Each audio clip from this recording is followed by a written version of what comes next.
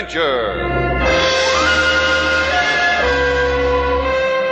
Adventure, intrigue, mystery, romance, starring Humphrey Bogart and Lauren Bacall. Together in the sultry setting of tropical Havana and the mysterious islands of the Caribbean. Bold Venture.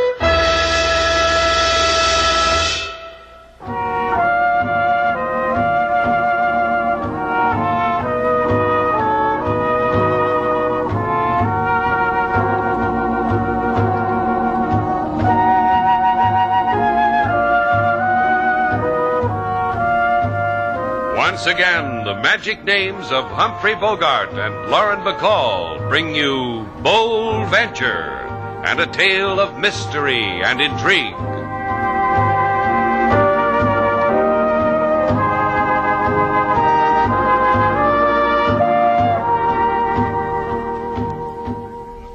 Now look, Mrs. Baker. Please let me finish. I know I'm not as young as you might like, but I am well off, and I could make you very happy, Mr. Shannon. What are you blushing for, Slate? You never been proposed to? A catch like you? Now, you keep out of this, sailor. Go darn a shoulder strap, mend a sock. Your trousseau's an apple pie order, dear. Besides, if a fellow's going to get married, somebody has to give him away. I give you away. Take him, Mrs. Baker. Thank you, dear. I'm quite sold on him. He's everything they told me he would be, and more. I was recommended, huh, Mrs. Baker? By Darby and Joan. Darby and Joan. Joan sounds familiar, but Darby throws me. Look it up in my files, sailor. Darby and Joan incorporated the Lonely Hearts Club. It was there that I saw your picture. There that I fell in love with you. Sailor, have you been handing out my picture again? Stuffing it in mailboxes. Didn't hit a Lonely Hearts Club, though. Too many people were throwing rocks at me. Now, what does it matter how it got there? All I know is that I saw it and they gave me your address, and I'm here to ask for your hand in marriage. Say yes, Mr. Shannon. Look, Mrs. Baker, there are a lot of other fish in the sea. You'll get over it. We'll be friends. Have another cliché, Slate? I just made some fresh. Well, you don't understand. You see, I'm a widow, a lonely, unhappy widow. My husband was lost in the Texas City disaster in 1947. Since then, I've tried to replace the man he was. But you're the first one I've found. Oh, I'm sorry, Mrs. Baker. Baker, really sorry. I can't marry you. You don't know what a happy girl he's just made you, Mrs. Baker. My heartfelt felicitations. I'll get you a cab, dear.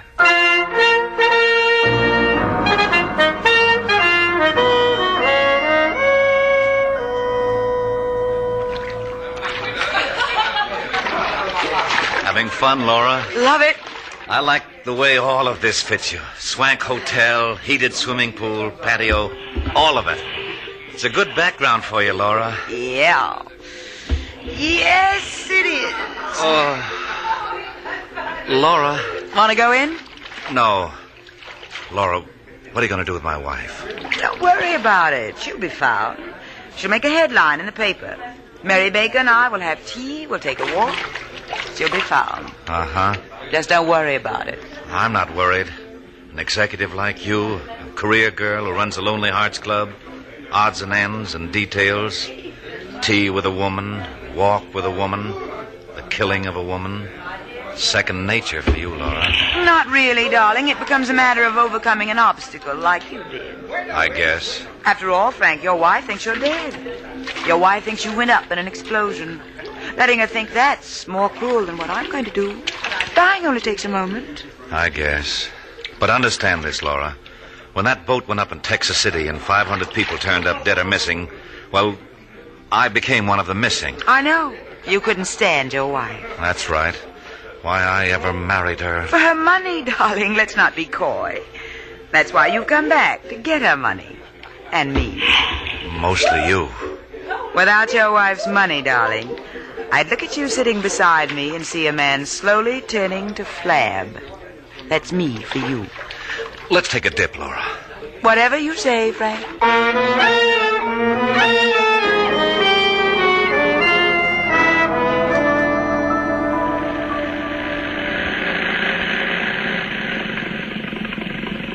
Got your motor, sailor. Okay. Ease her in. I'll hop up on the pier and make her fast. Throw me a line, sailor. Okay, secure. Give me a hand, Slate. The sea air make you dainty, I'm busy. Let me to give you my hand, Senorita Duval. I have one I'm not using. Sure you can spare it, Inspector LaSalle? Thanks. Explain a man like Slate to me, LaSalle. What makes him so cozy about handing a girl off a boat? Perhaps his brain is occupied with women he has handed over to death. Hi, LaSalle. Had a rotten day today. No fish. Huh? You said something, LaSalle? You will come quietly, senor? You will not upset the equilibrium of the harbor, of my delicate stomach. you tried bicarb? I got some on the boat. Fetch it, sailor. The policeman has a tummy ache. And also in the head, from looking at your picture. You look at it, senor. What sickness does it give to you? Are you kidding? It's one of my more glamorous poses. Where else have you seen an open throat like that? You want Slate's permission to wear it in a locket around your neck, LaSalle? Gee, my Slatesy's in demand. Aren't you, boy? What'll I write on it, LaSalle? To my favorite gendarme, with regret? A confession would be nice to write on it. What have you boys been up to? A confession to the murder of a Mrs. Baker. Well, that's the lady who wanted to marry me. You think I'd kill an intelligent lady like that? The motive we will discuss later in the calaboose. But first we will study the matter of her lying on the patio of your hotel, with a bullet wound in her heart, with the gun that made the wound in your room where I found it, next to her purse empty of $150 and full of this picture of you. You're crazy. That picture was taken by a chubby, red-headed sidewalk photographer for 25 centavos. I never... In the jail, we will take one of you for free, senor. Please, do not make me to shoot you in the leg. Our police doctors are so overworked. But the hangman... Slack for him, huh? Get bail, sailor. After you get your mouth closed, get bail.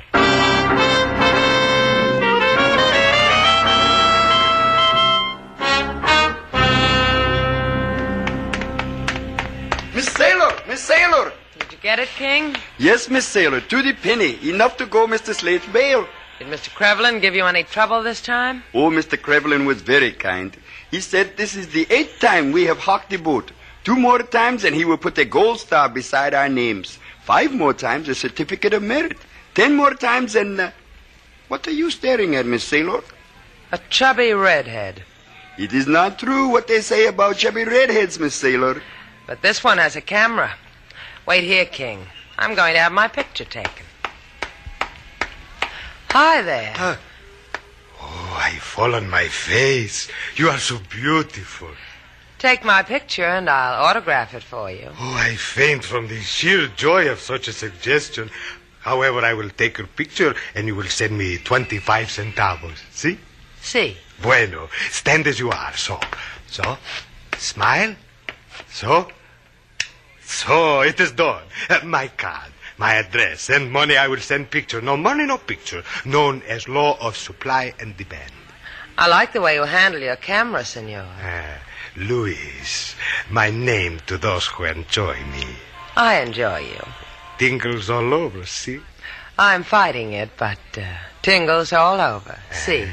The picture would still cost 25 centavos, senorita. I'll pay you for Slate Shannon's picture, too. Por favor? Slate Shannon, a man whose picture you took the other day. Is a mistake.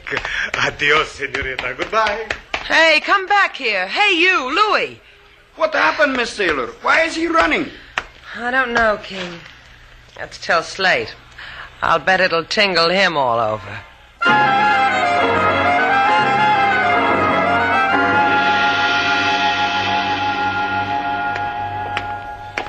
You get arrested once more, Slate, and we'll be wearing barrels where our jeans ought to be. I get more costly all the time, huh, sailor? $3,000 to bail me out of a murder rap.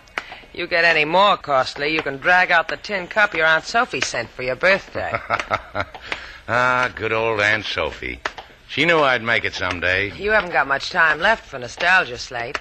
Better start collecting your memories. I just got you out on bail. You're still #1 chum for the murder of Mrs. Baker. Yeah. Tell me again about the photographer, sailor. I told you. I mentioned your name, the wave went out of his red hair, and he took off after it. Darby and Joan, Lonely Hearts, Incorporated. The man's wanted for murder, and he thinks of... He thinks of how a picture of him got put on the market. Run on home, sailor. No. Better still, walk. I'll stand here and watch. And when I'm out of sight? The Darby and Joan. Maybe they'll rent me a murderer.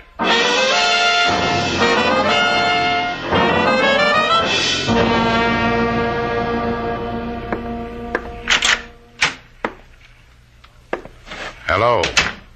My name's Slate Shannon. You're a lonely heart. Welcome to Darby and Joan, Incorporated. From here on in, your troubles will be bubbles, and the cares that infest the day will be replaced by a bevy of whatever you like. Blonde or brunette, Mr. Shannon? Tall, short, kittenish, or one who bakes bread like Mother? About like you. Somebody I can't make up my mind about until it's too late. I'll help you out. Get up from behind this desk. Well? I'm your easiest customer in months. What do your club rules say I do now? Rule 1, we find out if we have a common interest. And talk about it? If it needs talking about. Mine does. Not mine. See, we're different. We won't get along at all. Well, I can recommend Miss Wormsley to you. She's not beautiful, but she crochets like the dickens. Would she know what my picture is doing in your files? What are you talking about? You heard me. Are you so far away? Yeah, I am. This better? You're hurting. That's the impression I wanted to give. The picture. In a little while. Hold me. Wait a minute, the door. Forget it, just hold me. Tight as slate like you hate me and want to love me. Yeah. You didn't have to hit him so hard, Frank. That's the way you hit people with the butt of a gun. Well, get him out of there, drag him away someplace. I can't look at him helpless. He's not that kind of a man. You mean you could go for a guy like that? The way he looks now? All right, don't answer me, Laura. I'll just drag him away.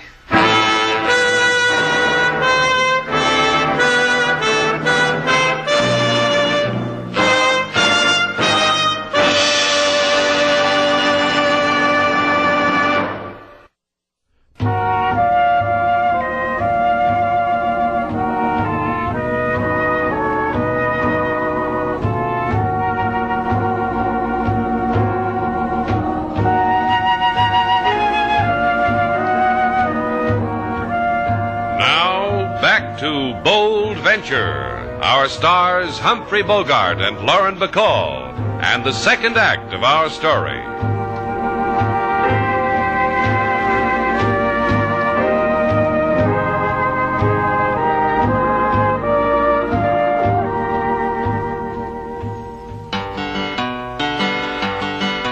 The thing to do in mental strife, aching for affection, no girl, no wife. When moon is nicely situated, try Darby and Jones Incorporated. I offer this suggestion with fingers crossed. Walk, don't run, first figure the cost. If love is making you crazy in the head, it once happened to a lady, it killed her dead. King, what is it with you men? What do you mean, Miss Sailor? I mean, what is it? Mrs. Baker was looking for a husband. She was gentle-looking, had a kind of beauty that becomes a woman her age. Why should everything suddenly get violent? I don't know. I just don't know. All people have secrets locked away. Secrets sometimes have death in them. That chubby photographer, King. He's the boy that someone ought to talk to. He's the boy I'm going to talk to. No, wait for Mr. Slate. He will be back from that Lonely Hearts Club soon. I doubt it. When Slate gets mixed up in a club like that, he starts organizing smokers, field trips, good and welfare committees, first aid classes. Oh, I've seen him operate before. That kid's a joiner. I'm going to see that photographer. Oh, I'm sorry I didn't see you. Can I help you? Do you have a payphone here? Right over there by the steps. Oh, thank you.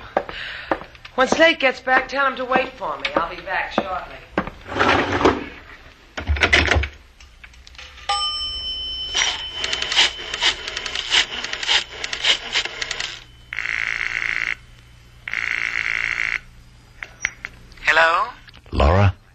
This is Frank. That Duval dame's going to see Louis. Meet me there right away.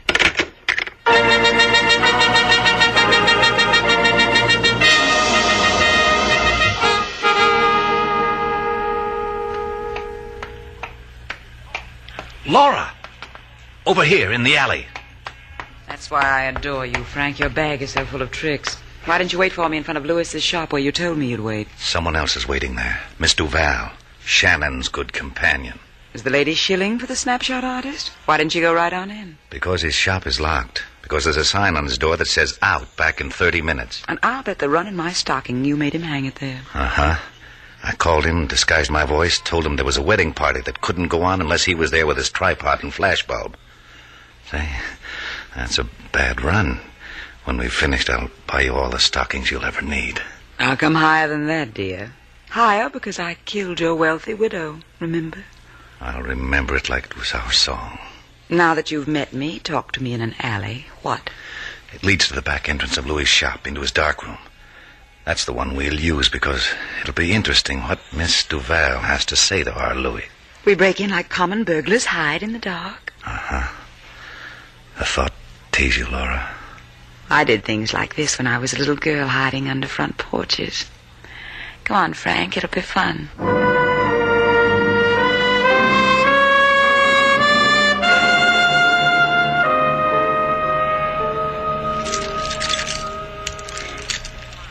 Come on, Louis. Stop fumbling with those keys. Open the door. Very well, senorita. Inside. I will lock it. Now, what is it you wish? The picture you took of Slate Shannon. Por favor, senorita, you talk crazy. All right, let's hear what the cops think. Unlock the door. Wait, senorita. You going to give me that picture? Wait. I will give you the picture.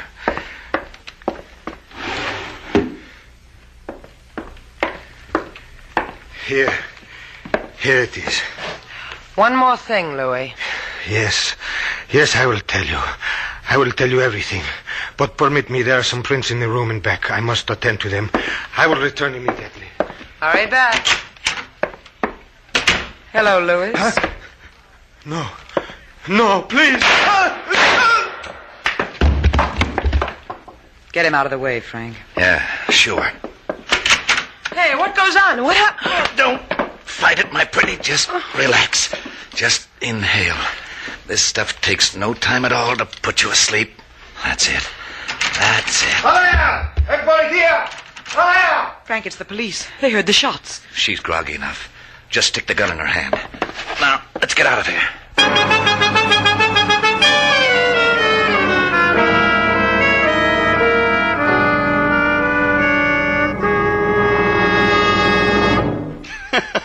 Tell me again, Mr. Slate, how the Miss Lonely Hearts took you in her arms, and all of a sudden there was a slam, bang, alakazang on the back of your skull, and the nightingale sang, and the stars dripped gold. I really made it live for you, huh, King? Where's Sailor? Fly, Mr. Slate, it is 10 fingers of the law. Save it for amateur night, King. Hi, LaSalle. What brings that sparkle to your teeth? They sparkle when I grin. I grin because I am jolly. I am jolly because I have come to return the deposit you made on your life. What? Your $3,000 bail, senor. We have found the motive for the murder of Senora Mary Baker. It was jealousy. I'm sorry she's dead. She seemed a fine woman. She was. This we have learned. When her husband was lost in the Texas City disaster, she was insane with grief. They had to prevent her from taking her own life. But it didn't stick, huh? She told me she was rich. Who gets her money? For the dead, there are always those who wait to get the money. They weep, then grovel for the money. But from Luis, the photographer, they will get nothing. The redhead? What are you talking about? He has also been murdered, senor, by the same who killed the senora. Murderer, to wit, one Sailor Duval. You lost your marbles, LaSalle? I thought it would interest you. Visiting hours are from 2 to 2:15, senor. And don't bring back the bail. We have no use for it.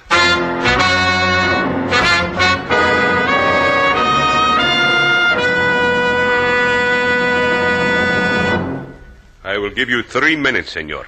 Thanks. Maybe I can do something for you sometime. Like break your leg.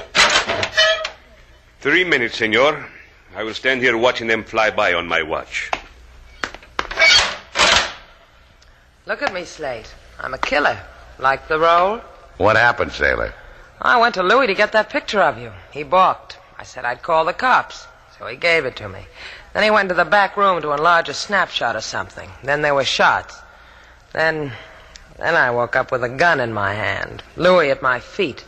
And a cop pulling my eyelids open and saying, "Quit stalling, babe," or the Spanish equivalent.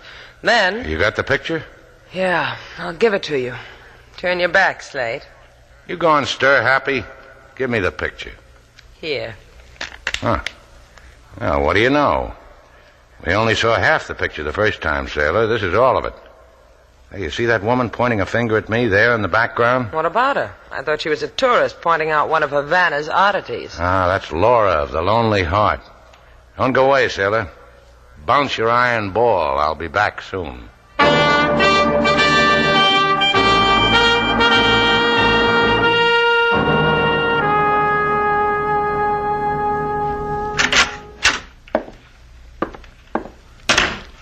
Hi, Laura. I brought you something. Well, you don't have to bribe me. Oh, take a look. You and me together in one picture. We'll take 1,000,000 more. You were pointing out a pigeon to the photographer. You were showing him Slate Shannon. I wanted you for my album. I stay up late nights with my album. Pigeon. Me. For the murder of Mrs. Baker. Well, I thought you were a man in the crowd. Now I know better. How were we the last time? Like this? Just about. About now comes the hit over the head. A jealous customer. We get all kinds. Relax, Slade. This time there'll be no hurt in it. Show me. All right. My lips on your cheek. Here. Here. Here. You'll never make it, Laura. You just got a customer. Get out of here, Frank. I'll see you later. What's he got to give you, Laura? Get out of here. I just gave her something, Frank. A picture. You want to see it? Here. Go ahead. Look at it. Laura, you lost it good, didn't you? Laura here handles all your work, huh? You won't like her, Shannon. Ask her to love, she'll love. Ask her to kill, she'll kill. Either one buys a man grief. Slade, don't listen to him. He's furious because I'm with you and not him. You got anybody you want killed, Shannon? A photographer, a wife? A wife? You had one of those, Frank? Yeah, I lost her. Uh-huh. No, that's not the way it was. She lost you in Texas City in 1947. Then you followed your wife to Havana and teamed up with Laura because you got lonely for your wife's money. It's a great loneliness. Now what, Frank? Now what? I start running. I'm leaving you, Laura. To Mr. Shannon. He can have you and the 2 murders on your hands. Bye. Frank. What, Laura? And now you know how much I hated him, Slade. You did it for me, huh? I wanted you to see me do it.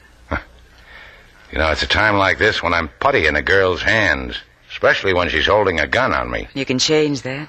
How? Make me believe you want to change. All right. Believe me? Uh-huh. Making love at the point of a gun, that's exciting. Throw the gun away. I can take it from here. I believe you. I'll keep my eyes open, Slade. I want to watch your face. Slade, don't touch that gun. Slade. For a girl in the Lonely Hearts business, you sure got a talent for being lonely. Slade, I believed you. Don't you see this is Laura for you, Slade? For no one else. Listen to me. Listen to me, Slade. Just you and me. Let me know when you're finished, Laura, and we'll take a walk. Sailor's hands must be numb bouncing that iron ball.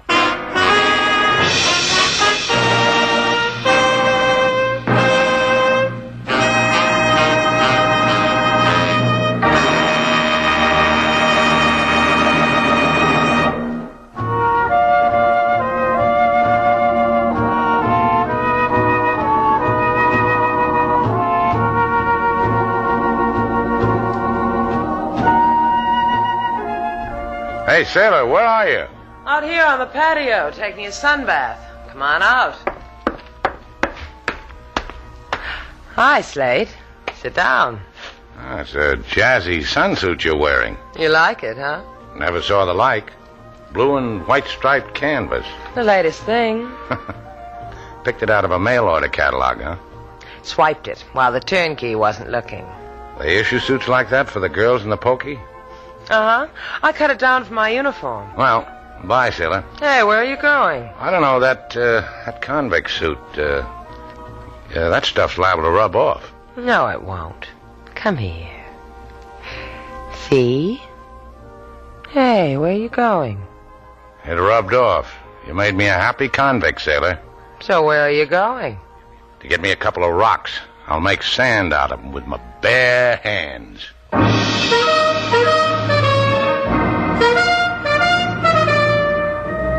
And so our two stars, Humphrey Bogart and Lauren Bacall, have brought to a close our latest bold venture story. Special music was composed and conducted by David Rose.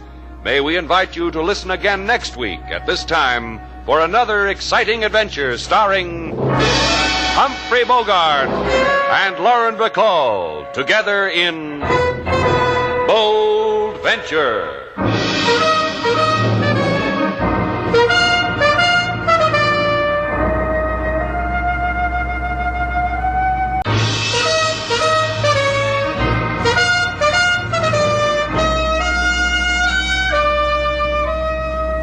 Bold Venture. Adventure, intrigue, mystery, romance, starring Humphrey Bogart and Lauren Bacall. Together in the sultry setting of tropical Havana and the mysterious islands of the Caribbean. Bold Venture.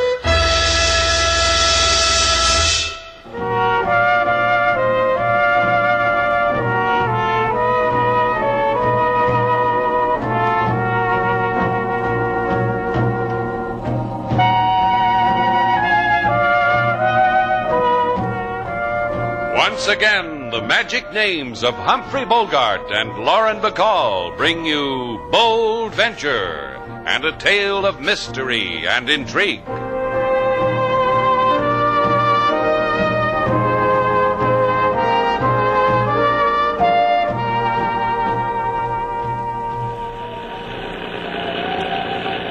This is a dirty night to be out on the ocean, Slate. It was a dirty day, too. Those dirty fish ate the bait and swished their tails for more. Fish were biting for me. How do you explain that? What's to explain? You stuck your head in the water and told the fish how good they'd look in a pan. Among fishermen who know fish best, those tactics stink. Fish hate you, Slate. Resign yourself to it. Fish hate other fish, sailor. They don't hate people. They hate you. The word in the briny deep among our finny friends is that... Ahoy! Hey, turn the searchlight over there, sailor. Ahoy! Ahoy! That's got it. 2 guys in the ship's boat, sailor. Cut the motors. Ahoy! Can you give us a hand? We're in trouble. Sure, come alongside. Right.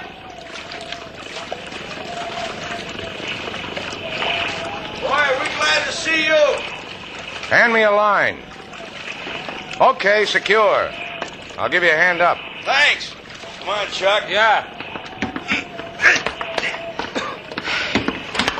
Hey, you know what they've been talking about, mister? The friend in need. Glad to help. My name's Slate Shannon, and... Hey, sailor, come here. This is Sailor Duval. Joe Donnelly. My friend is Chuck Bishop. Hi. Hi. Howdy. Joe and me were fishing and that storm started to rise. The sea almost swamped us. Fishing? Where's all your gear? Lost it, I guess. About the only thing we saved is this bait box here. Pretty small box for deep-sea bait. It'd hold enough for about 2 casts. Well, Joe and me aren't very experienced. Deep sea fishing in a ship's boat. That's a twist. I said we weren't experienced. Cut it out, Chuck. You say your name's Slate Shannon? Look, Buster, it's the law of the high seas to help someone in distress, but I'd like the story that goes with the distress. You'll get it. But first, I want you to meet this gun. Surprised, huh? I don't blame you. Take the wheel, Chuck. Let's get going.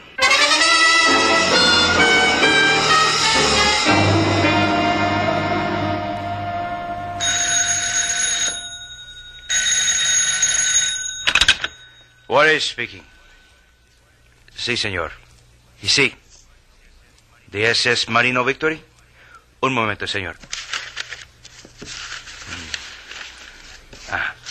The Marino Victory sailed from the port of Havana yesterday at high tide, 7:12 a.m. Sí. I will get the men to plot our position.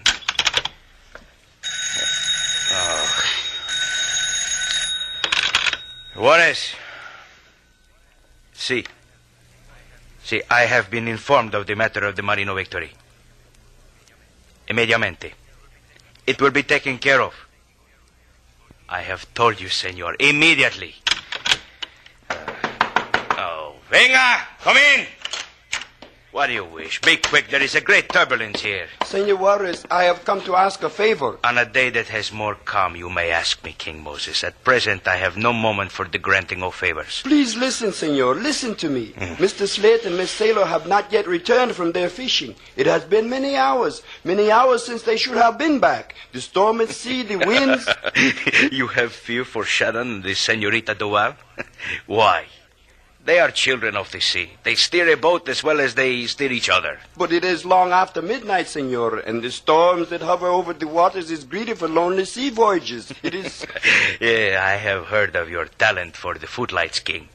How you make A productions out of B matters. Please send a party to search for them, senor Juarez. Where would I get such a party, King? But you have many ships, many craft at your fingertips. In the moment when you leave, I will not have them. They will be searching the Caribbean waters for the men who have mutinied on the SS Marino. Desperate men. Men of bloody violence. Murderers. Get me the Coast Guard. All available craft are to begin the search immediately for the murderers, the mutineers of the SS Marino. Their position...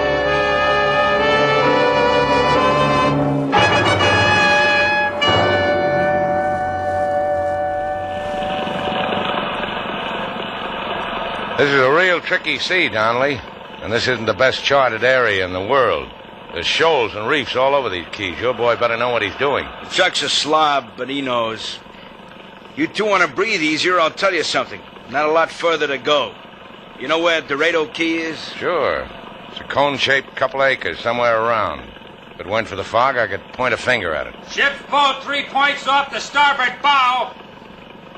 Yeah. I see it, Chuck. They're our boys. Head for them. This is going to be quite a party. That's right. A rendezvous with the rest of the jolly ones from the Marino Victory. They'll be glad to make your acquaintance, I'm sure. Likewise. Well, don't get so eager, sailor. This party might not materialize. Hey, Donnelly. Yeah, I see. So they're headed for a fog bank, so? So this. If I'm right, that shadow in the ocean over there is Dorado Key. And just about where that fog bank is rolling is a coral breakwater that belongs to Dorado Key. And just about where that ship's boat disappeared into the fog bank is just about where I'm talking about. And something tells me I was right. Yeah. Hey, Chuck! Give her the gas! Right!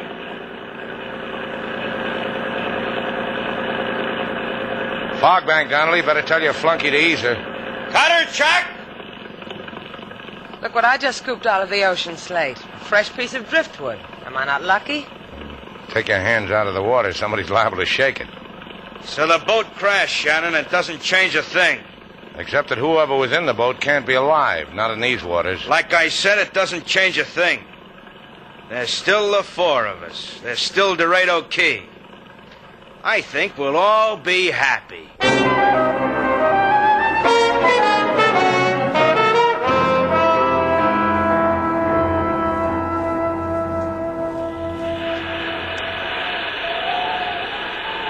Chuck? Chuck, I'm talking to you, me. What do you want? You tired, baby? The rigors of that old devil sea exhaust you? Maybe they did. It hurts me how tired you are. Get up, slob. Keep the fire going. My guests are cold. That's a good slob. Now we can all keep warm. You like it when you're warm, don't you, Miss Duval? Something you'll never know, Buster. The things I like. But the things I hate, maybe I can prompt you. You hate me, huh? Well, let's start eating the hate away. That way we'll all live to a ripeness. Let's start with the little black box, Joe. What's in it? Souvenirs of the loved ones at home and in Port Bacall? It nibbles at you, huh, Shannon? As long as we're all cozy like this at a beach party, comes the time when we all peel off our secrets. Sure, it nibbles. Well, as long as the time has come. Tell him, Chuck. Tell him what's in the box. You're crazy, Joe. You're going crazy. Tell him, Slob. Well, it's dope. Enough dope to... I'll take it now, Chuck. You did elegant. Enough dope that it was a jolly task to kill our captain, his first mate. To watch our sea chums leave stains of their blood on the hungry rocks of Dorado Key. That's what's in the box. Any further questions? Yeah, question. How does a happy boy like you live to open the box? The rope around your neck could numb your fingers. I live as long as you. No, longer. A lot longer. I say that to make you bitter about the full, rich life I'm going to... Wait. Where you going, Chuck? I'm asking you. You'll never make Shannon's boat, you slob! You killed him. Goody for our side, Slate. Just in the leg. So he won't try to run out on us anymore. So he'll live to hold a gun on you when I get drowsy. Because you two might get coy. Pack up your kits, kiddies. We're moving. Oh, and I'm beginning to love it here. The fire, the shootings in the leg.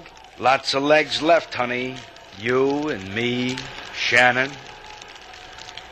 We hide your boat in this cove. The nosy coast patrol will never see it. Then we make for the top of the hill. The cone, you called it. Who knows? Maybe we can top it off with some dead bodies, huh?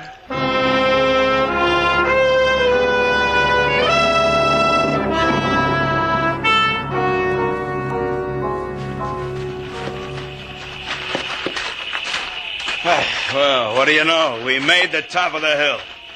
You can lay the boy down now, Shannon. I want you to enjoy the view. Thanks. I'll never forget you, Joe, for the things you do for me. Let me go, Donnelly. Let me go. You can have it all. Just let me go. Shut up, you slob. You're interrupting the view. Enjoy it, Shannon. You, baby. There's a good tall precipice here, Joe. Why don't you jump off? A belly whopper on the rocks would be tasty and enjoyable. Top of the world. The top of an empty, rain-swept world. You fellas know I had poetry in me? I didn't. Did you know this about Joe, sailor? Uh-uh. The things a fella doesn't know about a fella that makes the other fella stale. The top of the world where I can sit in those pirate ruins over there and watch all the little bloodhounds of the sea smelling for mutineer Joe Donnelly. Take my hand, Shannon. I'm young again. I want to go exploring. Joe, I promise you, I won't breathe a word. I don't want any part of what you want. You can cry your heart out to me later, Chuck. Coming, Shannon? Sailor told you. I'm allergic to gun prods ever since I was knee-high to a knee. Sickens you, huh? Glad to hear it. Come on. Hey, those ruins, they'll make a good shelter. For me, honey boy, you sleep where it's cold and wet. You and baby and the slob. Not yet, Mother Earth. That's a sinkhole. You got your foot caught in a sinkhole. Why don't you go wading, kid? Shannon. Just the tippy toe of my toes easy. I got it out. Make you sorry and forlorn, huh? Worse than that. I hate myself for not stuffing your mouth in it up to here. Joe, listen to me. All I ask is just let me go. That's not much for a slob I got ass. something for you, cripple. Joe! What kind of a man are you? You knocked him into the sinkhole. It'll drag him down. It'll... Leave him alone, Shannon. Leave him alone. I wanted him dead anyway. This is better than anything I dreamed. You can't let him die like that. Watch me. Leave him alone or you share it with him. This way we don't have to dig him a grave.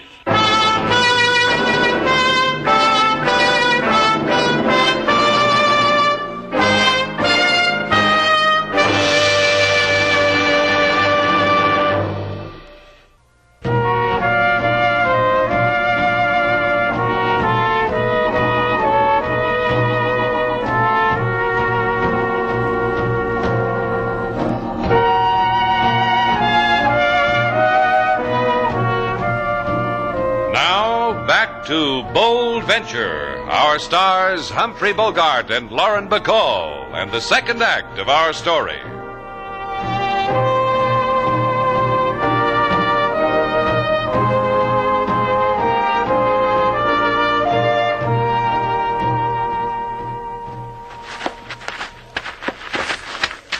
Find anything, Slate? Not a thing.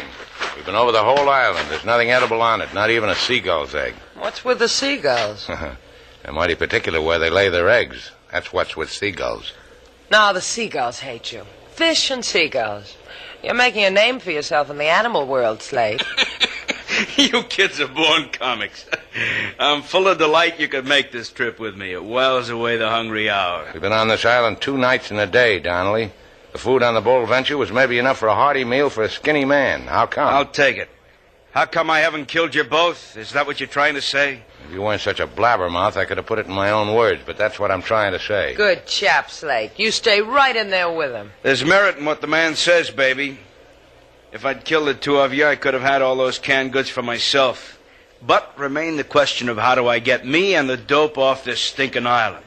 We've been staying up nights watching the Coast Guard search for you. They've all gone home. Why don't we take you away from all this right now? Because I don't fall for their crumb-bum tricks.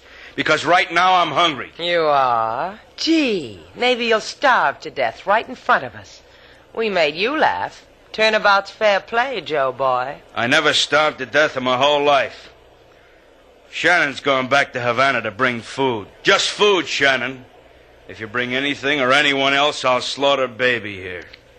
Give me the keys to the boat. 8 hours, Shannon. That's all you have. 8 hours. And keep it in mind.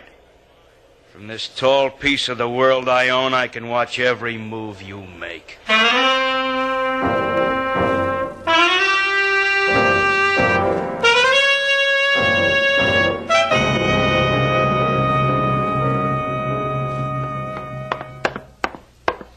Mr. Slate, where have you been? How much food stuff we got in the kitchen, King? Food stuff? You and Lady Sailor been gone 2 nights and a day, and I have been holding my head in my hands and shaking from side to side. I have been plagued with many thoughts of what has befallen you, all of them evil, and you... Come on, King. Tell me what's in the kitchen. Where's Lady Sailor? On Dorado Key with a man and a sinkhole and a gun.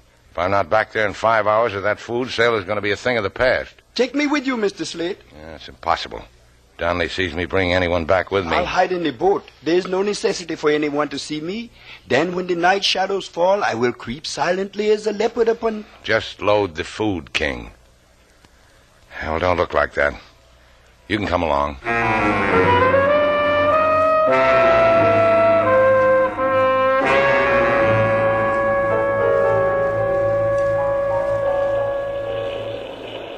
Joe boy! Oh, Joe boy! What's the matter, baby? You lonely? Uh-huh. Look, I feel silly screaming, uh-huh. Why don't you come down from your pirate's tower and talk to your captive girl? Yeah, the least I could do.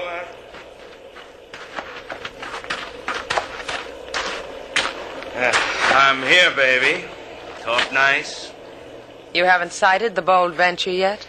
Shannon's still got another hour. That means he's been gone 7. Look, Ma, a regular mathematical wizard. Yeah. I even figured this. In 7 hours, you miss him enough to want me at your side.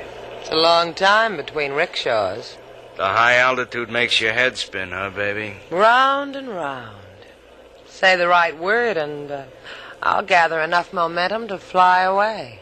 That's all I have to do? Say a word? Maybe more. Maybe lots more. And maybe no words at all. Like that, huh? I could be the end of your rainbow, kid. But you've got to find the way yourself. Oh, try this one. With what I keep locked in this little black box, we could make all the neon in the world glow a little brighter. How much do you figure it's worth, Joe boy? I found a way, huh, baby? 50 grand and 100 grand. Depends on how good I am at bargaining. If you were real good, I'd walk in your shadow. You're a scream, baby. A long, shrill scream. You're dropping your marbles, Joe boy. You never had a better offer. No, not better, baby. Never better, but truer. More from the heart. Go yell it to the wind, baby, how you tried, how you loused it. Crawl away and die for Joe Donnelly. Me, I'll wait for Shannon with the canned goods.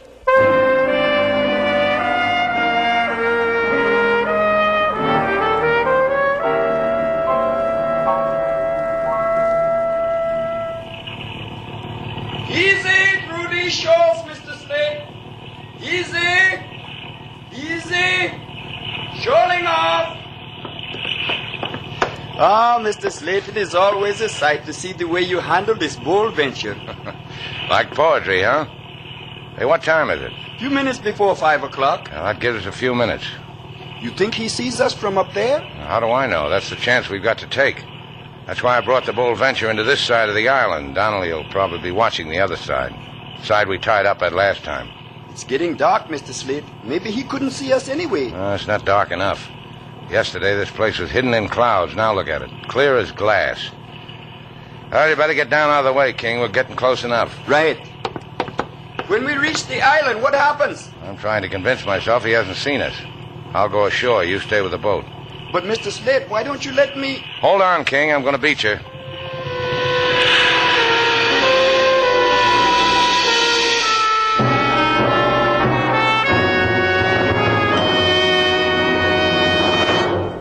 You can stop pouting now, baby. Why don't you take a walk for yourself into that sinkhole and sniff yourself a little mud? Oh, baby, just because I don't care for the type you've got?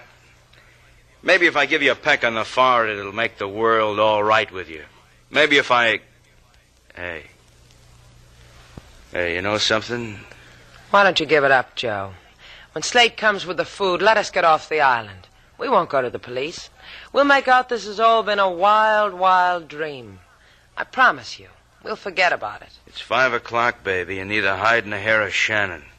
You know what that means for you? Oh, Slate's never on time. He always plays hard to get. You'll see. He'll be here.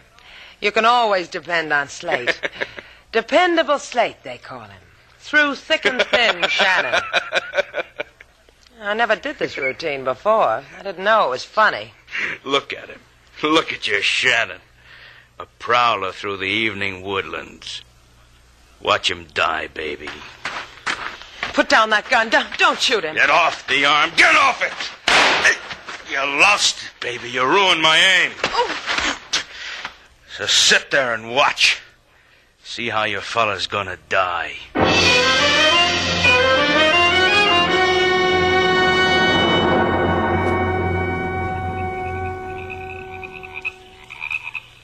It's dark, Slate. I'll light your way with this gun. Don't be a fool, Donnelly. The food's on the boat. All you have to do is go down and get it. I see you, Slate. Don't move. Coming into that brush after you. I said don't move. Did I hit you, Shannon? Don't be crazy. I've got my hands over my head. Keep him there. Hi, Shannon. Bring back any anchovies. I'm a fool for anchovies. Where's Sailor? Let me tell you about her, Shannon. Your baby's fickle. She wanted to deal you out and deal me in. But all I gave her was a promise I'd let her watch you die. Here we go with the prods again, Shannon. I wanted to see it up close. Sailor tried to tease you away from the gun, huh? Yeah, among other things. But like you see, she didn't make it. She didn't make it at all. You look different, kid. Yeah, pale and puny. That's only from a lack of vitamins. You'll fix that. Oh, I meant the little black box. It's not nestling under your arm the way it always is. Don't worry your ugly little head. I got it stashed away where it won't hurt nobody. Figuring on hanging around here long?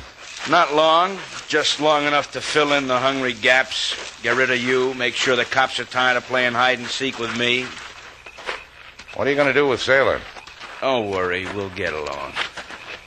Okay, you can stop now, Shannon. Huh. You're giving me a choice. I can jump into this sinkhole or you'll shoot me into it, huh? That's about it, Shannon. I'm going to give you the choice. Thanks. Hey, Sailor! Come here! Your boy's gonna die. You want to watch? Hey, Sailor! Slate, Shouldn't have come back. Yeah. Your boy's been telling me how maybe you didn't want me to come back. Well, I hope you two monsters will be very happy together. Thanks, Slate. Joe, I want to give you something. This. Hey, I hid that box in the ruins. Where'd you get it? In the ruins. You don't want me to have it? Okay. I'll throw it into that sinkhole. No, you fool, you stupid... Get him, Slate. Yeah. No, Slate, that sinkhole, you can't let him... What's to worry? I've got hold of his ankles. Oh, pull him out. I know what to do with a man in a sinkhole. He needs a mud pack. Sailor, you weren't really going to run out on me for this guy, were you? For all I care, you can let go his ankles. That's all I wanted to know. There. I've got him out. There's grub on the boat, sailor. You can go make me a hot meal.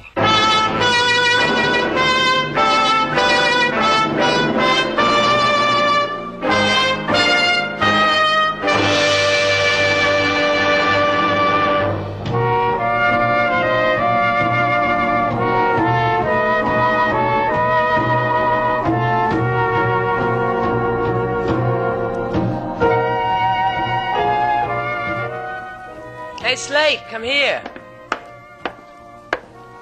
Yeah, what do you want, sailor? You remember how we went fishing and you couldn't catch fish? Well, don't rub it in. I had an off day. I caught fish. And you remember on Dorado Key you said there were no seagull eggs? Admiral Perry couldn't have found a seagull egg on that key. No. Look. What in the... What's that? It's a young seagull. Goes by the name of Melvin. He's all yours, Slate. Well, don't hold him so close. Sailor, keep him away from me. Melvin likes you, Slate. Well, don't tell me you paid money for this worm bait. I found the egg Melvin came out of on Dorado Key. Well, how'd he hatch? You remember you fell asleep on the boat coming home? And I loaded you with all those warm blankets? And I told you, don't move? Sailor, you mean... Yeah, I mean. Melvin, say hello to Daddy.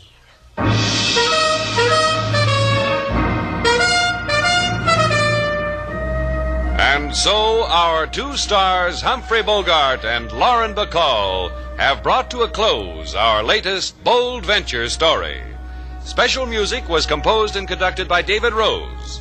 May we invite you to listen again next week at this time for another exciting adventure starring Humphrey Bogart and Lauren Bacall together in Bold Venture.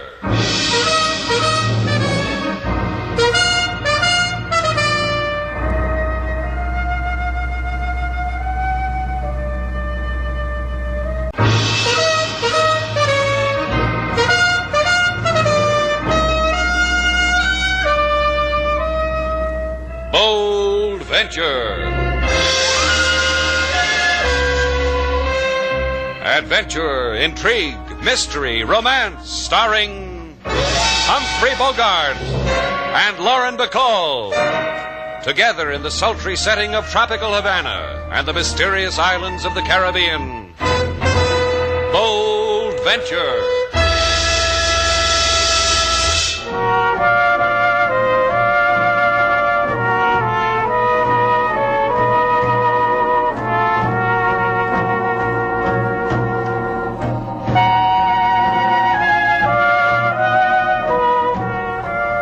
Once again, the magic names of Humphrey Bogart and Lauren Bacall bring you Bold Venture and a tale of mystery and intrigue.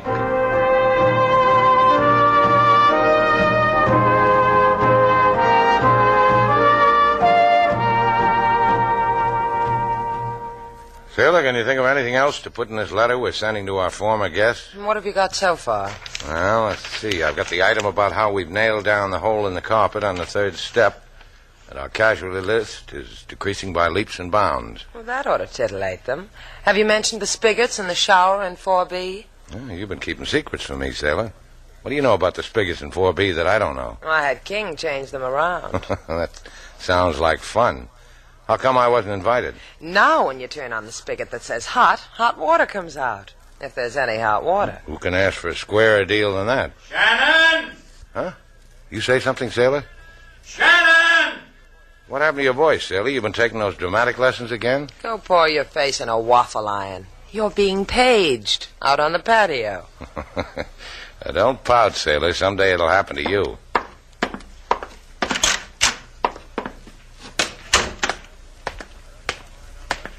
Why don't you come right on inside, mister? Don't let the rates on the sign scare you. We can always work something out. You walked right into it, you naive boy, you. Now that you've shown me your gun, you can have any room in the house. All the other hotels are filled up, huh? You just said something that'll make me chuckle myself to sleep. The keys, Shannon. The keys to the Dreamboat Bold Venture. You're not doing this right, Buster. You're asking for the wrong things. I'm happy you're making it hard for me. Lucky me. I get to pick your pockets and everything. Dream a dream of a dreamboat that sailed away, Shannon.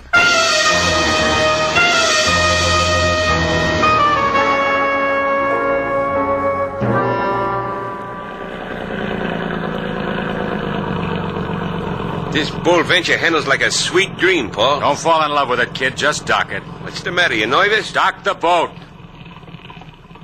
Keep it right where we are, kissing this pier. Careful with the dynamite. Don't be nervous. Not nervous, Al. This is the way I thrill myself. Be right back, kid. Bring money. That's all you gotta do.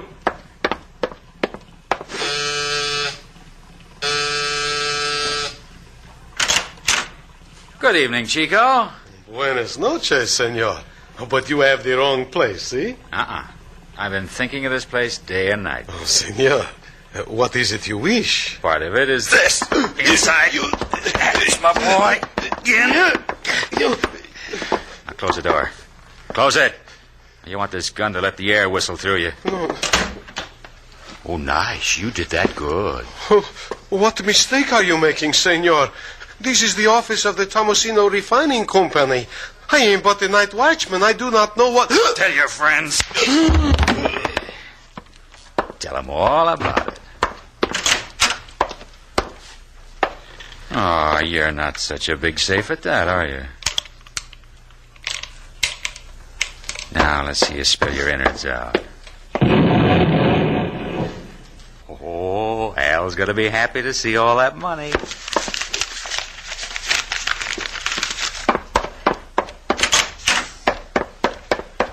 Senor!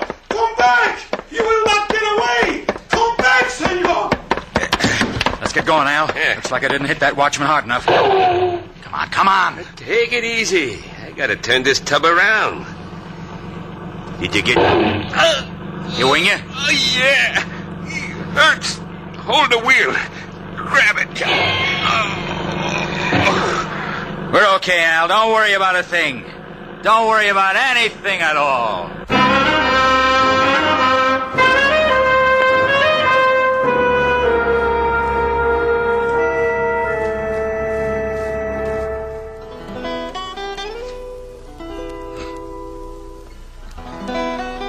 It'll leave a scar where I hit you, Slate. So, now girls will stop in the street and say, who's that interesting fellow with the interesting scar on his forehead? And you know what? I'll tell them. But you can no longer ask them would they care to go for a boat ride, Mr. Slate. Yeah. What are you going to do now that you've run out of bribes, Slate? You've been barred from our better streetcars. Now, let's worry about one thing at a time, huh, sailor? Right now, I'm in the mood to shed another tear for a boat I built my life around. I called the Lost and Found department of the police again, Mr. Slate. Yeah, what'd they say? They say no boat. Don't call us. We'll call you. They'll find it, Slate. Everyone knows the Bold Venture. Somebody's bound to. Oh, I'll get it. I'll get it. Slate Shannon speaking. I shall wait for you on Buonapo Beach, senor. Do not keep me waiting too long. I bubble with secrets of the Bold Venture. I wait. You bring yourself? Yeah, I bring myself. Come on, sailor. Let's go talk to a man who's bubbling with all kinds of things.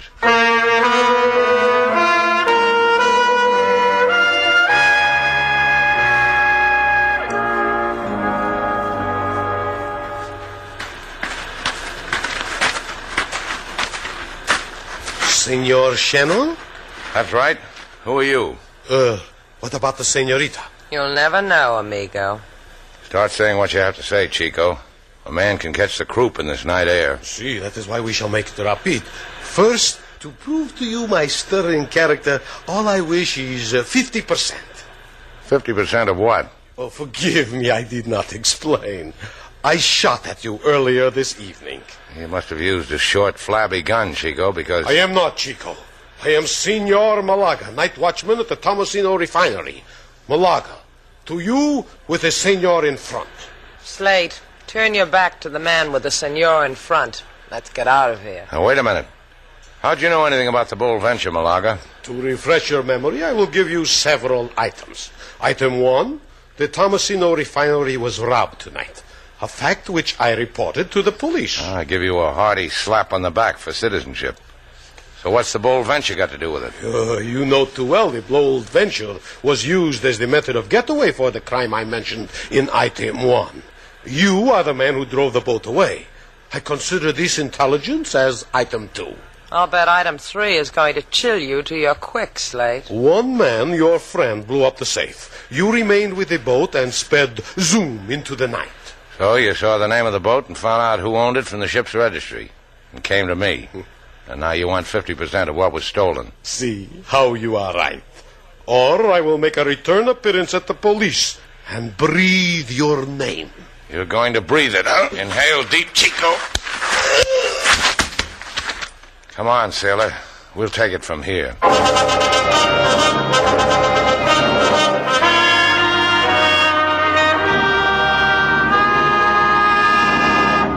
How do you like the tired world we live in, sailor? Oh, tired. You said it, kid. A loyal, true blue night watchman gets beaten on the head, robbed. He tried to make friends with a guy he thinks did it to him for a share of the profits. How do you like it? I have to tell you now. Can't you wait until morning? You sleepy? Oh, it shows, huh? Or did you just diagnose that because you once took a course in first aid?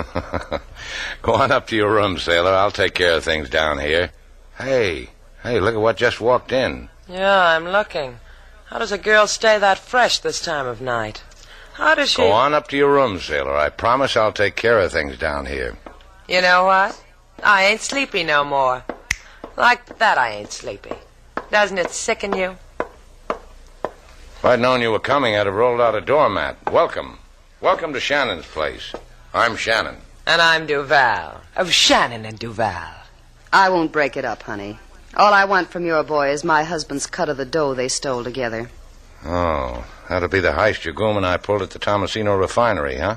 You own the bold venture? Uh-huh. That would be the heist. I came to pick up Al's pay envelope. You know how husbands are, honey. They get their pay, they don't come home right away. Ain't it always that way, honey? A skate works her fingers to the bone. Her guy don't appreciate. He makes hanky-panky. You bore me, kid.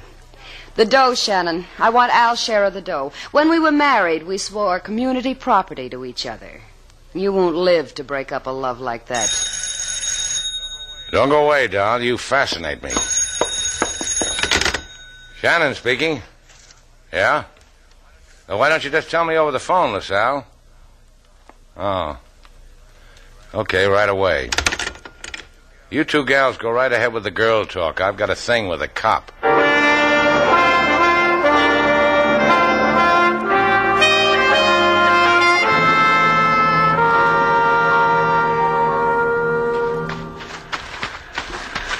Here, Shannon. Come here quickly, Shannon. Hey, you found it, Inspector LaSalle. You found my boat. You are happy, see? You bet I'm happy, see? I was starting to get frantic, see? Do not stop getting that way, Senor Shannon. Well, what are you talking about? Come aboard the boat. I will show you. What's on your mind? Come aboard. All right.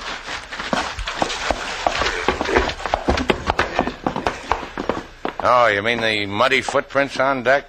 I don't mind. Sailor's a whiz with a mop and a bucket. Here. Look here. This man lying there. Oh, you had trouble with him, huh? Looks like he's hurt. He is dead. Dead? Why? How? Why on my boat? Say, what is all this? Wait. Senor Malaga. See, Inspector? Malaga? Hey, that's the... I said wait. Hey, Malaga. Take a good look at this man. I have looked. I have made up my mind. This is the man who robbed the refinery, eh? I should have brained you the first time. Do not let him touch me, Inspector. This is Shannon, or my gun will cripple your intentions. Hey, that is better. Now you are merely under arrest for murder.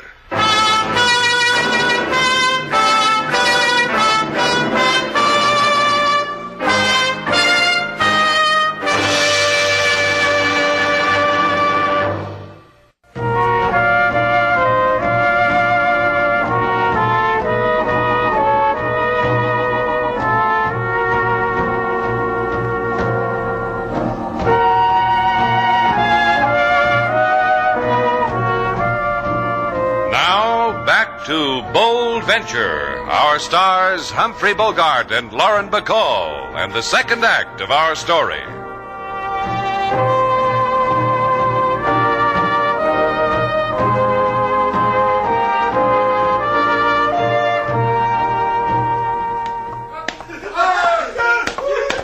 Please observe, Miss Duval, how the penal system of Cuba provides for the recreation of our cutthroats.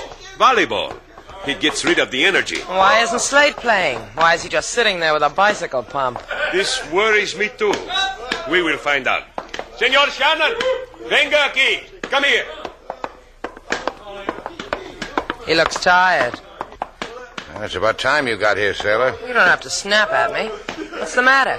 Won't the other fellows let you play? Won't let me play. I'm the coach, sailor. We're going to tour, give exhibitions at all the pokies in the Caribbean. Oh, it'll be like old times for you, Inspector LaSalle. Mind if I talk to the man alone? For 1 minute. And this is against the rules. I only acquiesce because of Senor Shannon's contribution to our athletic program. What'd you find out, sailor? I didn't find out anything. Look, sailor, what did that woman tell you after I left? Nothing. She walked out in back of you. Well, you've got to do something. Find that night watchman, Malaga. Make him say he was mistaken. Make him say he never saw me before. How am I going to do that?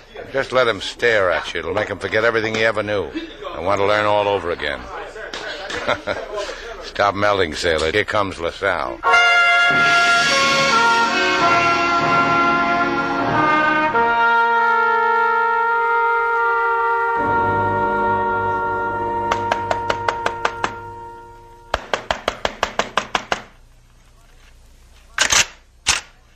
Whatever you're selling, boy, take it down the hall. I'm fresh in, or whatever you got. You can take the black crepe down off your door, Widow Chapman. I brought you a happy.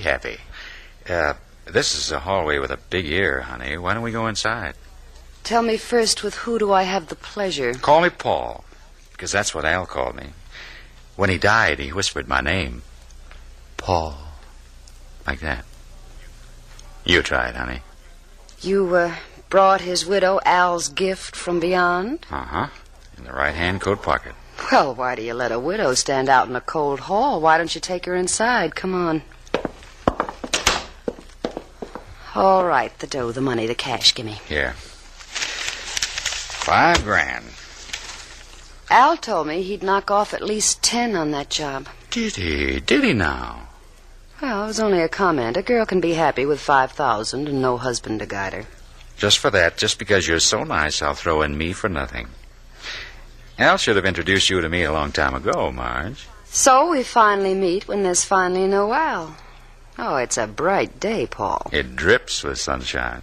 That watchman identifies Shannon because I'm cute enough to use Shannon's boat. The watchman shoots Al, points a finger at Shannon. Shannon is held for theft and murder. That leaves me and you alone in all the wide, wide world. Oh, bless that watchman. He might get a good look at Shannon one day and know it wasn't him. You're kidding, Marge. I said bless the watchman. Things like this you say over the dead. You want to hang this coat up somewhere?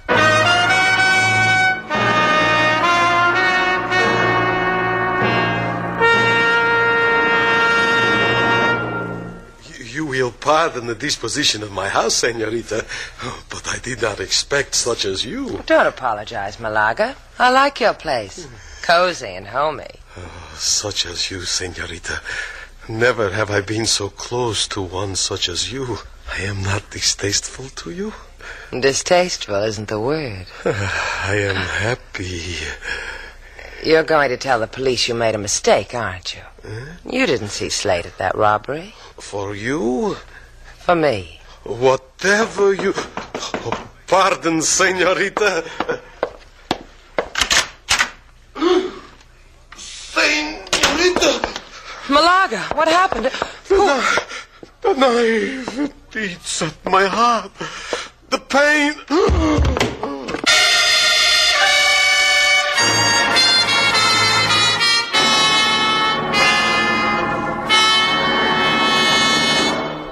Look, LaSalle, you finally get me in your crummy pokey. I finally get my cell arranged around to suit a man of my tastes and breeding. Why don't you let me enjoy it? I will keep you from your cozy cell only a few moments, Shannon. Now, look, don't pull a gun on me. I'll stay and chat with you. You're really lonesome, aren't you, kid? Oh, the gun in my hand is only that I feel nude without it. Policemen have nightmares where he's in a room with a desperate killer and there is no gun in his hands. I'm in your nightmares too, huh, kid? Lucky me. You are decorating my office, Shannon, because Malaga the watchman who identified you has been killed dead with a knife. Confess to me who are your hooligan comrades. The hooligans who murder for you while you are in jail. The hooligans who... Let's see now. There's Peppy the Dirk. He's our number one hooligan, and there's Waxy the Finger. They call him that because he always got his finger in his mouth and... Do not make funnies with me, senor.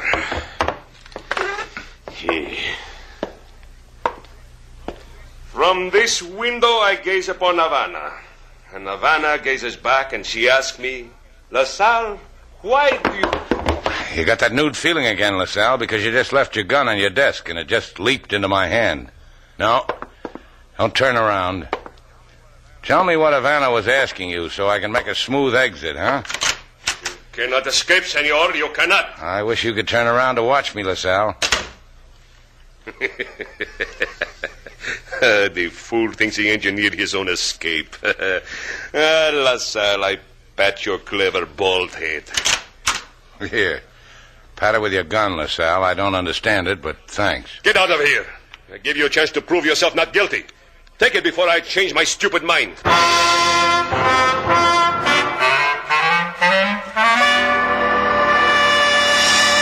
Tell me again how you escaped from jail, Slate. Oh, I can't. It was too bloody. It'll haunt me always. Go on, tell me. You sure you can take it, kid? I brought my own grain of salt. By the way, you'd better order some more. I just cleaned us out. You don't believe it, sailor. You don't believe how I held LaSalle in front of me as a human shield, mowed down 3 finks who stood in my way. Finks I swore to get. Scaled the prison wall.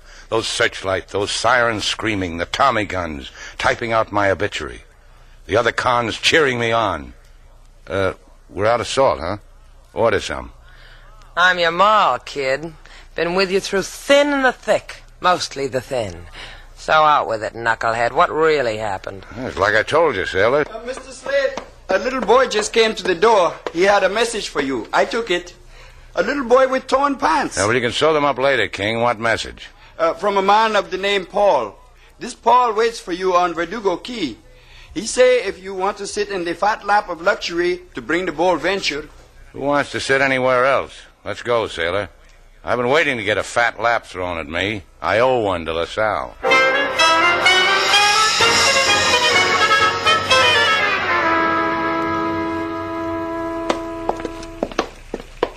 Come on, hurry up, sailor. Yeah, I'll give you a hand on the boat. Thanks. I always like to watch a guy hand a girl onto something.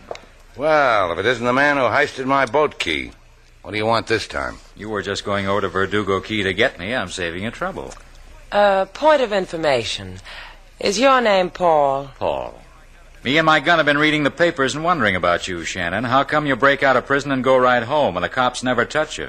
I remember the boys at Christmas. That's not why. What'd they do, deputize you to find me? Because you're the only one who knows who to look for, because I once stole your boat to blast a safe. Tell them who I am, sailor. What? Go ahead. Tell them how we got this boat. Well, the lady who owned it wasn't pretty, but she was middle-aged and wealthy. I believe the phrase is, she was a sucker for a con. What's she trying to say, Shannon? She's trying to tell you that you and I can match backgrounds. You want proof? Just that, proof. Well, There's an easy job we can pull tonight. Consuelo's a jewelry shop on the tourist pier. It's a cinch. This time of night, she's counting money.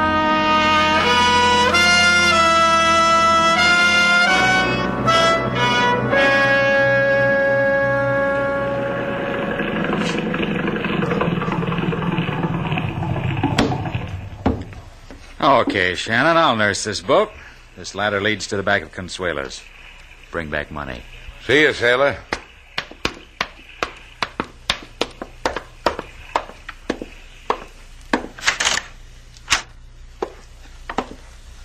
Consuela. Oh, Slate Shannon, baby. Why do you walk in my shop the back way on tippy toe? You can come in the front on your flat feet. Do me a favor. Oh, wait, I go call my home, tell him I work late at the store tonight. All I want you to do is scream. This is a new approach from the United States? Please, if you've ever done anything for me in your life, scream. All right. Okay, you did fine. I need some money, Consuelo, a lot of money, all you've got in the store. You can throw in some choice diamonds, too. You are in trouble, dear one to me. Yeah, a lot of trouble.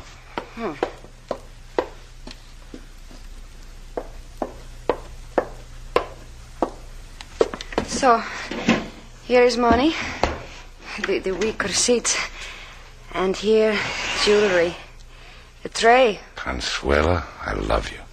That will also return the merchandise, and another one of these. Oh, take another diamond. Adios, dear one to me.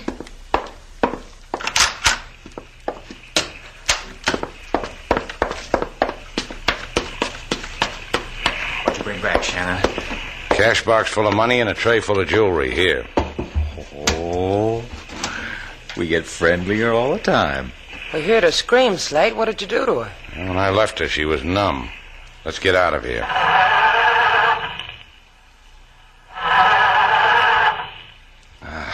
Now the boat's going to give me trouble.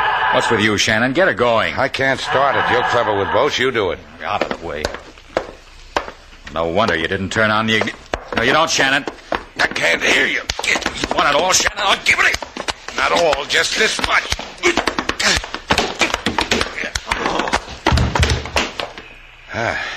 Is it all over now? Can we go home? Sure, sailor.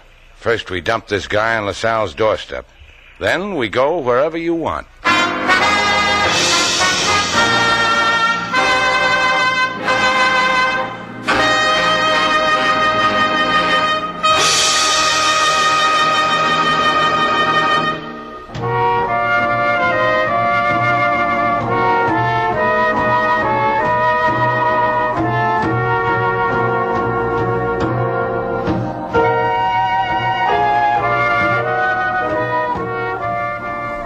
Hey, Slate.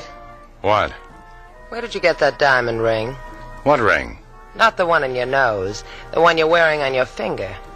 A gift from an admirer. Consuela? Yeah, she admires me because I'm clean living, upright, and a solid citizen. Bully for you. How'd you get the ring? Like this? Come here. You blame her? No. You have a jewelry shop. You give jewels. Once more, Slade. That makes a dime even I owe you. Take another one. I'm having a special this week. 3 for 10.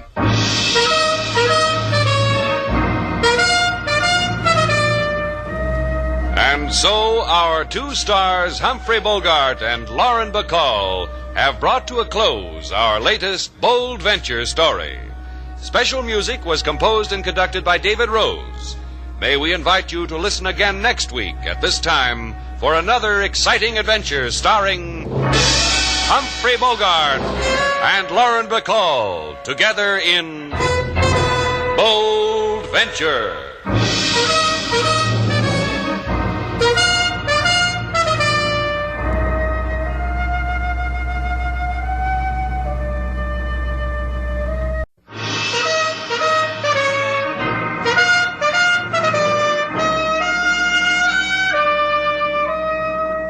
Bold Venture. Adventure, intrigue, mystery, romance, starring Humphrey Bogart and Lauren Bacall. Together in the sultry setting of tropical Havana and the mysterious islands of the Caribbean.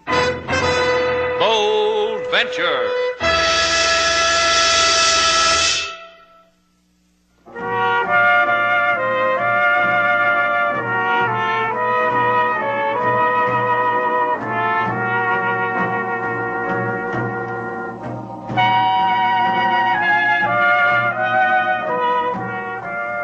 Once again, the magic names of Humphrey Bogart and Lauren Bacall bring you Bold Venture and a tale of mystery and intrigue.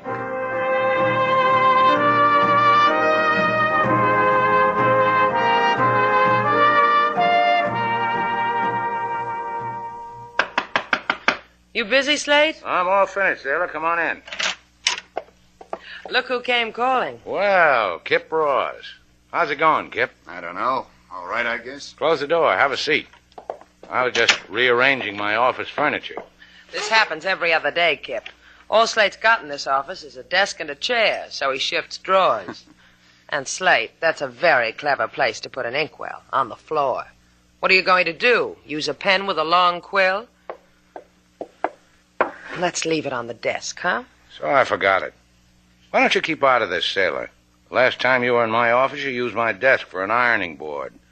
Now look at my desk blotter. It's dented with shoulder straps. Well, what can we do for you, Kip? I brought you a painting. I had it framed because... No, I'm afraid we can't use it. No place for it. Why don't you just look at it? Look, you know what you ought to do? Instead of hanging around Havana and painting things that no one understands, why don't you do something important with your art? Paint calendars, do comic strips. Slate, the man asked you to look at his painting. Maybe you'll like it, Slate. Here. Well? Oh, fantastic. You like it, huh? It's a masterpiece. I spent a good deal of time on it. Well, you should be proud. I've never seen it. Hey, this boat is a Bold Venture, isn't it? And that's me at the wheel. It ain't Admiral Dewey on his favorite poop deck. Hey, what do you want for it, Kip? Nothing. I want you to have it. Because you've been, well, Havana isn't the best place in the world to be hungry. Ah, forget it. I'll hang your painting here, right in my office. And whatever happens, don't let it get away from you. Let it get away? Something as great as this? You out of your mind?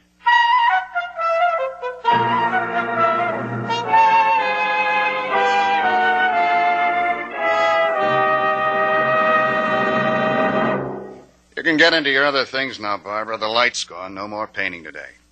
May I look at it? Sure. Oh. Like it? Oh, it makes me cry. You've made me beautiful. Give a hack a paintbrush, $2 worth of canvas, and you to pose? What else can he do? When you're rich, it won't matter what you think of yourself or your painting. Whether you admire or hate it, it won't matter. I told you, Barbara, we don't talk about it anymore. We drop it, you hear? We drop it in the nearest gutter. It's not the thing to do with $50,000, Kip. That much money makes you and me a gentleman and a lady. Try to understand me, lady. I stole the Da Vinci off a museum wall because what's between me and Da Vinci belongs to me. An affinity, they call it. Private. Personal. That's why you slapped a painting of Shannon and his boat all over it? It's that personal between you and an old Da Vinci? As long as it hangs in Shannon's office, I live the good, shoddy, crummy life of a crummy artist.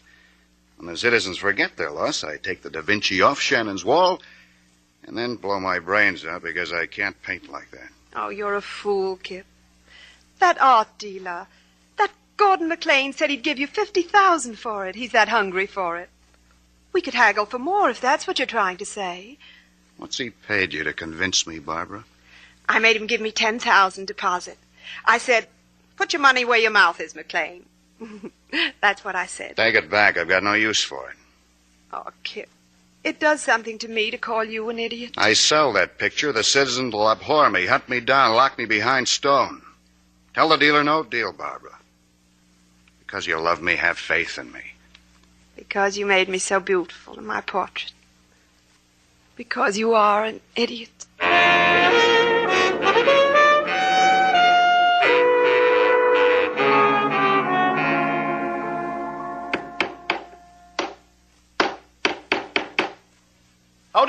hanging here, Mr. Slate? It might be a little too high. It's too low. Slate, we don't hang pictures at the level of the waist. We hang... Whose office is this? I want to be able to look at that painting when I'm sitting at my desk. I don't want to have to stand on a chair when... Oh, I beg your pardon. There was no one out at the front desk, so I saw the office sign and I came right in. You want me to register this gentleman, Mr. Slate? Sure, go ahead. Say, that's a fine painting you have hanging there. Mighty fine. You sound like you know. Yes, I do. My business is knowing. I'm an art dealer. Name's McLean. Kid named Kip Ross painted that. He's got a lot of paintings. I'll give you his address. Maybe you can do each other some good. Such a feeling this one has of the sea and sky and vastness. Vastness, huh? I told you he made you look too fat, Slate. What would you take for this painting? Sorry, it's not for sale. Does an offer of $1,000 make it for sale? Sure it does. What are you looking at me like that for, Slate?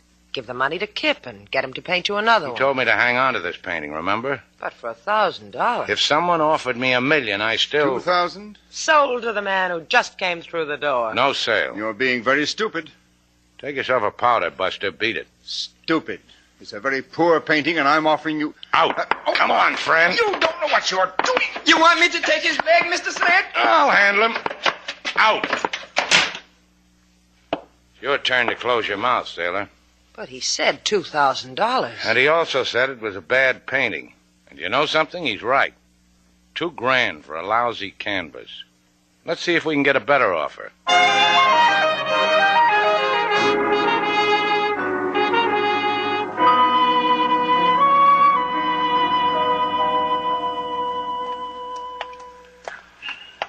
You happy now, knucklehead? You happy that every art dealer in Havana fingered the carnation in his lapel and screamed that Kip Ross paintings were a drug on the market? And those experts aren't just beating their nosegays. But you turned down $2,000 from a sweet, nice, eccentric philanthropist like McLean. $2,000 for a painting that hasn't even got a dish of dead fruit in it? You know, that's real eccentric. Well, maybe McLean saw you once on our boat and wants the memory never to... Oh, Slate, look at those little turtles in the pet shop window with scenes of colorful Havana painted on their backs. Buy me a boy and girl turtle, Slate. Those turtles will eat you out of house and home. They're slow, but they're sure. Where else can I get pictures of Havana that walk by you on 4 legs? Now, that's what I call art. Coming in with me, Slate? No, I'll wait for you out here. There's lots of two-legged art on this promenade. Okay, pet shop cowboy. My, Shannon, what a windy corner you picked. I heard you speak your name. It stopped me. Sent a current through me. You are Slate Shannon, hmm? Just me mentioning my name did all that to you, right here? To me.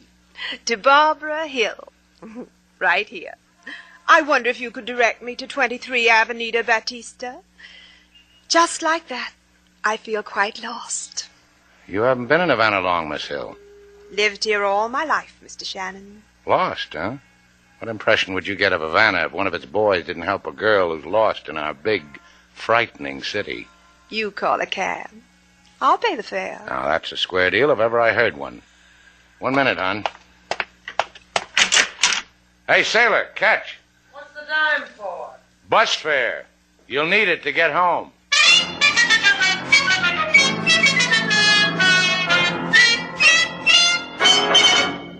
Did you enjoy the grand tour of my apartment walls, Slate? Sure. Your collection of paintings is very interesting. Is that why you brought me here? Adult education is a fine thing, Slate. What's the matter? Don't you like art? Nuts about it, especially stuff like this. Paintings, etchings, sketches. All of them about the sea. Excite you? What is it with you, Barbara? What have you got on your mind? You. You see, I have good taste in all things. Haven't I? Sure. How did you know who I was on the street? Don't ask questions, Slate. Never ask questions, Slate. Let me close my eyes again. Look, sis, I don't know what you're trying to build. I've got a big fat painting of my own I can look at, and while I'm looking, I can put my feet up on the desk. I want to see. On my feet?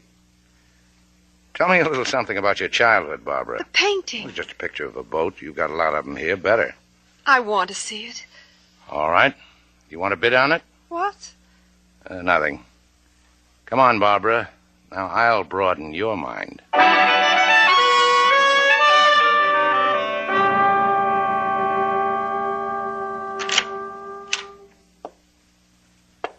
Oh, I remember you. You're McLean, and you've broken your arm. That's why you didn't knock on the office door. You're alone, Miss Duval? Me and 29 guests. If I scream, 17 will come running. 17. That's our boy population. You register, and it'll make 18. Would Shannon come running? I doubt it. He got blown away on a breezy corner. Good. You were quite amenable the last time we met, Miss Duval. What is your mood now, without Shannon to distract you? Without Shannon, the price of the painting goes up to $3,000. A girl's got to look out for her commission. 3,000 in small bills? Look who calls who amenable. Make it $4,000. You've been joshing me. Golly, you know a josh when you meet one, don't you, kid? Yeah, I was joshing.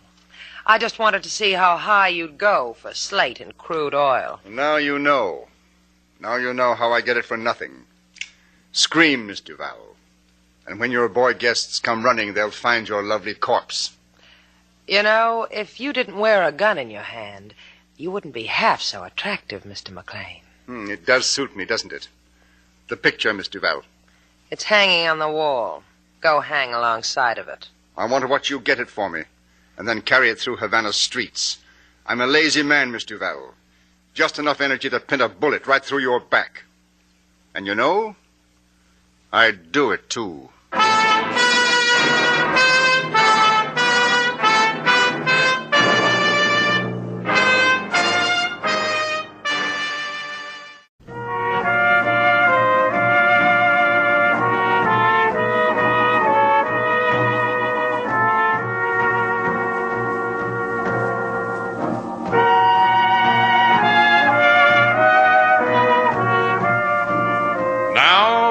To Bold Venture, our stars Humphrey Bogart and Lauren Bacall, and the second act of our story.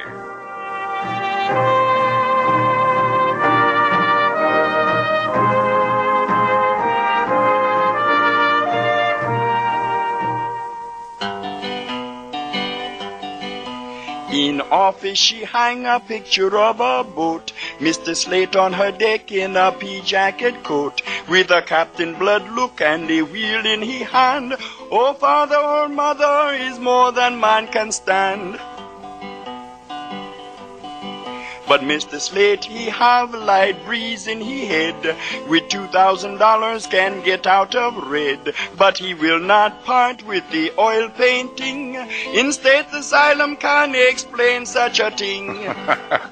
Aren't you going to applaud, Barbara? That's King's latest effort. It might sell half a copy. I don't coordinate well. I can't applaud with my mouth open. Oh, sure you can. Hey, you see how simple it is? Go on, try it. You were offered $2,000 for a painting and you turned it down? This is a picture I must see. Oh, you promised, Slate. First, I wanted you to know all about me. Meet my hotel, meet King here. As I have heard it said, likewise I'm sure, Miss Hill. How can you judge a painting of a man if you don't know what a man's like deep down inside? As I remember the picture, Mr. Slate, the artist's intention was the illumination of the tragic struggle between the sea and the craft of frailty. You are but there as a somber blob to give it dynamic symmetry. You are quite blobby in it. What's the matter, King? You jealous he didn't paint your portrait? Come on, Barbara, how do you discuss art with an ignoramus? It's in my office. Who offered you all that money, Slate? Guy named McLean. Gordon McLean. Know him? Kind of paunchy with. Hey, it's gone. The picture's gone. King, my painting's gone. Who took it? Where did Sailor go to sell it? I do not know, Mr. Slate. She went away with you. She did not come back with you. You came back with... I know Miss Sailor. Yeah. For a fellow who stands on windy corners, I sure lose a lot of things, don't I, King?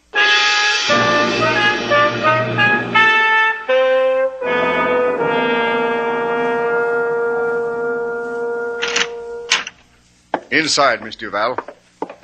Good. Sit down if you want. Stand on your head if you want. Just don't try to get out of this apartment. You know, Mother started to tell me about men like you, Mr. McLean. But in the middle of it, she got a phone call from Aunt Ilka. So she went to the movies with Aunt Ilka, and I never got to hear the rest of it. I hope she enjoyed the film. Now, just be quiet for a moment. I want to look at this picture. Tell me something, Mr. McLean. Save it. Oh, it's you, Kip. Come on in. You know her? What are you doing here, Miss Duval? I got heisted. Me and your painting. What? What are you talking about? What do you want, Kip? I came here to tell you no deal. Go home. Forget it. See if I'm translating well today. You don't want Mr. McLean to have your painting, do you? Well, he's got it, Kip. There it is, on the table, face down. I advise you not to touch that painting, Kip. It's mine. I want to... Don't think unkindly of me, Miss Duval. I told him, don't touch.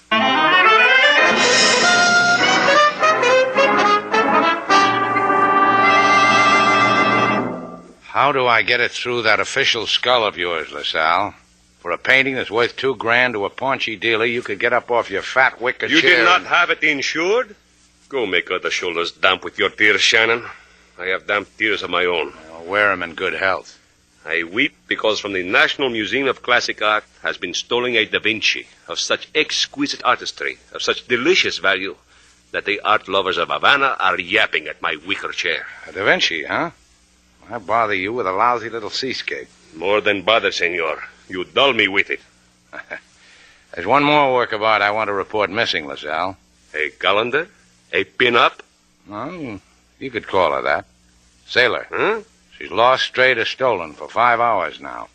Permit me a word of philosophy, Senor Shannon. You are not the last man in the world. Kill me, but you are not. Perhaps your Miss Duval has flew the coop. Yeah, perhaps. But don't stay awake nights dreaming about it, LaSalle. Someday Sailor will have to come home for her other pair of jeans.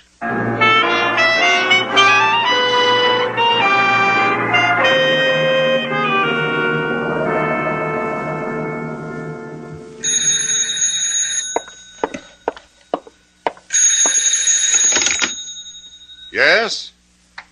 Good. Send him right up. Now we shall see, Miss Duval. We're really going to see. I'm happy for you, Mr. McLean. What are you looking for?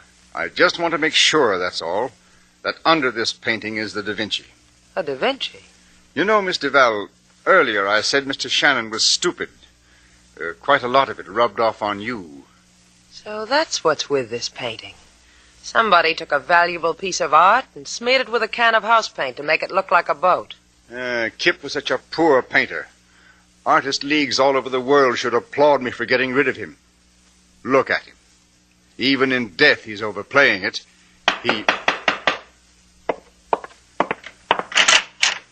Come in, Ramus. Si, senor. The painting, she's where? On the table. Quickly, find out for me. Dulcemente, senor, gently. First, I must put the solution to the gauze to a corner of the picture, and poco a poco, little by little, comes off the first coat. And underneath? Yeah, underneath. Look at it, like something alive. $50,000 worth. Ramus. Si, senor. You understand that you can't afford not to do what I tell you. Oh, comprendo, senor, I understand. Keep her here. I'm going to make arrangements to leave Havana. I'll see you soon. Ramus. Si, senorita. You're a jerk. Of this I have been accused too, senorita. But my most important fault is that I am a forger of paintings, for whom the police search the nooks and crannies of Havana. Do not try to give me the business with nice words and eye winking. That painting's a Da Vinci. And it is beloved to me. So you can't go to the police, huh? Well, how would you like to tear this room apart and wind up with a reward? All you've got to do is see a man named Slate Shannon. He'll see to it.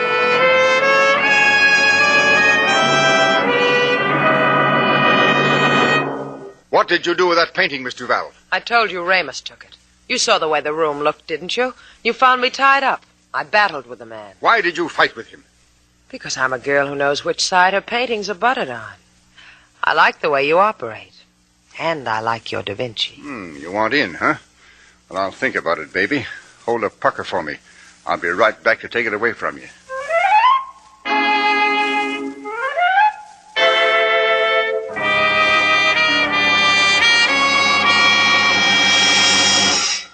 Open your eyes, Slate. You open them, kid. I'm tired. You've been sitting here in your office pretending to wonder what's become of the painting, and all the time you knew. Don't tease me anymore, Slate. Tell me where it is. Bargain for it, honey. I don't mind. Tell me what you've done with it. And there's no dream you've ever dreamed that won't come true. Oh, some of them run into big dough. How much? 10,000? 20? With Barbara for a bonus? You're that much of a fan of Kip's paintings that you'd pay 20,000 and, what you said? Not for a cheap piece of billboard art that Kip's so good at, but for a Da Vinci. Any figure you long for. Up to 20,000. Da Vinci? What Da Vinci? Where Da Vinci? The one Kip stole, the one he slobbered over with a tired brush, the one he gave you. Do not take the time to insult me for eavesdropping, senorita. It will only roll off my back like off a duck. You see, I am a criminal and used to insults. But I've got the time for this, Chico. Oh, you have an artist for the city response, senor. I consider this to be the proper moment for an artist to give you a message from the stunning senorita Duval. Huh? So much stunning all in one room. A prisoner, Gordon McLean, a captive. How I could forge a painting of that Technicolor queen. Where? The Las Flores Apartments, apartment 3. Tell her I sent you. Hey, my pants look good like this, high in the waist.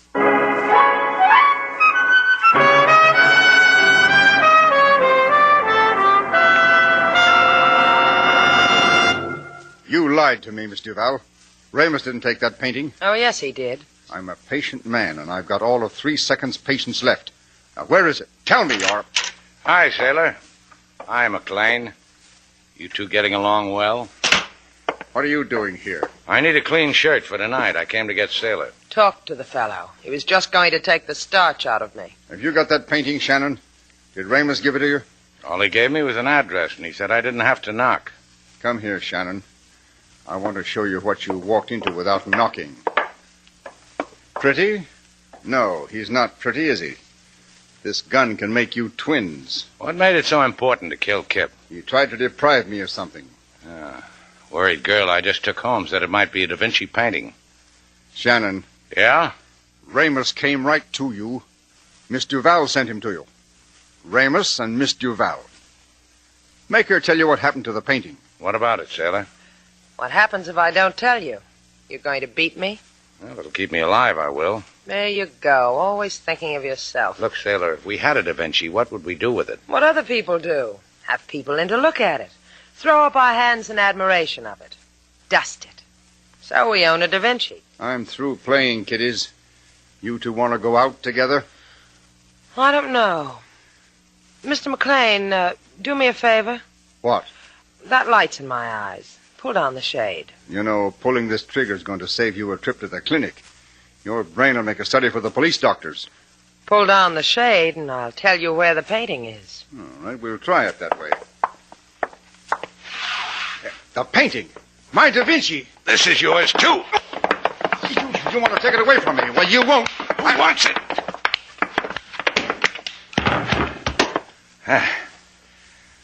Look at this paunch, sailor. It just sagged. Who wants to look at paunches? Aren't you going to tell me how clever I am? Pinning that Da Vinci to a window shade? Yeah, clever people like you are lucky to stay alive. But I'm alive. Want me to prove it? Oh, I haven't got the strength to fight you off, sailor. Wait till we get home.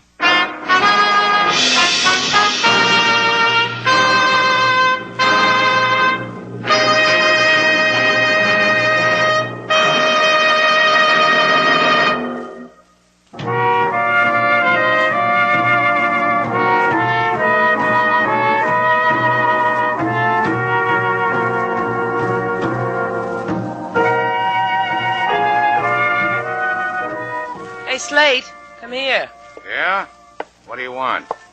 Look, Slate, aren't they wonderful? 2 turtles. You mean you bought them? They waved their shells at me. I couldn't resist. Say, what is it with you? Trying to build a menagerie? Seagull named Melvin, now 2 turtles. This one's named Tiger. And this one is El Toro, the bull. Yeah. They're appropriate names for turtles not quite an inch long. How do you tell them apart? El Toro always knocks on Tiger's shell and asks her to come out. Look at them rubbing noses.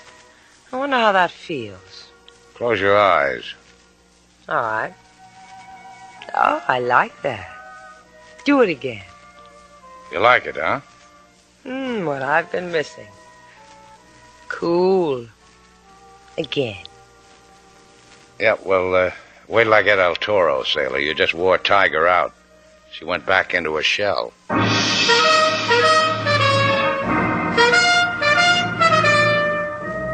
And so our two stars, Humphrey Bogart and Lauren Bacall, have brought to a close our latest bold venture story. Special music was composed and conducted by David Rose.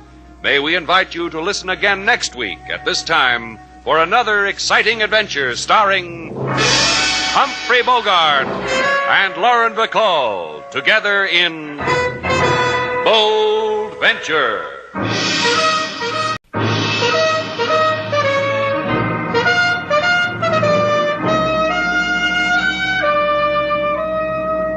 Bold Venture.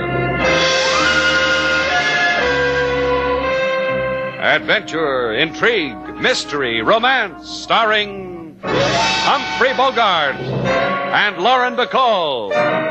Together in the sultry setting of tropical Havana and the mysterious islands of the Caribbean. Bold Venture.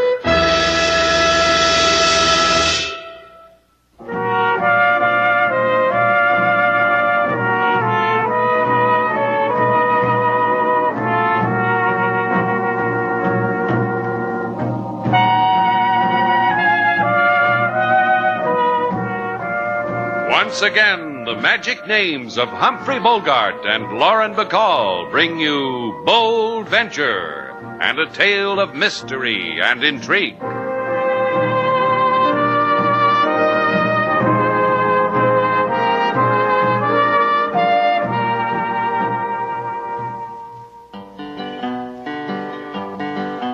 In the Caribbees is a city of grace with pretty women all wrapped in black lace. You come to Havana for ecstasy, sit in the sun, caress a memory. And close to the harbor stands a small hotel. $3.50 a day includes no wishing well. Sandals for the feet, mosquito netting for face. Oh, come all ye tourists to Shannon's place. That was magnifico, King. Real great. Now I know what I have been missing. That's right, Paulo. Last time you were in the hotel, you didn't get to hear King Moses sing. He was sitting on your chest. And he broke his guitar over my silly head. Only to impress upon you, young Paulo, that a life of crime leads only to a big hollow tone ringing in an empty noggin. What time do you conduct services, King? We'll all want to put on our Sunday clothes. Oh, I only meant, Mr. Slate, to... I know, King. You meant we're all real happy young Paulo is doing so well. We really are, kid.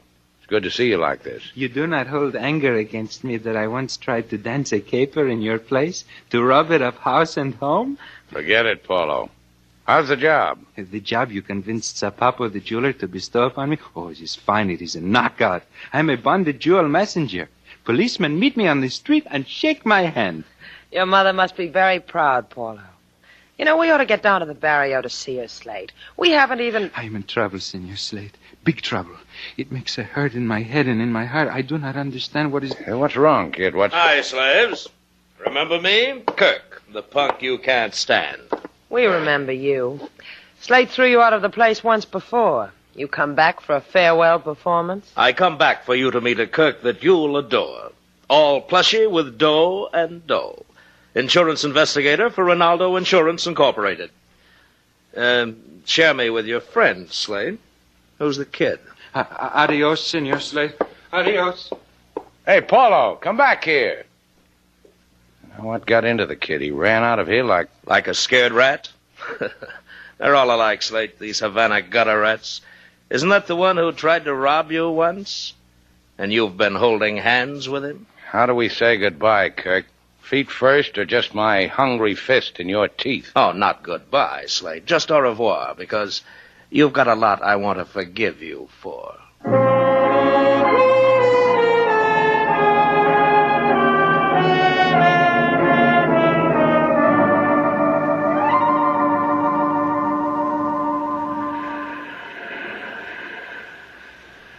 Here's a good place to consider it, Senor Kirk. Consider now this wide curve of beach. You're trying to say what? Oh, yeah, mi amigo. Listen to me. On a page, a philosopher once wrote down a thing. He wrote this. It's eating you, huh? You're getting chicken about what's going to happen? For you and me, amigo, he wrote that eternity was the length of time a bird would take to lift one grain of sand and fly away with it, and return in 1,000,000 years for another grain. When all the beaches in the world were bare of sand, this is eternity. Well, the kid was a thinker. I nod and agree. What's with you, Sapapo? The philosophy concerns how to steal your own jewelry and collect insurance. Es verdad, true. Look how beautiful. Your jewelry shop, your jewels. Paulo steals jewels, Paulo dies. You get jewelry, insurance money. You like it? Es firmamento. Heaven. You don't know how right you are. We've even got an angel named Shannon.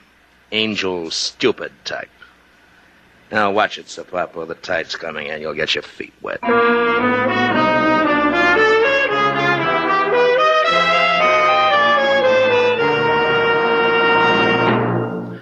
Pull out a chair, Slate, and fan me into it. I can't move my jeans another inch. Sure. There's the chair. Work it out for yourself. Oh, Slate, the life you lead a girl. An innocent girl with only 2 pair of nylons to her name. I keep telling you to wear sweat socks, Sailor. You could start a fad. Jeans over sweat socks. You could begin a new life yourself, Rover boy. Stop sticking your nose down alleys, up crannies. Kid said he was in trouble, didn't he? And he runs out before he can tell us what trouble. So we go looking for him because it itches me a kid we like should be in trouble. In the slums, in the barrio, on the beaches, in the pool halls. When you fly a mission, you really fly, don't you, kid? No Paulo. Where is he, Sailor? What's he running from? What do any of us run from? Maybe he got tired, like I get tired. Maybe he found a downy cushion someplace, and he's sitting on it, all alone, away from the... Keep talking, Sailor. Maybe you can gather a crowd. Slate Shannon speaking.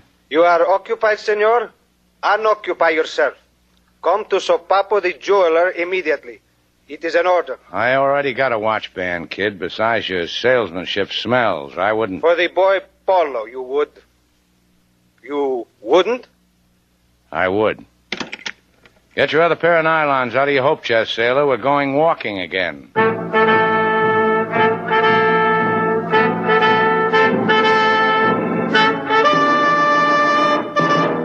I asked Senor Kirk to be with us here in my office, Senor Shannon, Senorita, because his interests lie in the same direction as ours. Slate, either ask him what his direction is, or tell him to stop staring at me. Leave him alone. The guy's got shifty eyes.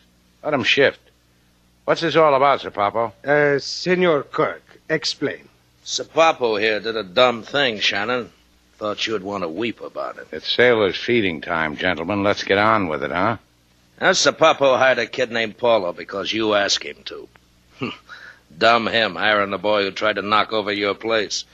Hiring a kid like that is a jewel messenger. He is very dumb, me. Senor Shannon, my apologies, but I hate you for making me listen to you. He don't want to come right out and say Paulo absconded with a whole consignment of jewelry. I don't believe it. Neither do I. Believe or not to believe, that is not the question. Paulo failed to deliver a consignment of jewels. He failed to let me know the reason why. He has been gone since this morning. Disappeared. Paulo likes you, Slate, which already makes him a kid with a warped sense of values. Maybe you worked out a little deal. I'm just asking because, as any fool can plainly see, I've got an evil mind. Kirk. A deal, huh? It goes like this. Then this idea occurs to me. Only this is a better one. You like the deal, Kirk? All that exercise makes me hungry, Slate. Me too. Come on, sailor. Let's go scare up a tortilla.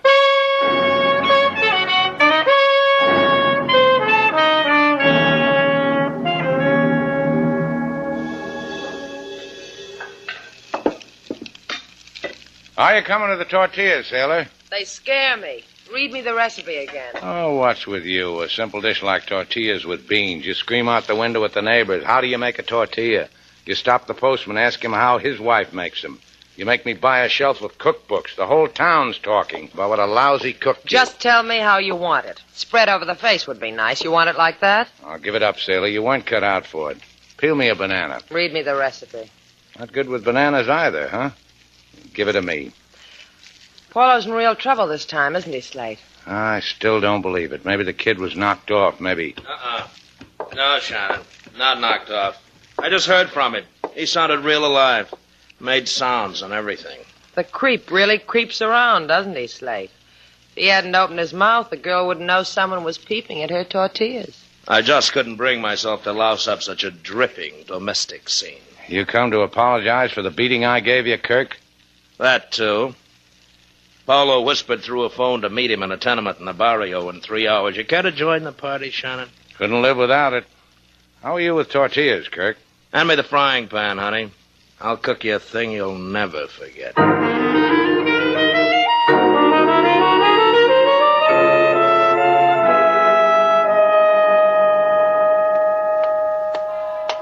Hey, Shannon! Over here. Where's Paulo? In that tenement house. How do you get information like this, Kirk? Oh, be sensible, Shannon. A kid steals $100,000 worth of jewelry. It's hot. He can't get rid of it, so he makes a deal with me. On account of I represent the insurance company. Deal? 15 grand. That's why he got in touch with you and not with me. That's why, huh? Sure. Said he'd meet me here. But I wanted you to see for yourself what the kid was, so I'm bringing you along to watch how a thief works with an insurance operative. You wouldn't want it any other way. Let's go in the tenement. Hey, put that gun back in your pocket, Kirk, or you'll break my arm? That's right. Whatever you say, Shannon. Come on. Dark, huh? Lucky I brought a flash. Paulo! Hey, Paulo! Let me handle it. Paulo! Paulo, it's Slate Shannon. Maybe he's not here. He's here. That sound came from the basement. Hey, somebody's shooting at somebody down there. Yeah, and somebody's taking a powder. Let's get him.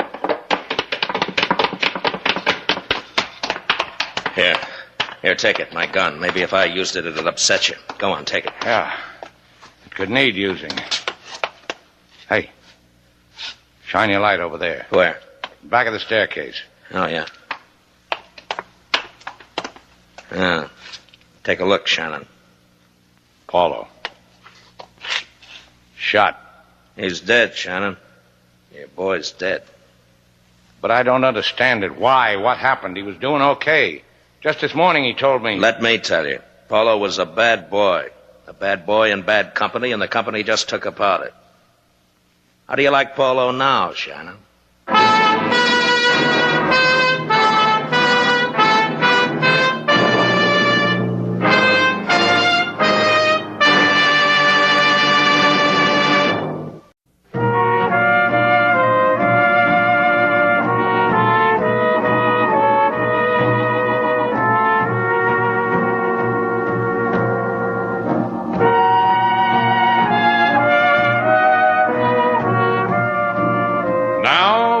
To Bold Venture, our stars Humphrey Bogart and Lauren Bacall, and the second act of our story.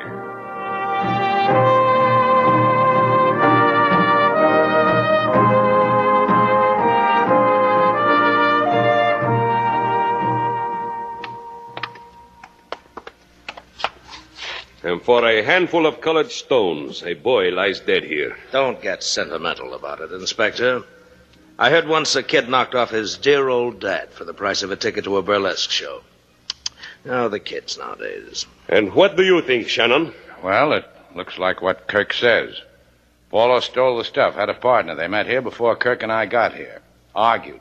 Partner shot Paulo. That's what I said, LaSalle, only I never got to the good part. For such tidbits, I hang out my tongue. Good part? How come Shannon here planted the kid in Sapopo's establishment? Why, I suppose... I'll answer him, LaSalle. Okay, Kirk, ask that again. Sure. How come you planted Paulo and... Get the answer, Kirk? No! Gee, I guess I lost my head, LaSalle. You have committed something here. I will think what. And while I am thinking, you are becoming a fugitive from justice by the second. In that case, I'd better just run away. To keep it legal so I can be a fugitive.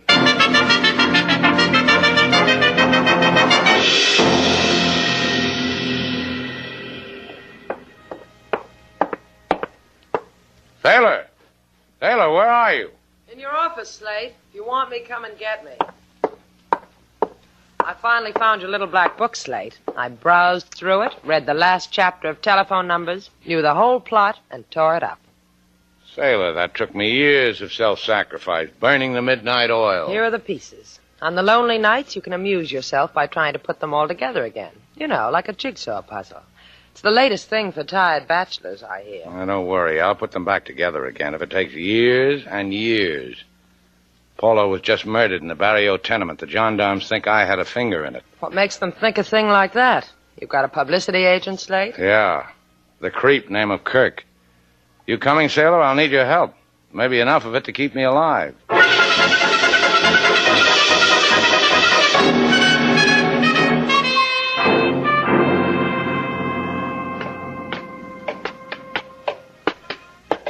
One more flight, sailor, a short one. I've seen tenements before, Slate, but this one... Yeah.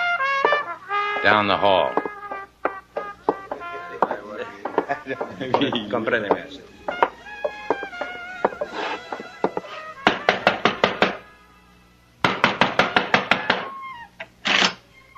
Sí. Ay, señor Shannon. Señorita Duval, por favor, come in. You will forgive the appearance of my There's house. nothing to forgive, Senora Ruiz. We came to tell you... Well, it's about... You tell her, sailor. Senora Ruiz, about Paulo. Of my son. Of his dying. Of this I already know. And the tears of me are for my solitude. It's difficult to weep when others watch. Even such others as you. We want you to know we're sorry. Anything we can do. There is only weeping to be done. Slate? Yeah. Yeah, I see it too. Senora Ruiz, the last time I was here, you weren't wearing that ring. Ay, es un zumpone, a puzzle. This morning in the mail it came. Just like that, huh? And more, senor. A little after the mail, a man came. A man called Manuel. He of the pawn store, saying he heard of my good fortune.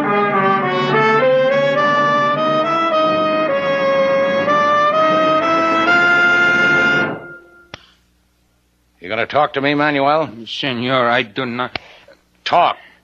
How did you know Senora Ruiz got that ring? Let me hit him a few times, Now, Slate. keep out of this. What about it, Manuel? Why should a lousy fence like you suddenly know all about Senora Ruiz? See, I will tell you. It is of a robbery. It is whispered about here in the barrio that some of the jewelry befell the senora because her son Paulo had to do with the robbery. Also, There is what? This. A ring. The beloved of Paulo.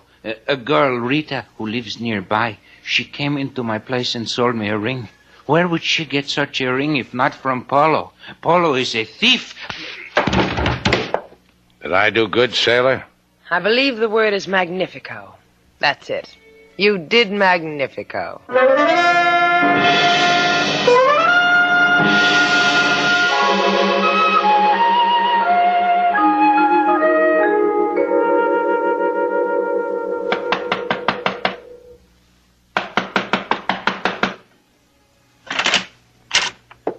What do you want of me? You have a wrong place. I don't think so, Rita. Mind if we come in? What? How you know my name? I know nothing of you. How you know so much of me? Don't be frightened, Rita. I'm Sailor Duval, and this is Slate Shannon. We've come to... Slate Shannon. Oh, Paula has told me muy simpático things of you. Many nice things. Please, come in. Rita, you pawned a ring. Where did you get it? Did Paulo give it to you? Where would Paulo get such a preciosa... Such an expensive thing. It came in the mail. Well, maybe you should have given it to the police, Rita. Manuel, the pawnbroker, he gave me 600 pesos for it. With 600 pesos, Paulo and me could have been married. Could have been man and wife. Rita, we love Paulo, too. I take the money, senor. You keep it. Give it to the police, to a beggar. I have no use for it. The money for the flowers for Paulo's grave I will earn. If you need us for anything, Rita, just... Let's go, Slate.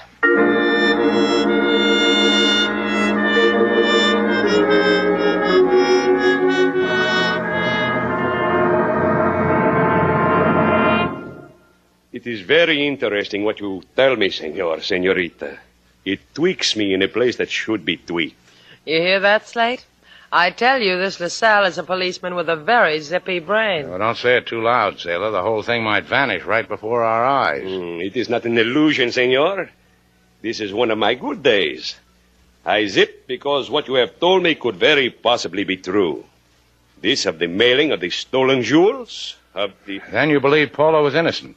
But he had nothing to do with the robbery, that he was murdered in cold blood because he knew something and tried to tell me. Whoa, back off, Senor Slate. You are straining your leash. I didn't have a hand on him. Perhaps you broad jumped to too many conclusions, senorita. To the matters you have told me, I will give a pinch of credence. But of Paulo's innocence, of this I am not quite so, I am not quite. You're getting unzipped again, kid. Paulo was innocent. How much more do you need to get it through the bald skull? Please, senor. I want you to observe something. Some photographs that were taken at the scene of Paulo's death. We don't care to look at them, LaSalle. It's not one of our fonder memories. Oh, perhaps you will grow fond of this one. Look at it, senor. This is a police laboratory photograph of the gun that was found in the dead Paulo's hand. It has been sprinkled with fingerprint powder. Cans of... Curious, is it not? Never have I seen such... Yeah, never have I either. Come on, sailor. I want to show you what makes a gun found in a boy's hand so curious.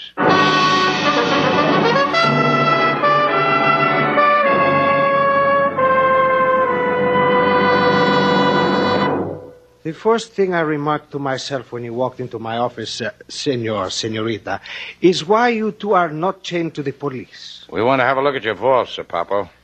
Since I was a little girl, I wanted to look into a jeweler's vault. Mother said, wait till you get older. And now I'm older. Do you come to buy jewelry wholesale? Not today. Right now, I just want to find some stolen jewelry, stolen from you. Let's look in the vaults. You are insane. Not today either. His time is Tuesday afternoon. You want me to open it with the top of your head, Sir Papo? Excuse me. I wish to make a phone call. The phone calls come later. Open it. For this, senor, this insult? If this is what's needed to get it open... Having fun, Shannon? Kirk, help me! In my desk, a gun!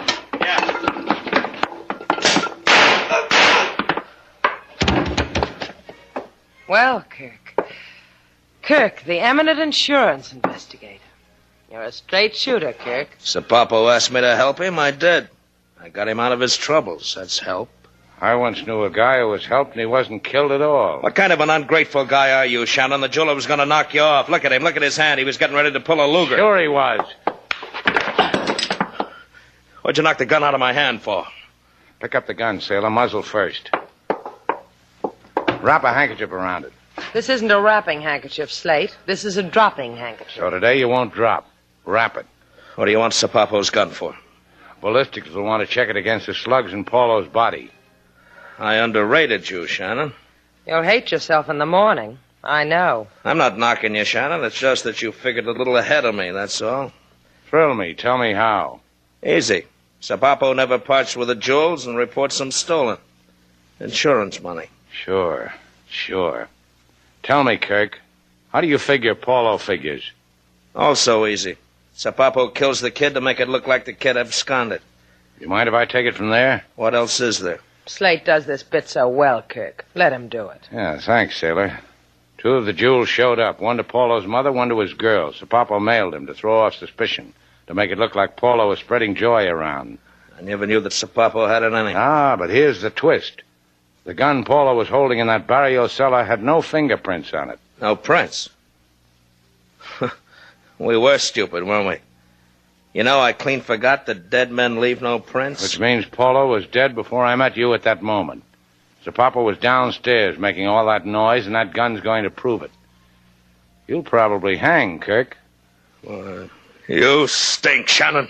You stink, and you want... Sailor, you hit a man over the head with a gun. I'm proud of you.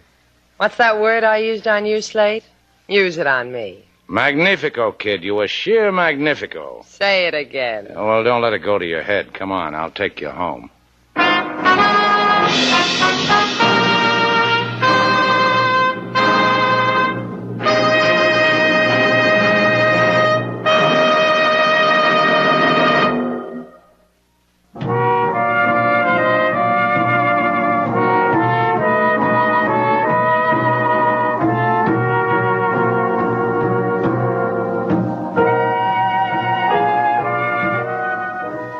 Well, Slate, how did you like them?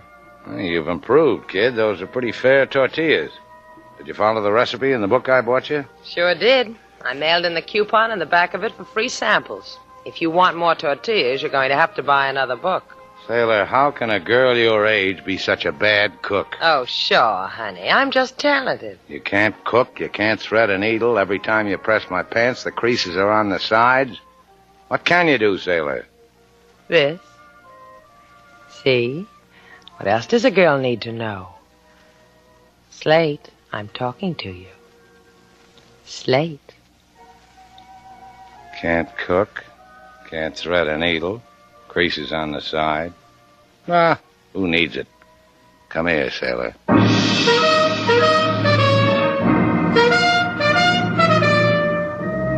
And so our two stars, Humphrey Bogart and Lauren Bacall, have brought to a close our latest bold venture story.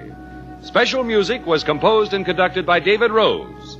May we invite you to listen again next week at this time for another exciting adventure starring Humphrey Bogart and Lauren Bacall together in Bold Venture.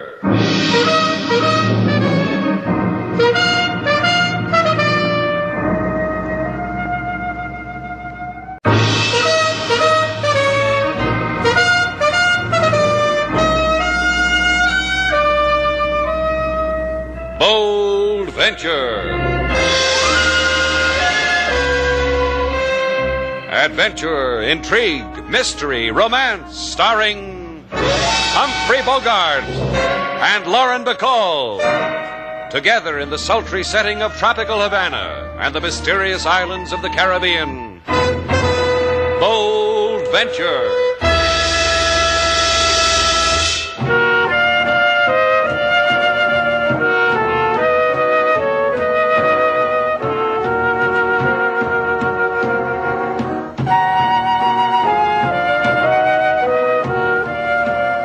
Once again, the magic names of Humphrey Bogart and Lauren Bacall bring you Bold Venture and a tale of mystery and intrigue.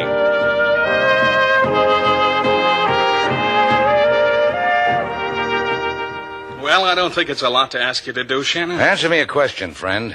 How do you know what's a lot for me to do? Well, if you ask me... No one asked you. Personally, I'd like to go to Batabano. I just want to go on record in case someone asks me how I feel about going to Batabano.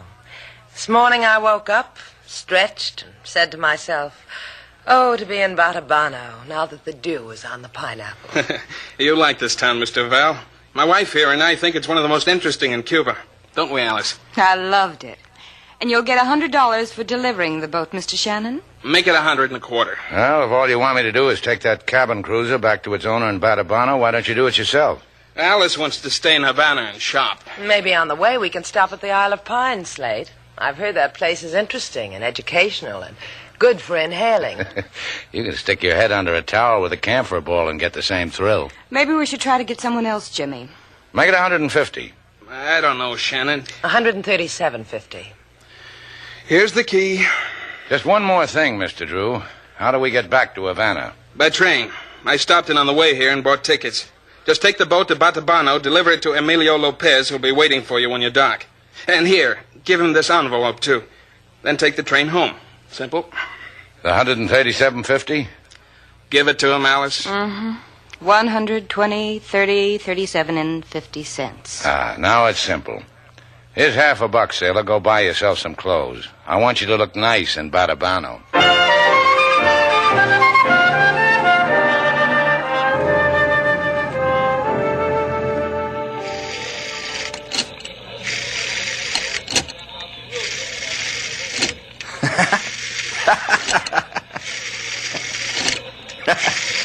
Oh, the education you get nowadays for a centavo.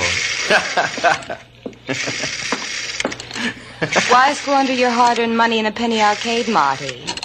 For nothing, you can look at me. Huh? Oh, hi, Alice. You should see this. Las Delicias del Sultan, the Sultan's Delight. Very comical. High-type baggy pants comedy. Here's a dime. Go laugh yourself sick. Hey, dream girl, don't be like that. You ask me to meet you here at the penny arcade, a fella's got to fill in the time. That's why people come here, to spend their pennies.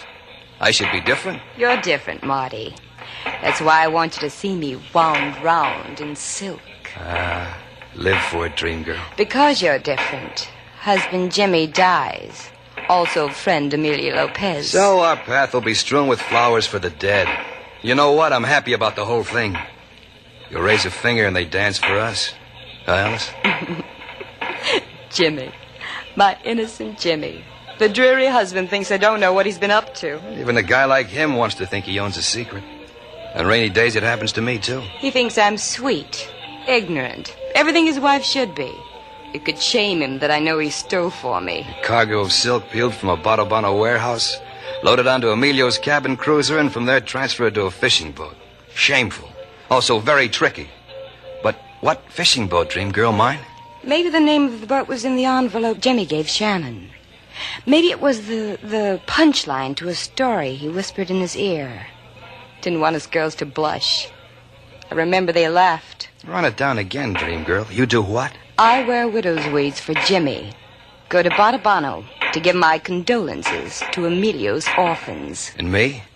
I tickle Shannon with a feather for the name of a fishing boat. Such a lush life. Run home to Jimmy, girl. I got a penny that's burning a hole through a dream.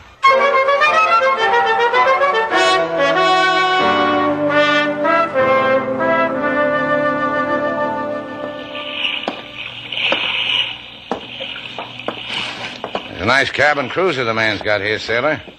Why don't you go below and put something on the galley stove? Liable to be a chilly night. Sure. Hey, Slate, come here.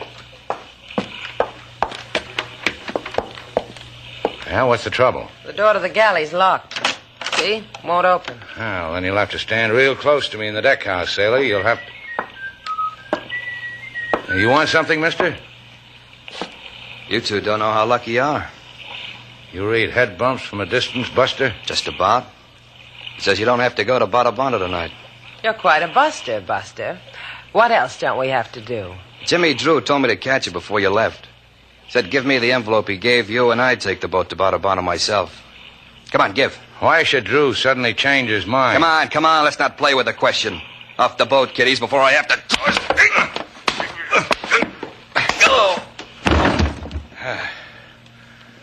Sailor, didn't he say something about tossing somebody? I heard him. Shall we? Yeah, have an arm and a leg, sailor. You're so good to me. Now, let's go to Batabano.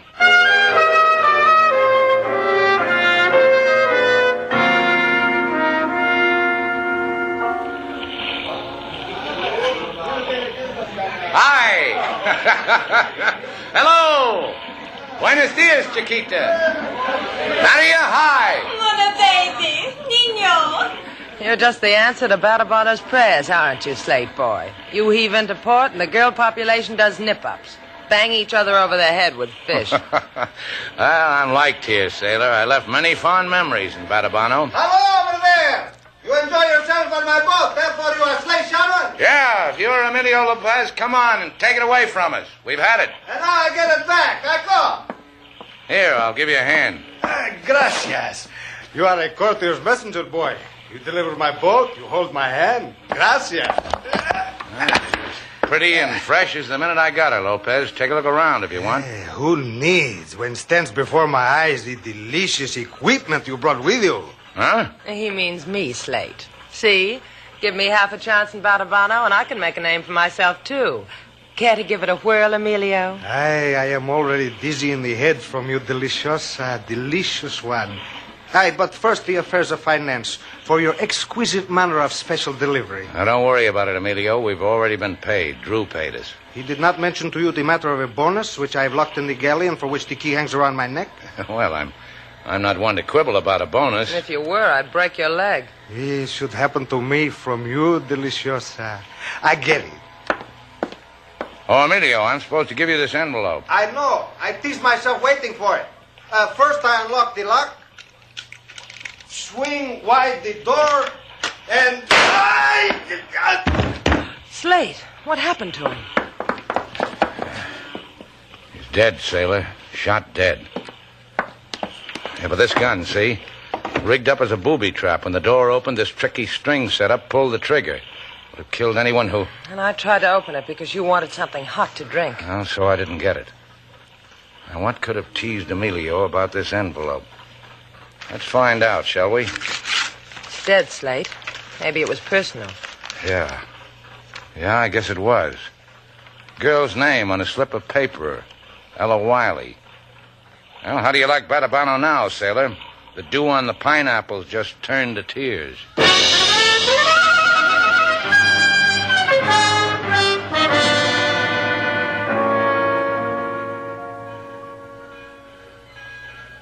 Well, cut it out, sailor. What's the matter with you? All I'm doing is trimming my cuticles. I'll cut it out. That's the first sign of a fugitive, a cuticle trimmer. Besides, it makes me nervous. What's a girl supposed to do when she's waiting for a train? Eat apples? Now, stop hinting around, sailor. This apple's for on the train. Just sit still and stop making yourself obvious. The whole police force of Batabano probably knows by this time that we're the two from that cabin cruiser. I doubt it. People who wave to me are my friends. If a cop mentioned my name to any of them, all they do is shake their heads. Well, I want to get back to Havana. What time does that train leave? A few minutes. Take it easy. Wait a minute. What's the matter? Here, take a bite of apple. Buy you a magazine, Mrs. Drew? What? Oh, Mr. Shannon, am I glad to see you. I've been looking all over for you. Yeah, what are you doing here? It's in the papers already. What happened to Emilio? I came here to find you, to ask you about it. The papers were vague. Who rigged that booby trap in the galley, you or your husband?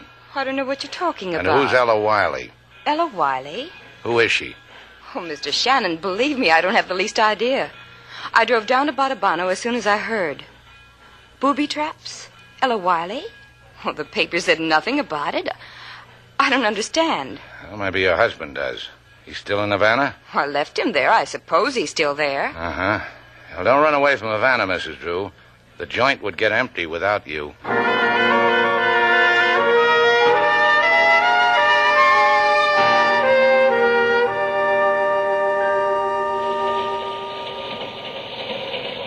Can I have another bite of the apple now, Slate?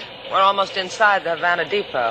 You sent the wire to Drew telling him to meet us? You counted the words on it, pared it down to 10. What do you mean, did I send it? I'm just checking things off in my mind, sailor. Hey, what's happened? You can pick me up off the floor now, Slate. I didn't get my laugh. Now, come on, we must have hit something.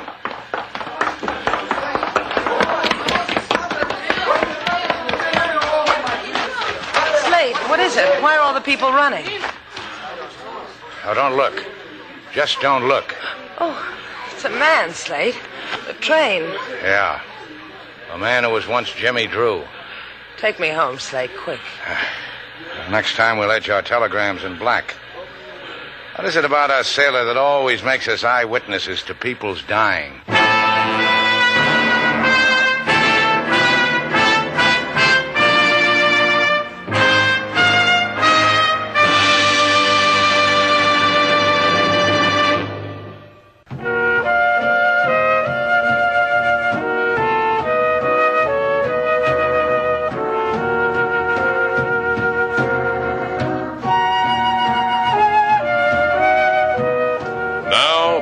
to Bold Venture. Our stars, Humphrey Bogart and Lauren Bacall, and the second act of our story.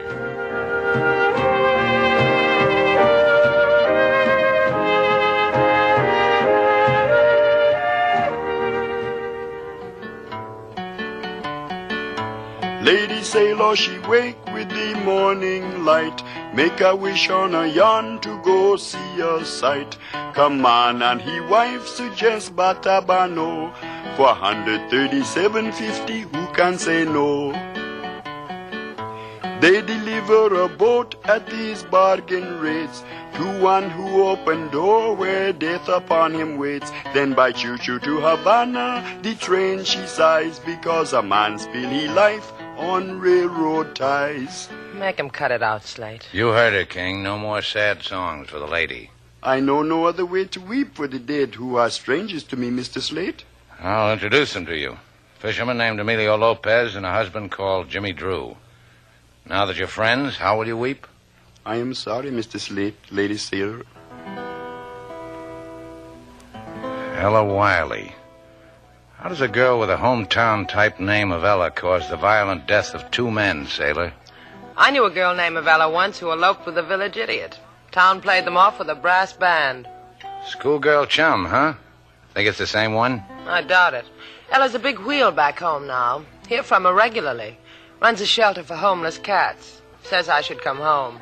Why don't you, sailor? It's a better life than the one I give you here. When you work it out, Slade, let me know. Let me know why a short cruise to Batabano winds 2 murders around our necks. Murders? What makes you think Drew was murdered? Don't you? Sure you do. So do I. See how you rub off on me, Slate? That's why I don't go home.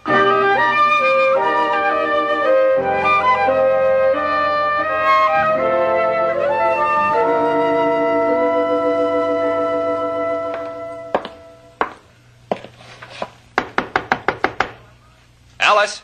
That you, Marty? Yeah, open up.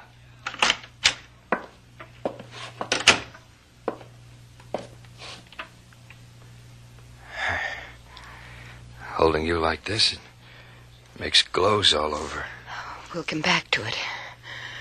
Right now, there's not a lot of time. Should have seen the look on his face, Alice, when I pushed him off that platform. When he was falling, you couldn't tell whether his face meant fright or ecstasy. I've seen it. I hated it. I got a shoulder that you could forget on. Listen to me, Marty. The Silk is on a boat named the Ella Wiley. We've got to be in Batabano tonight to get it out of... Tonight's 6 hours from now. Want to try the shoulder? I'm nervous, Marty. Come on, try it. I like it. It settles the nerves.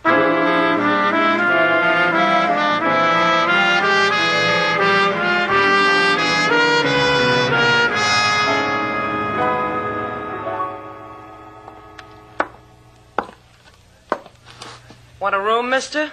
Well, you couldn't have come to a neater, cleaner, gloomier place than this. Senorita, No extra charge for the gloom, mister. Every room with the gloom.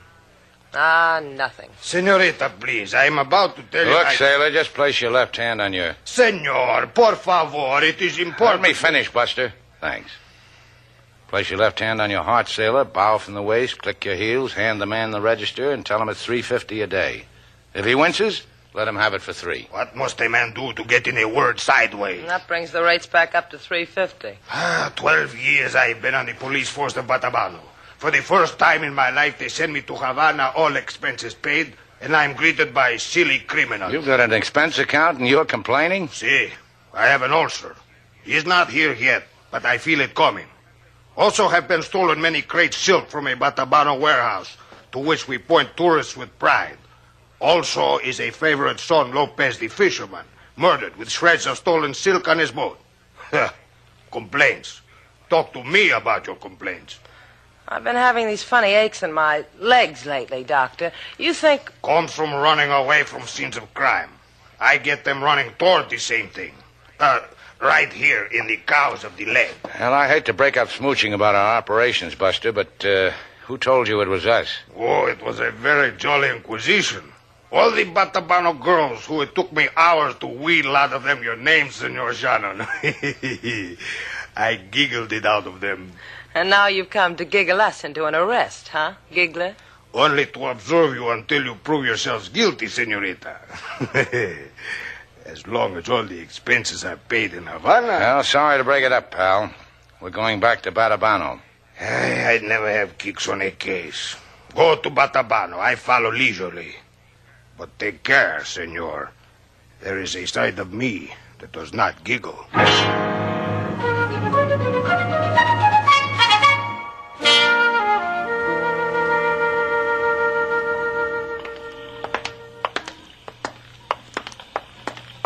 I thought you knew everyone in Batabano, Slate. Well, that was last year. This year I got you. Can I help it if a girl named Ella Wiley sneaks into the city without letting me know? What are we going to do now? Well, keep asking.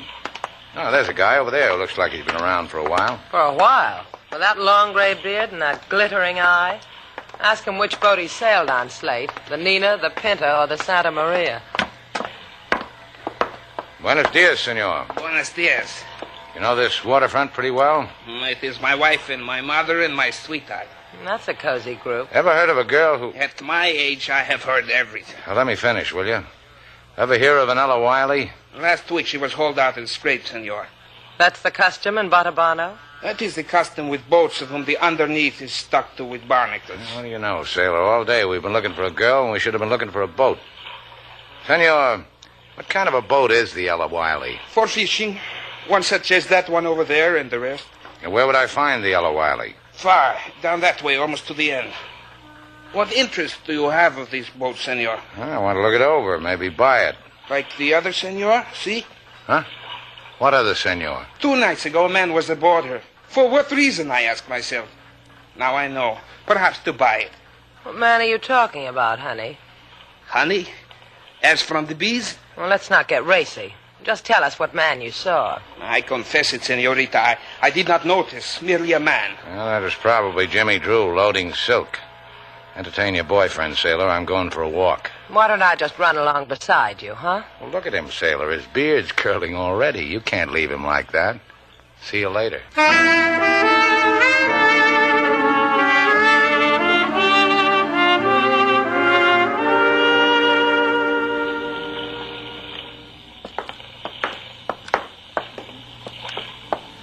What took you so long, Slate? Well, it took 10 minutes to cut a ship's mooring line, set her adrift on a lonesome sea, where a cop out for a moonlight dip might find her, that is, if he's kept in condition.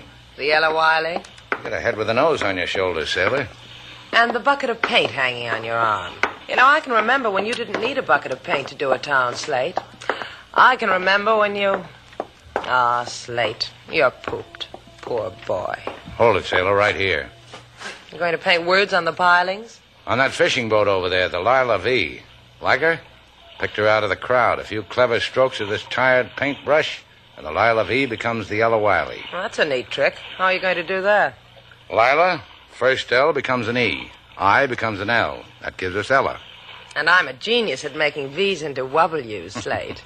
Sure, and in no time at all, we'll have Ella Wiley, a girl who never left home.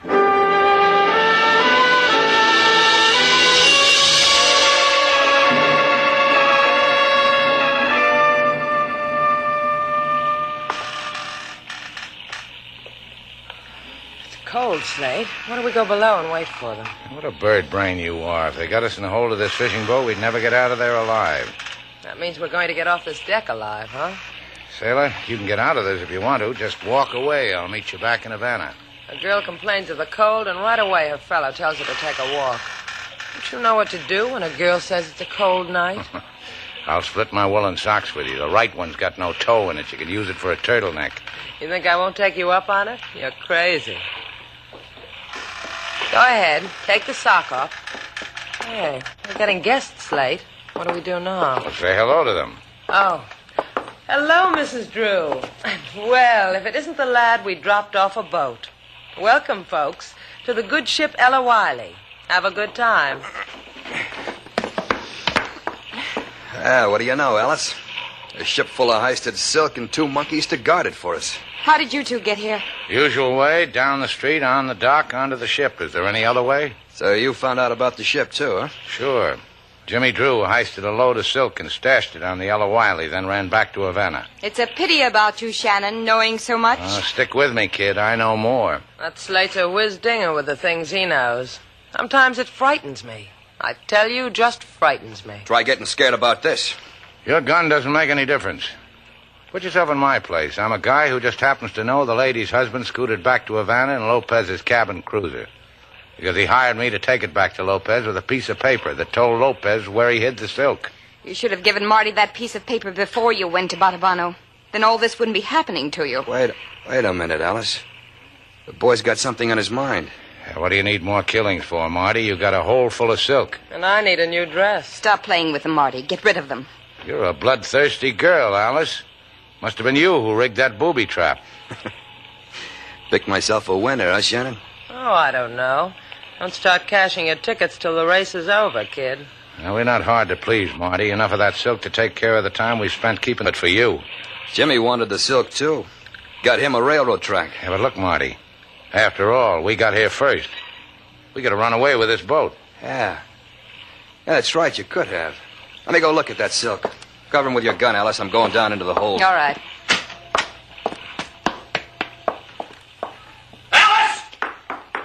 What is it, Marty? There's no silk! There's no silk! Out of the way, Alice. Open that door! Open it! I'm going to kill you, Shannon. I'm going to shoot you and watch you. Marty. Hand me your gun, sailor. Yeah, thanks.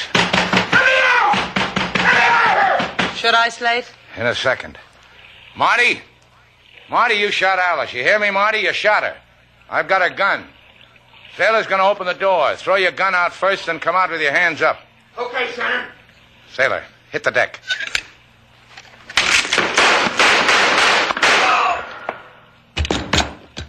Slate. Slate, are you all right? Warm enough for you now, sailor? Well, just tell me if you're all right. Oh, how am I supposed to be? I just shot a man. He tried to kill us. Yeah, that's right, isn't it? Keep telling me that. I'll take you back to Havana, Slate. Sure. Sure, let's go.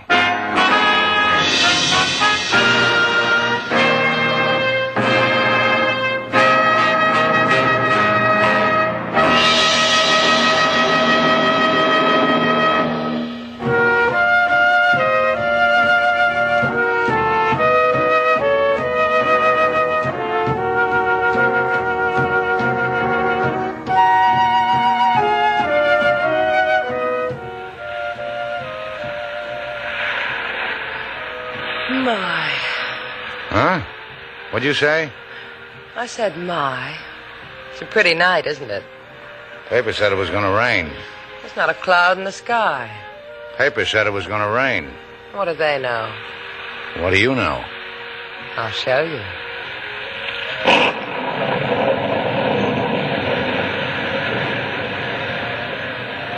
My. Look at that moon, Slate. You're crazy, sailor. It's pouring down rain. My. Sailor, come back to me. Get hold of yourself. It's thundering, lightning. It happens to you, too, huh? My.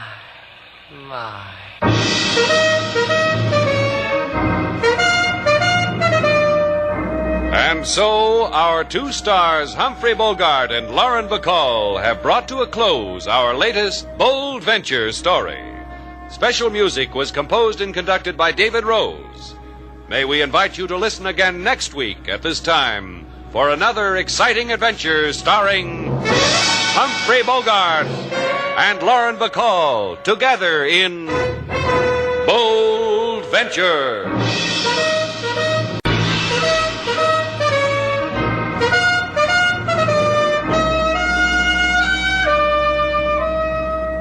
Bold Venture.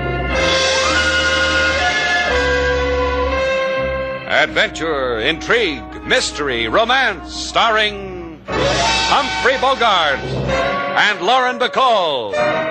Together in the sultry setting of tropical Havana and the mysterious islands of the Caribbean. Bold Venture.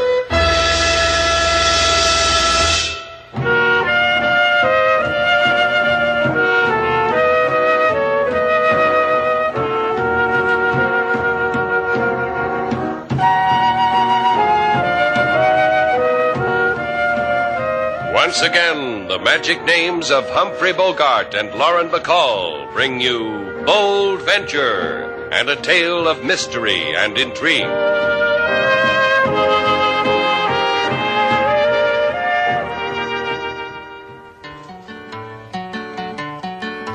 To Havana City, the pleasure dome, come fellas with wives so far from home.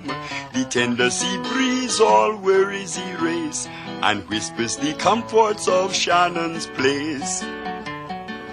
Oh, Shannon's place is a sight to see, bamboo shades, all plastic upholstery, and balconies to get close to the moon, and to shovel in the food, a silver spoon.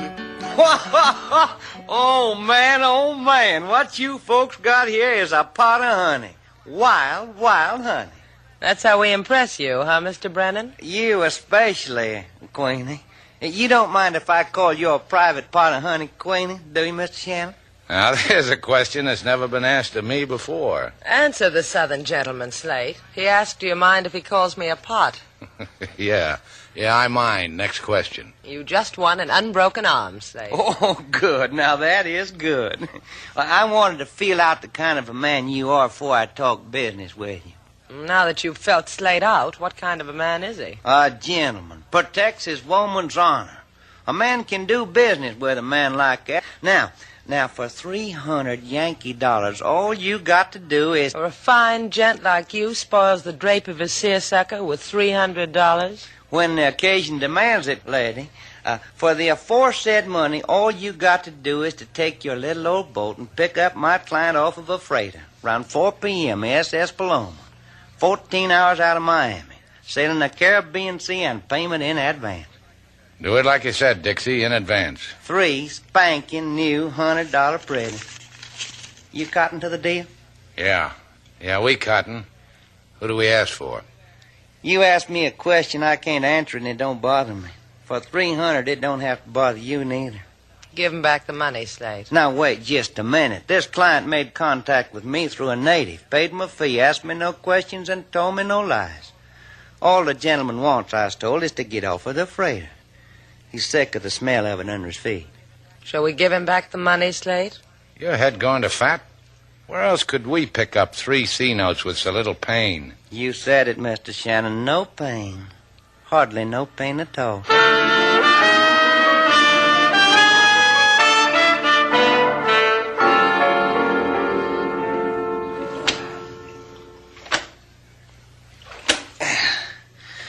I couldn't get you to roll this tub, could I, Stella?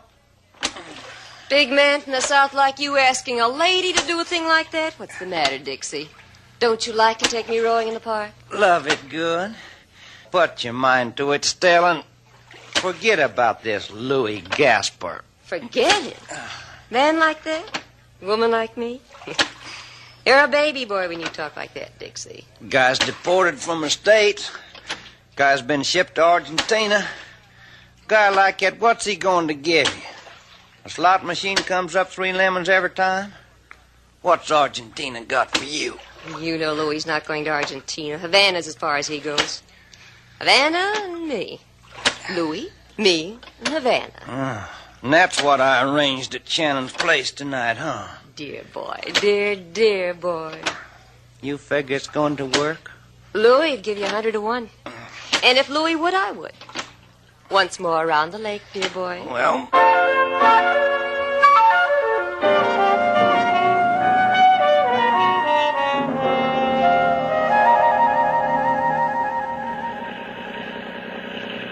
There she is, sailor, the SS Paloma.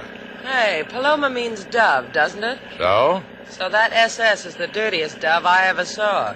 Let's not go near it. It's liable to rub off on the Bold Venture. For $300, we'd go over to the Bold Venture with burnt cork. Cut your motor, sailor. Thanks. Paloma, ahoy! Ahoy! Powerboat Bold Venture to pick up passengers. Heave to. I'll throw you a line. Got it. Here's the rope. Tie it up, sailor. Oh, thank you, Slate, for your many gifts. Don't mention it. Up the ladder, mister. See you, sailor. You stay here.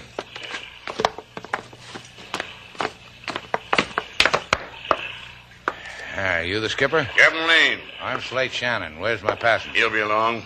Who is he? I said he'd be along, mister. Yeah. Yeah, you did, didn't you? How come he's not ready? Didn't he know about this transfer? He knew. Come on. Maybe he needs a hand with his gear. Right. I want to get back to Havana before dark. Little trouble with my running lights. Don't worry about it. This cabin. You ready, Mr. Gasper? This the man? Name's Slate Shannon. And this is... Don't bother with the rest of it. This guy is Louis Gasper. I scan the papers from time to time. Gambler, huh? Just got yourself tossed out of the States, huh? All 48, senor. And territorial possessions overseas. The jackpot. I've been lousy shaking your hand, Louis. Get yourself another boat, not mine. This heart of mine bleeds for that head of yours, senor. Captain. Yeah. Gracias, Captain. I do things like that for money. No thanks necessary. Let's take a look at the guy. Yeah. This Shannon's loaded with identification. You'll need it. See? What about the girl in the boat? You ask me a question about a girl? What about her? Senor, with girls there is charm. I will take care of her nicely. And she will respond. A small wager, Captain? Not with you. No wager. It's too bad. Do with this, Senor Shannon, Captain. I will do with the lucky senorita. Adios.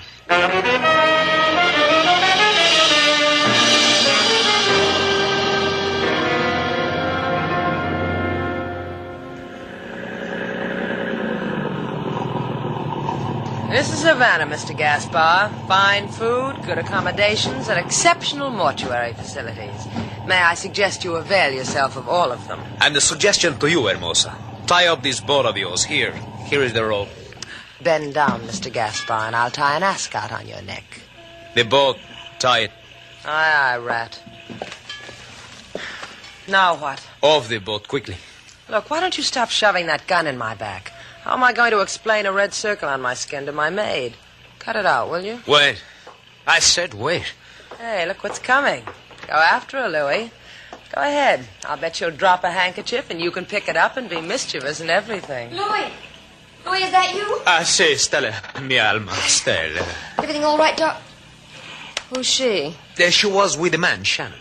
I don't know who you are, lady, but why don't you tell this guy what the barrel of a gun does to a girl's complexion? Make him stop and we'll be girlfriends. There. How's that for something jolly for us to be? Well, Shannon, huh? Well, I've heard about her, Louis. Helps him run a hotel called Shannon's Place. Stella. Yes. Until we hear that her Senor Shannon is taken care of, be the senorita's girlfriend, eh? If she tries to move from your sight, well, Senorita Duval, do not make us make you bloody.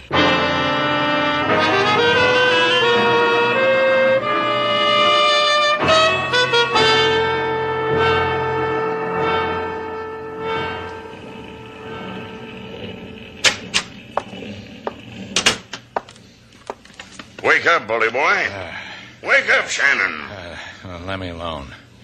Let me sleep if that's what I've been doing. On your feet, bully boy. On your feet. I'll wait till the hurt in my head lifts, Buster, then I'll lift it for you, mister. Hey, what? You asked me for something, mister. I gave it to you. I'm still on the Paloma, huh? You remembered the smell, bully boy. You tasted the blood on your lips. That'd make it the Paloma. What'd you do with Sailor, Miss Duval, the girl I left in my boat? I'll tell you what I did. I didn't take a bet with Gaspar that he could charm her like a bird off a tree. I didn't take it because I'd lose. I get sick when I lose. And that's what I did with your Miss Duval. Welcome aboard the Dove, mister.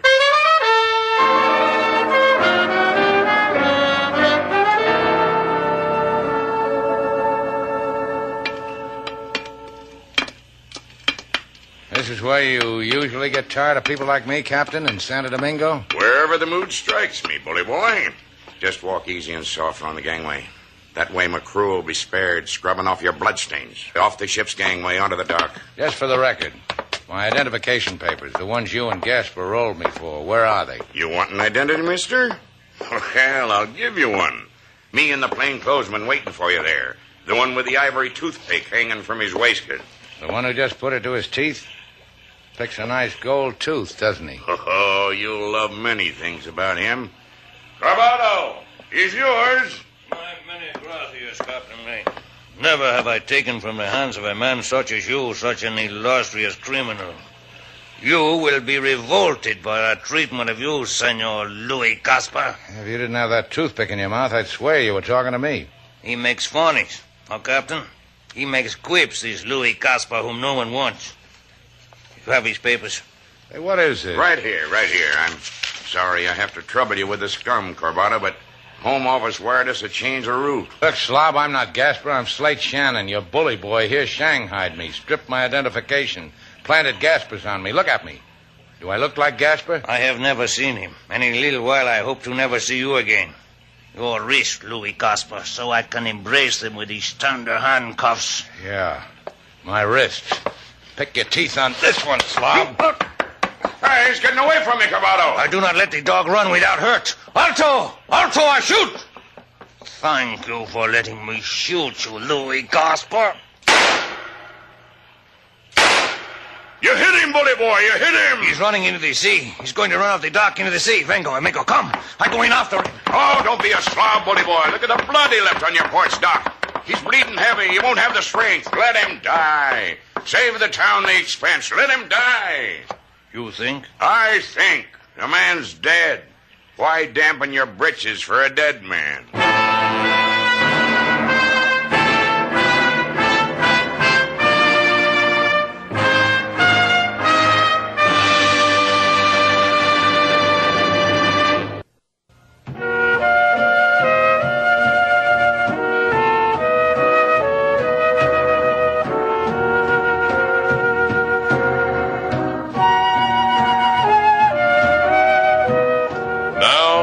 To Bold Venture, our stars Humphrey Bogart and Lauren Bacall, and the second act of our story.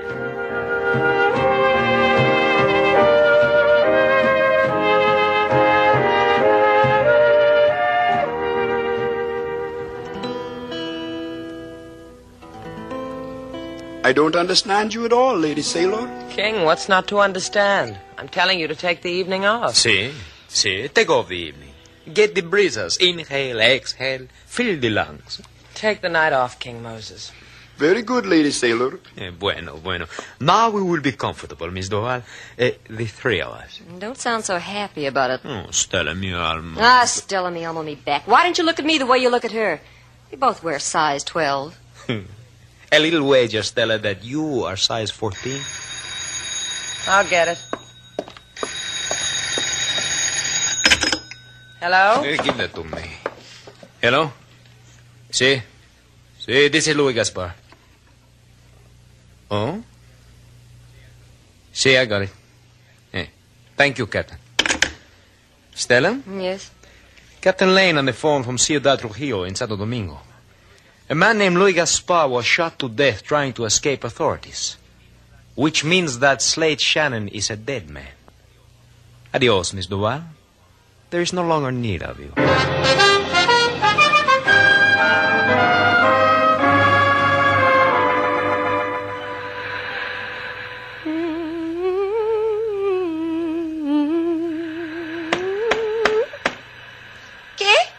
¿Qué quiere?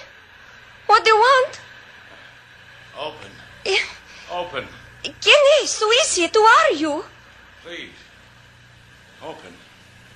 I'm a friend.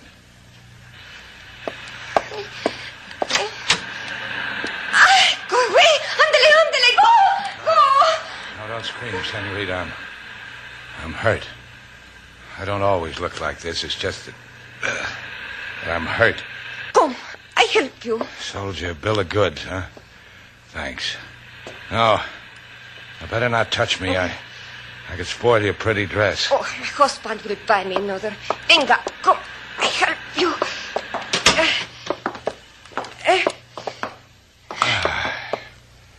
That chair looks restful. I've had dreams about soft chairs like that. No, my husband's chair. You will not sit upon it. You will lie on the floor where I can clean up after you. I've had dreams about hard floors, too. Yeah, just like in the dream. Where's your husband? Let me talk to him. I'll explain how all I want from you is a trip to Havana. My husband is away. He will be gone for many months. That's too bad. Huh. What am I saying? Shannon, you're delirious. Shannon? You call yourself Shannon? But you are Luis Gaspar, the criminal with bullet holes. The authorities have told us to bolt and lock our doors against you. You are desperate, they say. Just get me to Havana. Hey, there is great reward for Luis Gaspar. I'll give you more in Havana. I'll get my friends to pass the tambourine. I'll...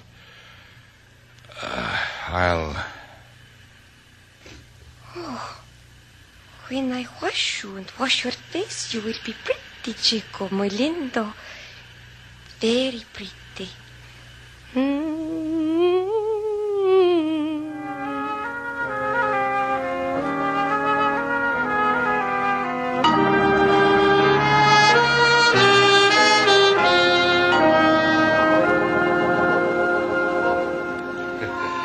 Senorita Duval, it tickles me how you come to my office to make the ho-ha funnies with me. It's much better than a feather under my nose when I sleep in a hammock. You got cops detailed to that kind of duty, LaSalle? I tell you it was Slate who was killed. Gaspar is in Havana, and I want him dead. You could arrange that for me, couldn't you, LaSalle? On the word of the Santo Domingo police, Luis Gaspar the gambler was shot and drowned in Ciudad Trujillo. I've never begged, LaSalle. They planned it that way. Kidnapped Slate. Made them think Slate was Gaspar. Got him killed. And Gaspar is walking the streets in Havana. There is a thing in law, senorita. You cannot bring charges of murder when there is no dead body in evidence. Translation? Translation. Bring me the body of Shannon and I will search for the man Gaspar, even though Gaspar is already dead. I'll bring you a body, LaSalle. It might even be yours.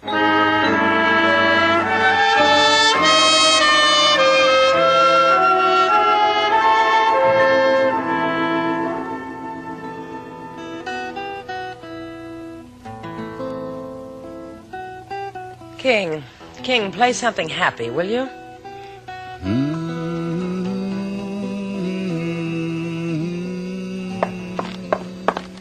I said cut it out. I don't want to hear music like that. If you said it, I did not hear it. This of Mr. Slate... King, what do you think? He dead. You don't know what you're talking about. I know. You know. Friends die, Lady Sailor. Friends, dreams, sweethearts, these die. This I cannot change, nor you. I don't know. Feeling, I guess. Slate, dead. How am I supposed to believe that? And convince myself of it? How? What will you do, Lady Sailor, if Mr. Slate don't come back? Do? I don't know. With Slate? Who is Sailor Duval? Please go. Come back sometime. A man who called himself Slate Shannon on my husband's fishing boat, the Juanita, at the docks, but a little way down.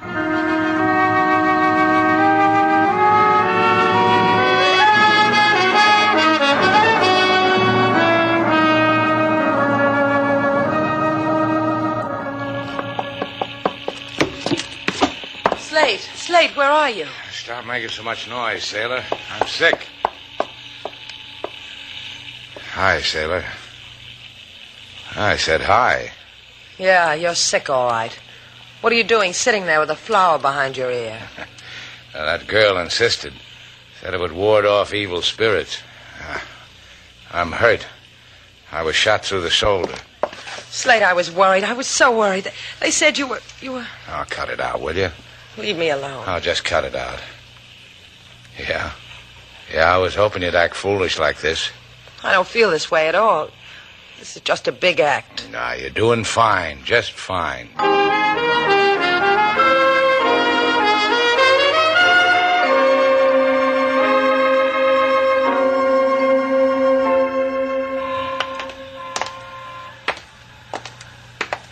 I promised LaSalle I'd deliver him a body. Wait till he sees it's yours. So LaSalle didn't believe you, huh? You thought it was really Louis Gaspar who was shot in Santo Domingo. Mr. Val.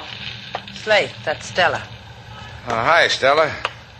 I got one arm in a sling. Maybe you ought to try for a guy with two. You're Slate Shannon, aren't you? Sailor, why don't you go tell Inspector LaSalle the happy news? He'll deliver a body tomorrow. Chowderhead. This is the woman who was with Louis Gaspar. That's right, honey. Gaspar wants you, Shannon. Oh, and I want him. Get in. After me, Slate.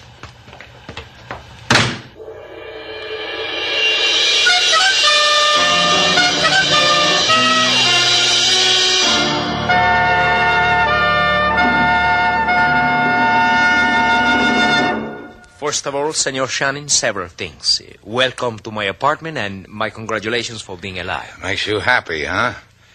Makes you want to slap me on the back. Now, let me give you several things, Louis. I accept your congratulations, and what makes you think I won't turn you over to the cops? If you think he talks brave now, Louis, you ought to see him when his arm's not in a sling. I've been standing here picturing it. I can arrange a broken arm for you, Stella, and you and Slate will be evenly matched. What would you wager that she could do it, Stella? With her muscles? Cut it out, Sailor. Why should we let Louis win a bet? Did you hear what she said about me? She said I had muscles. Now, what does she know? Louis, how do we go to the cops, in Stella's car or a taxi? Senor, a taxi would be magnifico. Here is fare. $10,000. Count it. $10,000. You buying me, Louis? Slate. What? $10,000. Uh-huh. Sell. Understand, it's not a matter of buying. It is just my token of appreciation for Senor Slate's getting me declared dead. Well, $10,000 takes care of sailors worrying about me, but how about that slug through my shoulder? Oh, see, of course. This I forgot. 5 more, which includes your keeping Mum with the police. Mum's my word. What's your word, Slate? Here's your money, Louis. Let's get to the cops. I'm disappointed. You are a fool. Here, Louis, take this gun. Gracias. Use it.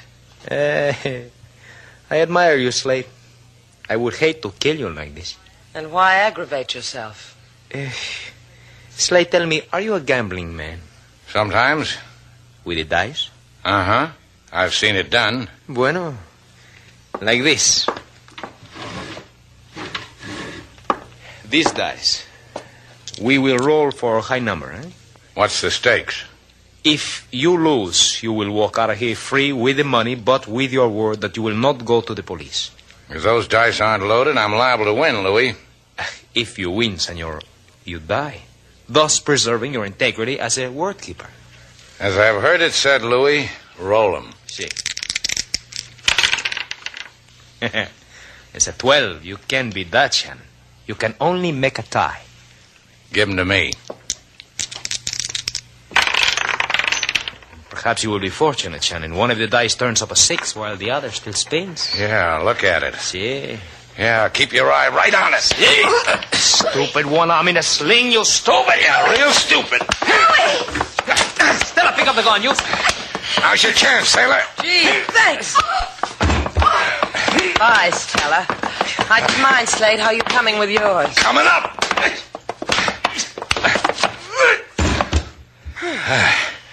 You all right, sailor? Uh-huh. I told you I have a right cross. Now I believe myself. What'd I tell you about your muscles? Call the cops, sailor, then we can go home.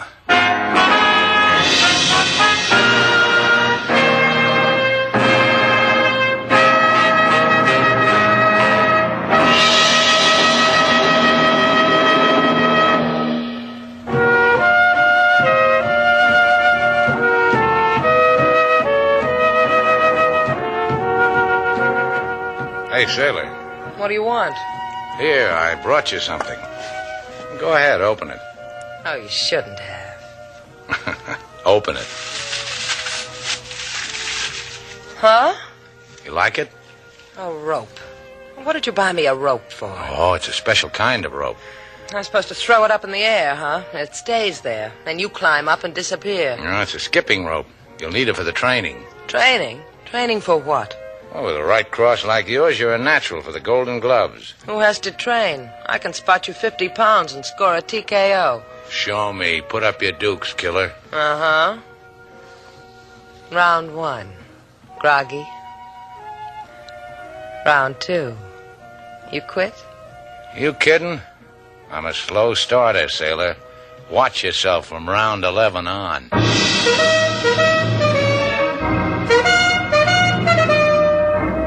And so, our two stars, Humphrey Bogart and Lauren Bacall, have brought to a close our latest Bold Venture story. Special music was composed and conducted by David Rose. May we invite you to listen again next week at this time for another exciting adventure starring Humphrey Bogart and Lauren Bacall together in Bold Venture.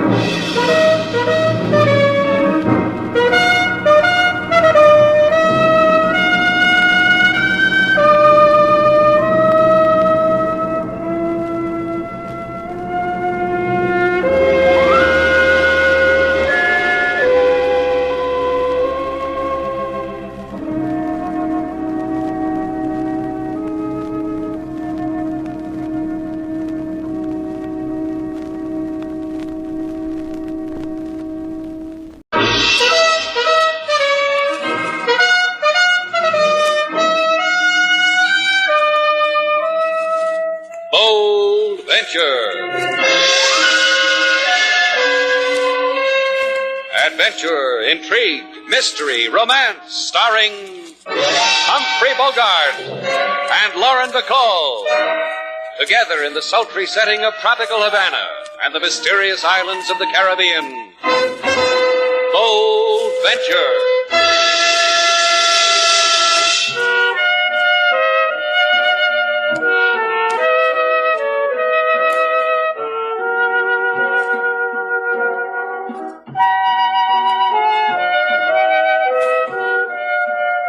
Once again, the magic names of Humphrey Bogart and Lauren Bacall bring you Bold Venture and a tale of mystery and intrigue.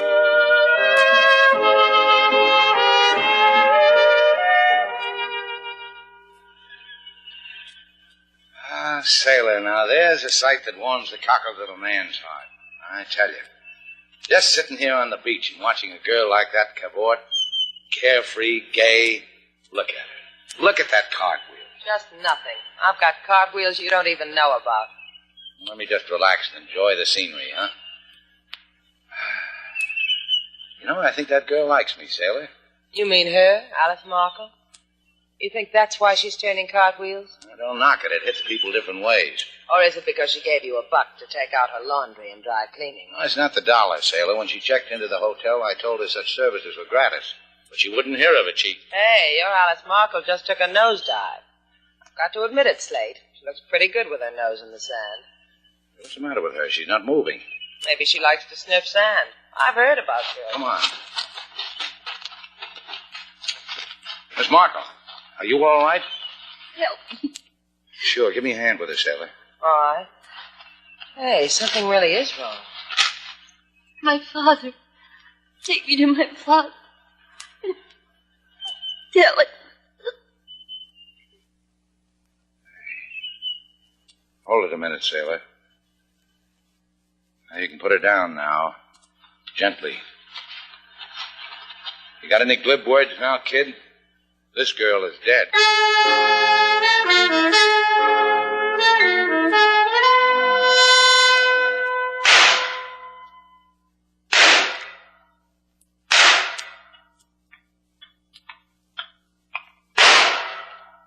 I think it is a bullseye, Senor. I know it is. My eyes closed, I know it. I felt it.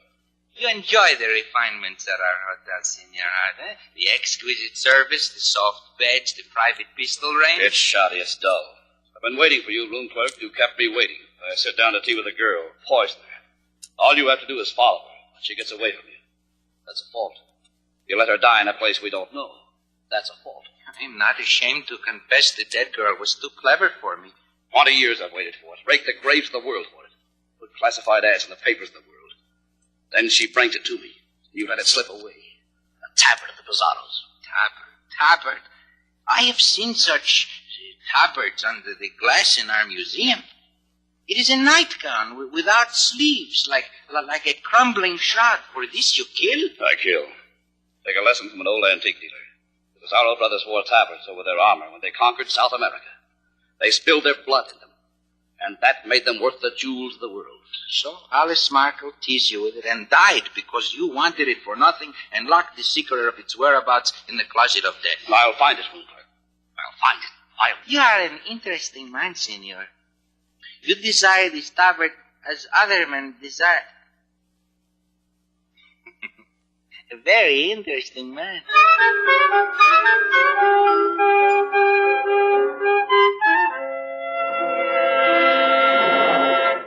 Slate, I want to shake your hand. Well, now, that's mighty decent of you, sailor. Go right ahead. Take any hand you want. Now that we're shaking, why are we? You tell him why, King. Give me the hand that's left over, Mr. Slate. I want to shake it. What goes on here? A simple matter, Mr. Slate. Inspector LaSalle came and went. Asked you questions and you gave him answers. Nobody got mad at nobody. That is why they're shaking. Congratulations. And mostly because even LaSalle admits you're not involved in the murder of Alice Markham. Okay. Let go of the hands. I want to stroke my chin and think of something. Of me? About Alice Markham. You told LaSalle you weren't going to mix in. I told him I didn't know anything about her murder. That's all I told him. A girl, a blonde kid, registers at my hotel and drops dead in front of me. Poisoned, the medical examiner just told us. Why should a thing like that happen? That is a point to consider, Miss Sailor. All right. Look, sailor. The girl died calling for her father. We ought to try to find him. All right, we ought to try to find him. But where? Where are we going to look? We could start on Paseo Lorca. Well, that's a nice street. Shady, lots of shops. Only why do we start there? Why don't we pick any street at random? When Alice Markle registered, she wrote down this address here. 126 Paseo Lorca. This is a page from the register. You didn't show it to Inspector LaSalle. So you wasted a handshake on me. Want it back, sailor? Or do you want to come along?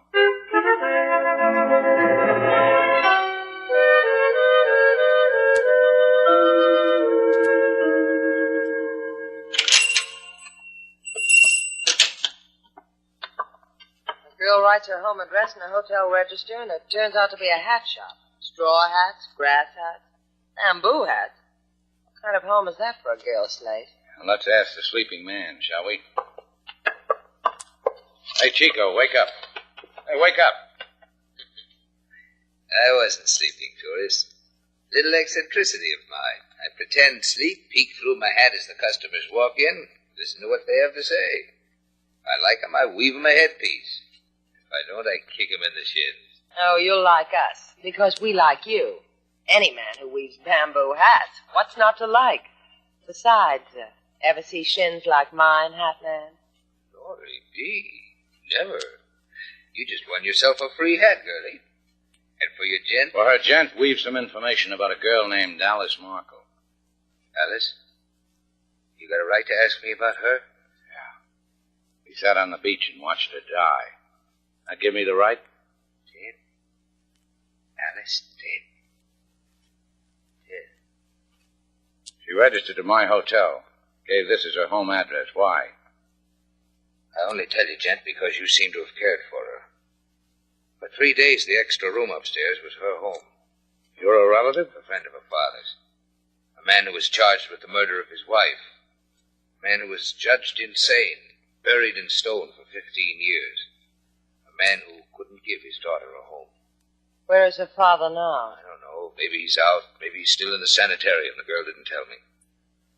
All she asked was that I give her a place to sleep for a few days because I was once a friend of her father's. Yeah. I'm sorry I crowded you, friend. It's just that the girl was... Beautiful, young, a child. I see you agreed, gent. Now perhaps you could do something for her because she's dead. What could we do? I'll show you.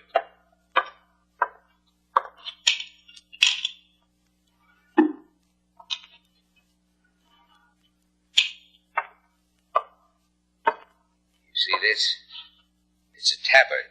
The tabard of one of the Pizarro brothers. Close your mouth, Slate. Who wouldn't know a thing like that? It's a what, friend? There are only 2 in all the universe. Priceless, fabulous. I have them both. Lucky you. Take this one to Robert Hart at the Hotel Pinar del Rio. Ask him if he wants to buy the pair. He'll want them. Tell him Jeffrey, the hat weaver, has them both to come to me for the other one. A question, hat weaver. Why should we do that with this whatchamacallem? Because it was a dead girl's wish. You need more reason than that, Slate Shannon? Look at you, Slate. You're known. The keeper of dead girls' wishes, they call you. You'll live up to it, Mr. Shannon? Yeah, wrap it up. How am I going to look carrying a loose tabard into a hotel?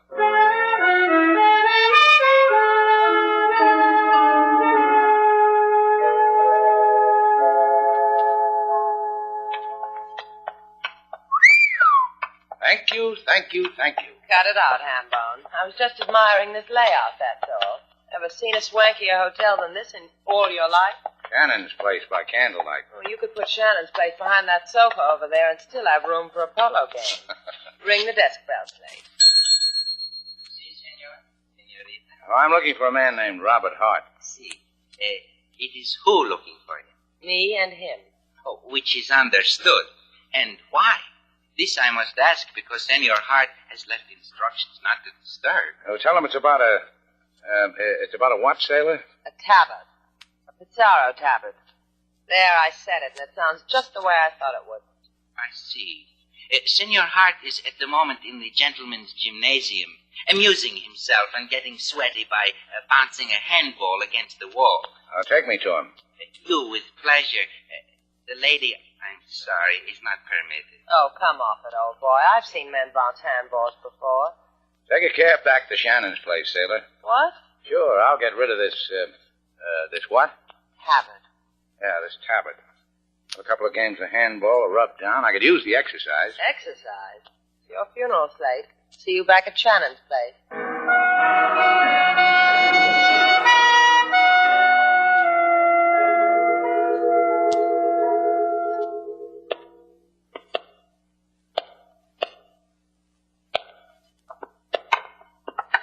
Senor Hart! Hey, tear yourself away from it. You have an admirer. Now, don't call me names, kid. Admire that amateur? Wait till you see me on the court. Like the wind, like the wind. Hello. I most certainly like the way I play. That why he brought you to me? Uh-huh. I tickled him under the chin with the tabard. Huh? The tabard of Pizarro. Interested? The tab? You have it? Yeah. In this brown paper bag. Regular museum piece, huh? Personally, it leaves me limp with cold. Where'd you get it? Jeffrey, the hat man in Paseo Lorca. He says if you want to buy, he's got the other one. They come in pairs, I hear. Like towels, like his and hers. You got expensive tastes in antique bath mats, huh? You lie. You stole it from Alice Marco. You stole it. Cheated me of it. You got sweat in your eyes, Buster. I told you, the hat man. Huh? Alice Marco. You know her, Buster? You know she's dead? I read obituaries. It's a hobby with me. Ramos. I've been waiting for you to ask me. Senor! Hey, what the? To blow on the back of the throat. Senor! Again! He said he was like a wind on the court. A wind. Well, let's take him someplace where he'll blow away.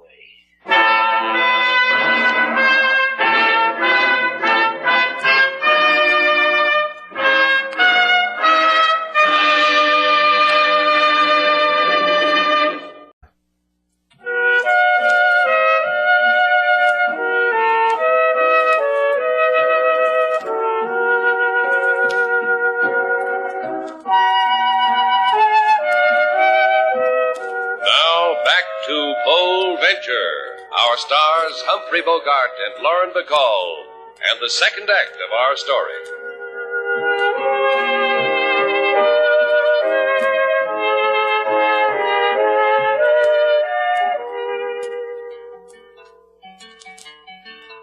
A lovely girl, she fall on Havana Beach, stretch her fingers for life, but beyond her reach. She called for her father she sighed, but on Havana Beach, a lovely girl, she died. Mr. Slate go to look for she father so dear, find a straw hat man who did shed a tear. He sent Mr. Slate on a delicate mission to sell an antique, but no salesman's commission. He wouldn't have taken it if it had been offered, King. I know he wouldn't. I think he wouldn't. That character, I'll bet he would. No, Lady Sailor, he would not. You are closer to Mr. Slate than anyone in 7 universes. Better than anyone in the mansions of Taurus de Bull do you know him. All the constellations of the 7 seas of sky. You better be handing out pamphlets with a pitch, King. Oh, Lady Sailor, No, forget it, King. Just bothers me that a man can spend so much time showing around a tablet of Pizarro. Perhaps Mr. Slate was seduced by a game of handball. Ha! Add another ha. That gives you ha-ha. I'll put it another way. How long can a man play handball?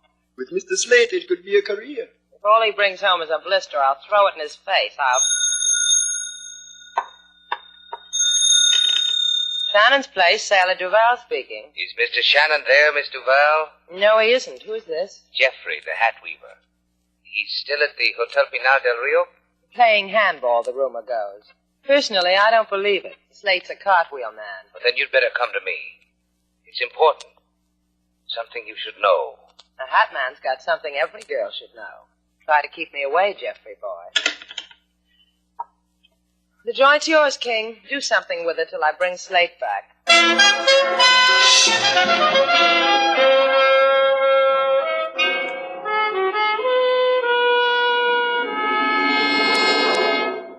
Come on, Shannon.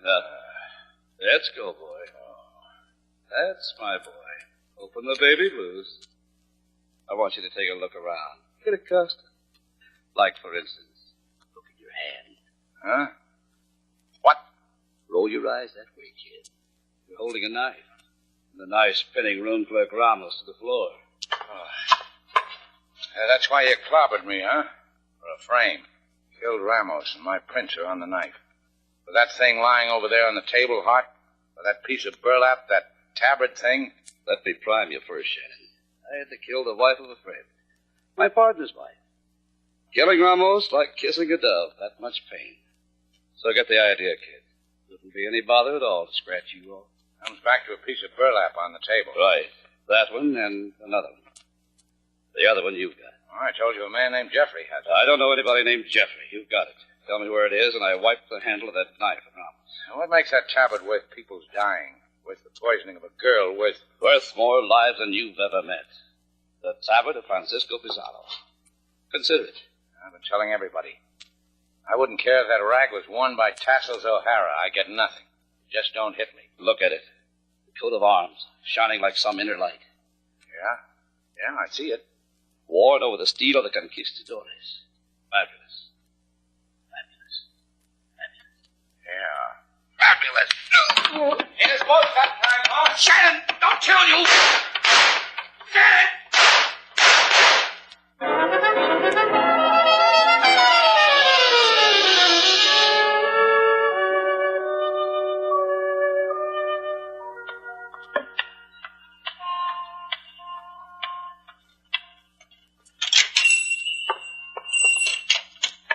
Hello, Mr. Barr.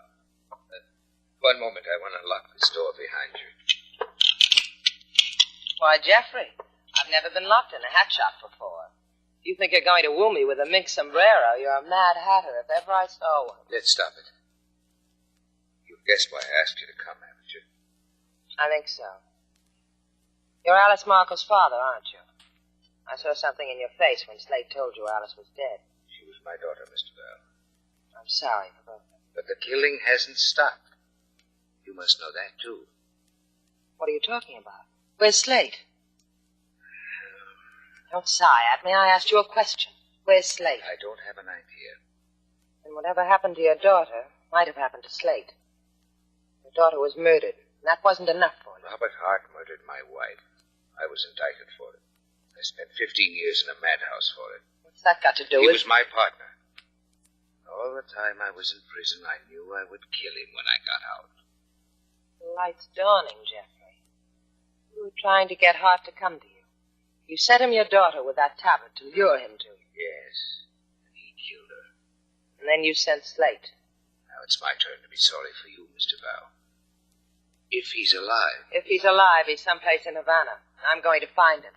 Bye, Jeff. Oh, no, I'm coming with you. You know I've got a murder to commit, Mr. Bow. So I can't let you out of my sight.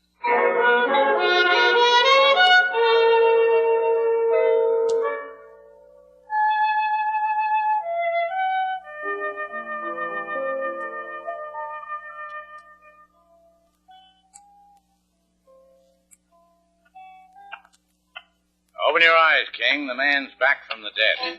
Where's Sailor? She's out looking for you. I'm glad she's out. What makes you so glad? She will not see at first hand the bruises pasted upon you in this alleged game of handball. She will not see the bloodstains on your coat. She will not... That sailor shoe was born with a fairy godmother waving a short wand over her. The things that lucky girl won't see firsthand. The things that a girl doesn't know about me will never hurt her.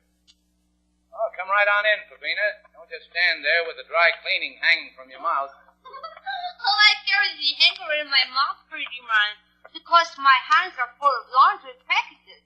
Take them from me slowly. 2 falls out of 3, huh, Pepina? You make very welcome jokes, pretty man. But they are jokes, no? Well, if it makes you giggle, it's a joke. Here, let me take your packages. And now the dry cleaning from my mouth. Uh-huh. You always carry it that way, Pepina? Good for the teeth. You like my teeth, pretty man? Yeah, now that you ask, I like 'em. From Dr. Gonzalez. He sent me quite a dentist. No wobble, huh? Hey, this cleaning, it's for Alice Marco. Stuff I sent out for her. She has no need for it now, Mr. Slate. You know what you just did, King? You just relieved my conscience about tearing it open. Hey, what do you know? A tablet. A second tablet. That's good, pretty man. Oh, you don't know how good, honey. People kill each other for these things. Sailor was looking for me, huh, King? Yes, but I do not know where. The finding of her will be... Child's play. All I do is go to the Palace of Jollies, a dance hall. The last place she looks for me, because she hates to admit I ever go there. Child's play, huh? I know child's play, pretty man. Yeah, bring the laundry around again, Pepina, and we'll rehearse it, huh?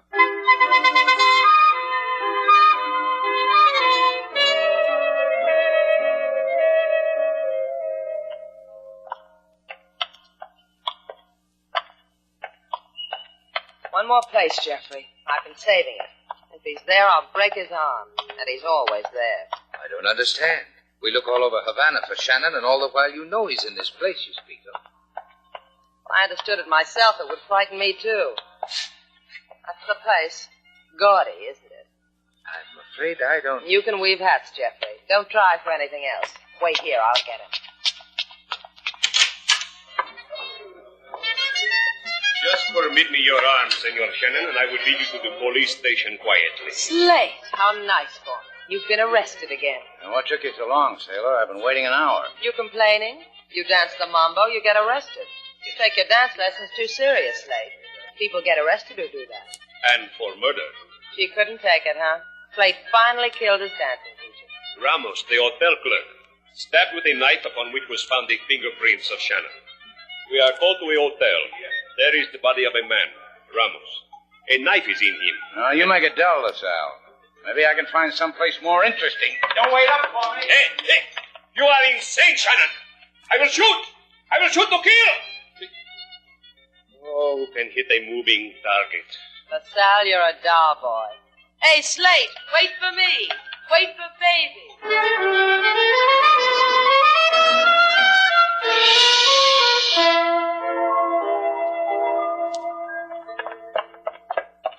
You run fast for an old hat weaver, Jeffrey. Because I've been resting for a long time.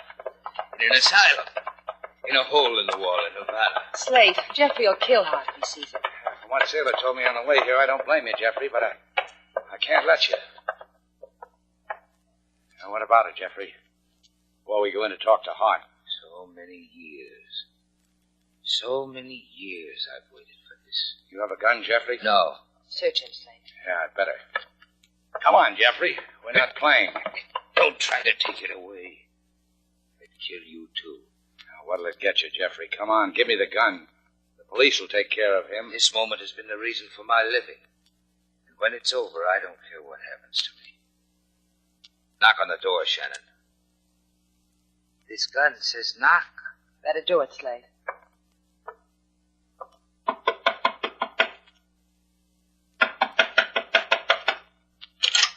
Hart, watch it. Shannon, what are you doing?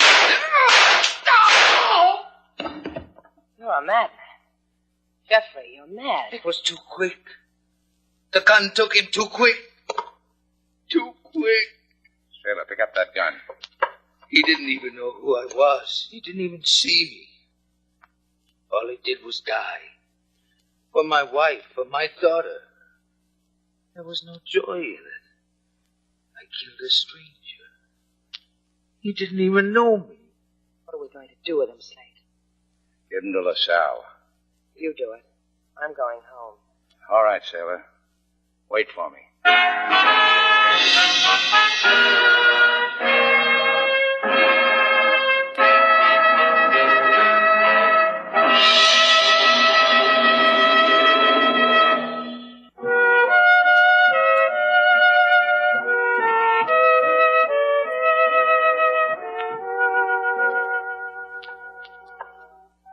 That you, Slate? Yeah, it's me. What did the museum give you for the tablets? Picture postcard of the bronze statue of General Gomez y Parada y Sebastian, the brave conqueror of Lake Hermosa. What it says on the other side of the card. Now, go ahead, read it. All right.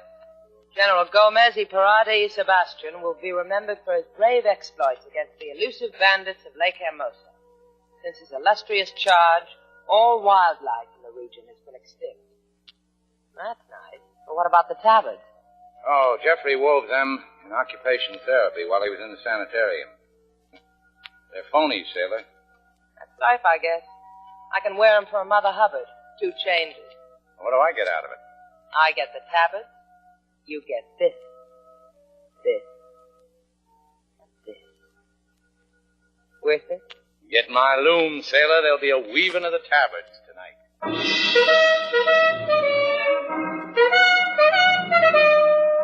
And so, our 2 stars, Humphrey Bogart and Lauren Bacall, have brought to a close our latest Bold Venture story. Special music was composed and conducted by David Rose. May we invite you to listen again next week at this time for another exciting adventure starring Humphrey Bogart and Lauren Bacall together in Bold Venture.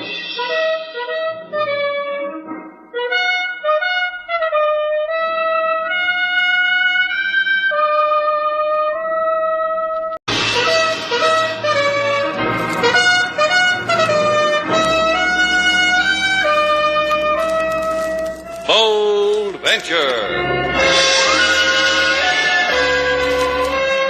Adventure, intrigue, mystery, romance, starring Humphrey Bogart and Lauren Bacall. Together in the sultry setting of tropical Havana and the mysterious islands of the Caribbean. Bold Venture.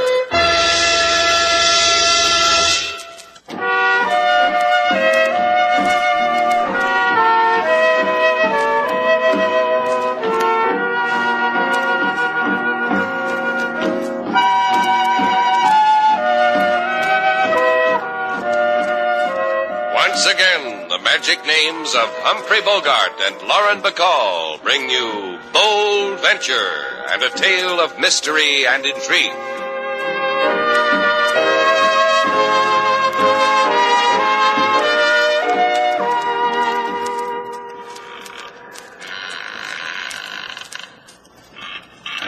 Rock me gently, sailor. Easy. Easy. You're getting the knack, kid. What is it about you, Slate? You can get girls to push your hammock. I got rosy cheeks. What are you sore about? We flipped for it, didn't we? I won. You lost. That's life in Havana. Keep pushing. I had to have a bright idea. Why don't we put up a hammock on the patio, I said. That way the hotel guests can enjoy their siestas in comfort, I said. I keep talking to myself like that, and what do I get? 175 pounds of... Mr. Shannon? That's him, one on his back. You won't remember me, Mr. Shannon. I wouldn't expect you to. It's been many years. Sure I remember. Brewer. John Brewer, isn't it? How are you, Mr. Brewer? Thank you. You're remembering me so quickly. That'll make it easier, so much easier. I used to charter my boat for fishing trips. We had good days together. I don't forget days like we had. I remember once we... Is it okay if I stop rocking you, baby boy, while you reminisce over fish? Yeah, you can stop, sailor. I've had it. You want to charter my boat again, Mr. Brewer? Yes, but not for that. I haven't the money for that anymore. Things are different. What's on your mind? My son. He'll be at the Puente docks tonight, about 1, I think. They said about 1. I want you to pick him up, bring him to me. Sure, we can do that, can't we, sailor? Perhaps you won't be so eager when you know my son has escaped from prison, from Guantanamo prison. My son was in prison for murdering a man you know. Oh. Well, I'll be frank with you, Mr. Brewer. The boat's not for hire to escape murderers. It's a quirk I have. He'll kill. Paul will kill again. That's why he's escaped. To kill the man who double-crossed him. All I ask is you bring him to me first so I can prevent another killing. So I can turn him into the police. The barrio where I live now, the streets, the alleys. The whispers scream how Paul has escaped, how he's coming to... Look, Mr. Shannon, I beg I'll... Don't let him do that, Slate. All right, Mr. Brewer. For the good days we had together. Won't you give him back to the police, huh? I swear it. Thank you. Sailor, get him off me.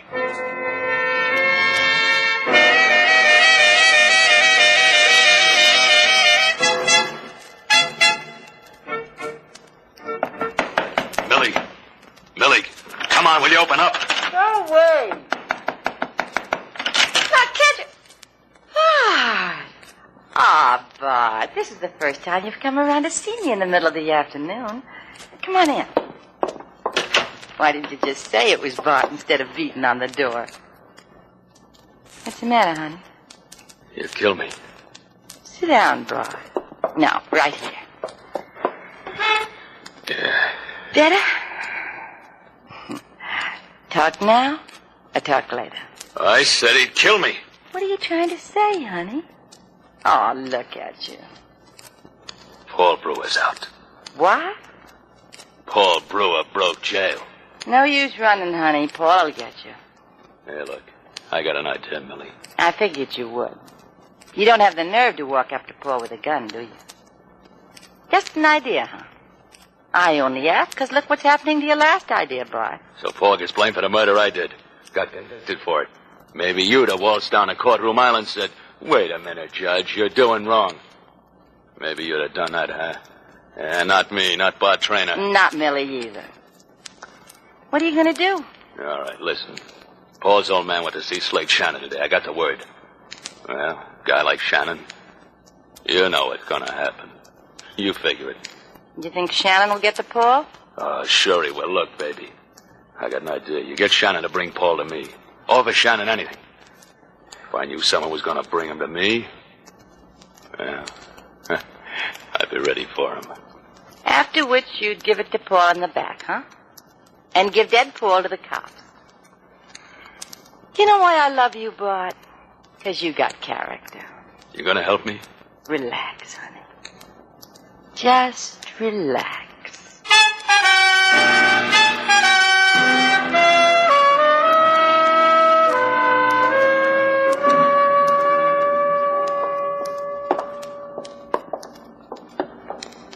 There's a saying, Slate. It goes like this. Mother used to tell it to me. Honey, Mother said, stick your neck out and you'll get a fat rope around it, honey. She always called me honey. Hey, you want to give it up, sailor? Want to go back home? What's home? Moonlit patio? You whispering things in my ear? Me ironing you a clean shirt for tomorrow? Why do dull things like that when for the same price we can get killed? What's with us getting killed? All we have to do is pick up our boat, collect an escaped murderer, leave him on his daddy's doorstep. Shannon, over here. Come to me, Shannon. Huh? I hear a call, sailor. You run on along to the boat. I got a feeling you'll need a bodyguard. Come on, Shannon boy. Anything you say. You're calling for help. That's why you want me, isn't it, lady? You want help? Talk to Shannon, the girls told me. You mean all the other girls in the shop, huh, honey? But I got there first. As you see, it's me that bakes his apple pies now. You're lucky. You're lucky you got someone to do things for, girlie. Me? Millie? Well, I got his word my man broke out tonight. And I haven't done nothing for him in 5 years. I could break a girl in two. That'll be Paul Brewer, huh? Now you can tell me, Millie. Paul. My Paul. The word among friends is that you're bringing my Paul home to his papa. To him, not to me. You tell him I'm waiting. Against a fire. He'll drag you to me. Honest, he will. After that, he can go do what he has to do. You'll wait here, huh? Just so long. Then I stick the cops on you, Shannon. The girls tell me it's 20 years for aiding and abetting an escaped convict. You sure know a lot of smart girls, Millie. Now, you just stand here waiting, just the way you are, against the piling. Yeah, that's it. Ain't it a picture to break your heart, sailor? I wipe a tear. Hold the knee. Or you build roads for the county. You reached us, Millie.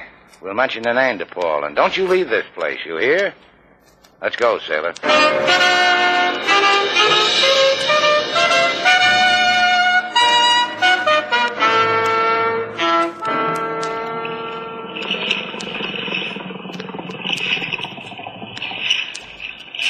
Fire up, sailor. Right.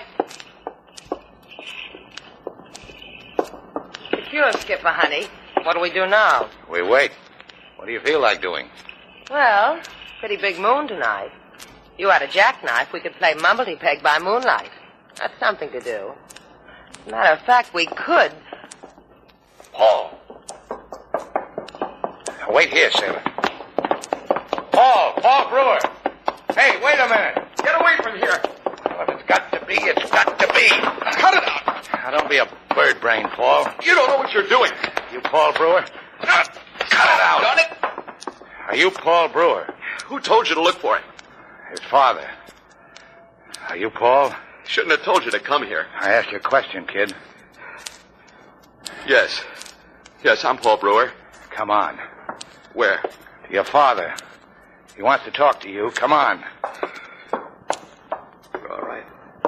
Why'd you break out, kid? Cops probably got orders to shoot on sight. All right, let him. Little boy, huh? Hey, sailor. Is that him? Yeah. Take the bold venture back. I'm taking a wandering boy home.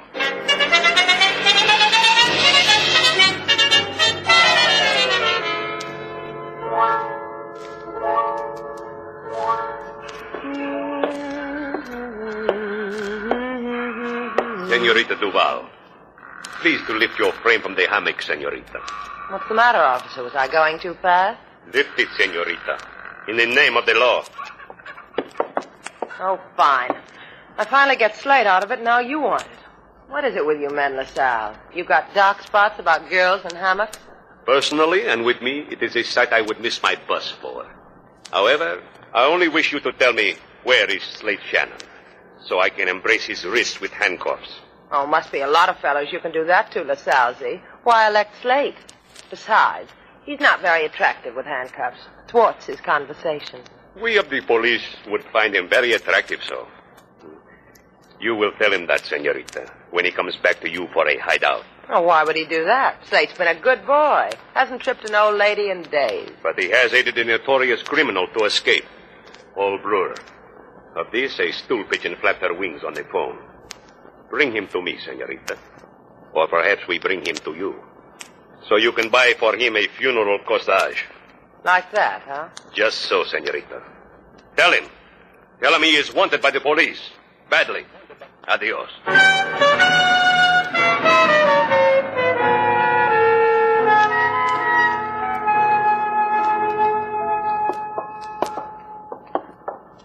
Still the same crummy place. And I spent a young lifetime promising myself to get my father out of 4 flights up in a barrio. I got a philosophy that goes with that. Stay out of jail. It's easier to make money that way. That way you don't have to live forever in a slum. Oh, good old you. You ever been in jail? You ever known a drifter who wasn't?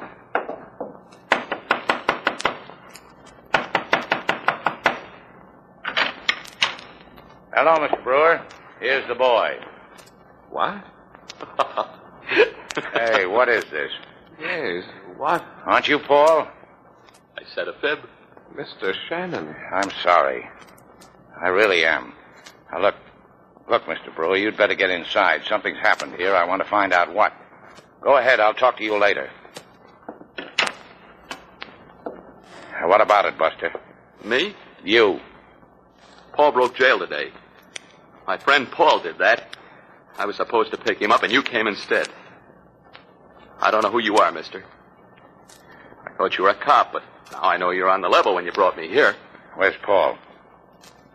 Well, he won't find me waiting for him, so he probably went to a place. What place? Look, I can't monkey with you no more. Out of the way. You're a real brave kid. Yeah, that's me. That's really me. How about that guy thinking I was Paul? Paul, Huh? your name must be Paul. Don't move. I've got a gun pointed at you. Oh, hey, now, wait a minute. Get tired of Shannon's company, Paul? That's why you pushed him down the stairs? Oh, look here, I now. blew him a kiss when I passed him, but he didn't pay any attention. Now, you're crazy. Oh! So I just passed him and went along with my business. Goodbye, Paul.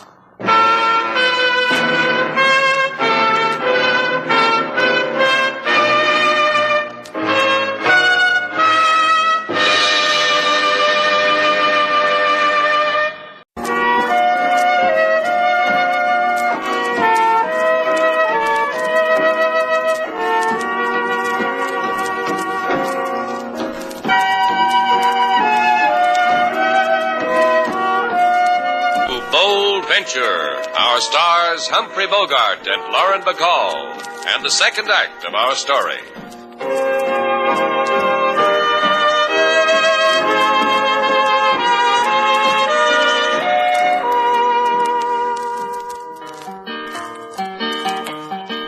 Oh, Havana's a place of possibilities. They give you the city, don't bother with the keys. Go ask any native, they'll recommend Shannon's place, your dollar's friend. The current chatter in Shannon's lobby, where the guests all gather to make hobnobby, concerns a boy who fled from jail, but who can blame him, he had no bail. I blame him, King. Paul Brewer killed a man. It says, Lady Sailor. What are you talking about? It says Paul Brewer killed a man. Well, didn't he?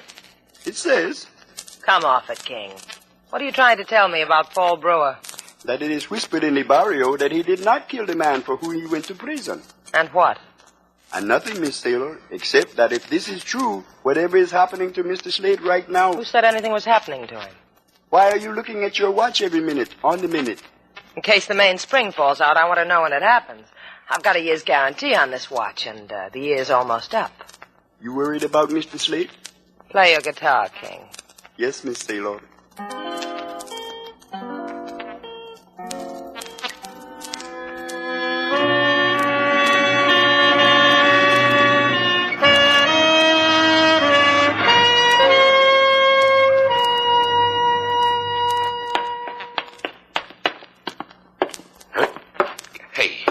What hit you?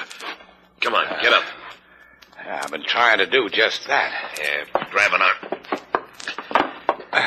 Okay. Thanks. You were lying there for what reason, mister? You betting you'll get an answer because you're holding a gun? Bingo. Well, I got heaved down those steps. You're Paul Brewer, aren't you? I've been looking for you. A cop. Say your last one, cop, or you're going out. Save the corner of the mouth talk for when you meet a real cop. Me, it don't impress. All right, no cop, then who are you? Slate Shannon. Guy your father hired to meet you at Puente Docks. Guy who was supposed to bring you to your father. That could be, too. Let's find out, huh? Upstairs. Somebody else was there. I thought he was you. Your father said he wasn't, which sort of delighted this somebody. He heaved me. Yeah. Come on, move.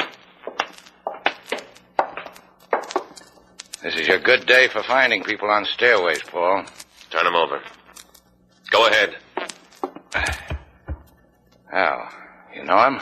Yeah. You? I just told you about him. You didn't shoot him, huh? I met him at Puente Docks, I told you. I brought him here because... Yeah, you said that. Take off, Shannon. Get out of here. Sure. The cops are going to find you, Paul. After a while, they will. After a while, I want them to. Things have got to be done first. Killing? I said, get out, Shannon. I don't want to start with you.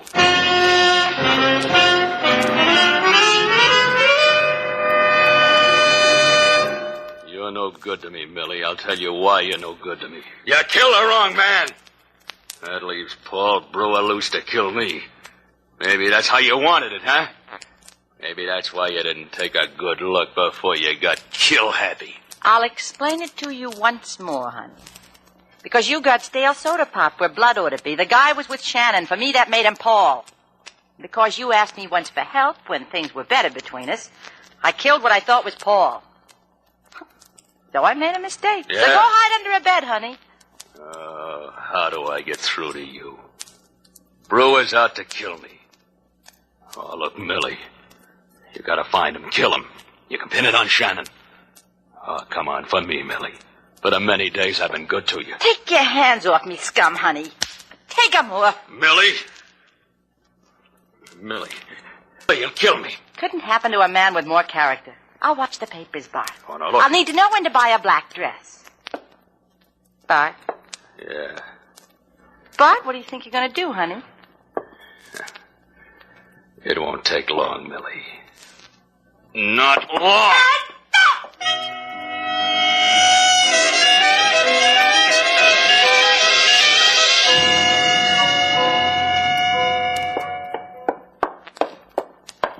Sailor!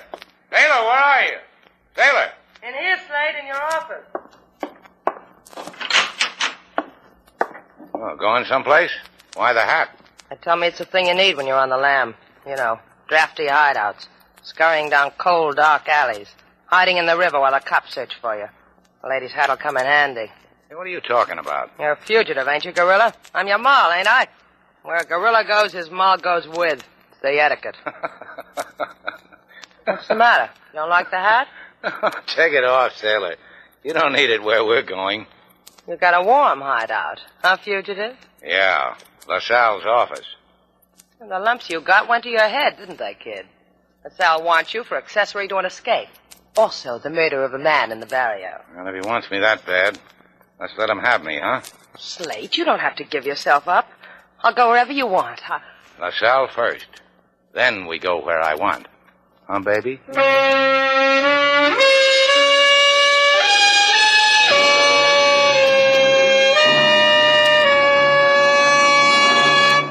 You were wise to give yourself up to me, Senor Shannon. You think so, LaSalle? I don't think so. In 20 years, Slate won't think so either. 20 years, if he lives that long. You still think I murdered that man in the barrio, LaSalle? The man was dead when I found him. I didn't do it. Let us concede the point. Which leaves the matter of aiding and abetting the escape of Paul Brewer from Guantanamo prison. For this we are very furious, we of the Brotherhood of the Police. Oh, so I made a mistake. Brewer's out to kill a man. Maybe I could stop that. Give Brewer back to you. What would that buy me? A pat on your dimpled cheek and a turning of the back. Perhaps, if I feel whimsical again. Who does Brewer want to kill? You ought to know. That's your style in the Brotherhood, isn't it? To know who wants who dead. See, we amuse ourselves with it. I've been studying the file on Brewer. In court, he screamed it was a man-bought trainer who had killed, and not Brewer. That it was a up-frame. Trainer? Got an address on him? The Las Flores Apartment Hotel was the last place he... Now, let's go, sailor. Let's go talk to a man about an up-frame.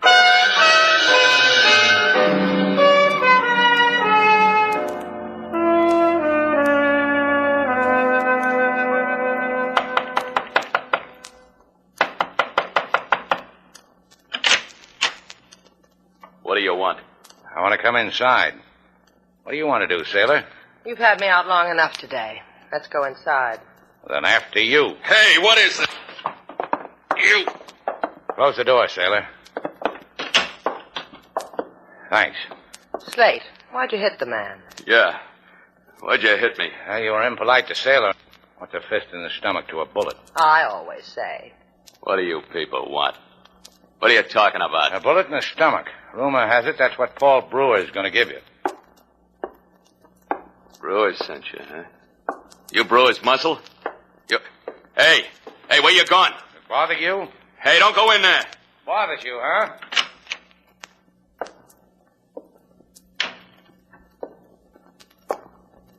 Oh. I don't blame you for being bothered, Bart. Oh, look, she was here when I got home. I don't even know who she is. I found her like that. I know who she is. A girl named Millie. She told me she wanted Paul. Who'd she want him for? You? That girl on the dock, Slate? Yeah. Dead. Yeah, she's dead, isn't she, Bart? Strangled. Oh, look, why don't you forget it? I get rid of it. Nobody even see me. Go back to Paul. Tell him you couldn't find me. Go ahead. Go ahead. You name it. You'll see. I can pay you. You haven't got that kind of dough, Bart. Try me. Try. Why don't you just try? You can name anything you want. Mind if I come in? Come on in, Paul. Everybody's expecting you. You look good, Bart. Haven't seen you in a long time. How you feeling, Paul? Good, good. I'm glad. Why don't you sit down? I'll get you something. Paul, you ought to give yourself up to the police. Don't rush me. Don't rush me. Just want to talk over old times with Bart. You want to talk over old times, Bart? Sure, kid. There was once a day when you killed a man, Bart, and I went to jail for it. Let's talk about that. I'll come back to the cops with me, Paul. You can clear yourself. Take Bart with us. He'll help us. Sure. And Bart will explain about killing Millie. Won't you, Bart? Sure. Sure I will. Let me out of here. Let me go. Oh!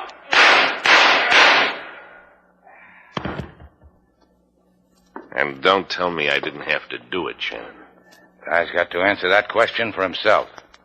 Only maybe he'll die for it, Paul. Yeah, maybe I will. Shannon? Let me have that gun. You'll explain to the old man, won't you? The best way I know how. Here's a gun. Let's go to the cops, huh?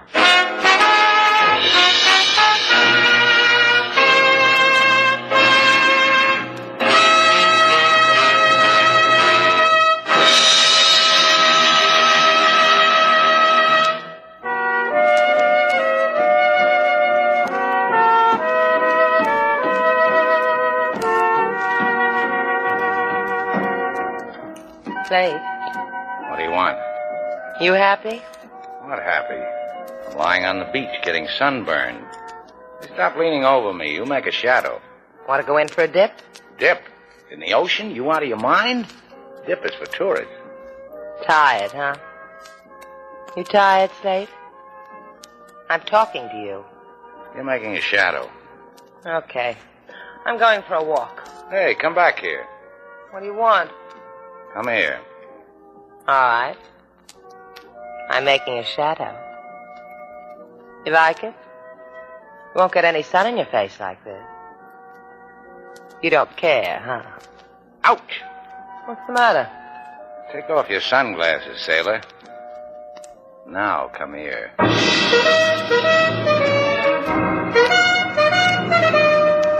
And so, our two stars, Humphrey Bogart and Lauren Bacall, have brought to a close our latest bold venture story. Special music was composed and conducted by David Rose.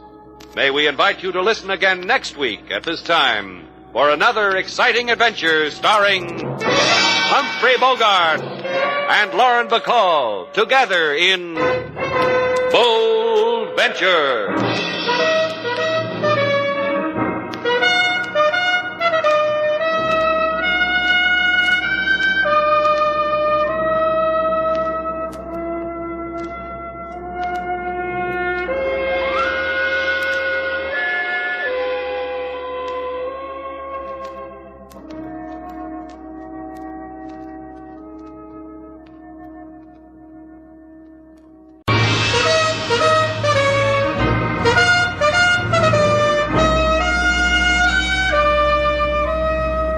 Bold Venture. Adventure, intrigue, mystery, romance, starring Humphrey Bogart and Lauren Bacall. Together in the sultry setting of tropical Havana and the mysterious islands of the Caribbean. Bold Venture.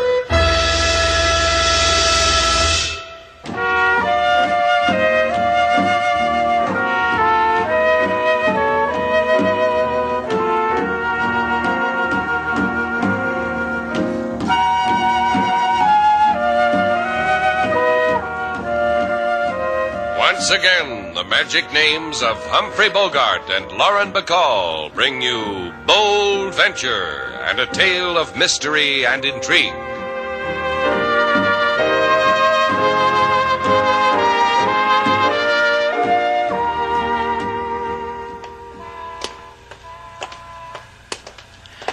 ought to do this more often, Slate. You like window shopping, huh?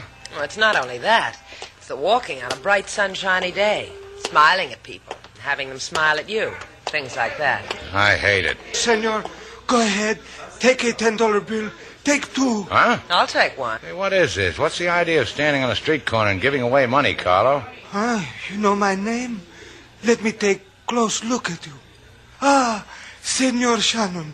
Here, take some $10 bills, Senor Shannon. Is it all right if I stand in line again? Cut it out, sailor. I know this guy, old Carlo. He's got a fishing boat down at the... No, no more. For 30 years, but no more. All Carlo have now is $50,000. Those fish will do it to you every time. Boat sold for cash money. Business sold for cash money. Plus other cash money Carlo have saved from selling the friendly fish is $50,000. Have some, Senor Shannon. put it away. But why should I not give away money, Senor? Well, you tell me. I will be dead pretty soon, so what good is the money? You've got a long time of living, Carlo. No, my brother will kill me. You will see. Take some money, Slate, let's take him home. Sure. Come on, Carlo. No one's going to kill you. Oh, my brother. No, don't worry about it. I'll see that nothing happens to you.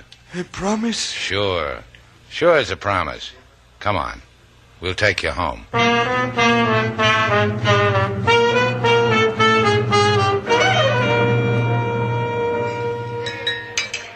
Set before me a banquet, senorita. Everything on the menu. I am rich, and I am going to die soon. Therefore, I wish to eat good before I die. You have many days to live, viejo old man. I will bring you the blue plate, huh? Bring many blue plates for everybody in the restaurant. Oh, yeah, listen, everyone. The blue plates are on me. Sit down. Sit down, stupido. You bring shame. You make a spectacle. I won. Brother of my blood. Brother who wishes to kill me. You are insane. You should be in a cage. Leave the viejo alone. He does no hurt to nobody. Go, senorita. He will not kill me here. He has not the courage with so many eyes on him. In a day you are changed, Carlo. You talk now with the mouth of a man who has no fear of death. Because I have a friend. Friend who will not permit you to commit death upon me. With $50,000, you have bought such a friend. Not bought. His friendship was given. Slate Shannon take my hand, promised. Shannon? I have heard the name. I have heard for money he will steal from a hungry dog. You lie. You are sick with evil, brother mine. He is my friend.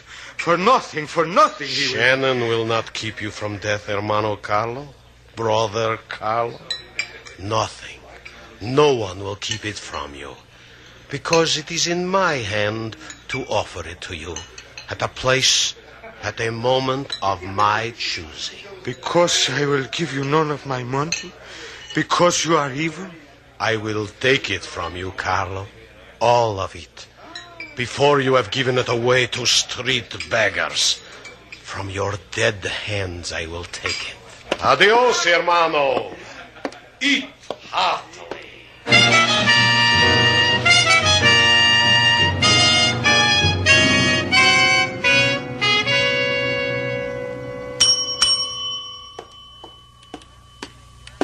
Shannon's place welcomes you, senor. And I welcome Shannon's place. Where is this Shannon of Shannon's place? Oh, you're bashful. You don't like to sign a register in front of a lady. Sure. Slate, come here. Oh, what do you want, sailor? I'm busy. Oh. Shannon's place welcomes you, senor. The Hotel Nifty, rooms 3... You are Shannon of this nifty Shannon's place? Real nifty, huh? I have come here to ask you not to help my brother Carlo. Oh, wait a minute. Who did you say you were? Juan Ruiz. Brother of the crazy one who gives away money on street corners. Brother of Carlo. Please, he will do no harm. Do not ask of the police to put him away in an asylum. He says you want to kill him. For this delusion, I am sending him to a doctor. So he will be cured. So he will know that I have for him only the brother-to-brother love. The doctor will vouch this, what I tell you. The doctor for the head. The Dr. Tracy Jones. Tracy Jones. That's a nice, normal name for a psychiatrist. Was that you having a thought, Slate? Very funny. Slate Shannon speaking. He tried it again, senor.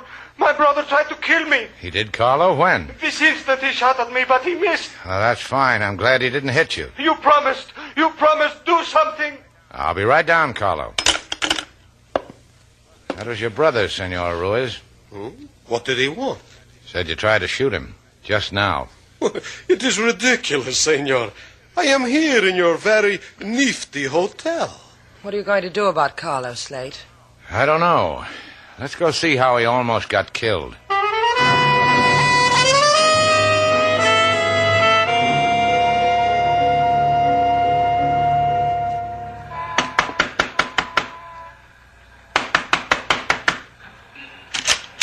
A gentle knock does it, Mac. You want to try again, Slate? Look, if you two got the time to play, you got nothing important to do here. Point yourself north, playmates. Who are you? Landlord. Croft, the landlord. What do you want? We want to see Carlo Ruiz. Oh, grabbers, huh? That's why you want to see Carlo. You're grabbers, part-time panhandlers. And you're his watchdog, huh? I'll give you a reading, landlord. Carlo called me a little while ago, said his brother tried to kill him. His brother was standing under my nose when Carlo told me that. He was, huh? That's where Brother Warren was. Well, what do you know about that? Now that we gave you the password, we can talk to Carlo? Sure, but he ain't here. Go find a street corner with a crowd. They'll be kissing his hand and making the loco sign behind his back. You mean no one tried to kill him? He was making it up? Who said anything like that? Someone tried to kill him, all right. Come on, I'll prove it to you. Right down the hall here. Yeah. Now take a look. Whoever it was stood in the alley, shot through the window at him. And you can see the bullet hole in the glass.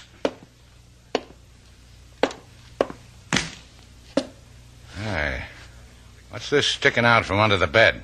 Carlos' suitcase, where he keeps all his dough. Now don't put a finger to it. Don't even smell it. You won't mind a friendly look, huh, Croft? Sure you won't mind? Yeah. Trust you, don't he, landlord? I told you to... Easy, kid. You're among friends. Sailor, come here. What'd you find, Slate? Look. If someone shot at Carlo from the alley the way he said, the shattered glass would be inside the room, wouldn't it? Let me think about it a minute, Sure it would. But the glass is out there in the alley.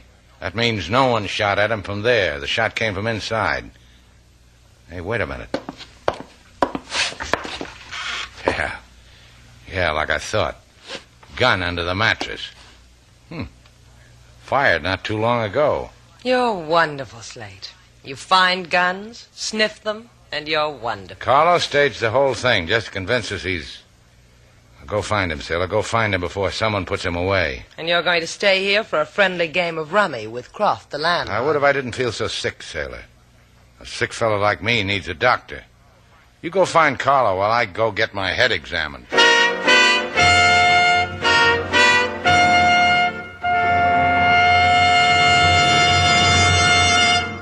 The way you keep looking at me and adding me up, I wouldn't diagnose as neurotic. Not in the least. How would you diagnose it, Dr. Jones? Oh, part surprise because I'm a woman doctor. Part delight because I'm a woman. Mr. Shannon, when were you first aware that you were in need of a psychiatrist? Well, there was the time... then after that, years later, there was the time Carlo Ruiz tried to prove to me his brother was going to kill him. Oh, he told you that? But doesn't he tell everybody? 2 weeks ago, his brother sent him to me. Because of that aberration. He's been coming to my office every day. I have a professional interest in Carlo. What's yours, Mr. Shannon? He's an old friend. I want to help him if I can. Mm-hmm. He does have a lot of money, doesn't he? And he gives it away. Ever have trouble with violent patients, Doctor? I only ask because I can feel it coming on. You would be a provocative one. Don't be angry. I find greed universal. I have it myself.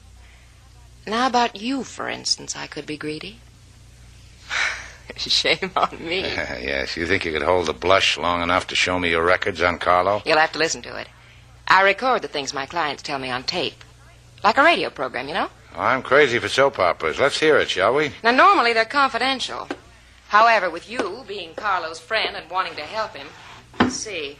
Oh, here it is. Carlo Ruiz case history. Just play it on that machine in back of you, Mr. Shannon. Carlo will enchant you. He always has.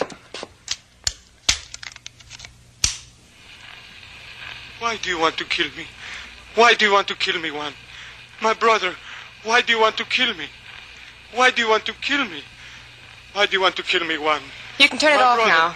That's all he says in his kill me? dreams, over and over My and brother. over. I'll cure him of it. Another week with me, and he'll be cured of everything. Sure he will. Cured of hate, cured of 50 grand. You're a doc after a man's own heart, aren't you, Doc?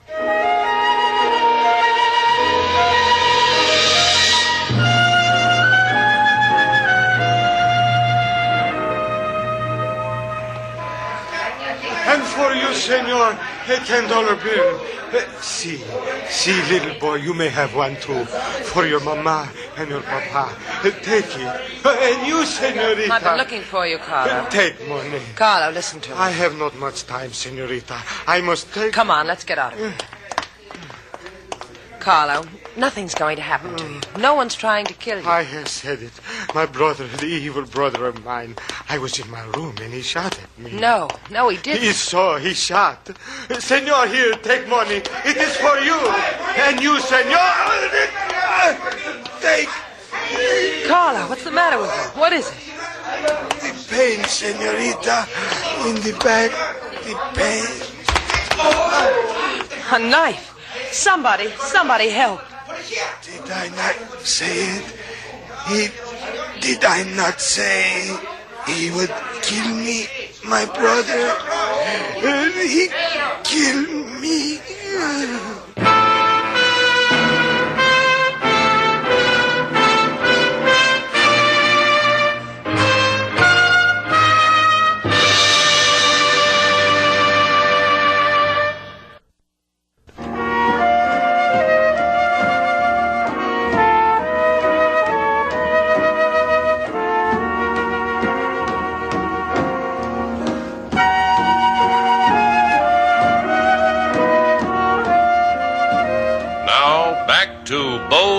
Our stars Humphrey Bogart and Lauren Bacall, and the second act of our story.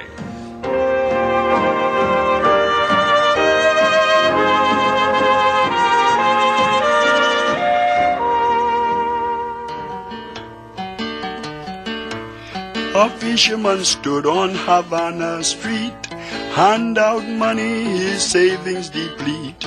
To lady say, Lord, a $10 bill.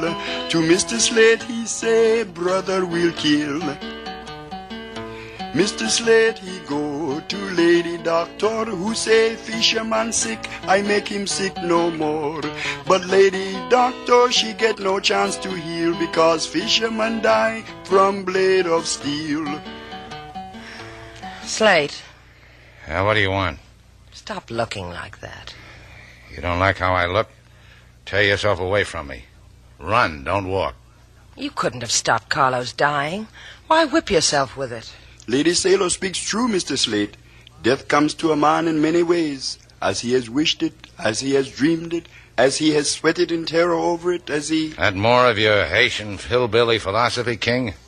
It is only that you cannot blame yourself for the death of a man who... A man who what?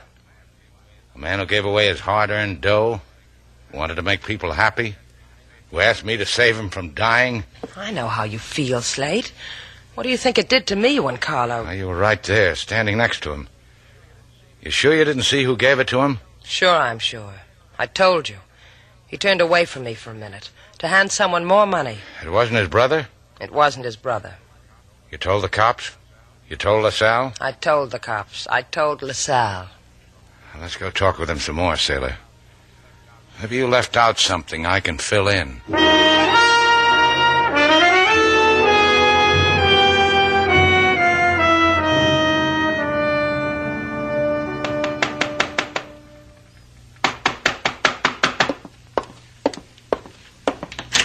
Come in, quickly. I am glad you have waited at least this long to come here, Senor Kennedy. I said I'd handle it, didn't I? See, already the papers have been screaming of my brother's death. Sad. Sad. What's the sad business? You hire me to stick a knife in your brother. Fresh off the boat am I when you come dancing up to me. Now it's sad. Character talk. Now, of course, you wish payment. Uh-huh. Here, this envelope. Make it 2 more envelopes just like it. Por favor? On account of I've been roaming the barrio. Word come up that little brother of yours left a satchel of dough. So it ups the payment. Did you not get the suitcase, what was under his bed? Crawled through the window like you said. No suitcase. You got it, huh? The suitcase. The money. What have you done with it? Again, the character talk, huh? Okay, character. You... See, a character. Because I feel this way, Senor Dead Man. Your dying means nothing. Nor that of my brother. Of the money? Sleep peacefully, senor. I will get it.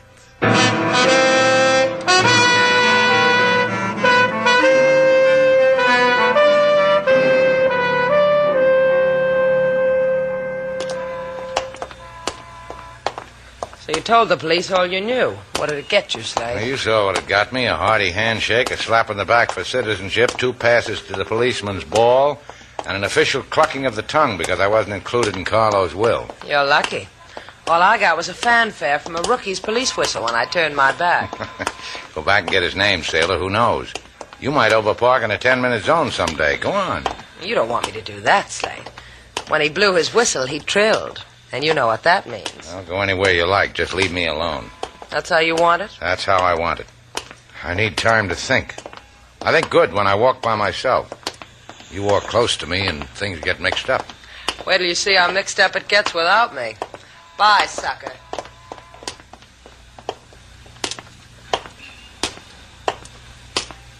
I'm delighted you got rid of her, Mr. Shannon. Huh? I said I was delighted you got rid of your aunt. It'll give us more time together. She's not my aunt, Doctor. She's... Isn't she, though? But you prefer to travel light, is that it? Sometimes. Man never knows when he'll need his hands free to... Of course he doesn't. But first he must bring his doctor a gift. In a suitcase. In Carlo's suitcase. And leave off the pink ribbon. Oh. Carlo's money belongs to you? Is that what you're trying to tell me, Doctor? He promised it to me. You must give it to me. And I'll thank you. In a gentle way. Golly day. No doctor ever talked to me like that before. No doctor... Hey. What's the matter? That guy walking down the street all dressed up in fancy clothes, new clothes. Well, what about him? He interests me. When I saw him before, he was a dream in a dirty T-shirt. So long, Doc. Happy head bumps. Foolish man. So close to death and you think you can run away from it. Foolish man.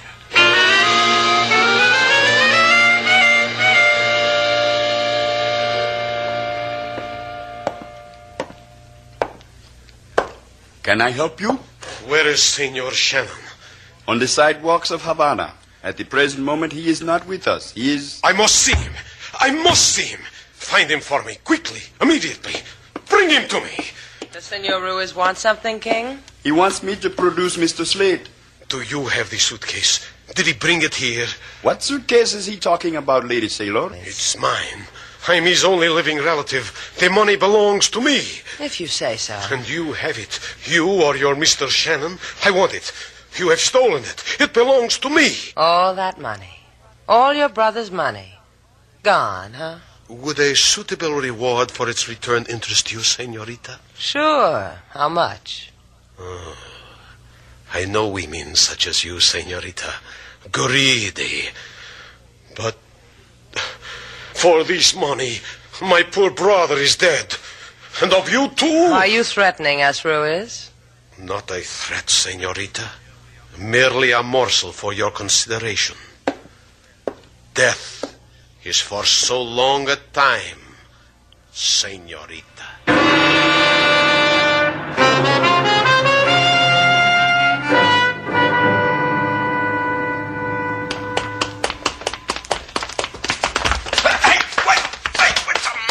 You get off your rocker? Yeah, rock on this.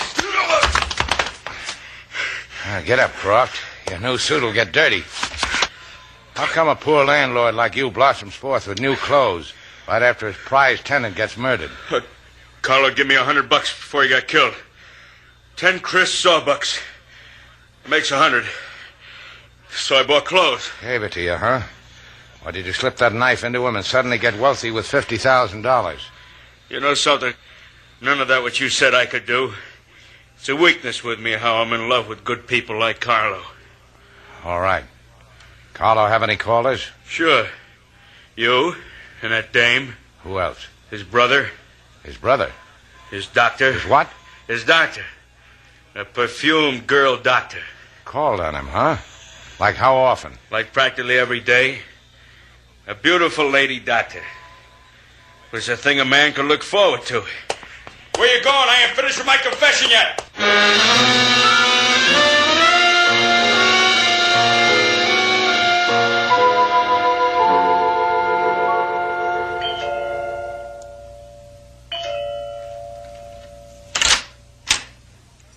Oh, Slate Shannon. What a delightful surprise. No, it isn't either. I see you brought your aunt. Slate, this is a doctor? It is. Your slip showing, Doctor. Well, let's all go inside and join the National Geographic, shall we? You won't mind that I'm a bit disheveled, will you? My last patient thought he was a housefly. Tried to light on the chandelier. Hand me that magazine, Slate. Thanks. You just lost your patient, Doctor. That's it, girls. Have fun, but don't fight. I'm going to look around. Don't go in there. You leave him alone. He can go any place he wants. Get out of my way. I told you can't go in there. Pretty living room. Planning a trip, Doctor? No. That's good. Because this suitcase, it's kind of shabby for a career girl like you. Leave it alone. And the initials CR, what do they stand for? Tracy Jones in code? All this money. Hey, sailor. Breathing down your neck, Neff. Carlo's money. He could have made so many friends with it. He gave it to me because I was going to cure him. They cure it with murder now? That must be a patient, Shannon. May I answer it? Sure. We'll wait in your office. Come on, sailor. Get rid of him, Tracy. We got lots to talk about. I will. I'm sorry. Do not be sorry about anything. Let us go inside.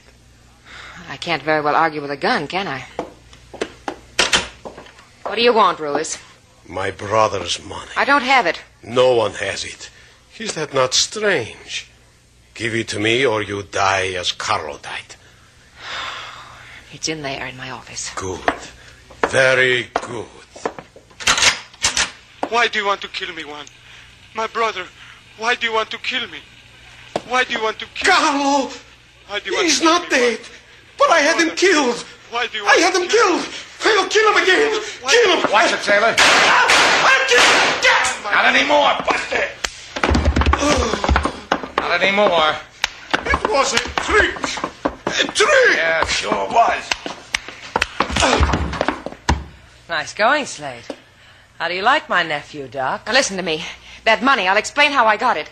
I went back and I took it and I was going to turn it in. The cops will listen. Get your smelling salts, Doctor. You're going to need them.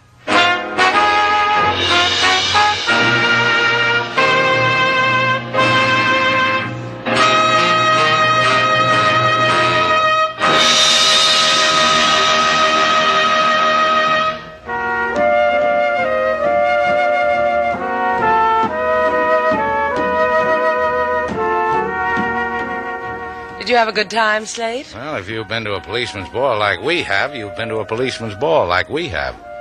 More than that. Well, have you ever danced with a policewoman, sailor? You ought to be proud, Slate. That was Senora Sergeant Babe Alvarez you danced with.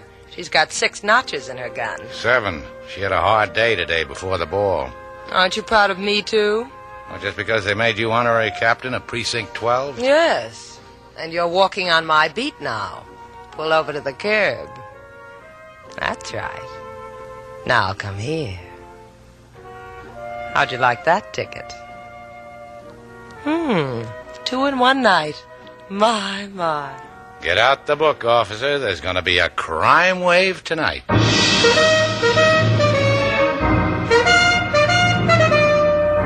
And And so, our two stars, Humphrey Bogart and Lauren Bacall, have brought to a close our latest Bold Venture story.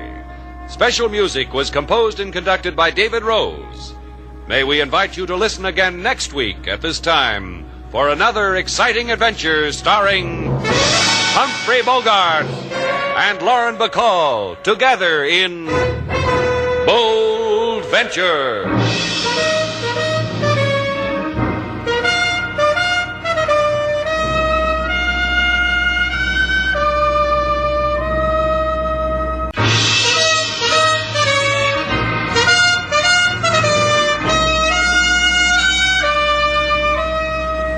Bold Venture. Adventure, intrigue, mystery, romance, starring Humphrey Bogart and Lauren Bacall. Together in the sultry setting of tropical Havana and the mysterious islands of the Caribbean. Bold Venture.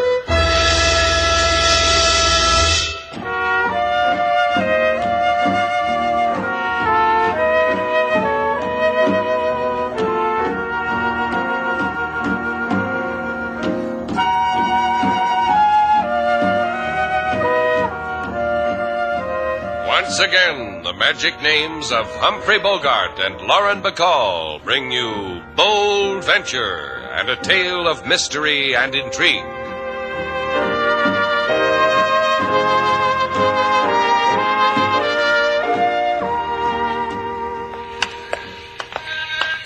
Oh, Slate. Trujillo. Aren't the lights beautiful? Yeah. Trujillo, Dominican Republic. The neon lights and the jukeboxes and the dance palaces make you forget the kids scavenging in alleys and gutters, grinning at you, dancing for you so you'll throw them a Yankee nickel. Now look at them. Raul Murado grew up like this. Uh-huh. And every time before this, when we tied up the Bold Venture in Trujillo's harbor, Raul would be waiting for us, but not this time. He'll be executed for murder tomorrow night. You think that's why his mother wrote to you, Slate? To come here because she thinks you can Who knows what she thinks? I never talked to a woman before whose son was going to be executed. Whatever she wants, try to make it easy for her, huh, Slate? What am I, a one-man army of angels? People start crying, they scream for Shannon. You have come all this way from Havana, Senor Slate, with his senorita. I am grateful. Please to go in and honor my house. Senor Murado, we don't know how to say this. We liked Raul. We're sorry he's going to... To die? Please, the old man, his father, is already mourning for the dead. To him he says such a son is already dead. To him it is not Raul who sits in prison and waits to die, but a stranger. Senora, we can only share your grief. There's not... My boy is innocent. I tell you this, Senor Slate, because I have looked into the heart of my son. He did not murder that girl, as they say. He did not kill. I tell you this. A mother tells you this. He did not kill. According to what we read in the Havana newspapers, he had a fair trial. They proved he... But you will unprove it, Senor Slate. You will do this for Raul, whom you loved, for the old man, for... Oh, tell them that they cannot kill a son. Go, tell them. Slate. All right, I'll tell them. I'll go and tell them.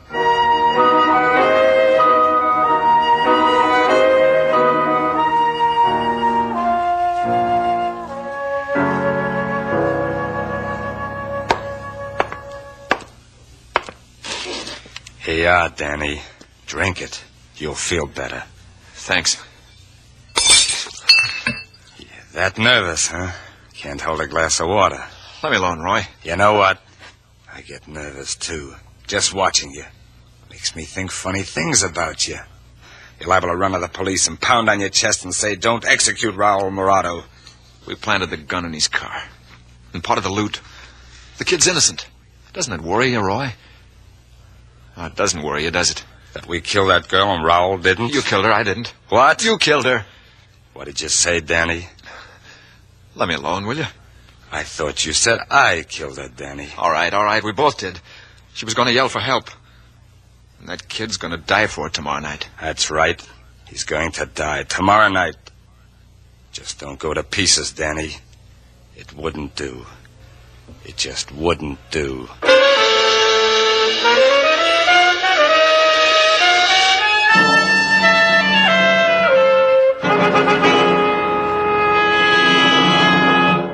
Boy Murado will be executed tomorrow night, Senor Shannon, Senorita Duval.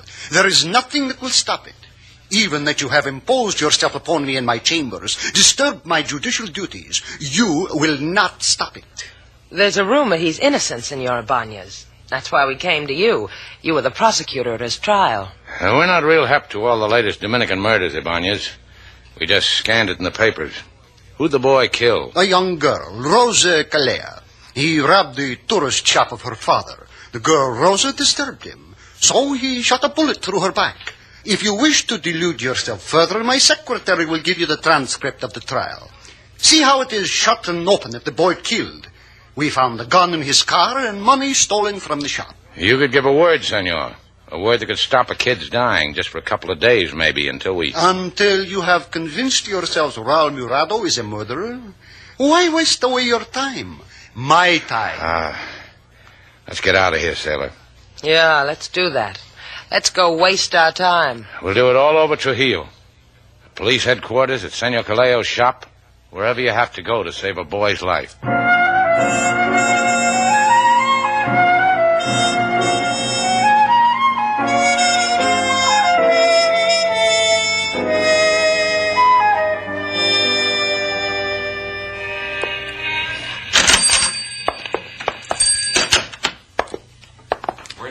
Senor. Senorita, what may I offer for your pleasure? Senor Calea? Por favor, please observe these charming necklaces of coral chips from the reefs of Trujillo. It's about your daughter, Rosa. Raul Murado is going to die tomorrow night for your daughter's murder. Si. Yes, he will die. And I will sing a happy song. His mother said Raul didn't kill your daughter. A mother would say that. What would the father of a murdered daughter say? Mind if I look around, Senor Calea? Please, Senor Dale. My shop is at your command. I got a friend wants something to send back to his sis in Kansas. A pillow or something. Embroidered. She's crazy for him. Take the liberty, Senor. Pick and choose. Thanks. And now, Senorita, you were saying goodbye to me? Let's get out of here, Slate. Wait. Why do you want to know of my daughter? We just came from the office of Senor Ibanez. We read the transcript of Raul's trial. He was found guilty, and, well, he probably is guilty. But this morning we saw his mother. Si. Of anguish, I know. I'm sorry. Then why are you here? What happened the night your daughter was killed? Simply that my daughter was aroused from her reading upstairs in her room by a knock on the shop door. Since it was chilly in the store, she slipped on her coat and went down to the store. She was shot dead. See you later, Senor Calea. I don't know what to get for my friend. I'll bring him back with me. Bueno, Senor Dale. You said she was wearing a coat. It was chilly in the store. I have said that. Yeah, you did. Well, sorry to bother you, senor. Please understand. My daughter Rosa is dead. I have tried to rid myself of remembrances of her. Even her clothes.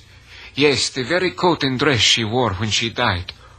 All things of her I have given away, so that my grief will be less heavy. Who'd you give them to? To Martha, who lives in a shack of driftwood on the beach, to keep her warm. Is this not a present, senor? To give away clothes torn by a bullet in the back? Now, adios.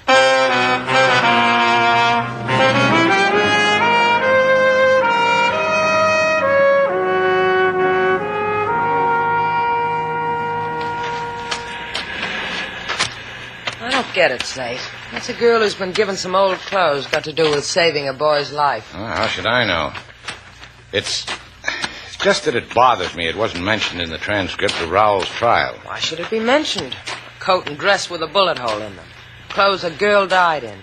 That makes for polite conversation with the kindly police folk. With us. It wasn't mentioned, and it bothers me.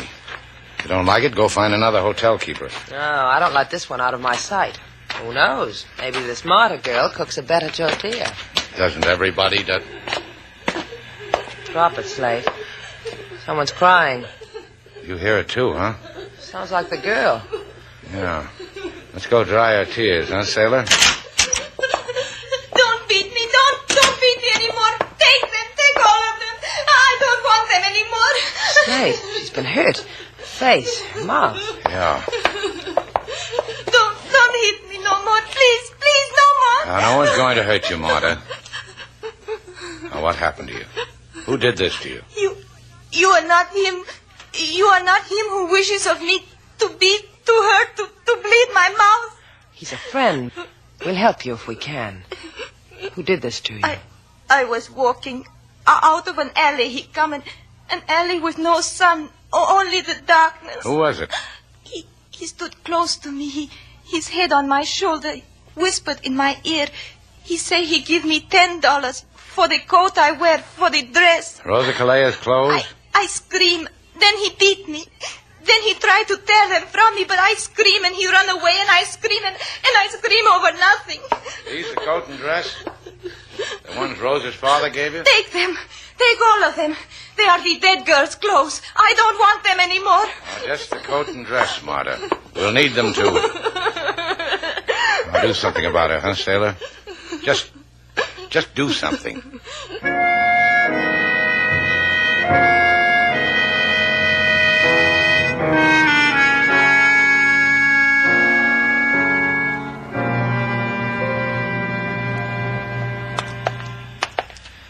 Aren't you going to talk to me, Slate? Slate. Sailor, why don't you just walk alone with your memories tonight? What's eating you? A boy named Raul Murado is going to be executed tomorrow. At 10 tomorrow night. Less than 24 hours from now. Or maybe a murder he didn't commit. You're going to prove that with that coat and dress? Hey there. Wait up, huh? You two peddling clothes around here this time of night? What's on your mind, Buster? Me, I'm a shell for old clothes. I got a thing for 'em.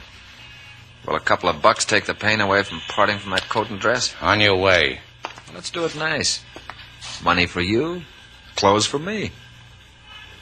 No? Okay, no. I wanted to be nice. This ain't your night, Buster.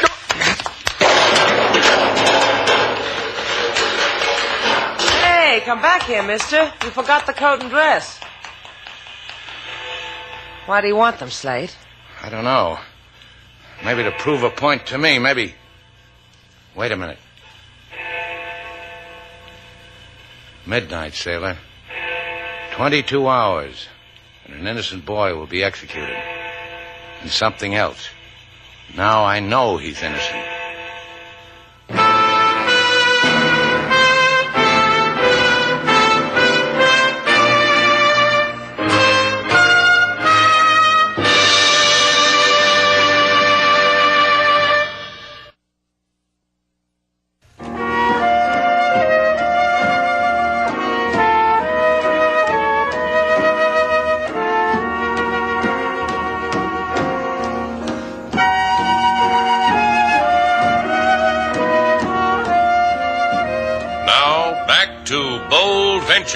Our stars Humphrey Bogart and Lauren Bacall, and the second act of our story.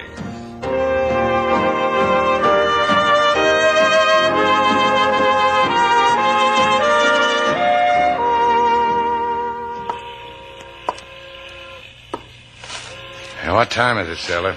It's a little more than 9 hours to go. I didn't ask you that. I said, what time is it? Why don't you go below and turn in? You've been walking around this boat all night. I need you to remind me of it, huh? Sailor, do you think Raoul killed that girl? You want an answer that'll make you feel good, or you just want an answer? All right, I'll tell you. I think he killed that girl. He's going to be executed for it at 10 o'clock. Put that girl's coat on again, sailor. I got it on. Look, Slate, for the last 6 hours I've been wearing that girl's coat and the dead girl's dress because you made me. Because you've got a bright idea a boy's life is going to be saved by having me parade up and down in this coat and dress. What are you trying to build? You just said it. A boy's life. How? Because the bullet hole in the back of the dress matches the bullet hole in the back of the coat? So now you've got proof positive Rosa Calleja was shot in the back. This is common knowledge wherever Rosa Calleja is discussed. That coat's got to mean something. It wasn't mentioned at the trial. Maybe Rosa's father forgot to mention the coat. Could be as simple as that. That's why a guy tried to slug me for it, huh? No bright remark from you, huh? Keep it that way, sailor. I'm going calling on a boy who didn't commit a murder.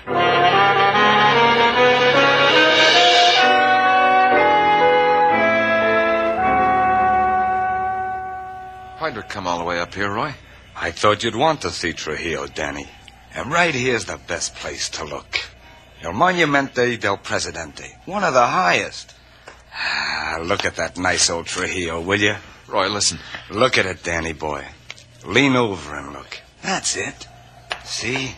Down there, Avenida Princesa. Real famous street. How come you didn't get the coat and dress, Danny? I told you. One of the richest thoroughfares in the world, that street. You know, once you could have taken a guy as big as Shannon. I still can. Once you could have done it. You helped me kill Rosa Calleja. You cracking on me? Come on, Roy. Cracking, huh? Can't afford it, Danny. I really can't. Roy, don't throw me over. Roy, no.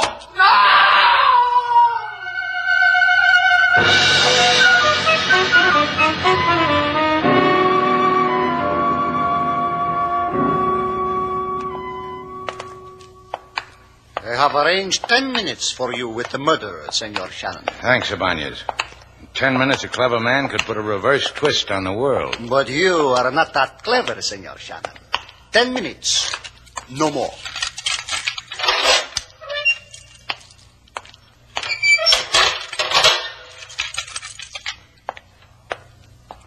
Raul.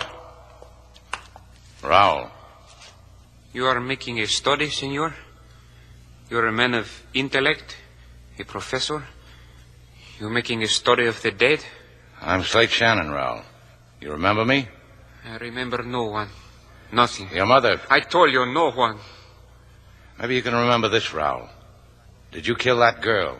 Did you kill Rosa? They say to me, a girl is dead. They say to me, I kill. Her name is Rosa. Did you kill her? Maybe I remember. Maybe I kill her. Maybe I believe I kill her. All the ones outside say I kill.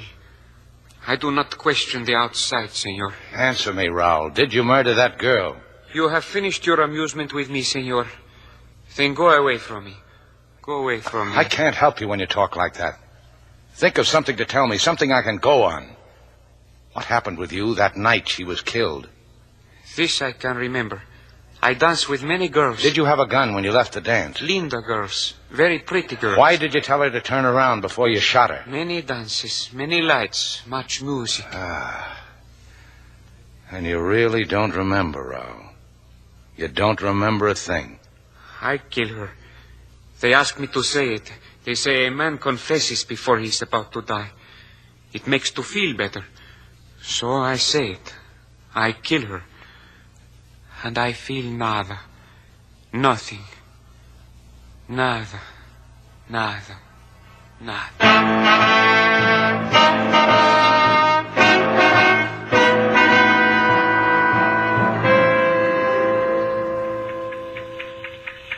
Can't you understand, Ibanez? Look at that clock. There's only 4 hours left to save Raul's life. And you will not save him. You in a dead girl's coat and dress with a bullet hole in line. You do not comprehend that Raul Merado was seen holding up the shop of Senor Calleja. Who saw all that? I have told you. The transcript of the trial has told you, and now I will tell you again. The witnesses to the robbing and killing were 2 cooperative Americanos, Senor Roy Dale and Senor Danny Gar. They actually saw Raul kill the girl? Actually. They were sightseeing, looked in the closed shop window for a remembrance for people in something called Kansas. Saw inside Rosa with her hands in the air. Saw Raoul with the gun in her back, and then heard the shot. Saw Rosa fall, ran for a policeman, found one, reported a murder, as should every good tourist. Why did someone beat up that girl Marta to get this coat and dress back? I do not know. I do not know. Why did someone try to take them away from me? My turn, Senor Ibanez. He doesn't know, Slate. How did they know about that coat and dress the same time I did? I have said it. How did they know about it? How?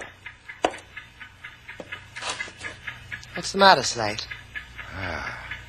I think I know how. Let's go. Now, don't look at me like that. I said let's go.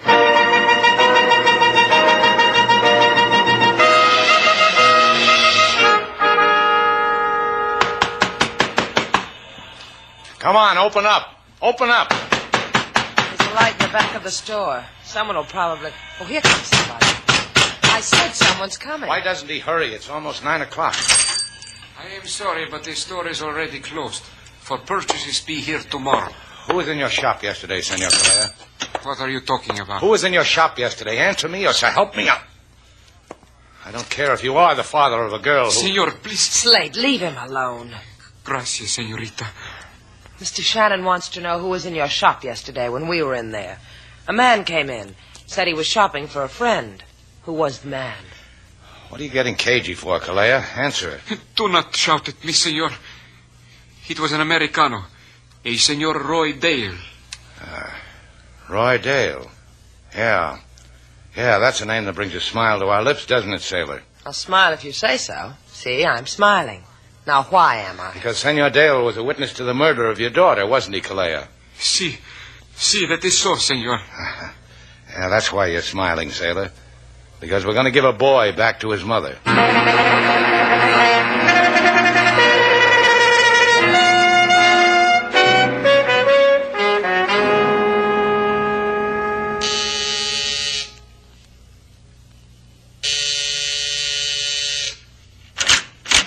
You the cab?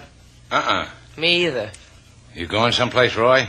What is this? Who are you? Let's go inside, I'll tell you. Come on in.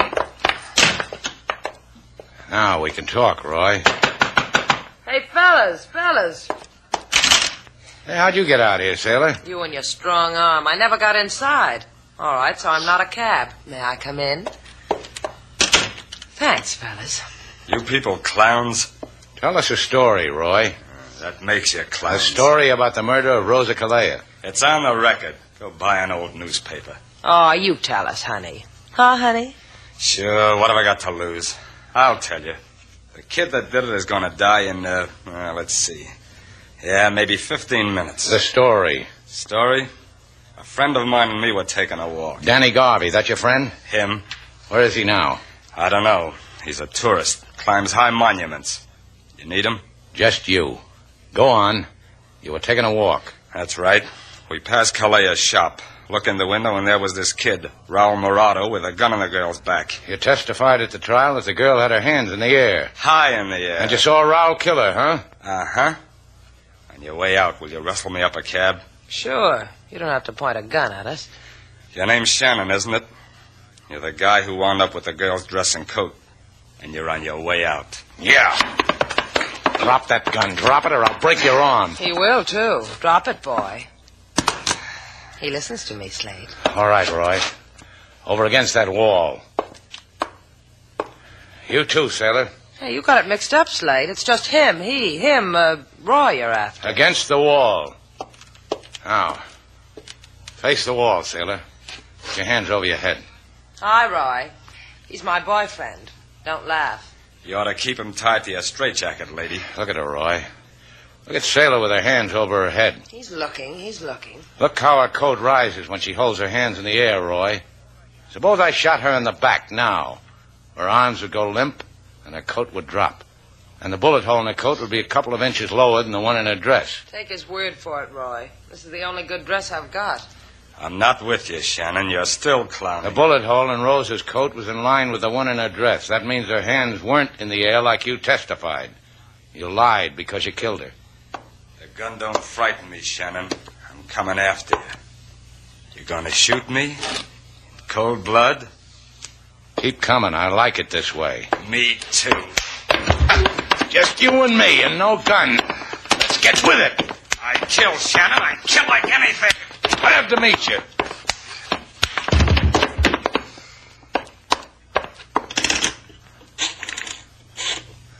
Hey, Sailor. What time is it? Don't get excited. The clock across the street says there's still 5 minutes. Hello.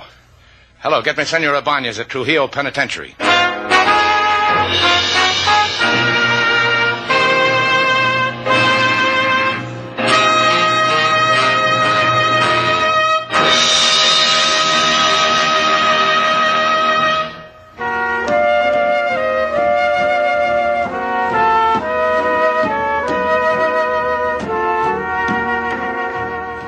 Hey, Slate. Yeah, what can I do for you, madam? Look what Raoul gave me as a token of gratitude. Oh, a Derringer. Oh, I thought it was a little gun. Well, that's what it is, Chowderhead. A Derringer's a little gun. Hey, it's a nice one. It's very old. Uh-huh. It belonged to Raoul's father's father's father's father, who was a bloodthirsty pirate who later settled down with a chicken on a farm. You ought to be proud. Hey, don't point that thing at me. Against the wall, Buster. Now put your hands over your head. What, like this? Keep 'em there. See how helpless you are, Slate? Helpless. You dropped your Derringer, madam. If you stoop to pick it up, I'll kick you in the teeth.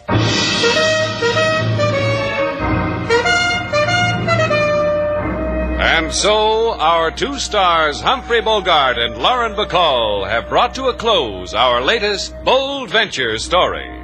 Special music was composed and conducted by David Rose. May we invite you to listen again next week at this time for another exciting adventure starring Humphrey Bogart and Lauren Bacall together in Bold Venture.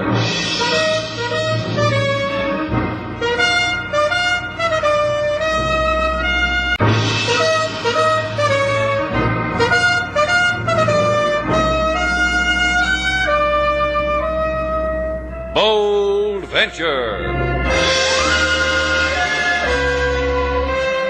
Adventure, intrigue, mystery, romance, starring Humphrey Bogart and Lauren Bacall. Together in the sultry setting of tropical Havana and the mysterious islands of the Caribbean. Bold Venture.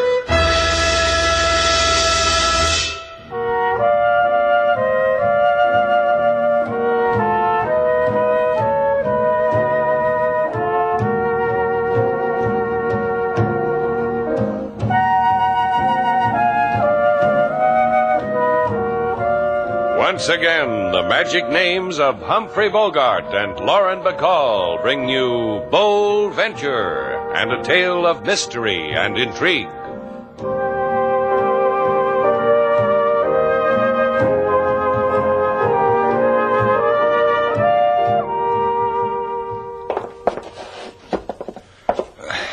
Can you lift his feet, Sailor? I'm trying, but Mr. Johnson's left foot is heavier than his right. Throws me off balance. Come on, let's get him into my bed.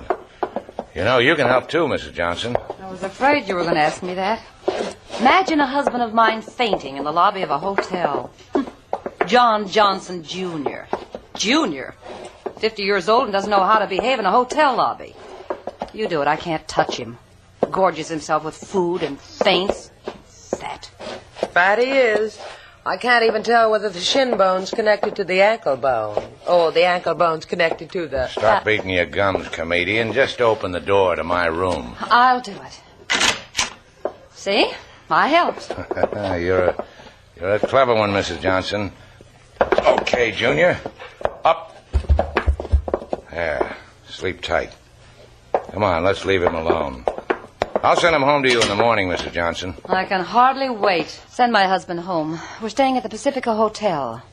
I'll wait for him breathlessly. Now, there's a woman a man can admire, Sailor. Marries a man, obviously a wealthy man, then she can't stand the sight of him. Shows she has a mind of her own. That's good in a woman. That's what makes me admire women so much. Take you now. Oh, you're just saying that because I put my hair up last night. You're such a... A man brought this letter, Mr. Slate. Said to give it to you right away. Oh, thanks, King. Is the man waiting for an answer? No, gave me the letter and scurried into the wild blue yonder. Read this, sailor. Goodbye, Shannon. Goodbye, dead man. Who gave you this, King? A man I never saw before, Lady Sailor. He gave me the letter and scurried into the wild blue yonder. I'll forget it. It's a new way of collecting bills. Hook me up a hammock on the patio, King. I'm going to sleep.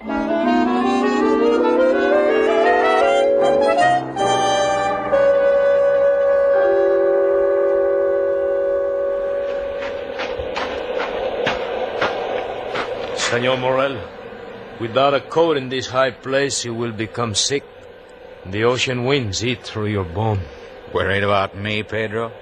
You are a man, senor, whose brain molders with his sorrow. And for this, a man must crawl before you. And other men die. 2 so far. I've killed only 2. You delivered the message? Si. To Shannon? To his servant. Good, that's polite. An invitation to death should be polite. If you have no more need of me... No, stay here. I want you to look out at the sea with me. How lovely it is, how calm. And my wife sleeps in it. There where the moon touches a white crest. How long ago, Pedro? You tell me, how long? 6 years. 6 years since your wife drowned.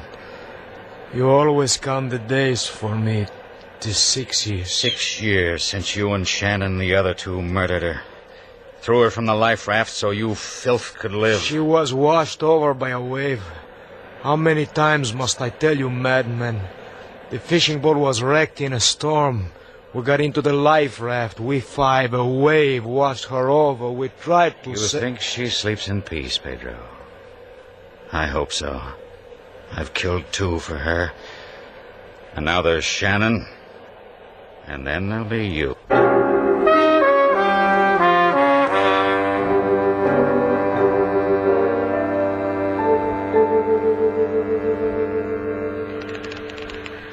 Come on, Slate, wake up.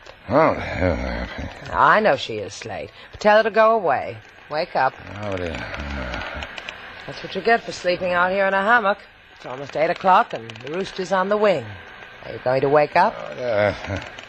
Okay. Hey, what's the matter with you? Going out of your mind? What'd you dump me out of the hammock for? What? Hey, what was that? Get off your back, Slate. Something's happening in the hotel. Mr. Slate, in your room, quickly. Slate. Look at him. Yeah. Dead. Shot 3 times. What happened, King? I was fixing breakfast, Mr. Slate. Heard the shots, ran into your room and saw Mr. Johnson like you see him. Call the police, sailor, and wait around for them. What about you? I'm going to wake up a lady. Maybe she can tell me why she's a widow.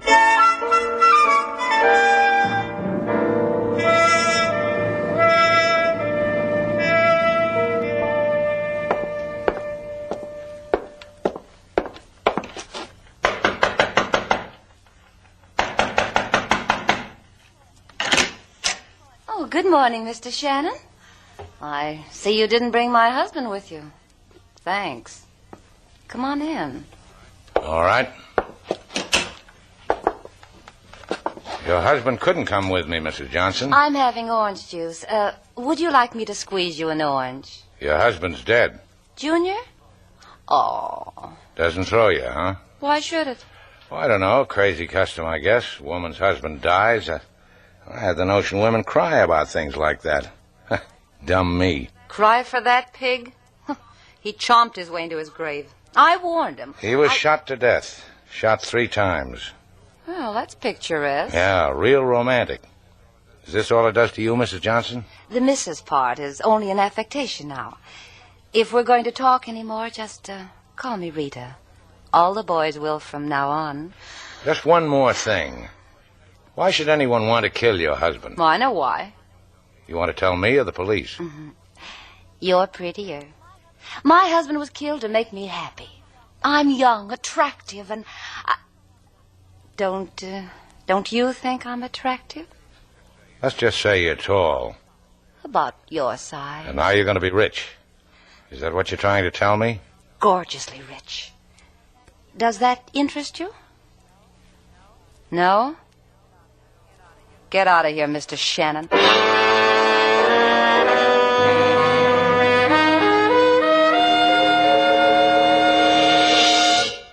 Anything else I can do for you, LaSalle? Let me check my list. We have removed the body of Senor John Johnson, Jr. Check.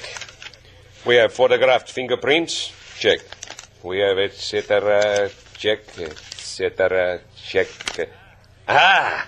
This I have not done. Lucky for you I brought it up, huh? What haven't you done? To inform Senor Shannon that the instant he puts a foot in his hotel here, he is to take his foot and bring it up to my office, to the police. I'll tell him. You want the rest of him, too, besides his foot? But the very instant. It is a matter of... I'll tell him. Do not disappoint me, or your Shannon, senorita. Adios. Perdona, senor. Cuidado. Your pardon for my bumping into your walking body, senor. Pardon. De nada.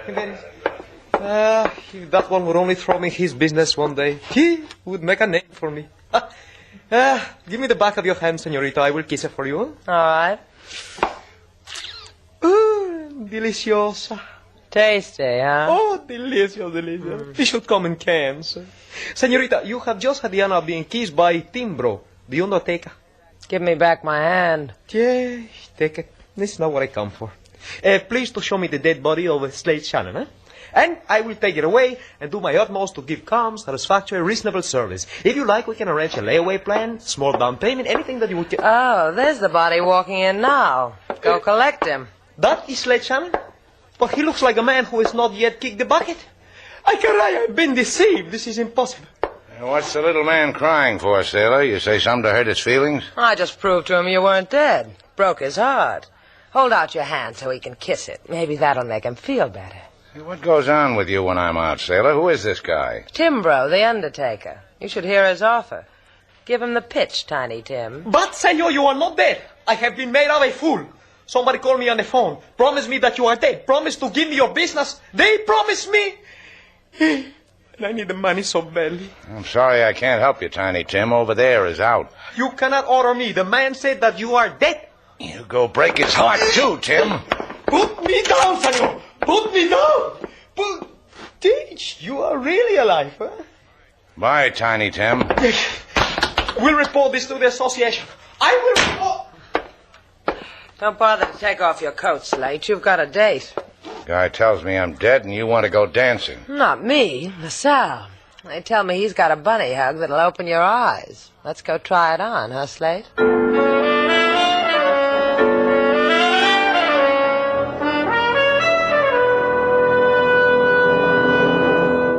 You, senorita, make yourself lovely in my wicker chair.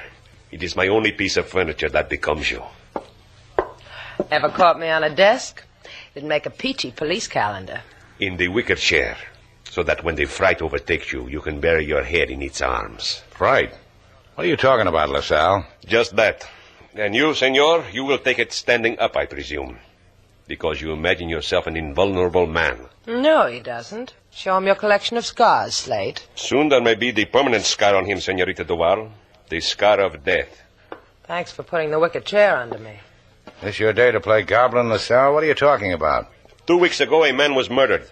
A plain man, Juan Rico. A week later, another man was murdered. So you had a couple of good weeks. What's that got to do with Slate? I will come to it. 4 men have been promised death. 2 have got it. That murder note someone sent me, it was for real. That's what you're trying to say? Precisely. The killer, Johnson Jr., thought it was you sleeping in your own bed. He thought he killed you. Slate, that makes you... Precisely. 2 are dead, and there is still a 3rd and a 4th. Walk quietly in Havana, Senor Shannon. The 3rd death waits for you.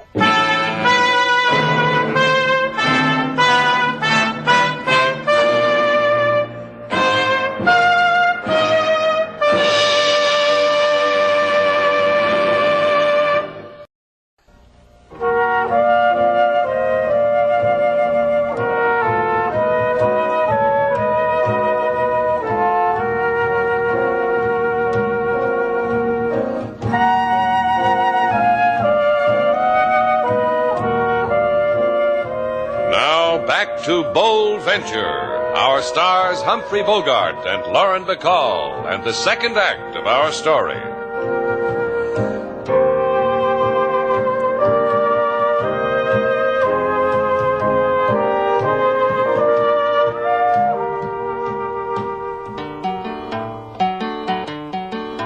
In Shannon's place a man lay him down, in a bed not his own, on face a frown. His indigestion to sleep away, but he wake with little bullets that come to stay. He die in Mr. Shannon's now angered bed, make scarlet the pillow with his blood so red. Then police they say, it big mistake, not him but Mr. Shannon is who death should take. 3 cheers and a rackety racks for the Havana Police Department. Turn a back somersault and lead me in a cheer, sailor. What makes you so sour, Slate? They're trying to save your life. Yeah, but how? They want me to get out of Havana. Maybe I never told you this, sailor. I'm crazy about Havana. It's only for a little while, till they find the murderer. Someone wants you dead, and you want to walk up to him and shake his hand. Because in some rotten port once, maybe a girl whispered you were a hero. Correction. In all the rotten ports. I'm not going to run. It has always been so with him, Lady Sailor. I remember once in Vina del Mar. Suddenly I remember another thing that I have not remembered. This letter came for you, Mr. Slate, while you were at the police. Well, let's see. Just like the other one you handed me, King. The first one, the one that said... You've been asking for it. Open it. Look what it says, sailor. You were once fortunate, Shannon. You will never be again. You going to sit here and wait for it, Slate? You think I'm nuts? I'm going to share it with LaSalle. That's what he's getting paid for, to keep me alive. Now, if you go with me, sailor, you might get hurt. Ain't it always like that, Buster? Let's go.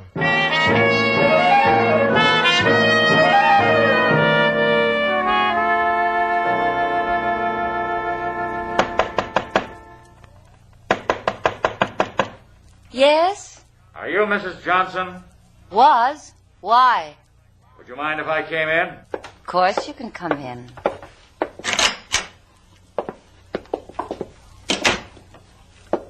I want to look at you. I'll stand in front of these dressing mirrors and you can look at me 4 ways. Like me? What manner of woman are you? I don't know. What don't you like about me, Mr. Morrell. Charles Morrell. What do you want, Charlie? I thought to look at you. I thought to see how a woman grieves, and finally to give you my condolences. Oh, you mean about Fatso getting killed? My husband? Mm-hmm. Oh, you dear boy. And you're not sorry he's dead? The fact that a man pumped 3 bullets into him leaves you like this? Dear, dear boy. Fatso had 3 bullets in him, huh? Yes. That's right, he did. But the papers didn't say so, dear boy. What? You killed Junior? Mrs. Johnson... That's one way you'd know he was shot 3 times. You kill him? It was a mistake. I thought he was someone else. I thought he was... Slate Shannon. I don't like that fellow either. You miss Slate Shannon, Charlie. That's a shame. My wife was drowned 6 years ago. For the first time, I'm looking at another woman.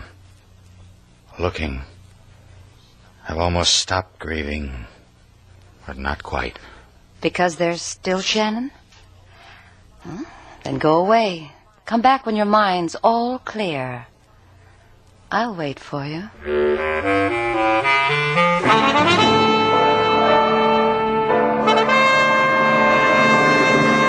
I cannot do what you ask of me, Shannon. I will not reveal to you the 4th man on the death list. And you know who he is? See, we know who he is. If you tell me who he is, where he is, maybe we can save each other's life. Maybe he can tell me why someone wants him and me dead. Maybe he can explain about the notes, why I have to die with guys I never saw before, never knew. That's my Slate. Got A in elocution. Deservedly. Shannon, we do not know where this 4th man is. If we told you his name, you with your friendships in Havana might find him. And because you found him, lead the killer to him. Obviously, the killer knows where you are.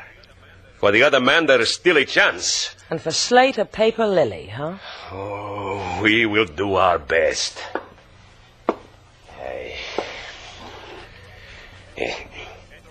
Pedro Avarillo. You said something. It sounded like... Pedro Avarillo. A pitiful little thief who is hidden away from us by his friends in the barrio because they think we wish to arrest him for snatching purses, when all we want is that he should live out his life in comfort for many years in our jails. The barrio shrugs, laughs, spits, and tells us nothing. That's funny. Me, they chew my ears off. Come on, sailor. And thanks, LaSalle. Maybe I can bring us back alive.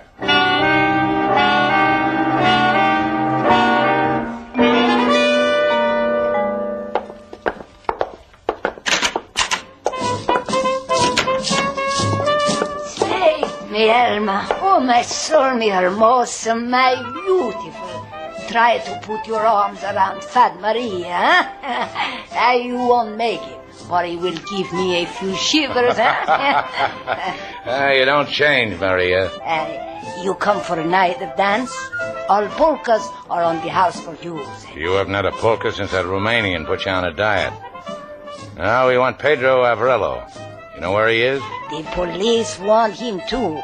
Maybe I don't give him to you because suddenly you are the color of police.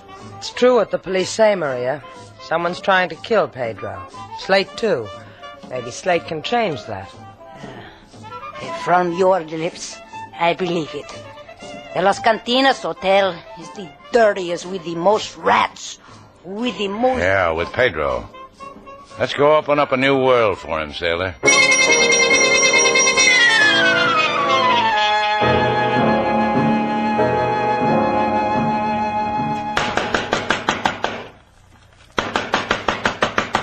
Pedro! Open up, Pedro! I guess he's not here, sailor. He's here. Huh? Sailor looking through keyholes. That's not cricket, girl. Here, let me look. In that chair by the window. See? Paper in his lap. Like he fell asleep. Yeah. Pedro! Watch out, sailor. Wake up, Pedro. Wake up. Slate, look. In his back. Yeah. Knifed to death. Here, wait a minute. Let's get out of here. Yeah. Yeah, what? I know this guy. 6 years ago, I saw this man on a life raft.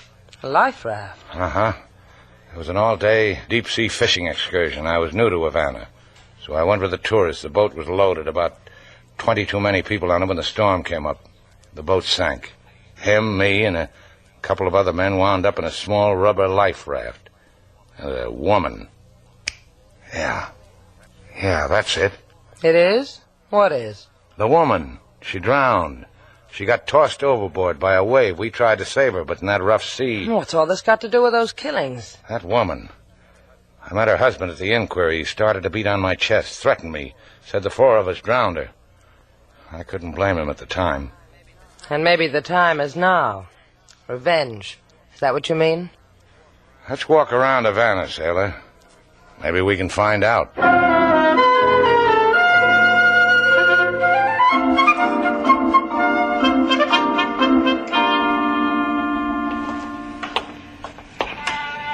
Can't we go home now, Slate? We've been walking Havana for 5 hours. Come on, turn this corner.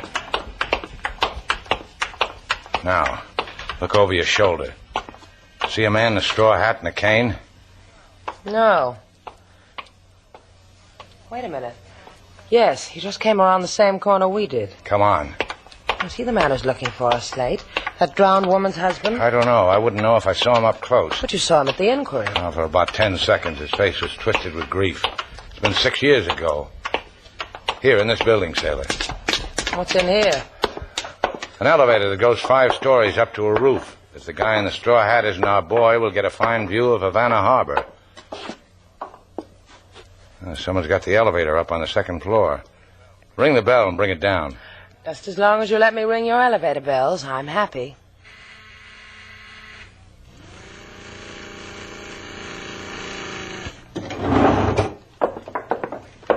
Wait for me. I almost got away from you, mister. Thank you, thank you. Floor, please. I don't want to inconvenience you two. You were on this elevator first. Take it wherever you're going. Well, we were going to the top, to the roof. Why, so was I. It's a fine time to look at the boats. All lighted up, and the fishermen making port. Yes, it's quite a sight for them that likes it.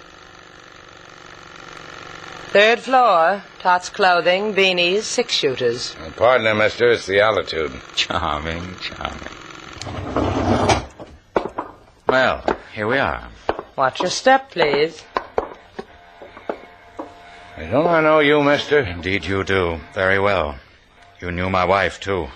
The woman who drowned? Out there. Out there in the ocean. Couldn't be helped. You all tried to tell me that? The whimperings of dying men. Pedro Avrilo didn't have a chance to whimper. He was stabbed in the back. And you, whimper.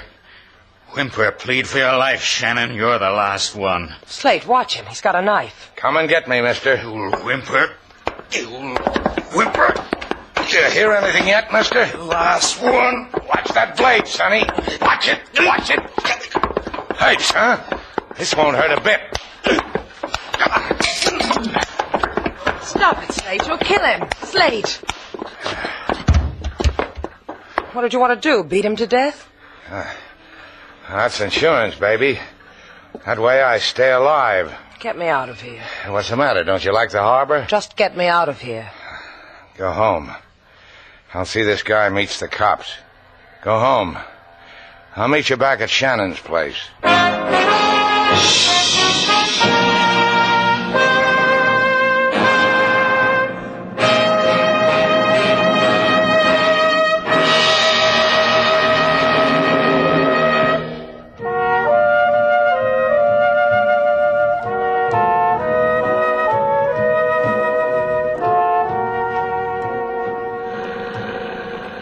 Slate? What? I just want to tell you how much I like it. No wonder. You look good aboard the Bold Venture. I like it, too. Where are you taking me? No, I'm not taking you anywhere. I'm running across the channel for repairs. The carburetor's coughing. So give it cough medicine. You can fix a carburetor. All right. So I wanted to take a boat ride. Come here, Slate. Close your eyes. That's right. That's why you wanted to take a boat ride, isn't it? You found me out. That makes me a cad. Come here. Be careful, Slate. You're rocking the boat. You crazy? I never rock boats. So a little publicity is going to hurt you? Do it again, Slate.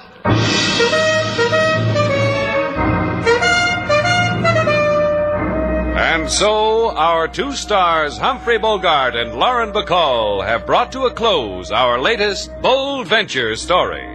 Special music was composed and conducted by David Rose. May we invite you to listen again next week at this time for another exciting adventure starring Humphrey Bogart and Lauren Bacall together in Bold Venture.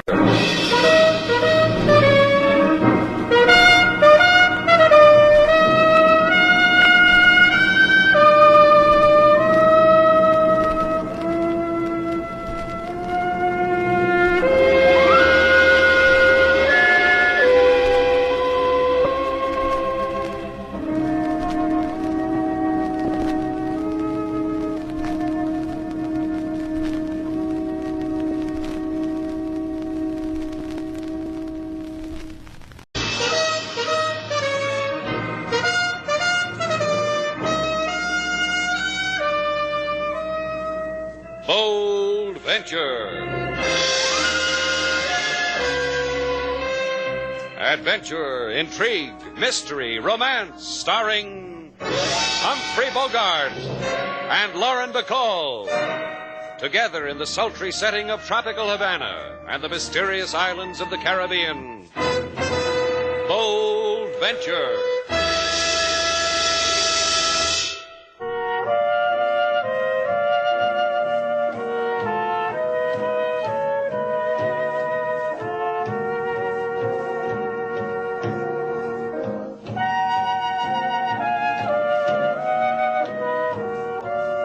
Once again, the magic names of Humphrey Bogart and Lauren Bacall bring you Bold Venture and a tale of mystery and intrigue.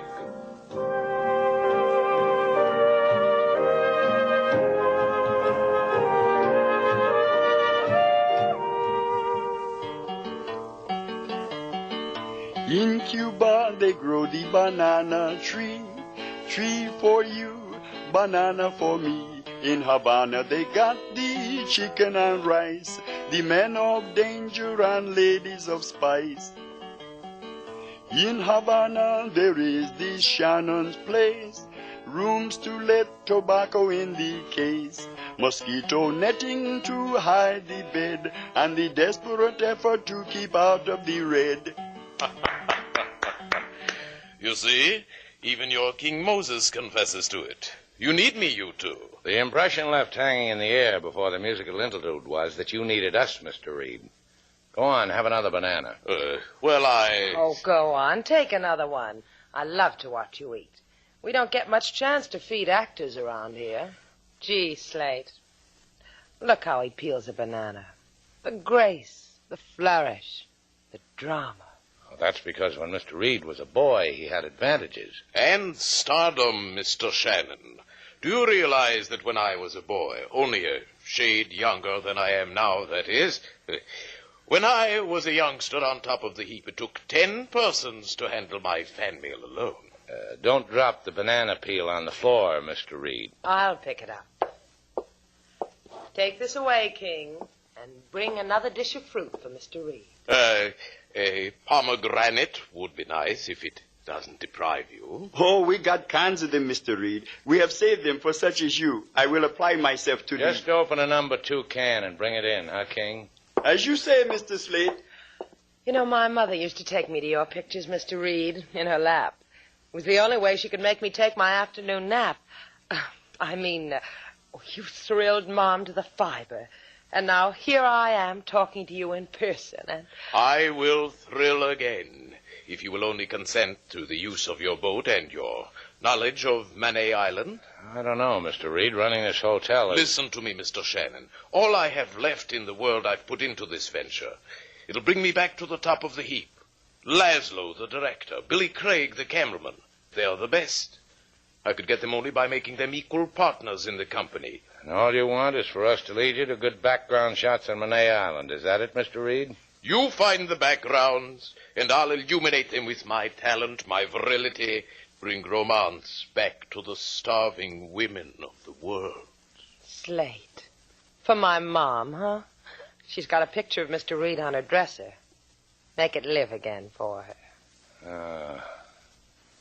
For your mom and for the starving women of the world. Well, there's King with your pomegranate, Mr. Reed. Take it out on the patio, huh? Out there so you can throw the peel to the winds.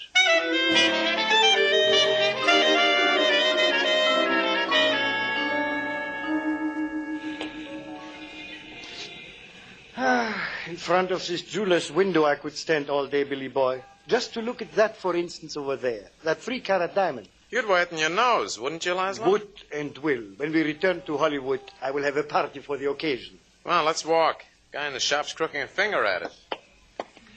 That will be pleasant to have money again. Personally, I think it's a chance to take. Killing Ricky? I don't know.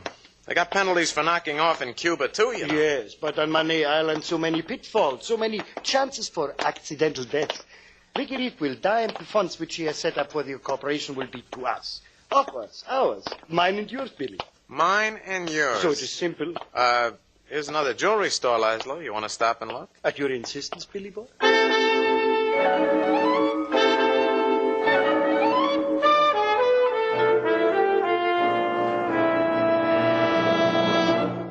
Where's the heartthrob, sailor? Where's Ricky Reed? Out on the patio, acting out incognito. I'll bet that's something to see. Oh, it is. Still, he doesn't want us to let anyone know he's here. For a romantical figure like him, he's not being very cooperative, sailor. You know what else he is, Slate? Likeable. I like him. Yeah, me too. Well, I hope he gets what he wants. The comeback, the tiger skin upholstery, the aftershave lotion, and the swimming pool, the whole deal. Whatever he wants. Amen. When do we take him and his crew to Manay Island? He's been consulting his astrology chart. He says he'll let me know. Customer, sailor, do your nip-ups. Welcome to Shannon's place, madam. The Hotel Nifty, rooms 350. The moon in your lap, the waves slap, slap. All I want is Ricky Reed. Give him back to me. It's where Ricky belongs. It's where he can be safe. Where he can live out his days in dignity and love. Gee, if we knew a fellow like that, we'd sure want him to have all those good things, wouldn't we, Slate? Gee, and gosh, we sure would. You want him dead. You and that Laszlo and Billy Craig. Death Incorporated. You want him dead. You'll take him on that island and kill him and steal his money. And let him die alone in a forsaken place. Make a fool of him. Well, that's not the way the plot goes, madam. The plot says Ricky Reed's going to star in his own motion picture on a tropical island, make a comeback and be famous again, and live to autograph again. Ricky told you that? The boy, the dreamer.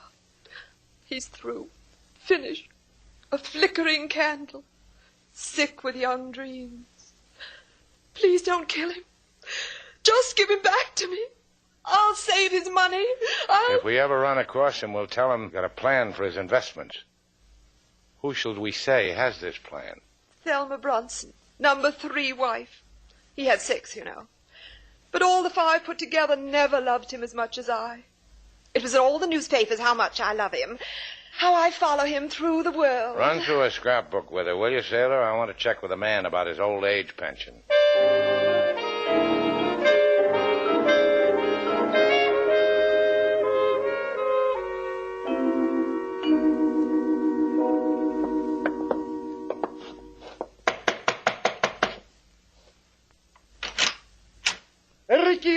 Ricky. Laszlo. Ricky. Me too, fellas. I brought Slate Shannon with me, Laszlo. He's a skipper. Come in. A skipper? A skipper? Ricky means he's chartered my boat for the trip to Manay Island. That means skipper. Means a boat captain. Where's Billy? Like a carefree scamp, he is Billy. With a camera, he is on the sidewalks of Havana taking pictures for sending back. Mr. Shannon wants to ask you something, Laszlo. Uh-huh. So, ask something. A little while ago, a woman walked into my place. Her name was Thelma Brunson. You remember Thelma, Laszlo? Could I forget her? Ask me. Could I forget her? Such ankles and delicate wrists. She said you and your cameraman were going to kill Ricky. But she had no talent. Absolutely, she had no talent. By the peck. She said you've organized this company with Ricky's money. If Ricky dies, all the money goes to you and your boy. Ricky. Thelma was lying, wasn't she? Well, then why should she follow you all the way to Havana? Ricky, tell him. Thelma has never stopped loving me. She has dedicated her life to following me and loving me. That's Thelma's career, and we mustn't speak harshly of her. And you positively want to go on this trip, huh? We will make an epic. Laszlo, you wouldn't... we will leave as soon as possible, Shannon. With a tight skipper.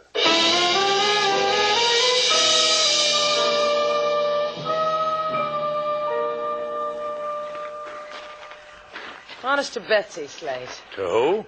To Betsy. Honest to her, Slate. I'm enjoying myself. Small deserted island in the Caribbean. Walking along the beach at midnight with Slate Shannon. Yeah, makes a girl flip, huh? In spades. Let's just stand here for a minute, huh, Slate? Slate, I feel... Yeah, I know. That's because you're standing in water. Your feet are wet. Hey, back off, will you, sailor? Wait. Slate, look. Hey, what's the matter with you, Buster? What's the big idea? Taking pot shots at people? It's a whimsy of mine. I've been taking pot shots at birds for 6 years. People are bigger.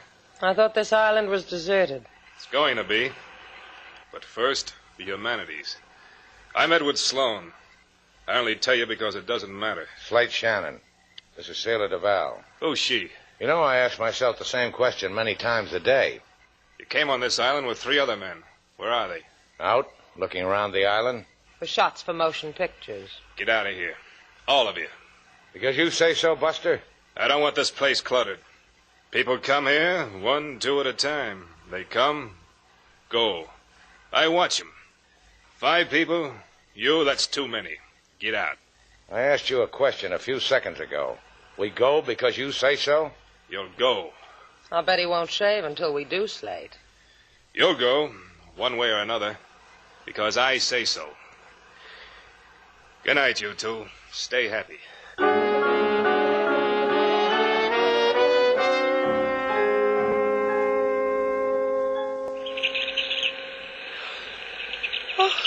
Oh, shut up. Oh, who can sleep? Slate? Slate, you awake? I'm asking you something. You awake? No, baby. I just bolt out of my bedroll like this whenever one ant slaps another one around. Let's go wake up Ricky, huh? I want to check on how movie actors wake up. There you go, sailor. I don't think I could. Not without my breakfast first. All right. You don't care who I go around waking up. All right. Ricky, Mr. Reed, wake up. It's the dawn of a glorious tropical day. It's get up and emote time. It's... Ricky? Slate? Slate, come here quick. Please, Slate. Yeah, what's the matter, sailor? Your actor friend hates you in the morning? Look at him, Slate. Dagger in his chest. When I turned him over, Yeah. He's dead. Ricky paid for his own comeback, sailor. He never made it.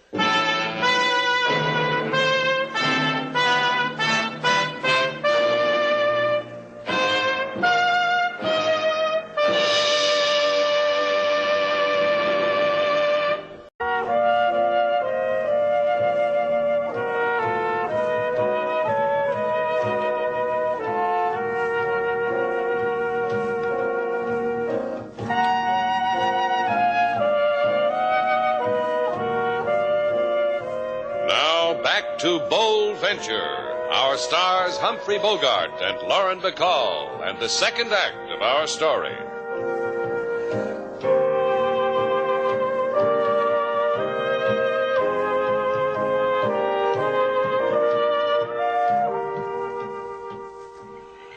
Poor Ricky. One moment dead, one moment alive. Why should it happen to him? a lady warned us it might happen, and it did. We woke you and Billy up so that maybe you could tell why it should happen to him. What's with her, Shannon? What's with her is a question. Somebody stabbed him during the night. Terrible, terrible. Question. How much money did Ricky have invested in this nothing-type production? You will wait. I will think. 100,000, 200,000? About in the middle. A little to this side. Approximately $160,000. Imagine that. And now it belongs to you. Him and me. According to the terms of the contract. In Hollywood, everything is contract. He forgets about it, Slate. We're liable to whisper it around that Ricky's murder had something to do with Billy and Laszlo. Or equally you too. You will need proof. Personally, Billy and I resign from the responsibility. He's right, sailor. Leave us not forget the man with the beard, Eddie Sloan. He threatened us, remember? Who threatened? What threatened? Last night a guy took a shot at us. A guy who lives on this island. Warned us away. So we're waiting for what? Let's get out of here, let's. There he is, sailor. He's on our boat. Come on, we're duck standing here. Laszlo, quick, behind these rocks. Hold on your face, sailor. You all right? I hope these palms are the sheltering type palms. I'll dig a hole in the sand for your head, baby. You're going to have a long time finding out.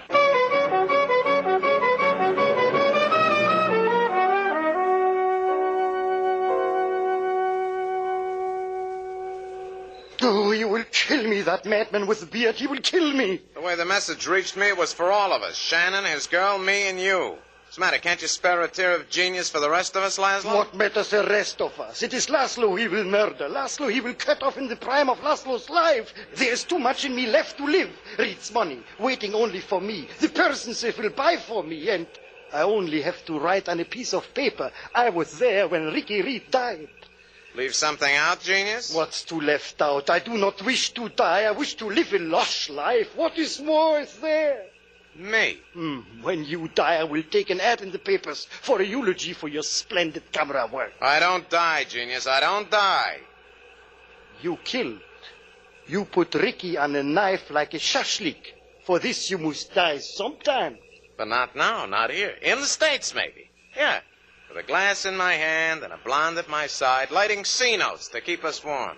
You got the plan, Billy boy? You got the plan for both of us to stay alive? You got a plan? I know what you got. What include me in? All I've been to you, Billy boy, include me in. All you've been to me, huh? Pick a rock, Laszlo. Any rock. You'll need one to mark your grave.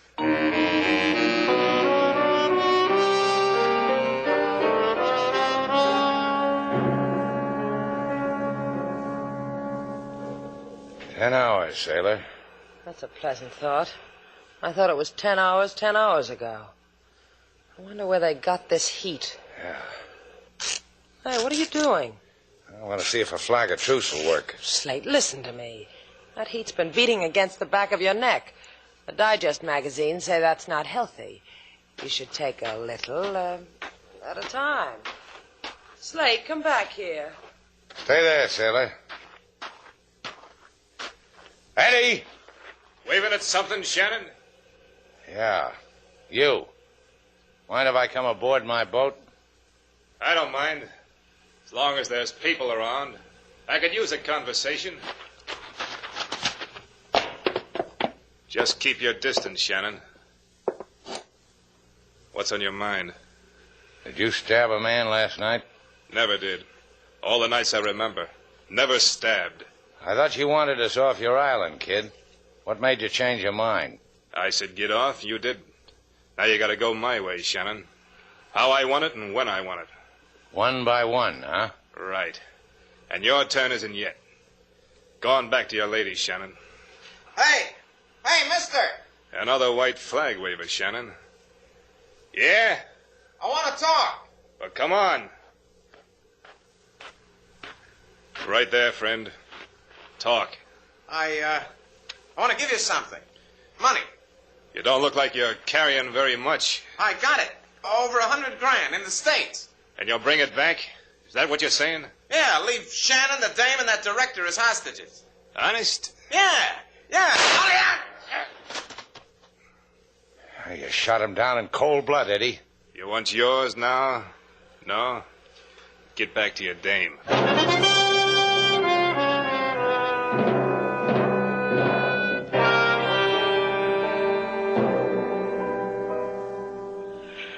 What kind of a man is he, Slate? To kill like that in cold blood. I met his type before. Something turns them sour, the world maybe, the way things crowd in maybe.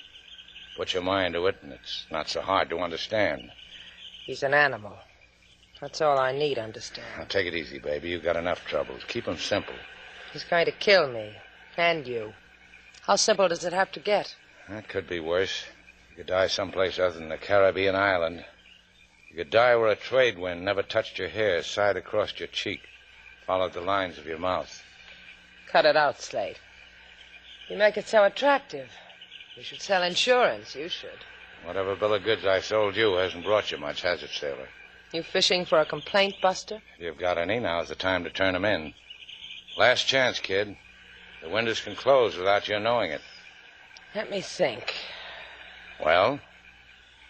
Let's see.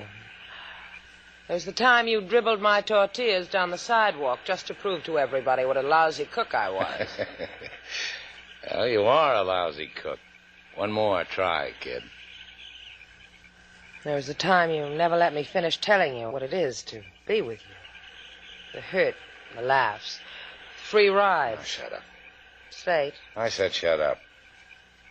Come here, Slate. What was that for? Just to prove something to myself. Like what?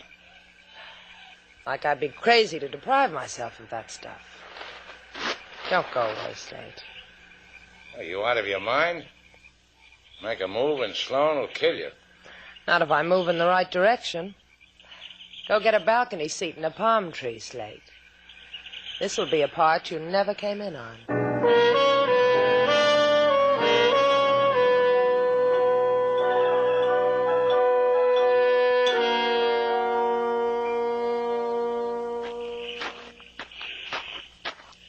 Eddie, Taking your life in your hands, honey. help me aboard the boat, Eddie. All right. I remember how to do this. You okay? I came down here to get an opinion. I'll put the gun down and consider it. You know, when I was running from the cops in Havana, a girl on the street stood there and watched. It excited her. She was like you. How do you know? You never found out. Maybe I missed a lot of things. Man like you could have it all back. Selling Shannon out? I haven't made up my mind. Help me. You want me to let that director and Shannon go, don't you? That's not a bad bargain. You'll see. It wouldn't be at that. Only this. The monkeys would start laughing at me. You know why? Because your fellas would bring back other fellas. For me. For you. Take us both away. If I tell Shannon that's the way it is, that's the way it'll be. Those 6 years I've been on this island, you could wipe it all out. It's a deal? I don't know. It's a deal.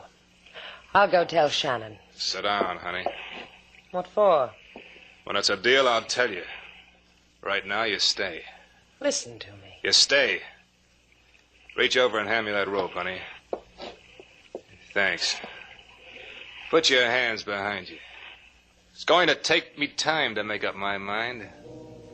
I don't want you to go away. I don't want to have to hurt you. I want you to stay right here.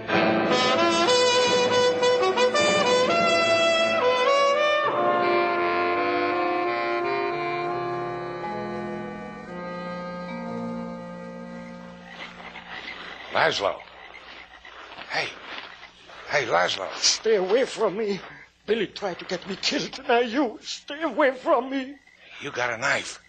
I want it. I have no knife. The one you killed Ricky with, I want it. The madman on the boat killed Ricky. Give it to me. Now, you're going to give it to me. Here, I give it to you in the heart. Ricky didn't give you this much trouble, did he? Oh. I'll get back to you later, after I see the man on the boat. Thanks for the knife. You will see. You will die. I will live. You will die. Oh, he creeps to you, Sloan. Mr. Shannon with a knife. Be careful of him. He will... He lost it for you, Shannon, so I made it up to you. I shot him. Thanks. You want to keep coming, or you want me to go after you? You're the bright boy. You figure it. Let's make this brief. I'll come after you.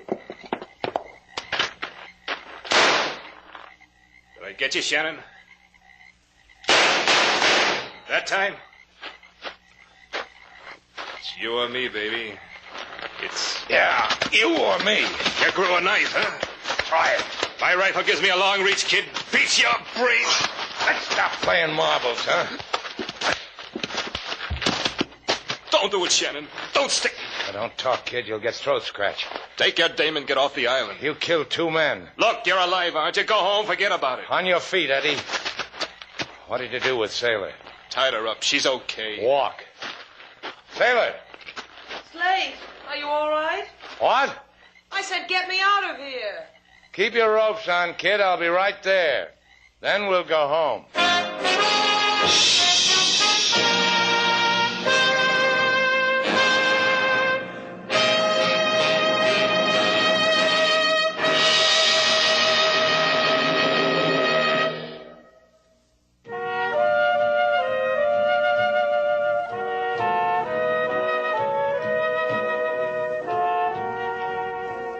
Slate, Oh, get away from me, Sailor.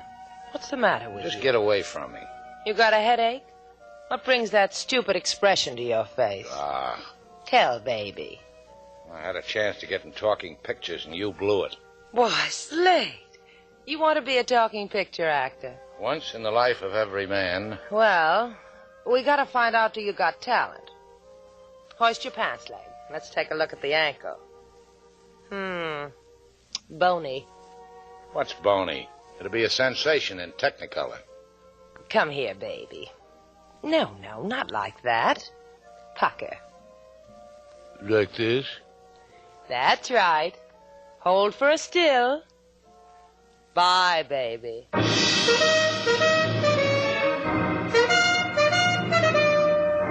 And so, our two stars, Humphrey Bogart and Lauren Bacall, have brought to a close our latest Bold Venture story. Special music was composed and conducted by David Rose. May we invite you to listen again next week at this time for another exciting adventure starring Humphrey Bogart and Lauren Bacall together in Bold Venture.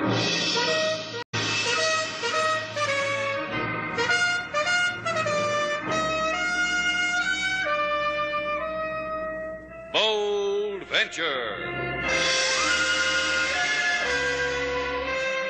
Adventure, intrigue, mystery, romance, starring Humphrey Bogart and Lauren Bacall. Together in the sultry setting of tropical Havana and the mysterious islands of the Caribbean. Bold Venture.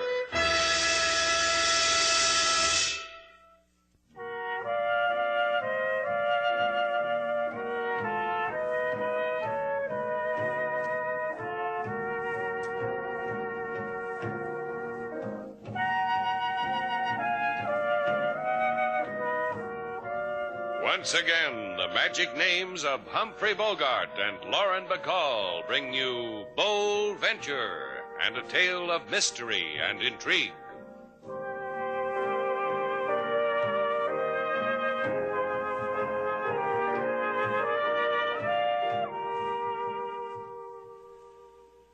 You've been walking the wrong way, mister. John Bradford's place is back down the beach. That away. Thank you very much.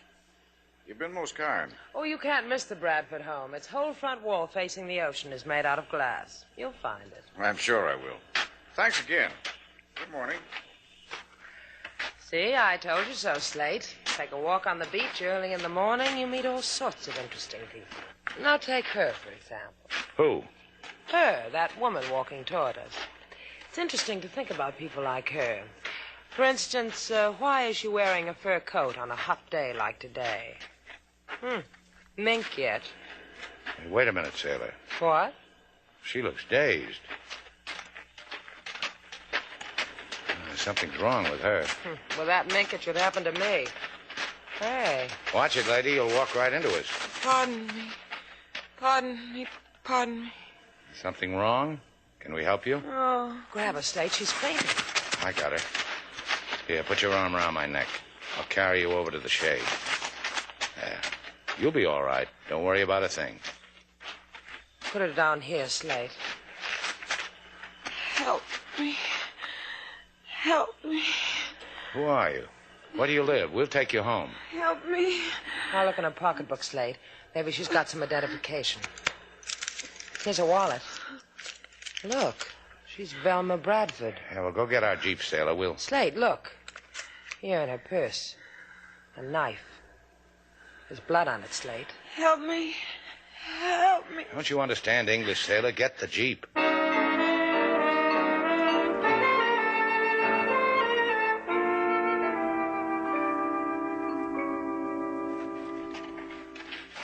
You're home now, Mrs. Bradford.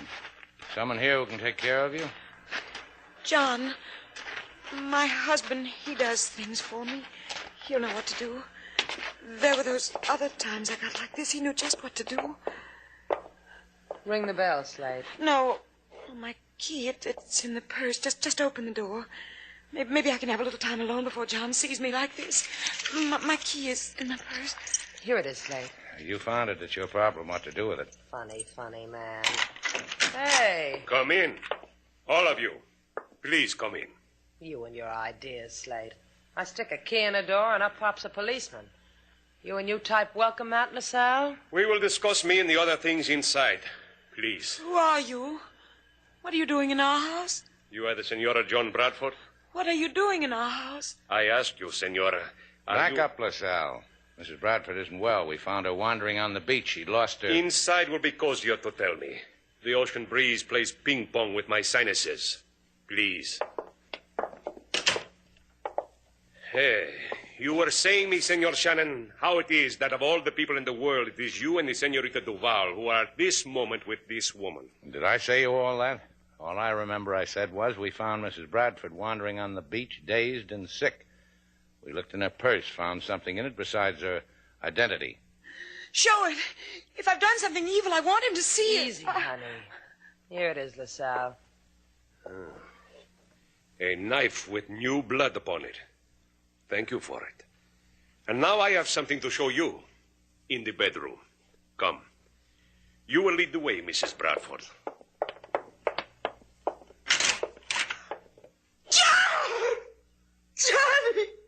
Johnny, baby.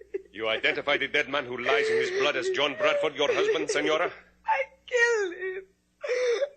I was sick and angry, and I killed him. And the live man who sits quietly in a chair and shakes his head at us sympathetically. You can identify him too, Mrs. Bradford? Leave the girl alone. She never saw me before. I told you when you opened the door to me, all I know about this family was wrapped up in husband John. Hey, you're the guy on the beach who asked how to get here. Killed him.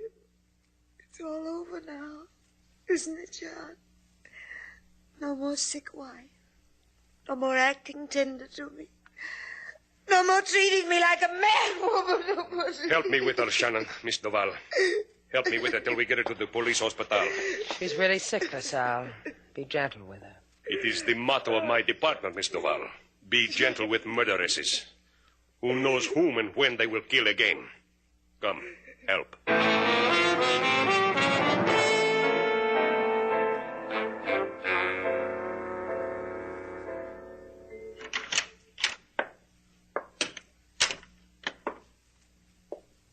Thelma, Hello, Larry.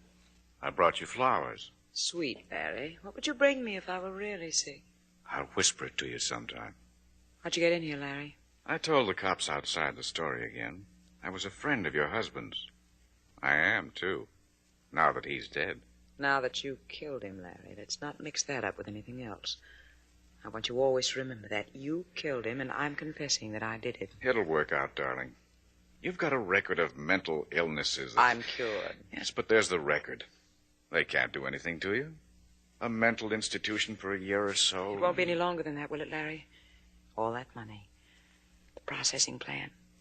Mine. Ours. You're glad, aren't you?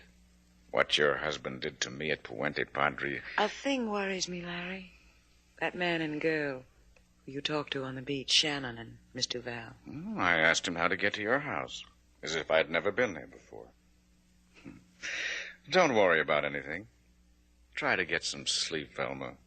It's been a hard morning.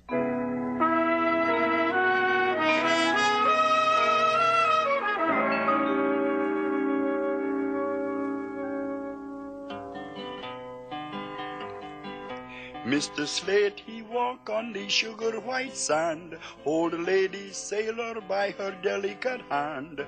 To man who ask directions they quote, then wonder at lady who walk in mink coat. Look in her purse, silver knife they find. Blood on the blade is enough to blind. Bring lady home, police open the door. Her husband he dead on the carpeted floor. You think she killed him, sailor? You ask like you don't believe it. I put a question on the table. You want to pick it up and answer it, or you just want to let it lay there? Sal believes she killed her husband. She believes she killed him. Who am I to fight an organization like that? If you ask my opinion, Mr. Slate... Go ahead, King. You think Mrs. Bradford killed her husband? What I think is that in the darkness that swirls and mists in the brain of such as this lost woman, there are many images that have been dreamed, and for which the wish of fulfillment is so strong that sometimes what has not happened is believed to have happened, simply because the dream wish was so strong when it does happen. Yeah. Yes, sir, you're right. I never heard a man so right, so clear in his opinions. One more question, and it'll tie it up for me, King. You think Mrs. Bradford killed her husband? Slate, what's the matter with you? You asked King a simple question. He gave you a simple answer. He said, Yeah, what'd he say, bright girl? What'd he say? I don't know, beats me. I will put it another way. No, you save it, King. Take good care of it. Kick around a delicate thing like that and it'll...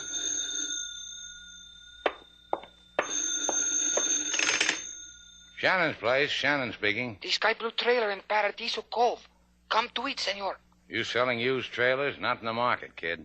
I got a Jeep, a boat, a guitar playing quiz kid. Who needs a trailer? You will need me who is in it. Pedro Montes. You will need me tonight to tell you about me, about sponges, about coral reefs that vanish, about the woman you found wandering on the beach, about... Who can wait for the finish? Be right over, Pedro. Don't wait up for me, sailor. Guy on the phone got 1,001 things to tell me.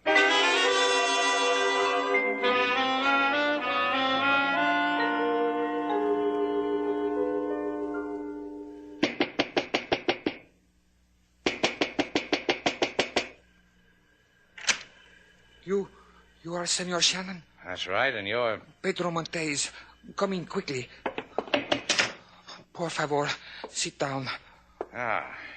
What's all this about, Pedro? Senor, this will take a long time to tell. Sit. Now, let's get with it, Buster. I don't hike all the way down here to sit in a bucket inside a trailer. What's on your mind? It is of the murder of Senor John Bradford. What about it? This thing, what happened earlier this morning, goes back a long time to the fishing for sponges. Senor, I am frightened. For what happened at Puente Padre and what happened on Tinegre, you would not believe. Senor! Pedro! Come out of the trailer looking for me? Don't turn around. Else should see what happened to you. Else should see what this gun butt just did to you. Sleep tight, Shannon.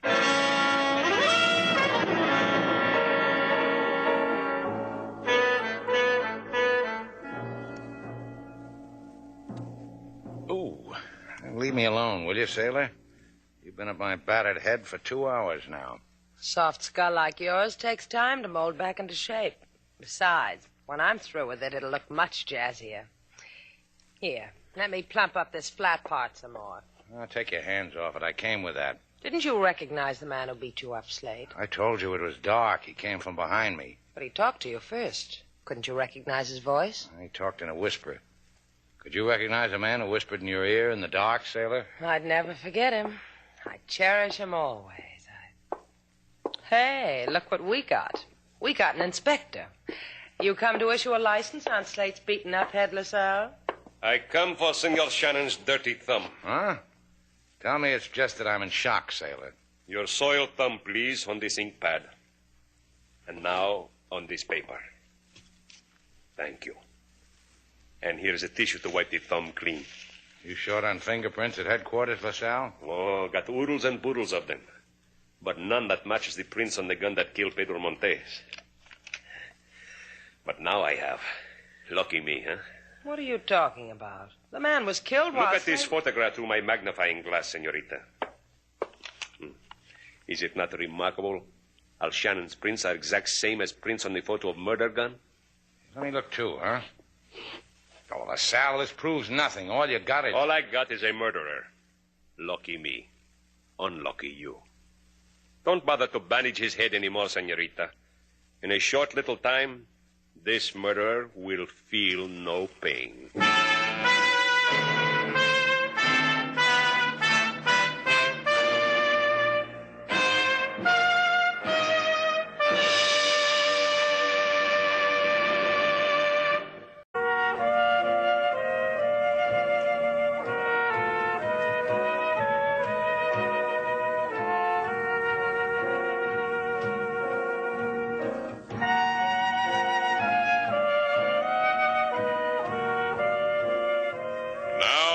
To Bold Venture, our stars Humphrey Bogart and Lauren Bacall, and the second act of our story.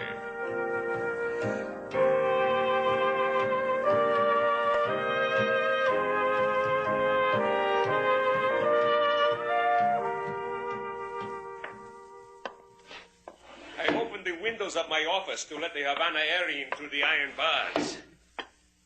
The police stenographer who takes confessions of murderers is a fiend for wind in the hair. Wind, huh? In her summer dress, she knows what side her tortilla's buttered on, huh, LaSalzi? The police stenographer is a he, senorita. When he comes in a minute, you will see he is a he. Honest. I'm happy for him. He's going to get wind in his hair, but whose confession will he be taking while he's sitting in your lap? Yours, Shannon. While at the Spanish-speaking typewriter on the desk there, far from me. What'll I be confessing to? The murder of Pedro Montez. First, it is known that you were at the trailer of Pedro Montez at Paradiso Cove. Second, the gun that killed him is muddy with your fingerprints. Third is why did you kill him, and we got a 3-act play complete with retribution for a murderer. You. I told you before. He called me. Said he knew something about Mrs. Bradford, about a coral reef, about sponges. Sponges? That is curious. Mr. Bradford, whom his wife murdered, was a tycoon of sponges. Fished for them at Puente Padre and squeezed their money into his pockets. Golly, that's an interesting footnote to the events of the day. Mind if I write it down in my memory book, LaSalle? Go on, Shannon. You are fascinating all of me. Yeah, wait till I really warm up, kid. I'll drive you crazy. Pedro mentioned Puente Padre and another place, Tinegri. Something frightened him there, he said. Well, maybe there's a connection. Maybe whoever killed Pedro knows something about Bradford's murder that his sick wife can't confess to. Maybe... Pardon. I wish to go to the windows and think about it. I think, and all I get is I got my back to you. Let's escape to Puente Padre, huh, sailor? Slate, you gone out of your mind? Puente Padre. That's where we're escaping to. You hear that, LaSalle? I said... The hole in my head. Don't make me ashamed of it, Shannon. Shannon swears it. After you, fugitive.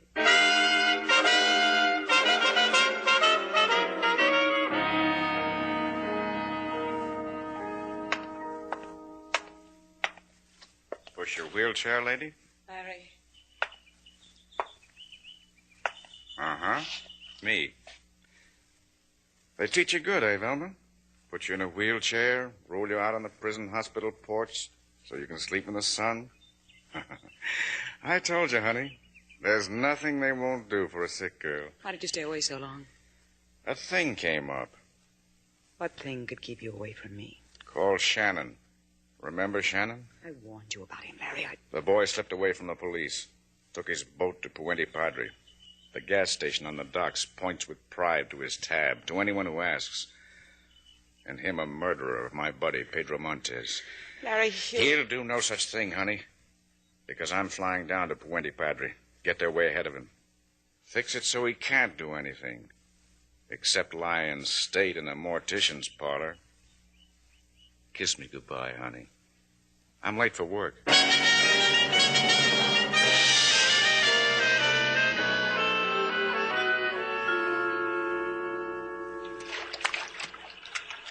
Oh, Slate, I love you. This is the best idea you've had this year. You like this night swimming, huh? That's why. That's why we came all the way to Puente Padre, huh? To dip. The salt water's better for a gargle. Well, we came here to see people at that sponge processing plant. It won't open till morning. Hey, sailor, watch this overhand side stroke. Still good as new, huh? Nifty. You know what they called me in Pepite? Conitaro. You know what that means? Fish head. That's right. I'll tell you something else, sailor, when it comes to... What are you looking at? That man poised on the rocks over there with a spear. Doesn't he make a beautiful silhouette? Oh, what makes you so hysterical about a spearfisher? They're just characters without enough IQ to thread a worm on a hook. Those guys... Sailor, watch it. That crazy fool. He tried to spear us. Stay here, sailor. I'm going after him. Wait for me. Ah, forget it. He had a dinghy with an outboard motor on the other side of those rocks. Did you recognize him? How could I? He was standing with his back toward us and then turned. But I know a thing, sailor. Maybe we're going to find out why we're wanted dead in Puente Padre.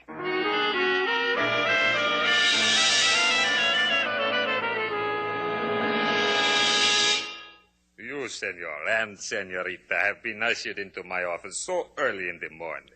I give you hello. But what is it that you wish? The man at the gate said your name was Pollo and that you were the manager of this processing plant. The biggest processing plant of sponges in this section of Cuba. A tribute to the genius of the lamented Mr. Bradford. And his manager, Pollo. I give you thanks. Now we accept. Been with Mr. Bradford for a long time? Since before 5 years. Since before this plant was constructed as a tribute to the genius of the lamented... Mr. Bradford's buddy, huh? I accept the compliment. Not only that, I will prove it to you. Come to the wall. This picture on the wall, the arm about my shoulder, belongs to Mr. Bradford. This is for a reason. I financed the expedition which led him to the discovery of the sponge bed. And for this he made you manager of his sponges? Si, senorita. Pollo is happy to state that Pollo... There are two other men in this picture, Pollo. In the background, see? These two guys, know them? Bystanders, I have assumed. My business was with the lamented Mr. Uh-huh. This shot looks like it came out of a newspaper. Did it? Si, of the newspaper of Santiago de Cuba. It was taken at a party at which I bade farewell to the late lamented Mr. Bradford. Before he took my boat and his genius to discover... Thanks a lot, Pollo. Wasn't he just spongy, Slate? This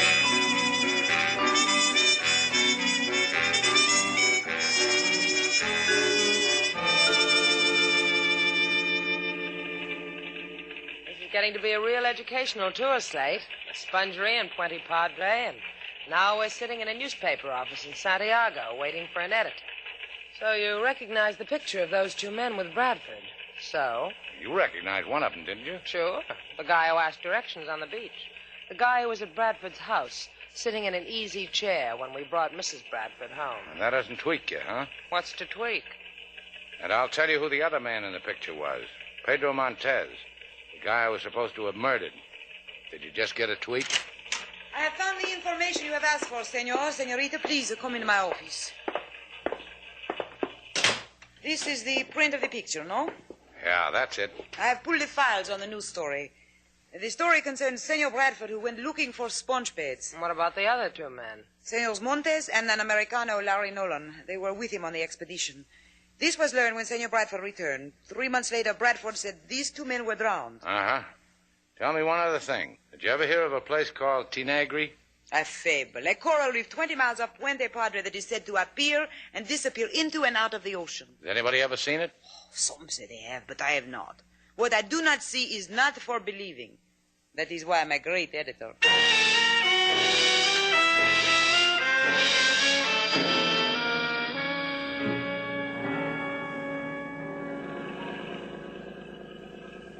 What are you going to do when we get our boat back to Havana, Slate? Up to LaSalle and tell him the whole story.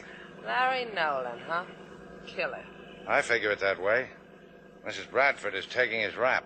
I'd take yours. Well, she got a crazy act, sailor. Maybe it's real, maybe it's not. I don't know. It's real enough for our purpose. Well, Larry Nolan.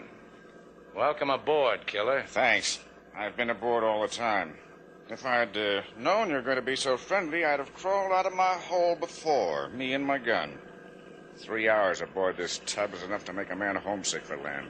We'll give you some land when we get back to Havana, Nolan. Did I skin you with that spear, Shannon? I haven't looked. I looked. Nothing. Bradford left you on Tenegri Reef, didn't he, Larry? You and Pedro Montez. Left you to drown. Can you imagine a man doing that? Just because he struck it rich and was afraid we'd horn in on him. But you got off the reef before it sank again. Got back to Havana, bided my time. Mrs. Bradford helped me to bide it. She's quite a helper. Liked the idea of killing her husband like anything. Little Pedro Montez could have loused it, huh? So he had to go. You and him. You still got to go, Shannon. You and her. You two kiddies are going over the side. Slate's a Coney Taro, but it's 30 miles to shore. He's not that good. You either. Me either. Jump if you don't want to get bloody. Let's go, sailor. Just because you say so, Slate.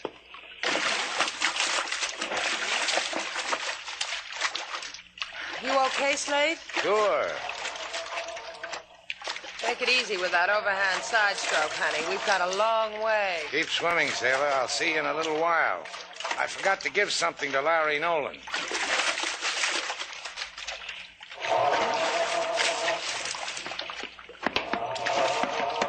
Starts better with a key, Larry. Shannon.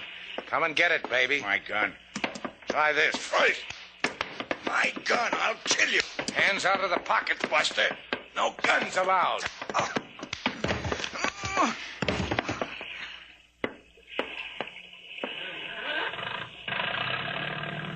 Sailor! Hey, Sailor, where are you?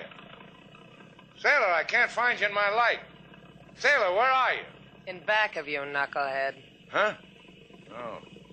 How'd you get on the boat? Swam underwater after you, climbed on after you. What were you doing during the fight? Gaping. Now, come on, Sailor. I'll take you home.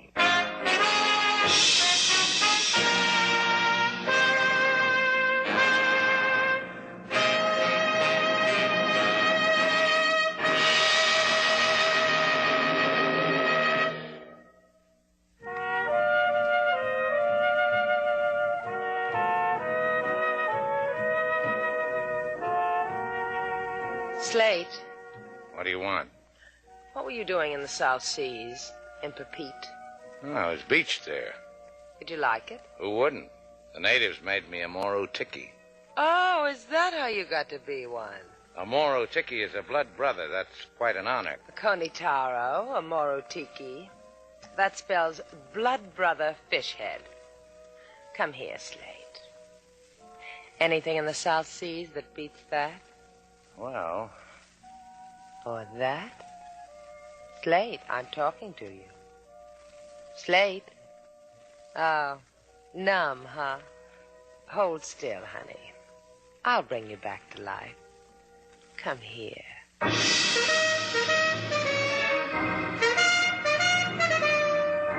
And so, our two stars, Humphrey Bogart and Lauren Bacall, have brought to a close our latest bold venture story. Special music was composed and conducted by David Rose. May we invite you to listen again next week at this time for another exciting adventure starring Humphrey Bogart and Lauren Bacall together in Bold Venture.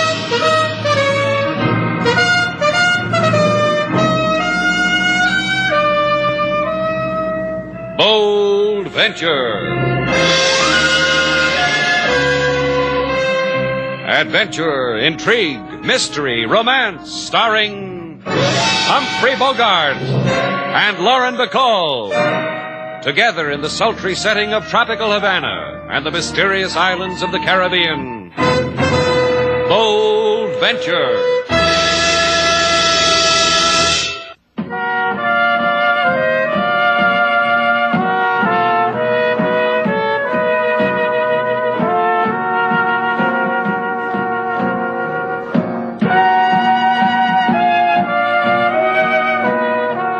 Once again, the magic names of Humphrey Bogart and Lauren Bacall bring you Bold Venture and a tale of mystery and intrigue.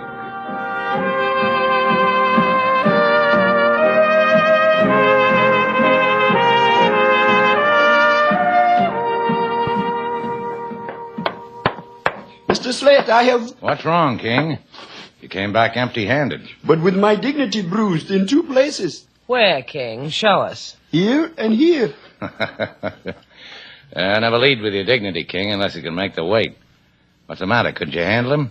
I think the seafaring man in room 6 has run amok, Mr. Slate, beating on the doors of our hotel and screaming, "I am alive! I am alive!" In Haiti, we have an old saying for such. I'm sure you have. All right, King. What's the old saying? Saying goes so. Seafaring man who run amok in hotel, beating on doors, screaming, "I am alive! I am alive!"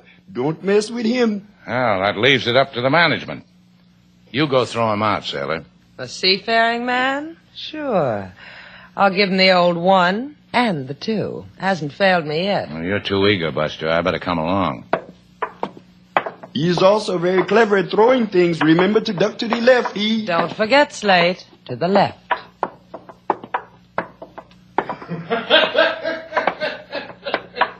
Jolly type, huh? Yeah, let's join the fun. Okay, mate, your happy time's up. Jolly day. You sure duck pictures good, Slate. You're a whiz-ding. You'd clean up at a carnival. I asked you once, real polite, mate. Now. Why, you... Put down that lamp. I said put it down. You did that keen, mate. Now, tell me what you're celebrating. You want to share it, huh? Well, don't get tough. Just come on in and join me in a loud laugh.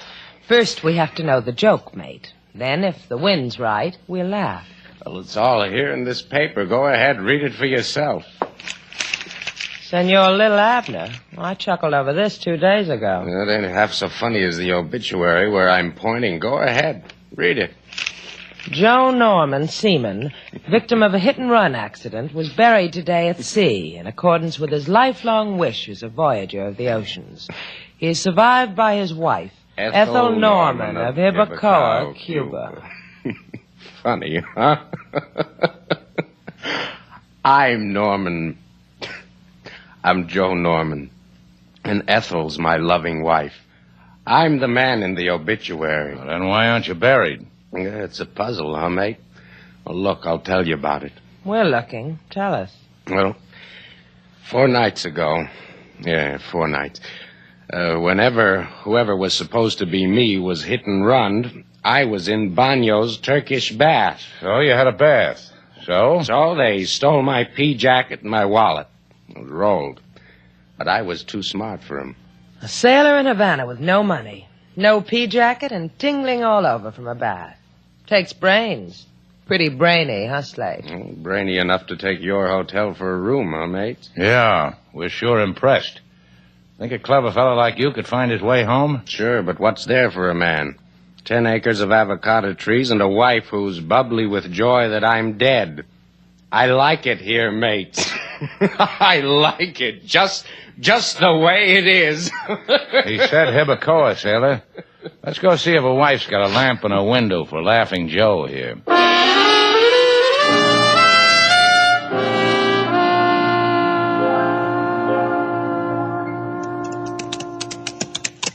You like riding with me, Gil? Anything you do, Ethel. Anything you want. If it includes me, I like it. Ah, the sweet words roll off your tongue. Much practice, huh, Gil? I've had my share, you know that. Look, honey doll, we're having a nice time counting your avocado trees. Don't whisper anything to spoil it, huh? Well, a woman wants to be sure. She gives you a husband to kill. She doesn't want to feel she's made a mistake in judgment. No mistake, honey doll. I'll make you the richest grower in Hibacoa. I got away with avocados. Maybe I want more than that. Maybe I... Tell me again what you want, Ethel. I'll do my best. My motto? Aim to please a woman like you. Just don't get tired of me, Gil. You'll have to please me for the rest of your life. Oh, it's no chore, honey doll. Oh, the shade. Soft wind off the coast. It's a good place to tell me again that everything's all right.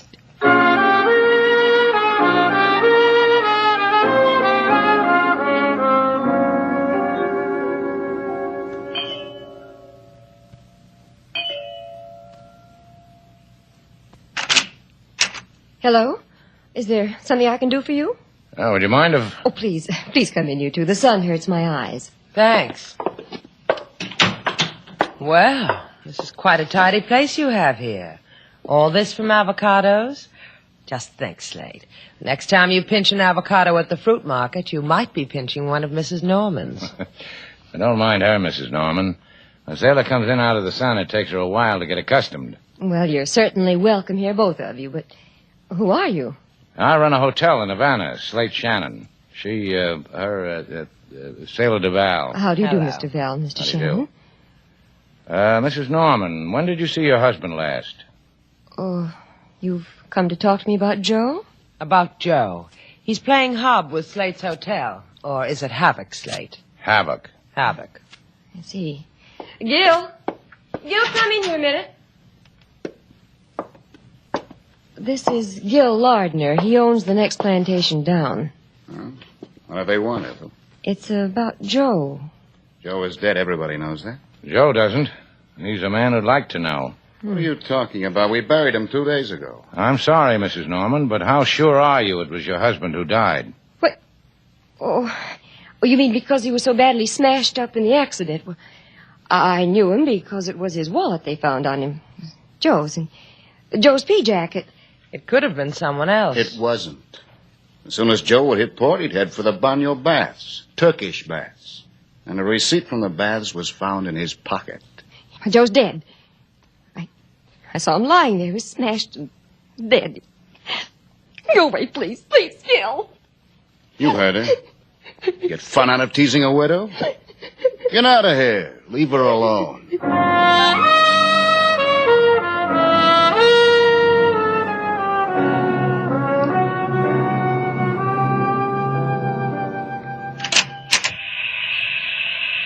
Senor Bueno. Hey, is that you? Brush the steam away from your face, senor, whoever you are. It is I. Welcome to the hot baths of Senor Banyo. Grab yourself a hot rock and sit upon it, but gingerly. Tell me something, Bueno. Do you know a man named Joe Norman? It is chilly in here.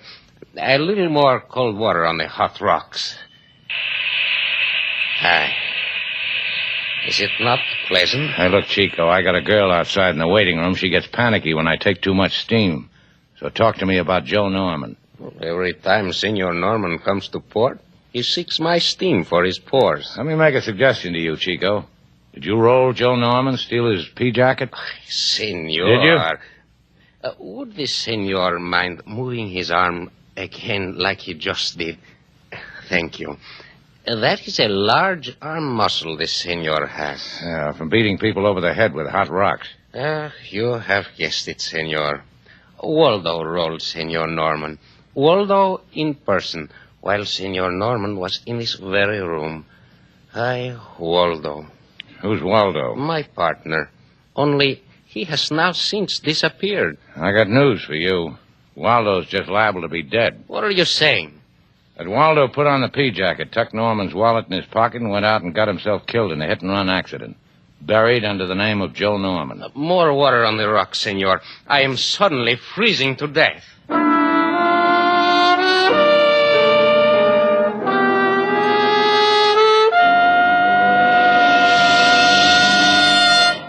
So you come to the police with this fantasy. You do this to warn the cockles and bulls of my heart, Senor Shannon? I do this, LaSalle, because there's something that isn't cricket going on among the avocado trees in Hibacoa. If it also warns the things you mentioned, I'm happy about the whole thing. Tell him about the Turkish bath, Slate. Which reminds me, I've often wondered what goes on in the men's dorms in a Turkish bath. You sit on hot rocks, then what happens? Glad you put the question, sailor. Then what happens is a man named Joe Norman gets rolled of his pea jacket and wallet by a pore steamer named Waldo who evaporates in the thin Havana air. Please, I have told you. The man Joe Norman is dead. Correction, he's laughing his head off in my hotel. The man is dead. He was buried at sea. Correction, he's not dead. He threw a picture at me. Maybe it's Waldo, the pore steamer, who's dead. Maybe it's Waldo... Not Waldo. Joe Norman was buried at sea. His wife asked for permission to do so. We gave it. She identified the body to our satisfaction. You will go away now and stop tickling me with childish fairy tales. Correction. We go away now, but we bring you back Joe Norman. Come on, sailor. Coming. Bye, LaSalzy. Stay open for another tickle.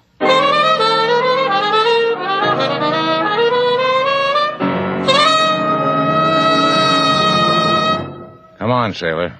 Well, I don't know if I should. I just don't know, Slate. What are you talking about? The places I've been today. An avocado farm, a Turkish bath, police headquarters. Is there a girl in all Havana who can say the same, sailor? Golly, I'm lucky. Golly. Before we throw that guy in room 6 out into the street, how about telling me a thing? Certainly. Slate Shannon, I think you are kind, loyal, trustworthy, obedient. Oh, cut it out, will you? Just tell me who registered him. You or King Moses? Me. Get the register. Let's see how he signed his name. He signed it Admiral Perry. What? Only he didn't sign it, I did. He was laughing and happy and had his arms loaded with... Come on. Admiral Perry. The one at Lake Champlain, not the one who reached the North Pole. Aren't you going to knock? Hey, look, Buster. Hey, wake up. You're getting out... Sailor. Sailor, look. I don't want to. Knife in his back. Dead. You got a bright remark for the occasion, sailor?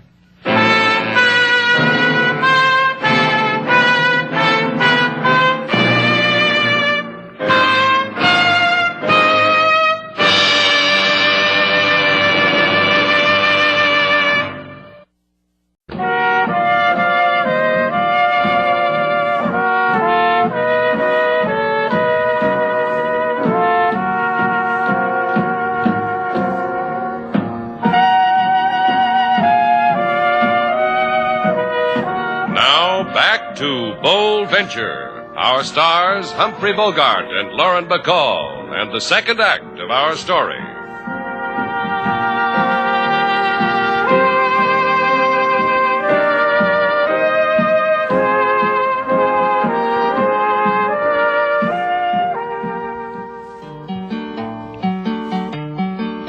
To Shannon's place come a seafaring man, funny kind of face done in weather-beaten tan. Kept on laughing 'cause he wasn't dead, till knife in back pinned him to his bed. In Havana this caused quite a sensation.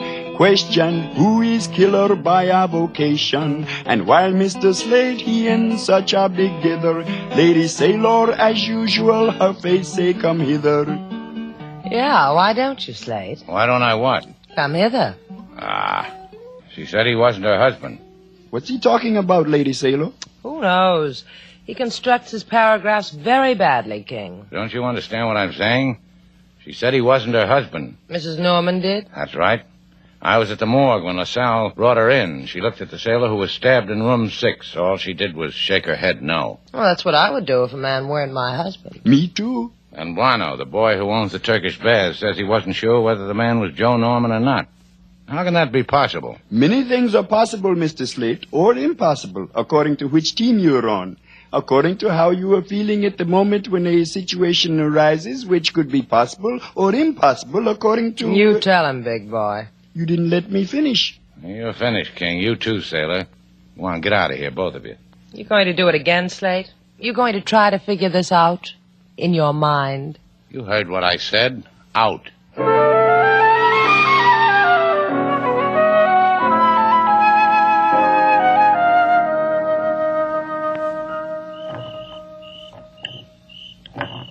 Oh, stop it, Gil. I annoy you, don't I, Ethel? All right. Don't you enjoy me like this, honey?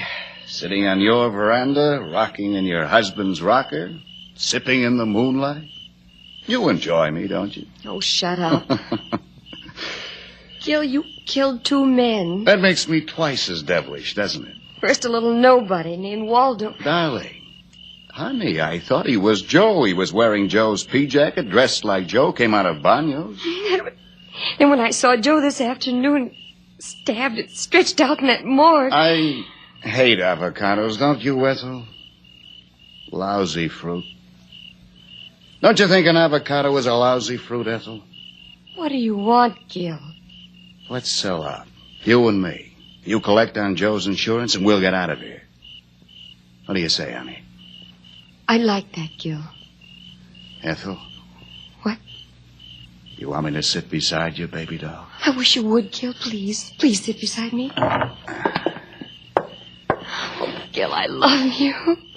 Because I killed your husband? Sure. That's why, isn't it?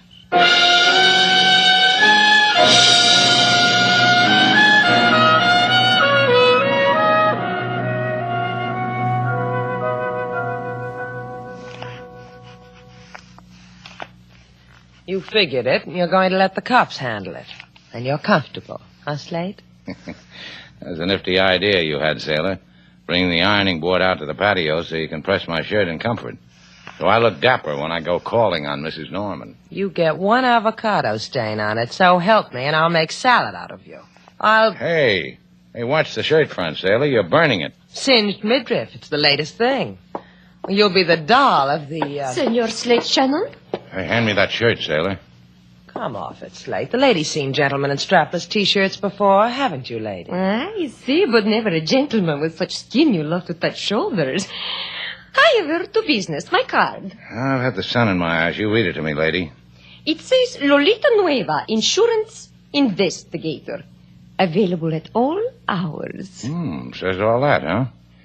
I don't carry much insurance, Lolita, but I bet I could dig up some for you to investigate. Hey, sailor, you're burning that collar. Your laundress, she's loco, no? She's crazy, no? Yeah, I get my work done cheaper that way. Let's go somewhere and investigate. Lolita? You will investigate, Senor Shannon, alone. Let us say for 2% of $100,000. Now, look, honey, you go over there and stand next to the crazy laundress, huh? 2% of $100,000? That's $2,000, Slate. Why, that's more... That's the fee my company will pay for a discreet investigation of Ethel Norman because of the $100,000 in insurance we paid her on her husband's death. You accept, Big Shoulders? Hand me the burnt rags, sailor. For $2,000, I'd investigate Congress with my slip showing.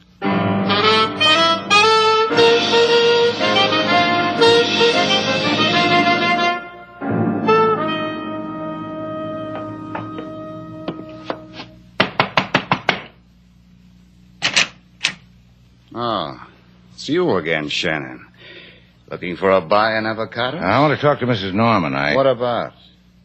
You can tell me. I run things for her while she sleeps. That's a nice arrangement. I like it. She likes it. All the time husband Joe was at sea, sending in the paychecks to buy the seeds for more avocado trees to retire on. All that time, I brought the sunshine into Ethel's life. Now you know. Joe know about all this? Ethel and me? Well, we didn't want to worry him with it while he toiled. I was going to tell him, though, when he got back. Poor guy. Run over. Killed. All before I could get to him with the story of his life. It's time for me to go wake Ethel. You won't mind, huh? I'll wait for her. No, you won't, Long Nose. The gun pointing at your collar button says you won't. Yeah. Yeah, it sure says that all right. Bye, pal. Nice avocados you raise here.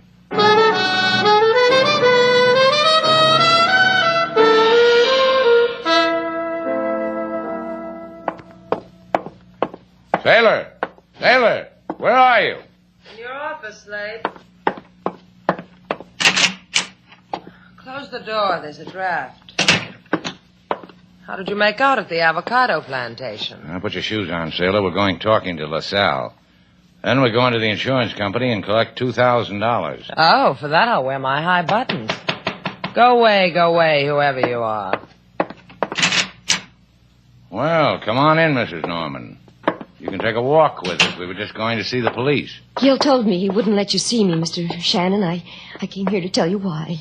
I think she wants to tell us she killed her husband, Slate. Oh, it's cruel. The whole thing is cruel. That's a good word. Let's use it for the death of Waldo.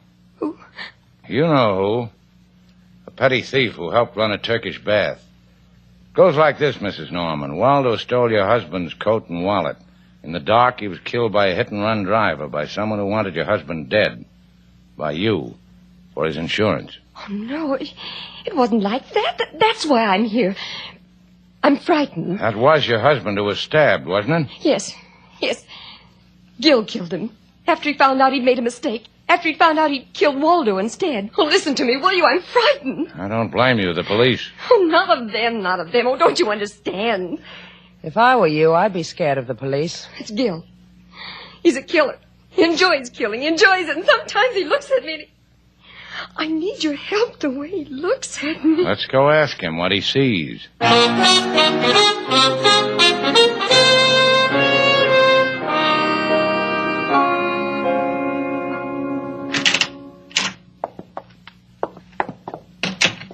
Is that you, Ethel? Gil? If you look up from that paper, Gil, you'll notice company. Oh, you two. Don't bite your lip, Gil. You're dreaming the whole thing. What's this all about, Ethel? Come on, honey doll. What are you trying to say? She's making an honest effort to say you're a killer. Oh, that's what, huh? That's right. You killed Waldo, mistake. Then you stabbed Joe Norman in my hotel, no mistake. Reason? A widow with avocados and $100,000. She tell you I didn't mind doing it either? Something like that. That's why I can't get dreamy about pointing this gun at you. You really don't have to do that. Slate's not finished. Rush me, Shannon. That way you can die in action. Yeah. Yeah, exactly that. Ethel. Ethel. Crazy woman. Crazy. You. That's good. Gil's dead. It's good. He needed to be dead. Sure. Give me your gun, Mrs. Norman. Take it. He was going to kill you. You know that, don't you? That's your version. I've got another one. Shouldn't we call the police and report this? Gil's dead, you know. You stay that way. Let's just talk about him for a while. About the promises you must have made him for killing your husband. Gil's share of your husband's plantation, your husband's insurance money.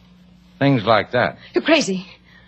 I just saved your life. What are you talking about? Gil told me he never saw your husband. He didn't. He never did. Of course he didn't. So you had to tell him how your husband dressed, where he would go, so he could find him and kill him. Slate, watch her. Get away from that window. No, you don't. Did you think I was going to jump? Did you think that? Now, let's go, Mrs. Norman. No, wait. Look at it. At what? Dawn. Isn't it beautiful? It's the beginning of a new day. It's time for wishing good things. Want to know my wish? Won't come true if you tell us. I know. Won't anyway. What is this? I wish there was some way it would make my new day a happy one. If there were some way I could kill you, both of you. Come on, Mrs. Norman. Let's go.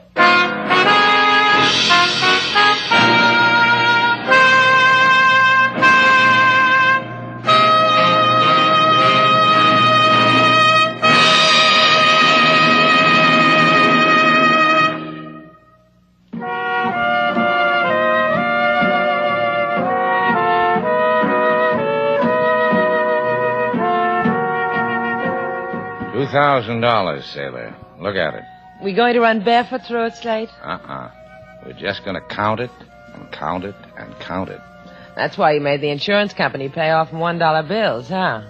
Well, you better let me have a bucketful of it. Take a handful, sailor. What do you need a bucketful for? The butcher, the baker, the candlestick maker. I got the list right here. Let's see. $1,996. How many candlesticks did you buy? What are you screaming about? You've got $4 you've never had before. Go ahead, take the $4 too. I'm happier when I'm broke. Carefree, happy, devil may care. Vagrant as the trade wind. Come here, Vagrant. Did you like that? Spiffy and smooth. And how was that one, Vagrant? Vagrant, huh? Come here. Oh, I just found a home.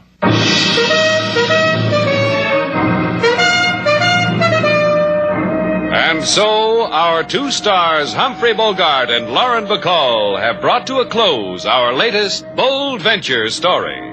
Special music was composed and conducted by David Rose. May we invite you to listen again next week at this time for another exciting adventure starring Humphrey Bogart and Lauren Bacall together in Bold Venture.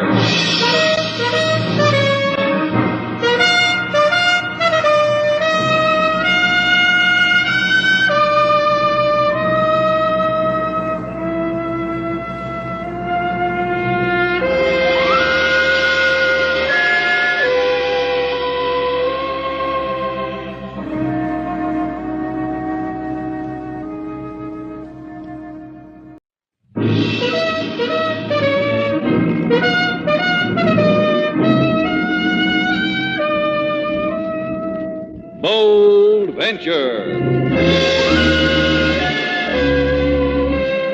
Adventure, intrigue, mystery, romance, starring Humphrey Bogart and Lauren Bacall. Together in the sultry setting of tropical Havana and the mysterious islands of the Caribbean. Bold Venture.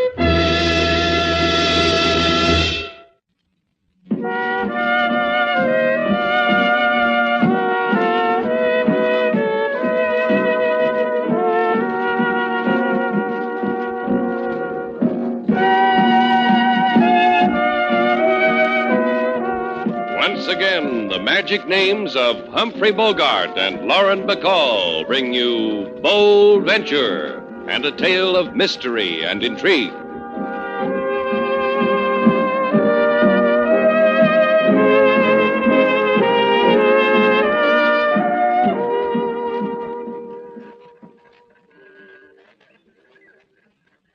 Oh, joy, oh, joy. That's all you've been doing all afternoon, sailor. Cut it out, will you? Stop sniffing. What else is there to do on the Isle of Pines but sniff? Like the camphor balls dear Aunt Emma used to keep in her hope chest. Hey, you know what happened once to Aunt Emma? She was sitting in a rocking chair love seat with her boyfriend, and just as All right, sailor, sniff. This waiting gets you, huh? Wondering what Rhoda's doing now. Still carrying a little torch for the girl. Well, stop eating your heart out, baby. Rhoda's a girl I once knew. Rhoda's a girl who was once beautiful. She's still beautiful. You think so, huh? Watching her on our boat this morning, I thought so. In a pale sort of way. She looks like she's dying. The way her eyes burn, the whiteness of her skin, the slow way she moves. And another thing, you heard her yourself. When she hired the Bold Venture to bring her here to the Isle of Pine, she said it was her last fling. What did she mean? I don't know. Maybe she... Wait a minute. Look at her, sailor. Rhoda. When I knew her, she would dance up to meet you. She looks like she hardly has the strength to walk. Hi, Rhoda. Did you have a good day? Yes.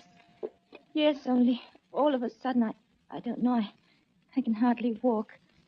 You'd better help me onto the boat, Slate. Sure, I'll carry you. There, that does it. Come on, sailor. Let's get back to Havana. Aye, aye, sir. Rhoda. Yes. Here, lie down here. You said today on the Isle of Pines it was your last fling. What did you mean? Mean? Mean? I'm going to die, Slate. Didn't you know? I'm going to die. I'm going to die. I'm going to die.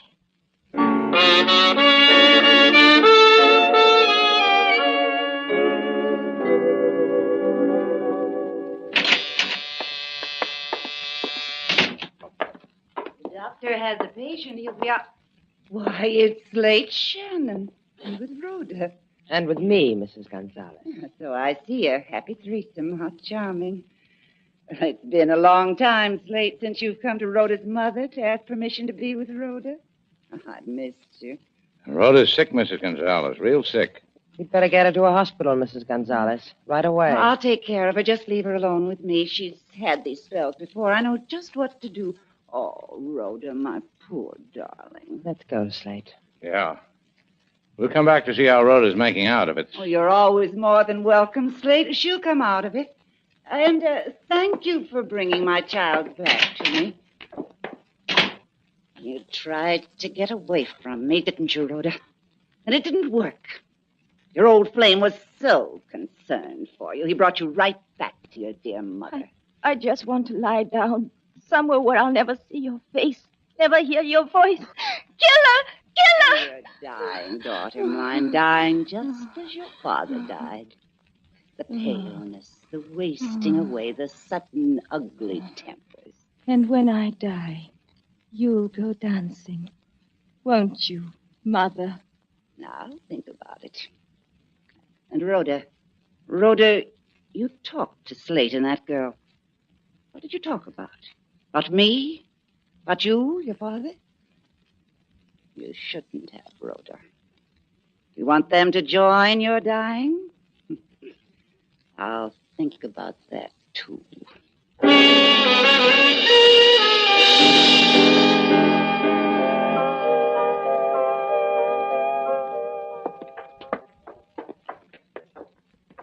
I'm so glad you two came back this morning to see Rhoda. She's out here on the patio. Rhoda, dear. Slate and Miss Duval are here. You're looking well this morning, Rhoda. Hold it a minute, sailor. She's asleep. What makes her look like that, Mrs. Gonzalez? Have you taken her to a doctor? She won't let us. I know it's not a lot of my business, but a long time ago, when your first husband was living, Rhoda's father, Dr. Burke, I remember when Dr. Burke looked the same way when he died. You know what my daughter says of me, don't you? She says I killed her father. She reviles me for marrying again. She screams at me that I'm a murderess. You are, Mother. Rhoda. Did you think I was sleeping? I was. My father's name awakened me. I was dreaming of him. She did kill him, Slate. I give you my word, the way she's killing me. Why don't you two just leave? Would you mind if I talk to your... My new husband? He's a dentist, too, you know, like my first one was. That's just dandy for the dental profession. I want to talk to him. Oh, if it makes you happy. Dr. Gonzalez is in his office. Where's his office? That room over there is Rhoda's bedroom. My father's bedroom. Yes. Dr. Burke's old bedroom. Rhoda took it when he died. The office is right next to it. Sailor, keep your eye on Rhoda. I'll see you later.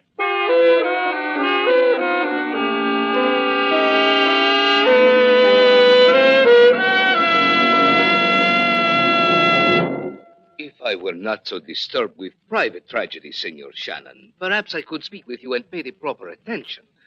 On the other hand, if you wish to discuss your bicuspids... Now, let's leave my bicuspids out of it, Doctor. You said you had your personal tragedies. Like what, for instance? The theft of the tooth gold from me 2 days ago. Many carats. For a dentist, this has tragedy. It makes me cry, too. What about Rhoda? Even now, there is inside, in my office, a detective sticking his nose into my drills, my instrument cabinet, swiveling up and down in my beautiful chair. In such a way, he must look for clues, he says. I think I better go put my eye on him. He might... Let the man have another swivel. You talk to me about Rhoda. Rhoda?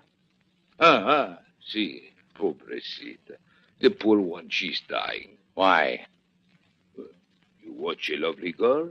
A girl who is not of you, her stepfather, but of her mother and the first husband.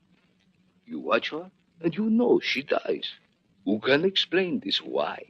When I knew Rhoda before, she was spilling over with life. It was hard for a man to keep up. She was so... I have finished in your office, Senor Doctor. I give it back to you. You will find the thief. You will bring back to me my gold. My patients are walking with plastic in their Tell molars. them to chew gently till I find your... Senor Shannon. Do we not know each other? Yeah. Yeah, Marco. Last time we met, you were making chalk marks on my tires. But now I'm a detective, and I search for dentist gold. I come up in the world, huh? Please, reminiscing is pretty, but my gold... Patience, Senor Doctor, patience. Senor Shannon, may I whisper a word with you, please? Sure. I have been whispered at all day. Out here in the hallway, Senor.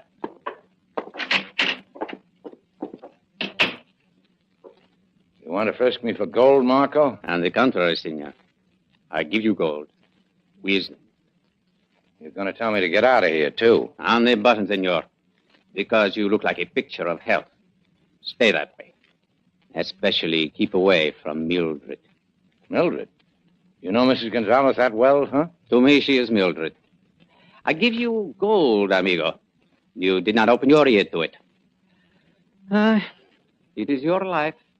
It is your death. Adios.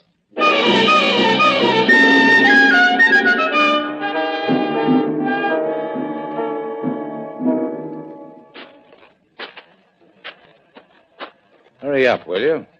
When I walk on the beach at night, I don't like to hurry. Slate, Yeah, what? just because you used to know Rhoda. Just because every time I go to help her, I get slapped in the mouth with a threat. What do you want me to do? Stick my head in the sand, make out like nothing's happening? Just plant your feet in the sand, Slate. That's right. Stay there. I want to talk to you. About what? About nothing. She likes to talk about nothing sometimes. She likes to take advantage. She finds herself in a situation like this. Moon and beach and dunes. And a man she sort of likes. You want to know something, kid? Right at the moment, I can do without... Sailor, hit the deck. You all right? Beating sand is all right. I'm all right. Just stay where you are. Don't move. Now, just lie there, Sailor. What are you going to do? I'm going to stand up. I'm going to see if I'm as attractive as I was to gunfire. You're not attractive, huh? Whoever shot at us thinks he got us. Here, give me a hand. I'll help you up. Did you see who it was? In my mind. In my mind, I got a pretty good look at him.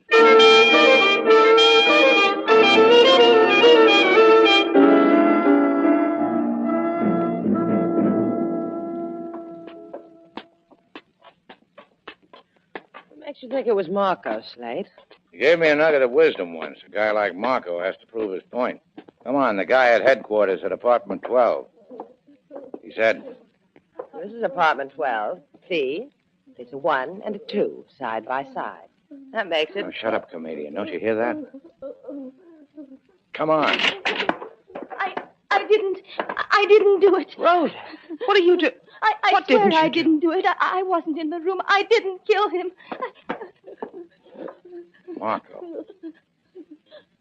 Marco. What is it, Slate? He's dead. Bullet tore his throat open. Something in his hand. A clump of gold. Well, that's a way to die, huh, sailor? A bullet in your throat and a fistful of gold.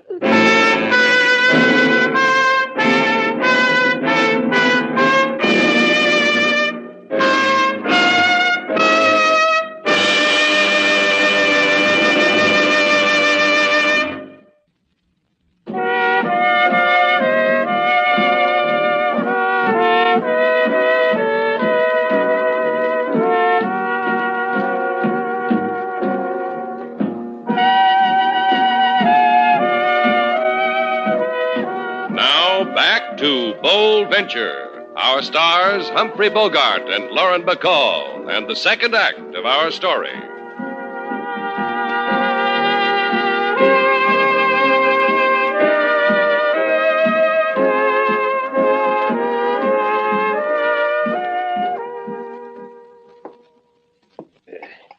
You will permit me this cool glass of mineral water. The hot breath of both of you has been fanning my face so long that... Keep your ears open while you sip, LaSalle. So it'll get through to your brain that Rhoda couldn't have killed Marco. Then why have I incarcerated her? Why have I had her costume in prison denims? You say to me that Senorita Rhoda could not kill, but you yourselves find her standing over my freshly murdered detective. With such a bird in my hand, why should I go beating up bushes, eh? Well, maybe you ought to do that, LaSalle. The way I hear it, your Detective Marco was quite a boy for hiding behind hedges. Behind sand dunes, too. You are saying that Marco was unsavory? Marco was found dead with his gun in his holster, wasn't he? As all good policemen should die, with holsters on. Any bullets missing out of that gun? Si. As a matter of fact, si. 3 bullets missing. However, that Marco was one for target practice. I'm glad he didn't practice more often. He missed me. As usual, Senor Shannon, you will have to translate her for me. She means the next time you go sand crabbing near Puente Verde, look for 3 empty shells. They're from Marco's gun. He shot at us. Oh. Now, to answer your question, yeah, Marco was unsavory. Not only that, he was distasteful. When he was a cop on traffic detail, did you ever have him leer at you from the seat of his 3-wheeler? Anyhow, you better get his killer, LaSalle, or your force might come down with an epidemic of that stuff. I have his murderer, the girl Rhoda. She can give me no reason for being with Marco. I'll find a reason. Don't forget Rhoda's dying. She's being killed. She has wet my shoulder with tears of this story also, Senor Shannon. How her mother attempts to kill her. Her mother killed her father, the dentist, Dr. Burke. How she... Maybe her mother did. We've seen her. Talked to her. And on this, you base such violent accusation? You should blush. No, Senorita Duval. The painless dentist, Dr. Burke, died of leukemia. Our medical examiner established it so, because we also were curious of the manner of his death. And that leaves Rhoda. With her future plan for her in my prison. Why do you disturb... Ah, Senora Gonzalez. Please to come in. Oh, thank you. Senor LaSalle, I'll come... You know Shannon and Senorita Duval. They wish also to convince me that your daughter did not kill. I know them, and I'm grateful to them. Senor LaSalle, my lawyer got me a writ ordering you to release Rhoda into my custody. Hmm? She should be at home for her last Permit me day. to observe this writ. Gracias. It is in order. The girl will be released to you. But I caution, Senora, do not let her slip from your motherly fingers.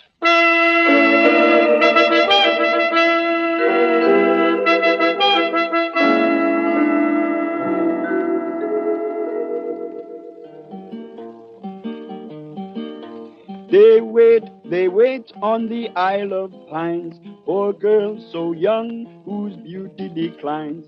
The girl who sighed for very last fling before death to her his song does sing.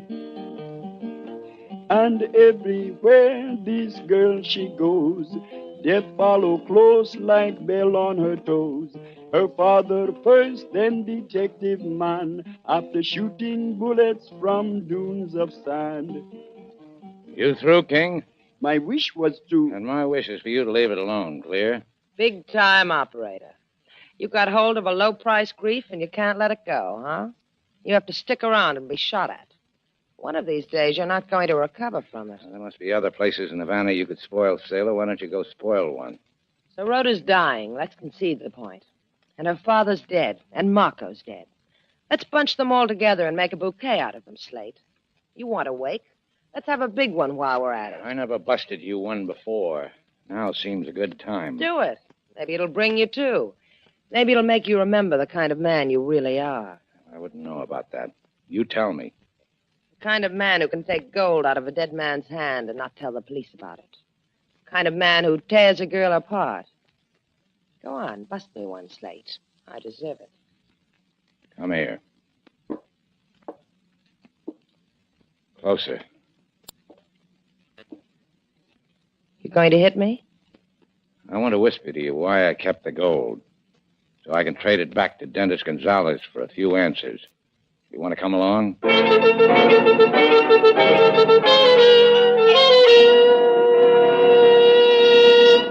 Let me compliment you, senorita. Where did you find my gold?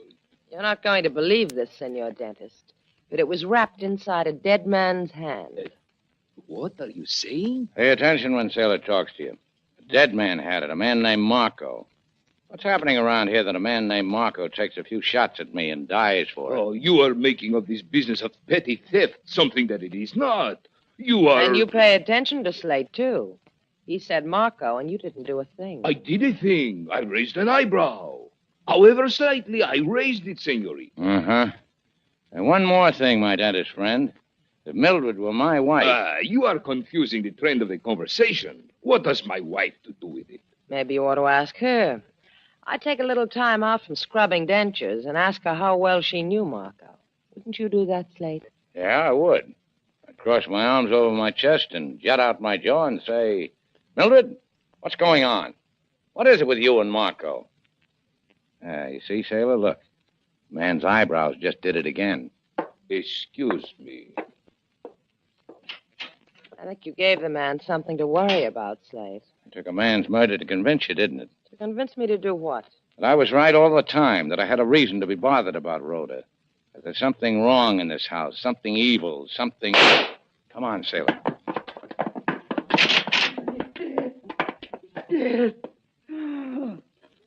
Yeah. Yeah, he's dead, all right. What happened? Dead. Rhoda, look at him. He's dead. Everything dies that you touch. Evil girl, my daughter, an evil. Rhoda. Rhoda, cut it out. There. That's better. Now, tell me what happened. I was in my room. I heard the shot. I came here. I wouldn't believe her. My daughter's mad. Maybe she killed him. She didn't kill him. Look, powder burns, the attitude of his body, the gun in his hand. She killed him. You killed him, Mother. When am I going to die?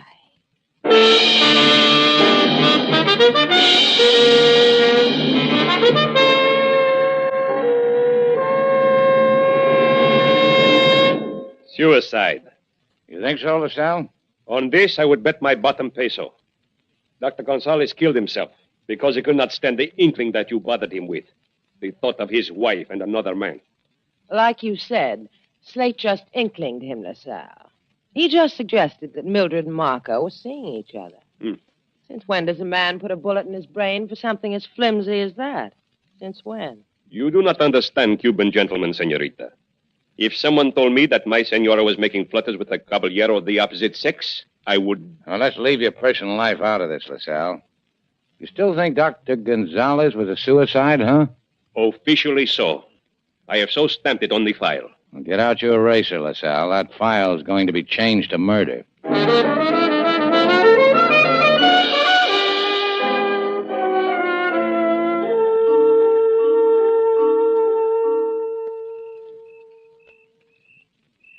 2 o'clock in the morning, Slate. What are we hanging around the Gonzalez home for? It goes like this. Go on the premise that Mildred's first husband, Dr. Burke, was murdered. I'll go on any premise you want me to, Slate.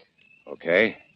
Dr. Burke murdered because Mildred wanted him out of the way so she could marry Gonzalez. So she married him, so? Then there's Marco. Also murdered. Also murdered. You know why? Blackmail, huh? Marco was collecting. The theory says Marco was bleeding Mildred because he knew she killed Rhoda's father. Oh. And Marco thought we were getting too close and shot at us. Yeah. And I'll tell you some more. I figure after a while, Mildred ran out of money. That can be worrisome. It's happened to us. She tried to pay Marco with gold, a couple of $100 worth she lifted from dentist Gonzalez. Marco sneered at it. Mildred killed him. Gonzalez suspected. She killed him, too. A promise, huh? Then what was Rhoda doing with Marco? Marco was seeing her mother. Rhoda wanted to find out why. She found him dead. And got blamed for the murder. Why doesn't Rhoda let it go at that? Because maybe one day somebody will believe Rhoda that Mildred killed Dr. Burke. I hate to break the news to you, Slate, but it's a lousy theory. Dr. Burke died of leukemia. LaSalle told us. LaSalle said that. Taylor, look, the light just went on in Gonzalez's office. Come on. Here, this French window. Can you see through the curtains? Mildred's in there. Yeah. Yeah, look what she's doing. She must be off her rocker, Slate. What is she doing with that X-ray machine? X-raying the walls? That, sailor, is a lesson on how to poison somebody without leaving a trace of how it was done. Continuous X-raying will cause leukemia. What? Yeah. You're watching a murder being committed. I still don't get it. X-rays, they'll go through 8 feet of concrete. Rhoda's sleeping on the other side of that wall in the same room her father slept. Watch out for the flying glass, sailor.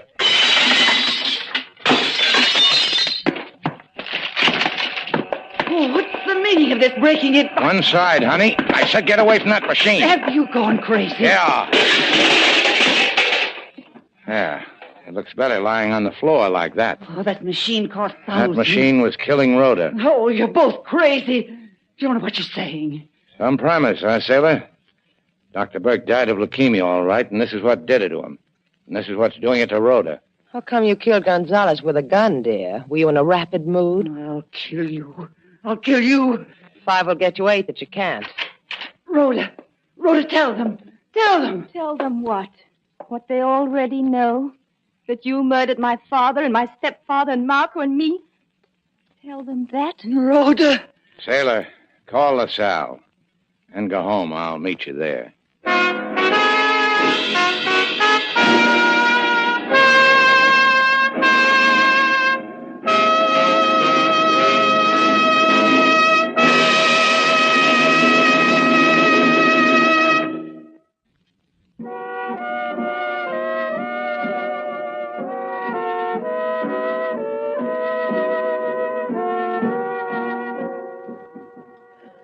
Oh, joy, oh, joy, oh, joy. You're doing it again, sailor. What'd you bring me back to the Isle of Pines for? You know there's nothing else to do here but sniff. I'm not sniffing. And then you're not having any fun. We come to one of the most beautiful islands in the Caribbean. And you say fun is sniffing pine needles? Oh, sailor, you need therapy. Did you bring some? Yeah. Come here. Like that? More therapy, please. All right. More therapy, Doctor. I'll be a raving idiot in no time at all.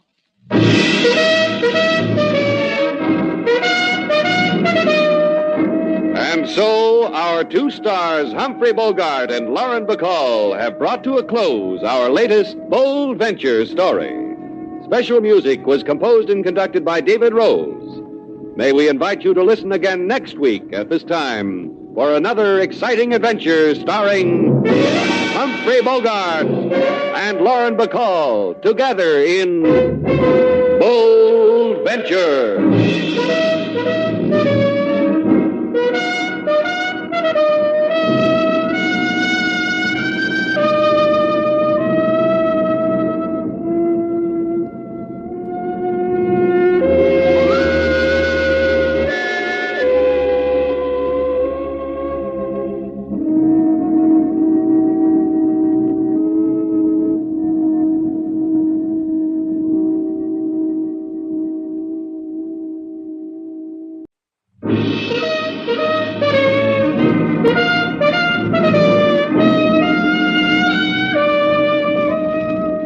Bold Venture. Adventure, intrigue, mystery, romance, starring Humphrey Bogart and Lauren Bacall. Together in the sultry setting of tropical Havana and the mysterious islands of the Caribbean. Bold Venture.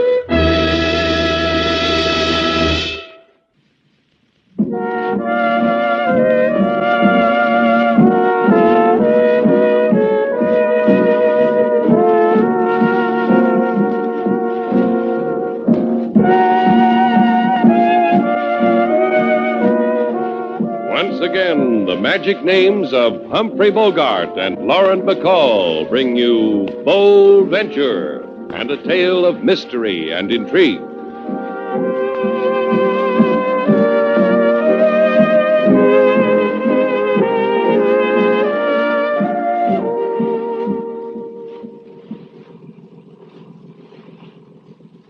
Feels good, huh, sailor? The morning sun in your face, the Caribbean wind in your hair. How else would it feel? That's what I said. Good. How does it look on me? Well, let me consider it. Yeah. You at the wheel of our boat, the sun on your lips, square patch on your dungarees. We finish this fishing trip, sailor. You go buy a midi blouse with an extra pair of pants. Gee willikers, Daddy. You make me feel like a girl who was born with a silver ladle in her mouth. Come closer, kid, and I'll lipstick a thank you on your brow. You want to show gratitude, go aft and thank Mr. Jeffrey. He's paying for the trip. I tried. I went aft, gentle and furry as a kitten. I said, thank you for hiring us, Mr. Jeffrey. Thank you for the payment we will receive when we set you ashore with your load of fish. Thank you, I said. And what did he say? He grunted. So I flounced off. So I left him to his rod and reel. Well, so long as he pays us, you won't let a grunt stand between him and you, huh, sailor? Jeffrey came to me, hired the boat for a fishing trip for him and a friend. But the friend never showed up. That cuts our profits in half. So he'll buy only one pair of pants. Let me finish, huh? So he hires our boat. If he wants to sit there and fish in lonesome splendor, not talk to anyone, grunt, that's his right. That's... Hey, he's got a strike. Listen to that line sing. Hey, Jeffrey, you got a big one, a beauty. Look at that sport go. Oh, let him run a little more. Now, reel in. Reel in. What's the matter, kid? Don't freeze up now. I said reel in. You lost him. You had a picture fish and you lost him. Jeffrey. Hey, Jeffrey, what's the matter with you? What? I heard the line snap, Slate. What's with this Jeffrey, an amateur? How does he let a beauty like that get away from him? I'll tell you how, sailor. He died. He's dead. That's how.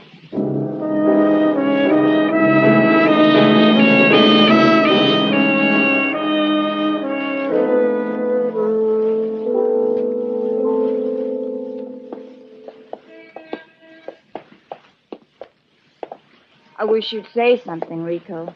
Pensive, in thoughts. I am thinking about it. Oh, stop here for a minute. Of course, as you wish it. Amy. Shh. That diamond's winking at me. The blue one. It's about 3 carats. I'll want that one, Rico. In my wedding ring. From you to me. Because I love you. And you can afford it. You could buy me a sackful out of the small change you carry. Amy. Mm-hmm. Amy, you are sure. About Senor Jeffrey, I mean. The senor from Iowa. It is no longer between you and Senor Jeffrey what it used to be. That's what's bothering you, huh? See. Rico, listen to me.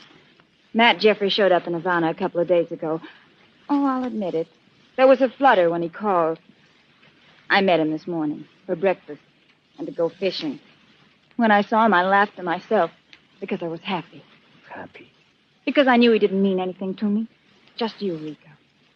That's why I left Matt Jeffrey before we went in the restaurant. And that's why I came running to you without even changing.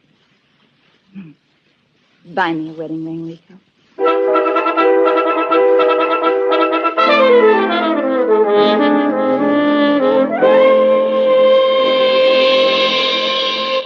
Congratulate me, Senor Shannon, Senorita Duval. You did something, LaSalle? A beautiful thing, a clever thing. I have apprehended the murderers of Matt Jeffrey.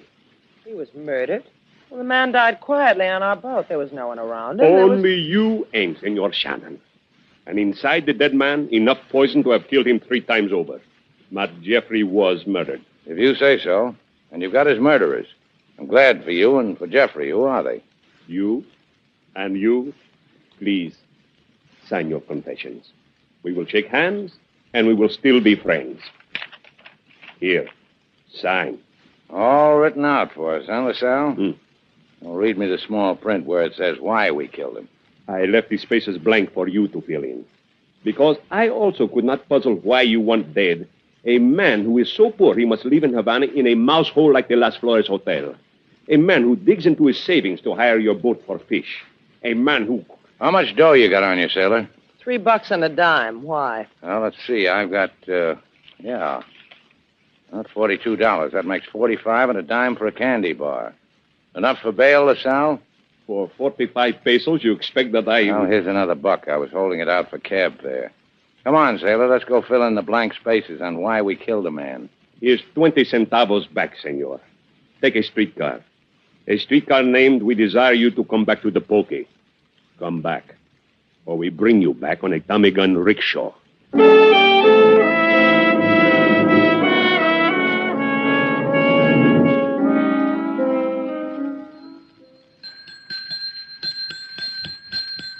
I hear. Why don't you pay attention to us? It is so seldom, senor, that a man brings his blushing bride to this hotel for a honeymoon that I am beside myself with frenzy and delight. And now I can do for you what? Didn't you have a guest here named Matt Jeffrey? This desk bell would just about fit in the middle of that yawn, Chico. All right, you asked for Put it. the bell down, Slate. Chico, look at me. You know something, Chico? You're the cutest little old Chico I've seen all day. Observe, senorita, when I yawn. Gold teeth flash. 23 gold teeth in my mouth. I have a friend who has 25 gold teeth. They are expensive. How much? 10 pesos. Current fee for the bicuspid of gold. You'll get it. What about Matt Jeffrey? This morning he walked out into the Havana daylight. Before he left for the daylight, he made 2 calls through the telephone in his room, through the switchboard at my left, out into the world of hustle and bustle. 10 pesos, senor, for the numbers he called, and so that I may eat with gold. Yeah, here. And here to you. I give you thanks. Here's 2 nickels, sailor. Use that payphone on the wall. Call these numbers. Right.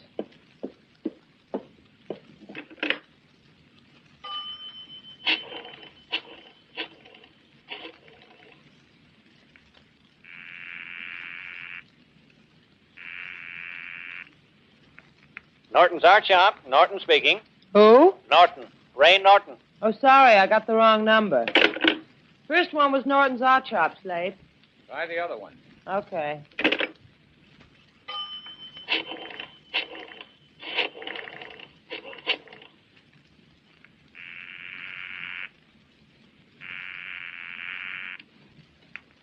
Hello? Hello. This is Mary, the Sunshine Girl. Your phone number has been selected to receive a spiffy prize of 1 year's free service. May I have your name and address, please? Amy Webb, 1212 Paseo Royale. Free service for what? Got him, Slate. Let's go.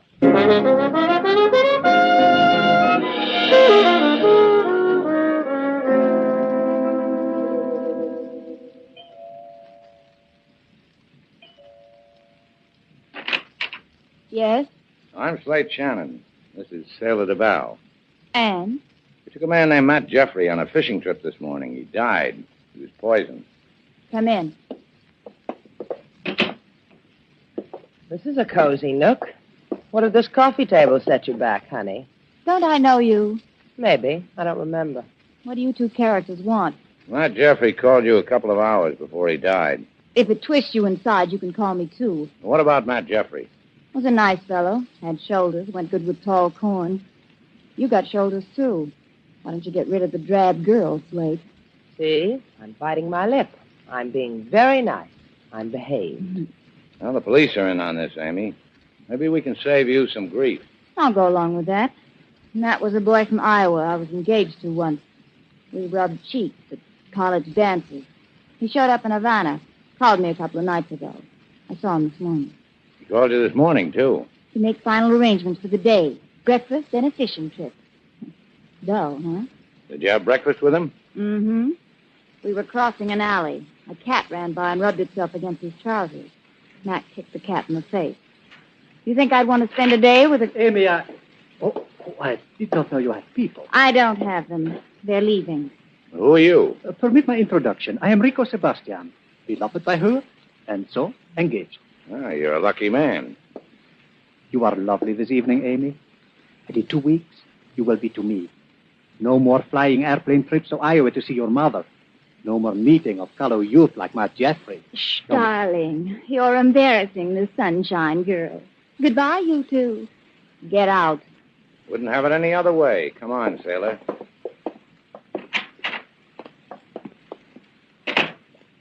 What now, Brain? Now, let's try another wrong number. Let's try Norton's art shop.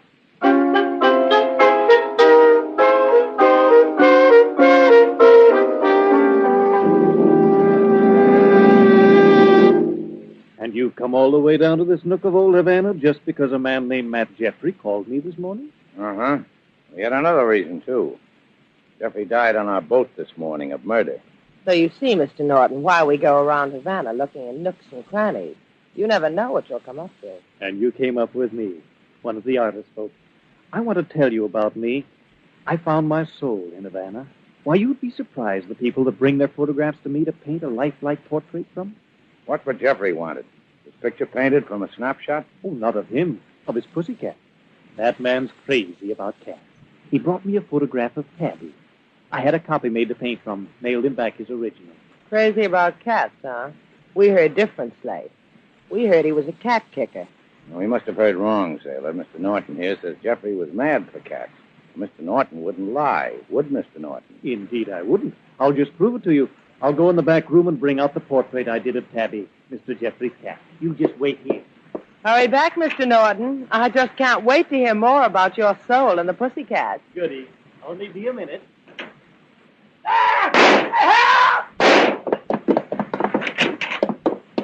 Norton, what happened? Slate, maybe we can get help. For you. Maybe for me, not for Norton. He can't wait that long. He's just been shot to death.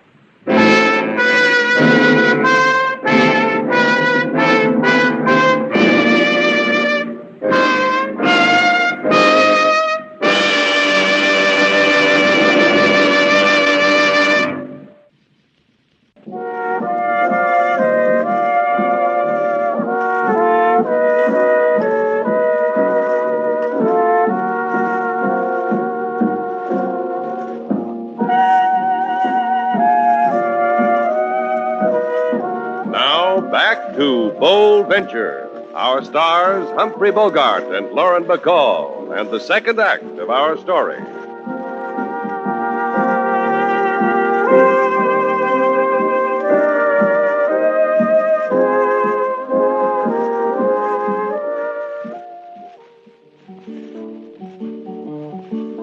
On a fishing trip, a man did go, cast his bait, and what do you know? When a fish nibbled and yanked on line, man took a deep breath for very last time. This seems to be the custom of the day, and I will explain exactly what I say. Another fellow who was clever with paint Met a pistol bullet, and now he ain't. And I'm just living for the second that LaSalle finds out we were the last ones to have talked to him. And LaSalle will find out, Miss Sailor. You want Slate to hear you. I heard him, Sailor. LaSalle won't play with us this time. This time we're in it good. If I can understand one thing, I wouldn't feel so bad Pardon, about... Senor Shannon. Well, hello, Rico. I'm glad you're here. Sit down. On matters of urgency, I do not sit. My fiancée, the Senorita Amy Webb, is in difficulty. Your name comes first to the lips of those in Havana who wish to skirt the police. Those who have difficulty and cannot discuss it to authorities come to Senor Shannon. This I have heard, and I am willing to pay for the privilege. Now, let's skip the pay, Rico. For now. When Amy came back from a vacation to visit her mother in the Estados Unidos, in your estado of Iowa, she commenced to be blackmailed. Yeah, that would fit. I don't know how exactly, but it would fit. And so, a phone call to her. Pay me $20,000 for some information, the man said, about 1 hour ago. Says to meet him with money at the Arribadero docks, near the port agent's shack at 11. Listen to me, Rico. Tell her to do it. I'll be there. I'll be in the doorway of that port agent's shack. Tell Amy to walk past me. Keep walking back and forth past me. So if anyone approaches her, I'll know it. Yes, yes. And tell her not to talk to me. Above all, she's not to talk to me. No one must know I'm there. Got that? Si, senor. I have it exactly.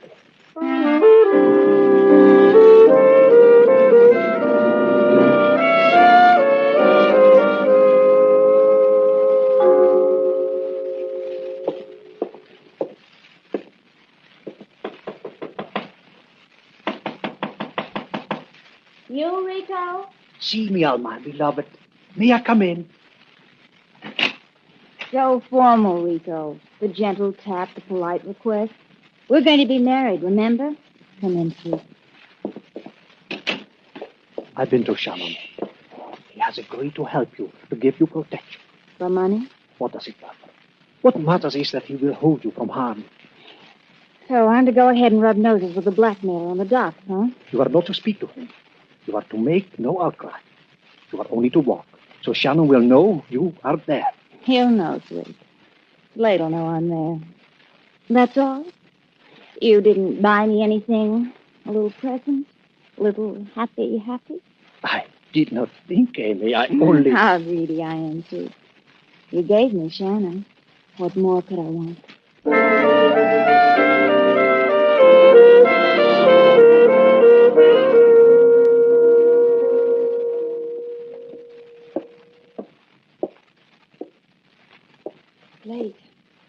Slate, you're there, aren't you?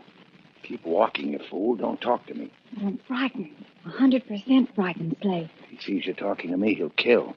He's already killed twice. He's got the habit. Walk away. I'm frightened. No hysterics, kid. It's not the time. Beat it, Amy. Walk. Okay.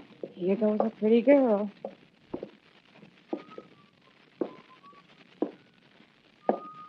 It's him, Slate. It's him. Get him. Get him. You're the guy I want to talk to, Buster.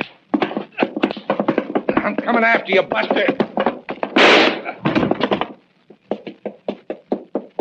Slate, are you all right? Yeah, I'm all right. Surprised, I guess. Oh, there's blood in your cheek. Yeah, well, bullets do that to my cheek, Amy, when they graze it. Why did you cry out? I told you not to. I'm a girl. Situations like this upset me. Yeah. He got away. Your blackmailer's a buddy of mine, Amy. He's got teeth that shine in the dark. So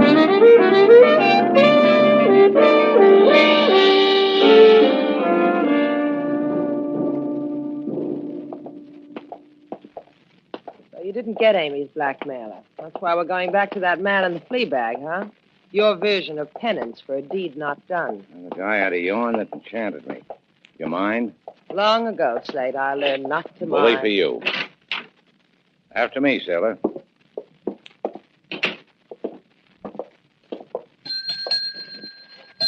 Hi, Chico. Guess who? Please, on delay, go away. Do not stand and gloat on me. Slate's eager to see you yawn again, Chico. Yawn for the man. Yeah, do that, Chico. Flash the gold. 10 pesos if you open your mouth wide. You tarnished my gold by customs with my blood, senor. You left a double empty space in the jobbers. What more do you want? I got 2 of your teeth, huh, Chico? Meet a blackmailer, sailor. I spoiled it. I mess it. I louse it.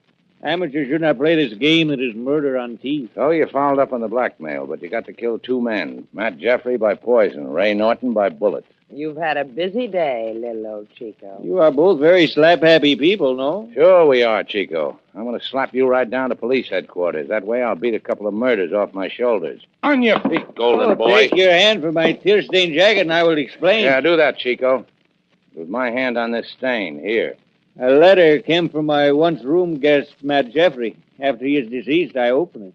Picture in it. Blackmail picture to a man with brains. More brains than to me. So you called Amy Webb? Who else to call? She has had photographs in Havana papers because she will marry a Havana millionaire. Who else to call? Where's the picture? In my beach shack on Vedero Beach. The dirtiest one. The painted red and blue. The one on the shakiest stilts. Under a loose board in the floor. We check you with the police, Chico. Then we check a loose board. Coming, golden boy?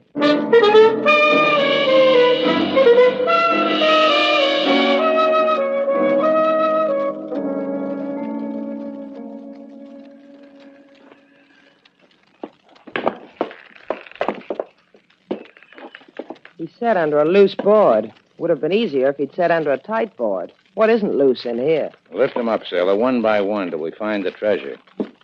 We're having fun, huh? Oh, what'd you say? Oh, I said it's a moonlight night and the sea is bright and I'm as jolly as can be. What'd you think I said? That sounded more like... Hey, Yeah, I found him, sailor. Blackmail stuff, huh? Let me peek. Huh. Amy in a junior swimsuit. And Matt Jeffrey in pinup shorts. And both leaning against a brand new car. That's all? Take another look. Where are they? To me it looks like Miami. I've been to Miami. And to me it looks like Miami. Kill me, it is Miami. Yeah. It's a cozy piece of blackmail. That's blackmail to be in my... Slate, quit snapping your gum.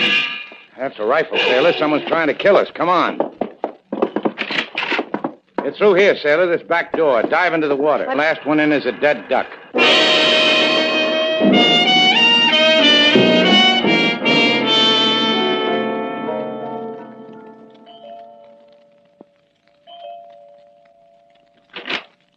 Senor Shannon, Senorita Duval, please come in. Amy told me what happened to your cheek, senor. I will pay for the scar it leaves. We charge by the footage. Where's Amy? I will get her. Amy, darling, we have visitors. Senor Shannon, Senorita Duval. I heard Rico say he'd pay you for your scarf, mate.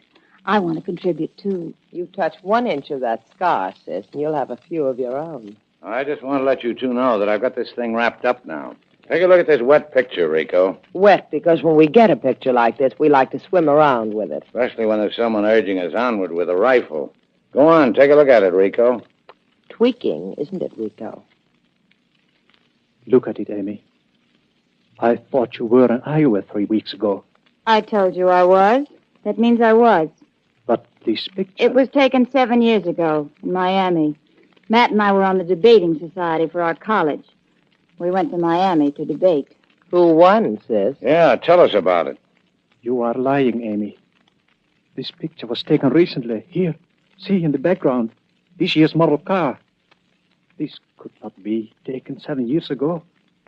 Recently, when you said you were with your mother, you were with Matt Jeffrey. So I went to Miami. So what if I did? So you killed Matt Jeffrey, poisoned him. That's so what if you did. I asked you to throw them out, Rico. Amy. Poisoned him at breakfast. He died on our boat. Matt Jeffrey, blackmailer number 1. Murdered man number 1. Amy killed someone else? All of you. Crazy. That little artist, Ray Norton, the man who got hold of one of these pictures. Blackmailer number 2. Murdered man number 2. Poor Amy. Poor Amy. Because you wanted my wealth. You could have told me, Amy. Crazy. And the blackmail goes on. A hotel clerk who opened Matt's mail.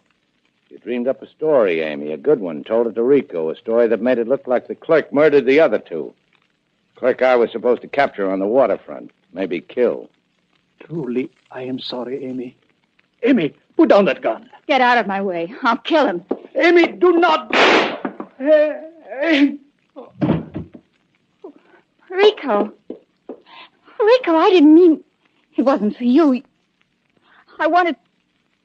You've gotten away, Rico. Rico, you can't die. You can't. Click on, Amy. Murdered man number 3. I was wrong. I didn't think she'd cry, Slate. Yeah, you were wrong. Now go home, sailor. I'll take it from here.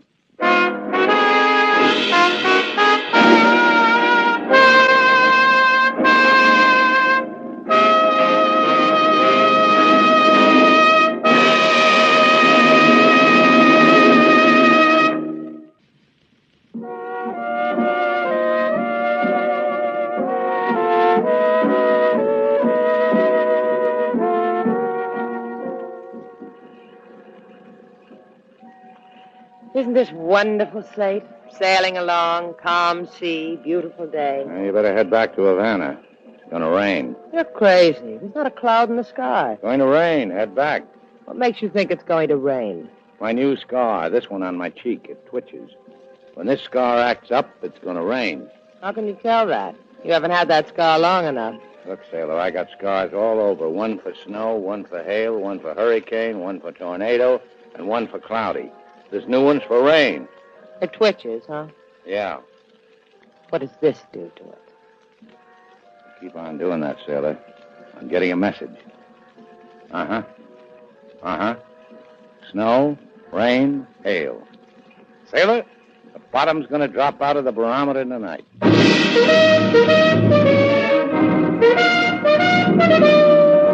And so, our 2 stars, Humphrey Bogart and Lauren Bacall, have brought to a close our latest Bold Venture story.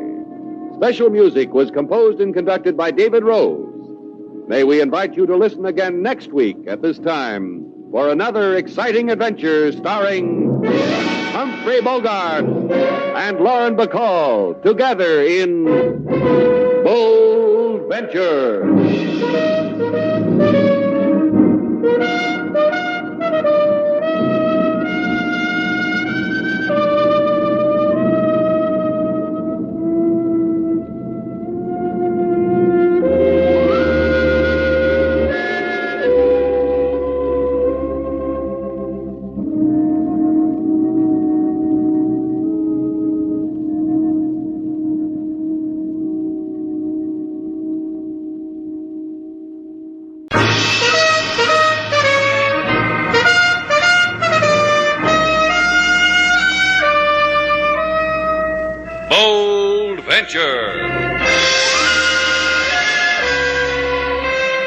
Adventure, intrigue, mystery, romance, starring Humphrey Bogart and Lauren Bacall. Together in the sultry setting of tropical Havana and the mysterious islands of the Caribbean. Bold Venture.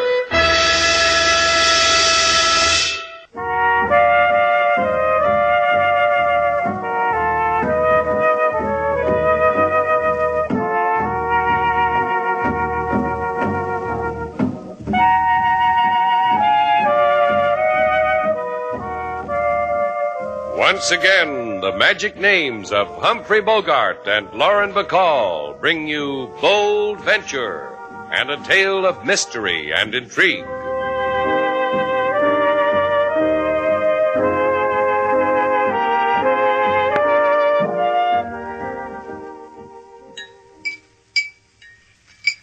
A week.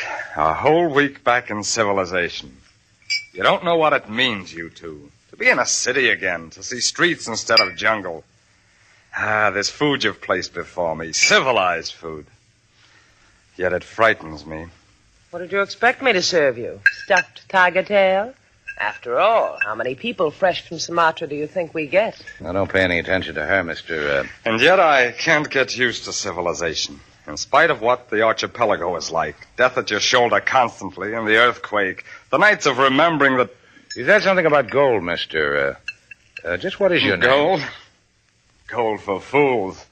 Just a trick. I didn't find gold. A smart trader filled a shotgun full of gold pellets and shot them against a rock. Sold me a piece of the jungle, and I thought I'd struck it rich. I even wrote home about it. To a woman I used to know, how I discovered gold. Yeah, they've got sharpies in Sumatra, too.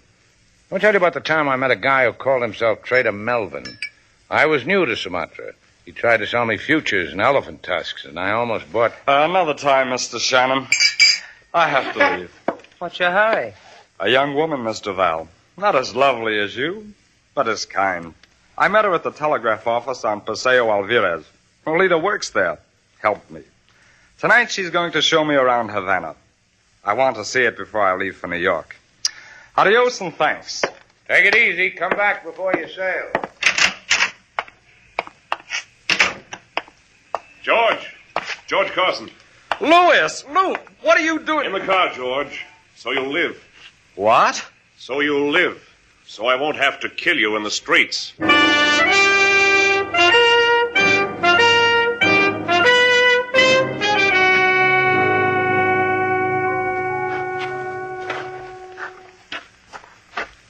The moon shines bright, the sea pounds, and it's like the beat of my heart. My heart really pounds for you, Carson. Louis, I don't understand. What's... You're a pathetic man, Carson, a tragic man. I'll bet kiddies and old ladies are going to weep for you. What do you want of me, Louis? What can I give you? Not what you can give me, boy adventurer, what you can take away. We were friends, partners. Now you scratch my back with a knife to bring me here. I would have brought you anyhow. Why? Why? You made a mistake, friend partner. That your shack over there, Carson? Yes. I wanted a place like that. Lonely. Apart so I could adjust. Take civilization easy until... There's a light in it. Someone moving around. Well, that's Subi. That's Subi! Wait, stay close, dead man. Subi! You want to die with your mouth open? I make a gesture. Die how you want. Welcome to civilization, dead man.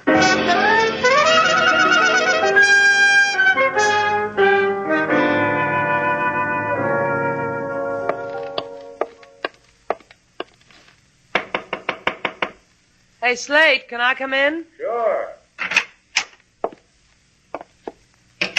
Sit down, sailor. Be with you in a minute. As soon as I finish cleaning this gun. You see this gun? It was with me in Sumatra. You see this notch right here on the stock? You know what it's for? I better read this to you first. Then you can regale me. That is, if you feel like regaling after you've heard it. No, what's the matter? Let me read it to you. From the morning paper. Unknown man washed up on beach near Morro Castle. An unidentified man was found late last night by fishermen who were returning to Havana. The man had been stabbed to death. He was 6 feet tall, middle-aged, weather-beaten, skin yellowed as if he had been taking quinine against malaria. He was... Hey, that could have been our friend from Sumatra. Let me... Sit still, I'll get it. Yes? What? You'd better open the door, Slate. What's the matter? He's 7 feet tall. He wears earrings in his ears. I don't believe I saw him.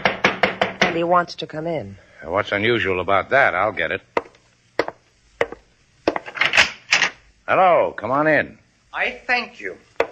I am Subi. Slate Shannon. This is Miss Duval. It is my pleasure. As long as you're in town, we're glad you stopped in. I am of the tribe of Djibouti. As if we didn't know. That's a Sumatran tribe, isn't it, Subi? I think I remember a tribe with markings on the Kali River, right? Indeed it is, Mr. Shannon. Slate, if he's from Sumatra, how come the language is so easy for me? Until today, I've always had trouble with the dialects. I was educated in a mission school, Miss Duval. A question, if you please. Sure. A man came to you. He was from Sumatra? That's right. I needed to know that before I kill you! Sailor, the gun. Yeah. I'll teach you to mess with Slate as long as I hold a gun in my hand. Nice going, sailor. I'll get up, Subi. Now, what's all this about? Next time, I will not be so foolish. When I return next time, you will die, my promise to you.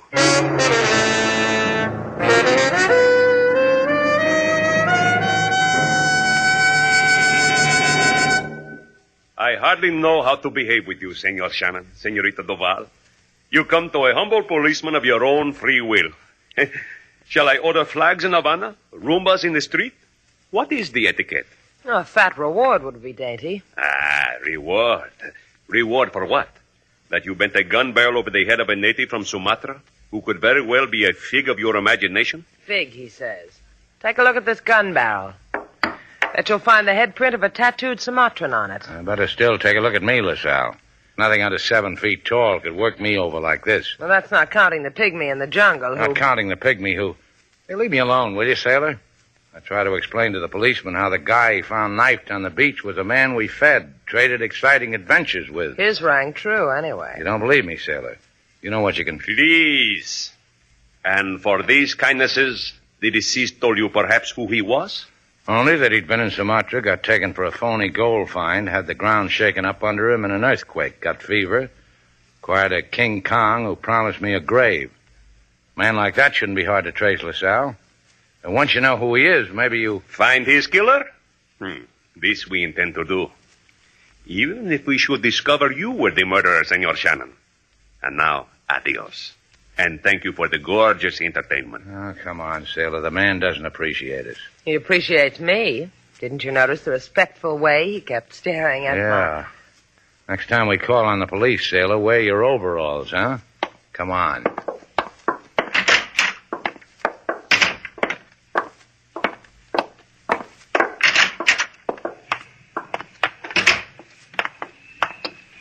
You tell LaSalle a 7-foot lad threatened you with death, and LaSalle doesn't even bat an eye. You're not liked, Slate. No? I've got news for you, kid. Mr. Shannon? You're the thrilling Mr. Shannon? Oh, why, yes, indeedy, miss. I am he. You look as if I can help a girl like you. You can. You will. A man from Sumatra can bring us so close together. You could do that, huh? At my place. So restful there. Coming? Well, as soon as I get rid of... pardon me. You understand how it is, sailor. A lonely girl needs help, wants to be close. Sure, I understand. You go ahead, Slate. A little bus for old time's sake. Anything you want, honey. The red one just stopped over there on the corner. You'd better run for it.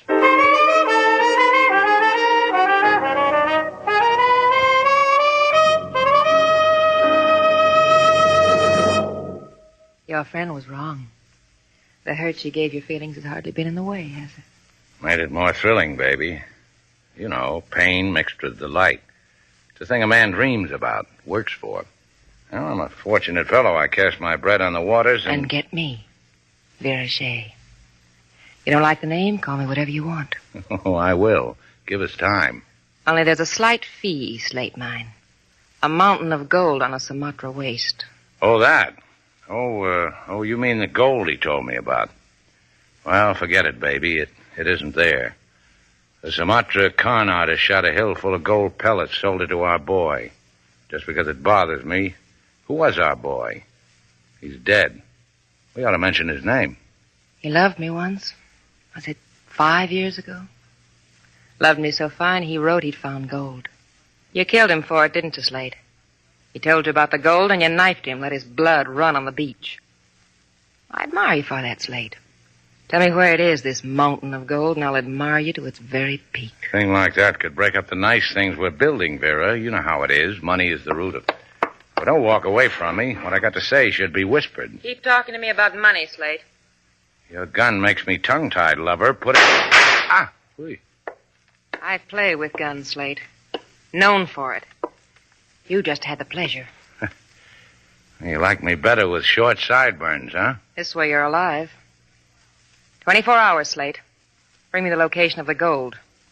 Or next time I zero in on your eyes. Hey, I just thought of a name for you, and I like it. Wait up for me, lover.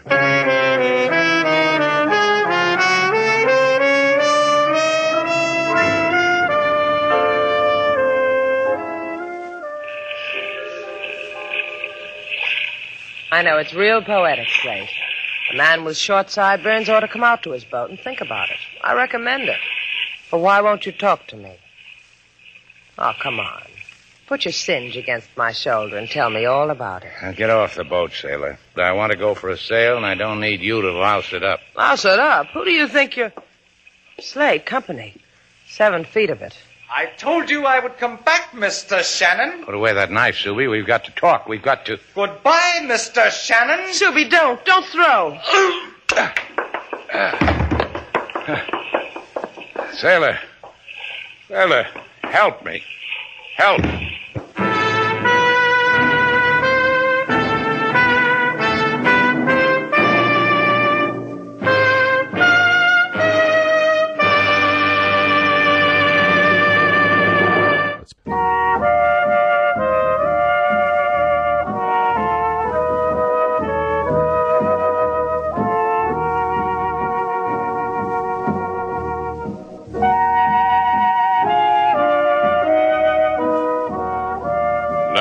Back to Bold Venture. Our stars, Humphrey Bogart and Lauren Bacall, and the second act of our story.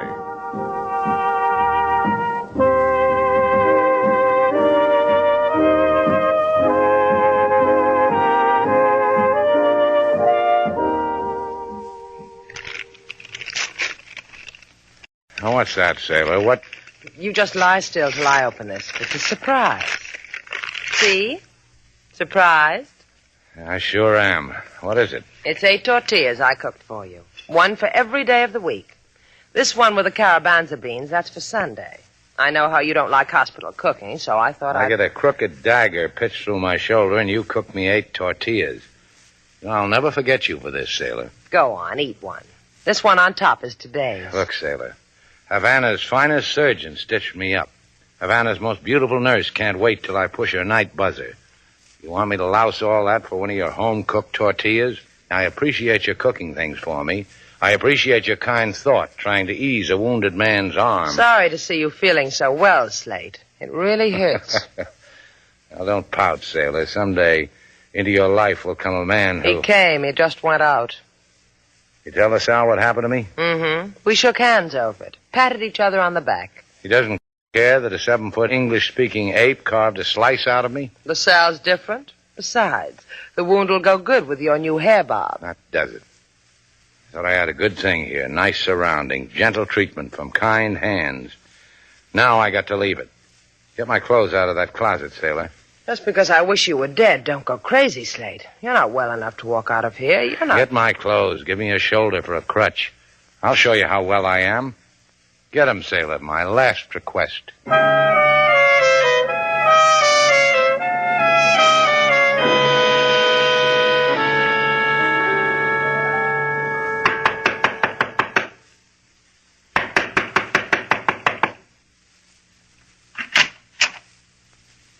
I figured you wouldn't be able to think of anything to say, Louis. Vera. How do you say my name? Surprised? Fright? Happy? Come in. Why are you in Havana? I got a wire from George. And I thought a thing. If George sent me a wire, he'd send you one. I didn't want George to get as far as New York, so I thought another thing. You didn't want George in New York either. George found a lot of gold in Sumatra, Louis. Now, where is he? You know he's dead. Why? Because you found out where the gold is and killed him? Gold? Why do you keep asking about gold? 5 years ago, George wrote he'd found it. Then I didn't hear from him again till last week. I thought he was dead, Vera. You remember that earthquake in Sumatra? Right after that, no word from him. But the gold, who cares about that? Me. I care a lot. Put away the gun, Vera. I care a whole lot, Louis. Just talk, will you? George was my partner. He left for Sumatra. Hunting trip. He never came back. The business grew. Thousands. Hundreds of thousands. All right. No hysteria, huh?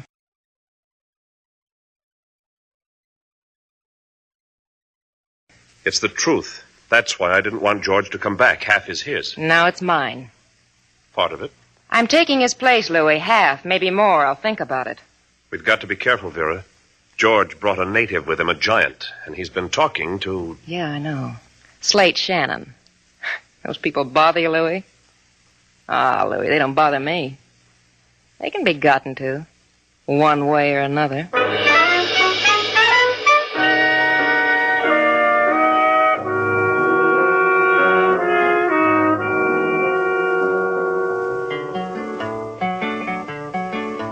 Oh, listen to the grief of our Mr. Slate. He liked to play game with the finger of fate. He feed the mouth of a nameless man and get in return man's corpse in the sand. Then he go to police with open heart after 7-foot giant tried to break him apart. Then a lady she hanged 2 bullets near his ears and a knife is thrown, a career of tears. Oh, don't weep, King. Our Slate boy lives for stuff like that. Don't you, Slate? Sure. Can't wait for the day I die. Pardon me for thinking so, Mr. Slate, but you are what is known to us amateur psychoanalysts as... Wait, King. I'll draw up an amateur couch. Oh, don't turn up your nose at a free treatment, Slate. You're a boy who can use one. Go on, King. What's Slate known as among you fellows? As a mayhem prone, Miss Sailor. We have long searched for the exact category. We have found it. Mayhem prone. You see, Slate? You see what you are? You see what people are saying about you behind your back? Now, let's ask this customer, Sailor. Let's ask him what... Pardon me, sir. Before you register for a room, would you mind taking a good look at me? I want you to... I have, Mr. Shannon. I've looked at you on more than one occasion. And I find it's worth $1,000. Huh? Hey, you hear that, Sailor? Gentleman looks at me, and it's worth $1,000 to him. $1,000, Mr. Shannon, because I once saw you with a man from Sumatra. Because I want his name. Oh. The man from Sumatra, huh? You mean the 7-foot one or the pocket-sized edition? The man whom you were kind to. The dead man. $1,000 for his name. An easy day's work, Mr. Shannon. I could throw in the name of the big one, too. What's your offer on that? Oh, take it easy, Slate. For $1,000, we can come up with the name the gentleman wants. Point of information. What makes a dead man's name worth so much to you? Say it is a whim, a curiosity. Say it troubles me. An anonymous man finds death on a beach. Look, Buster, I can twist it out if you in for nothing. No, you can't, Mr. Shannon, because I can so easily forget what I asked of you, so easily go to the police for the injury you contemplate upon me. Let him go, Slate. Thank you, dear lady. If you should happen to remember his name just by chance, I am at the Florida Apartments. Louis Vigran. Try. Think of 1,000. Remember a name so easy for you. Adios. Slate? Get your hat, Sailor. I know somebody who might remember a name.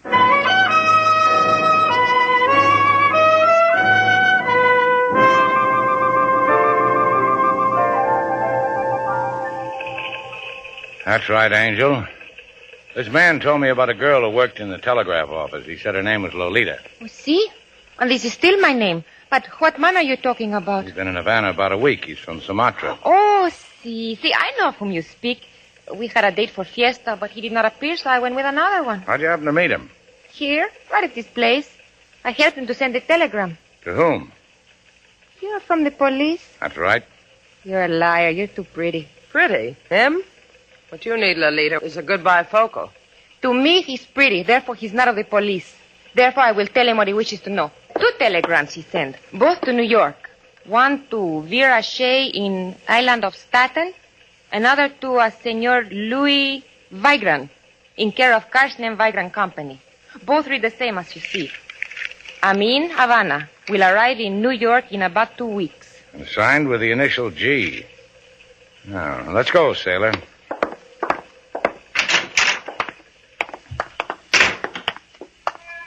Well, genius, what did we find out on this fine night? That Louis Vigran knew who the man from Sumatra was.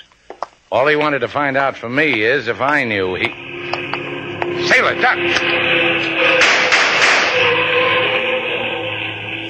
Are you all right? Yeah, I think so. Yeah, well, come on, let's get out of here. Whoever was in that car is liable to be back down this alley. Mr. Shannon?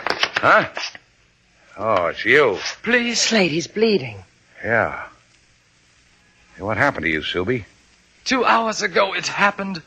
I tried to seek out the killers of George Carson. Because George Carson was to me a brother. Oh, so that's his name. George Carson. An earthquake in Sumatra. He helped me, in spite of his injury. Helped me, stayed, lived with my people. Who shot you? Wait only a little. I am sorry for what I did to you. I followed to tell you.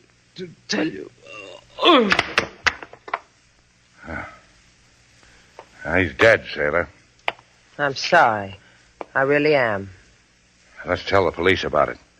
Then we can tell a man I know. He's got $1,000 for us.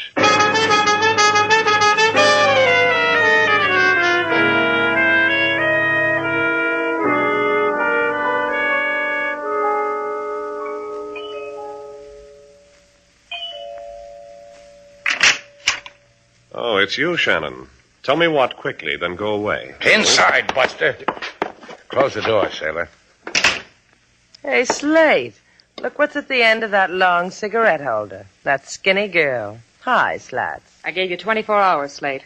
Did you bring me what I want to know? I brought you both something. I don't need it anymore. We still need the 1,000. The man you killed, his name is George Carson. Of Carson and Vagrant. He was a good guy, Louis. Why'd you have to kill him? I don't mind, Shannon. A guy like you ought to go out knowing why. Carson was my partner. He should have stayed in the South Seas. I don't need a partner anymore. Don't say that like you mean it, Louis. You've got a partner.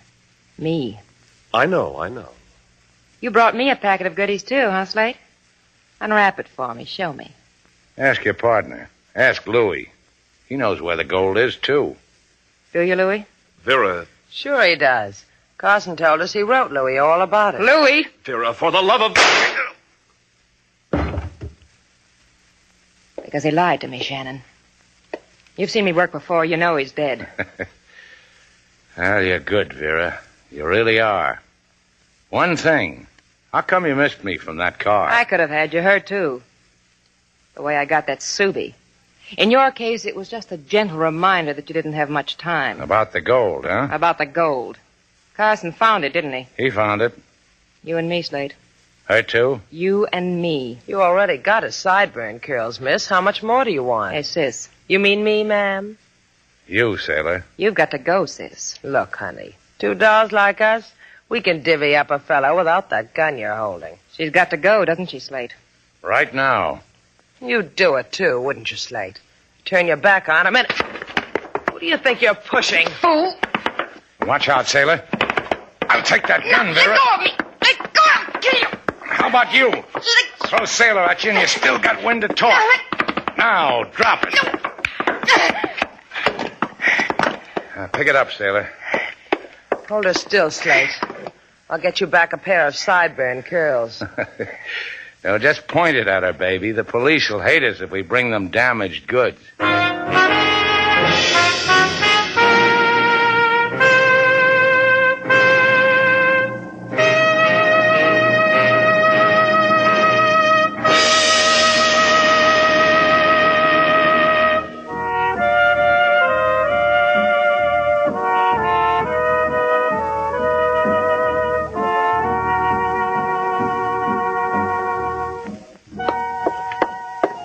Hey, Slate, where are you? Here I am. Hey, I want to talk to you. How come I'm darning my own socks? I'll tell you later. Stand up. What for? Stand up. Put this apple on your head. You going crazy, sailor? Today I don't need an apple on my head. Oh, humor me. You mean you're going to try to shoot this apple off my head? Girls who are handy with guns seem to impress you. I've been practicing. You don't have to shoot an apple off my head to impress me. Just come here. Closer, sailor. There, that's fine. Well, what do I have to do? Just bring an apple like this every day. My, they're tasty.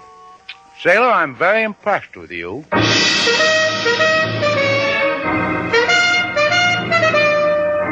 And so, our 2 stars, Humphrey Bogart and Lauren Bacall, have brought to a close our latest bold venture story. Special music was composed and conducted by David Rose. May we invite you to listen again next week at this time for another exciting adventure starring Humphrey Bogart and Lauren Bacall together in Bold Venture.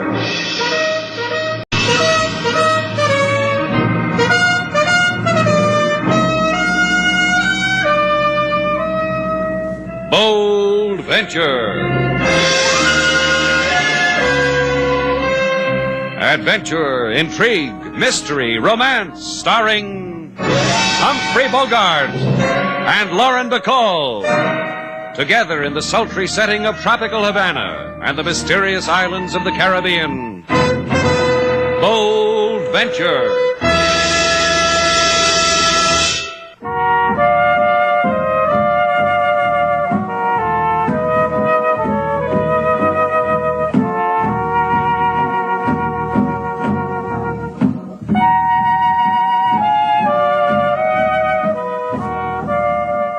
Once again, the magic names of Humphrey Bogart and Lauren Bacall bring you Bold Venture and a tale of mystery and intrigue.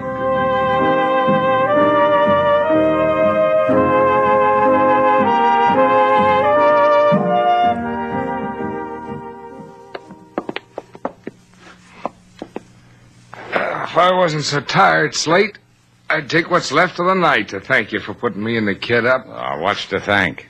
Friend I haven't seen in 12 years comes to me with his little girl in the middle of the night, asks for a place to sleep. I sell it to him. That makes me big? Makes you very attractive to us, Mr. Shannon. We've had a tiring journey. My father needs his rest. And you don't, do you, honey? You're wrong, Mr. Duval. I'm 11 years old and my bones are very weary.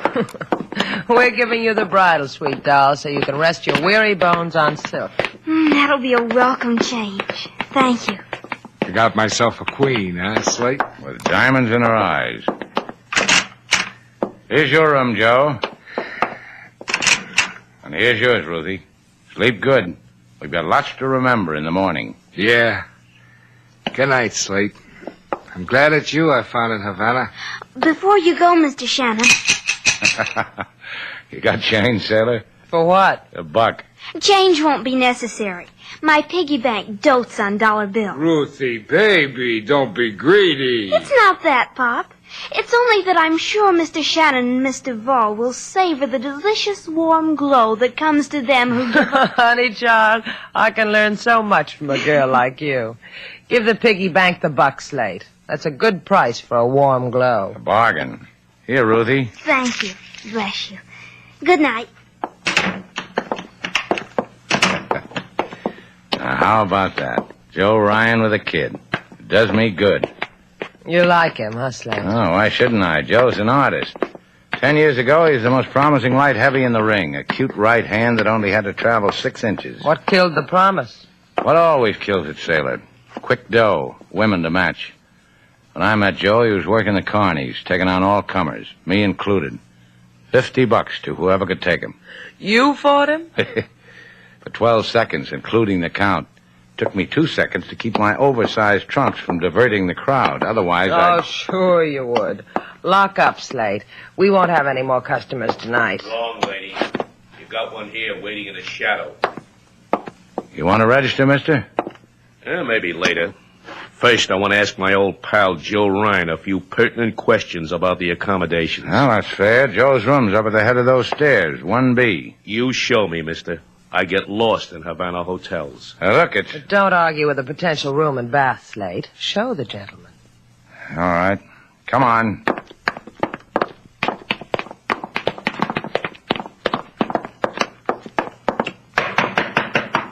Joe! Joe, it's Slate. There's a man here who... Hey, look, Slate, I'm all... Hey, what is it? Came to wish you pleasant dreams, Joe. Joe!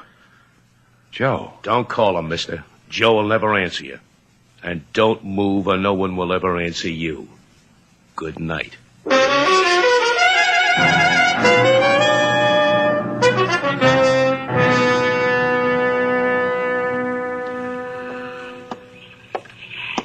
Ahoy! Senor Blake? Oh, come aboard, senor. It's good to see you again so soon, senor. You did me a fine favor, Curvio. In this envelope. $100. Thank you. It was he, was he not? He was Senor Joe Ryan, like I told you, no? Mm-hmm. Yeah, like you told me. You'll never see him again, Curvio. Maybe his picture in the paper, but that's all. It's a shame. Senor Ryan was a colorful hombre with his fists. This I remarked to myself the whole time my boat brought him from Key West to Havana. Point of information, amigo. What did Ryan pay you for bringing him to Havana? Also 100. Perhaps I should have asked for more. What do you mean? I have heard it, Senor Blake. How Senor Ryan made a double cross concerning a fight. It has been whispered about. Ryan got suddenly rich. He's a fortunate man. However, now he's dead, see? He was a fortunate man, Senor. Once upon a time.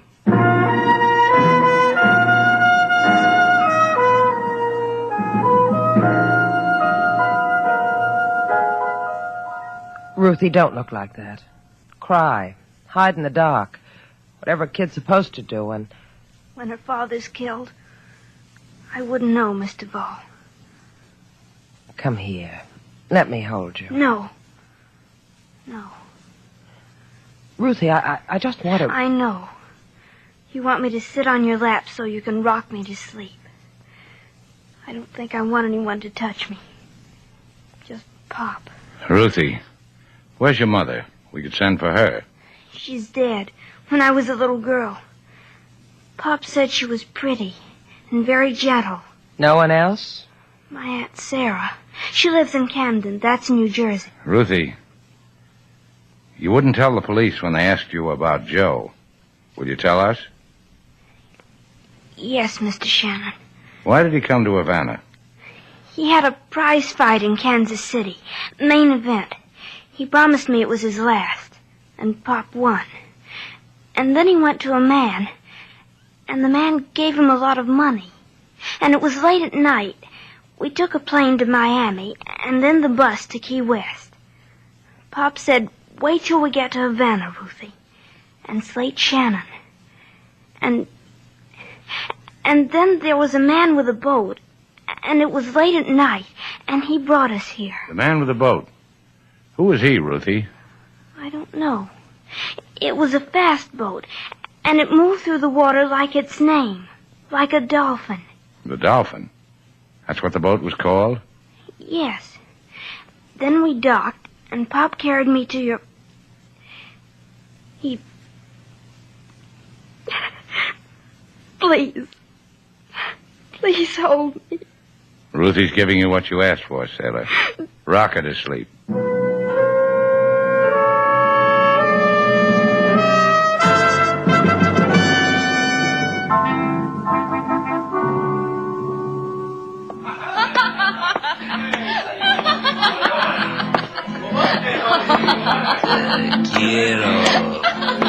Quiero, mi hermosa. Cuánto cuesta. You. I want to talk to you. The emotion, senor, is not shared by me, by this hermosa senorita. On your feet. What do you want of me? You've been pointed out as the buster who owns a boat called the Dolphin. Oh, senor, you wish to make it for hire of my boat. Oh, si, sit down. We will make talk, dicker, and establish prices satisfactory to both. Let's talk about Joe Ryan. Por favor, I do not understand. Joe Ryan, guy you brought over from Key West. The gentleman who fights fisticuffs. Si, Joe Ryan. I did it to him, brought him to Havana.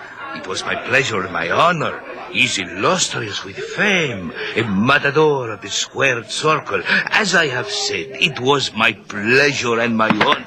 You sent him to my hotel and fingered him, didn't you? Senor, you are hurting my... Didn't you? No, senor. I swear it upon everything. No, I did not do it. Perhaps, senor. Perhaps what? Senor Ryan, such a well-known man. Perhaps word of his arrival was well-known. The Chamber of Commerce would... Sleep with it, Corvio. Something tells me you're going to need the rest.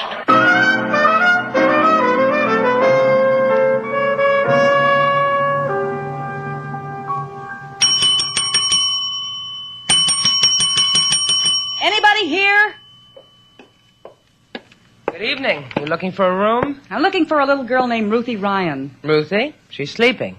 I don't think she ought to be... Wake up, please. I'm her mother. Oh, back from the beyond, huh? What are you talking about? Ruthie's mother is dead. Of course she is. Joe Ryan and I were going to get married. We decided... Joe's dead, too. That's why I want Ruthie. I promised Joe if anything ever happened to him, I'd take care of Ruthie. Funny. Ruthie never mentioned you. She talked about an Aunt Sarah in Camden, New Jersey. That's where we're going to send her. My advice to you is to go to Camden. Look, where's Ruthie? I didn't come here to listen Back to a lot up, of... girlie. Look, you... As long as we're going to hassle, we might as well make some rules. Queensberry, catch as catch can. Hey, Hair. you don't know what you're doing. You don't... Either you wait in Camden or wait in that chair over there. Wait till Slate gets back. You didn't let me finish. I said you didn't know what you're doing. You just bought a ticket to nowhere at all.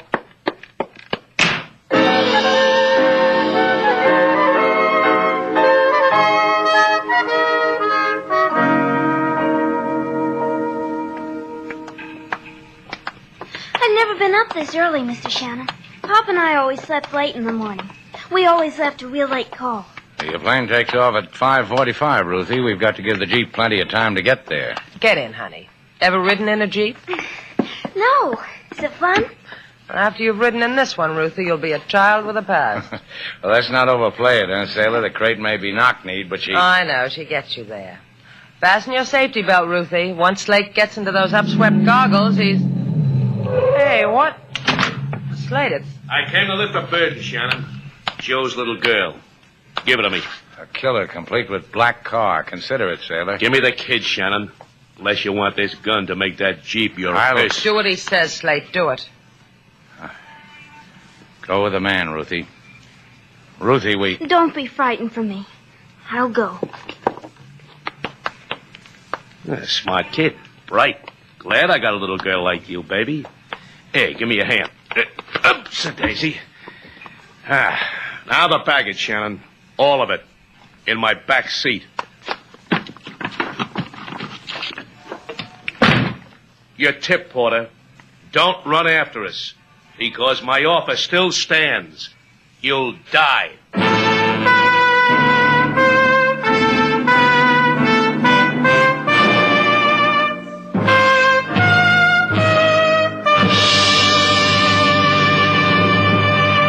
Let's take it.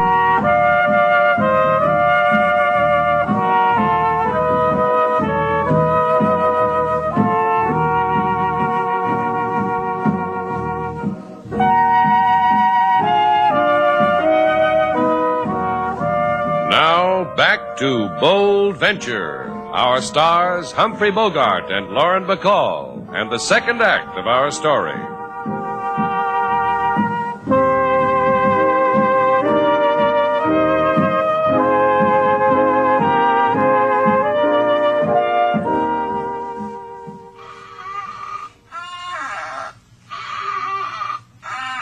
Inspector LaSalle. Inspector. Observe, please, the sign on the wall above my desk, senorita. Silencio.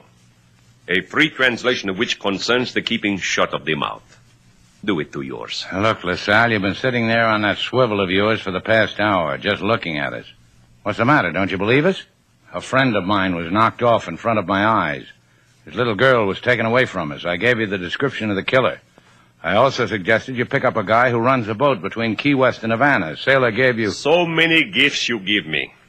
I bow low. Another question, Senor Shannon.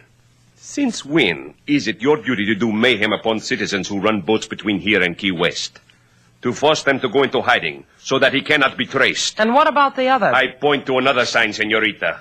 E-X-I-T, which spells exit, which stems from the Latin, meaning close the door softly. Well, you just can't throw us out of your office, LaSalle. You've got murder on your hands, and you need us to help. E-X-I-T. Oh. Now, let's go, Sailor. Now, what are you going to do with a bird brain like him? That's not important, Slate. What about Ruthie? Well, that's a good question. You got a good answer? Well, neither have I.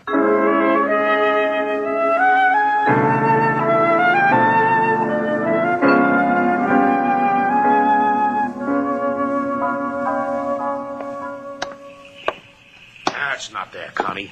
Nowhere in Joe's baggage or the kids.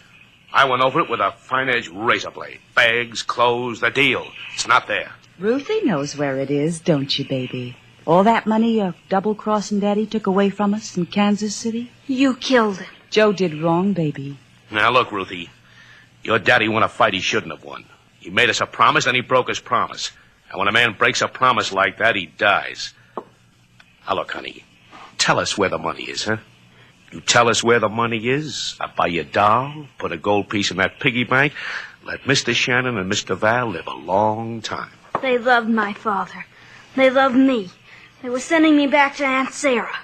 You leave them alone. You tell us where, Ruthie, and you can still go to your Aunt Sarah. Now? Well, maybe after a nap, huh?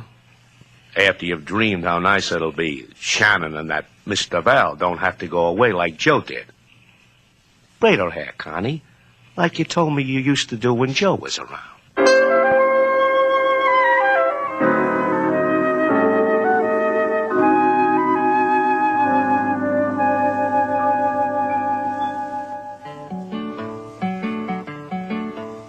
The thing to consider if you're a boxing man, a lion-hearted slugger or a fancy Dan. Shun those fellows who are quick on the draw.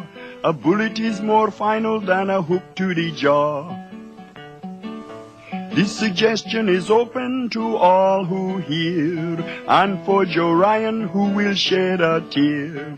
He was a man who tried to win twice. I said cut it out. Mr. Slate, I was only trying to put into music what... But you're not looking at the look on Slate's face, King.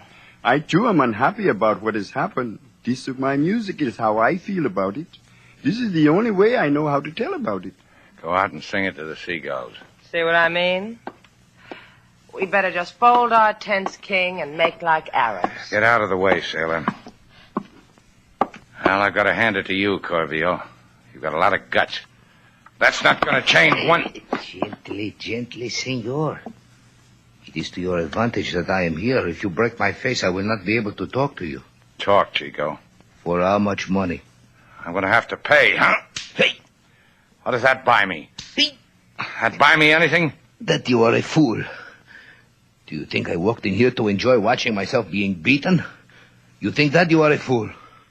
What are you selling?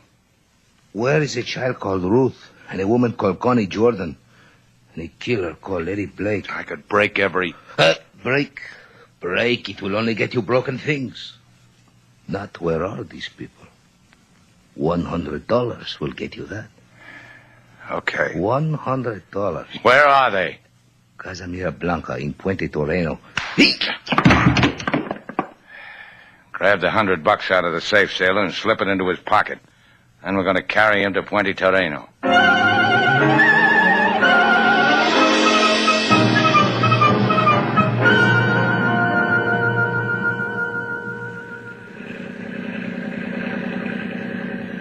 That duck, Senor Shannon.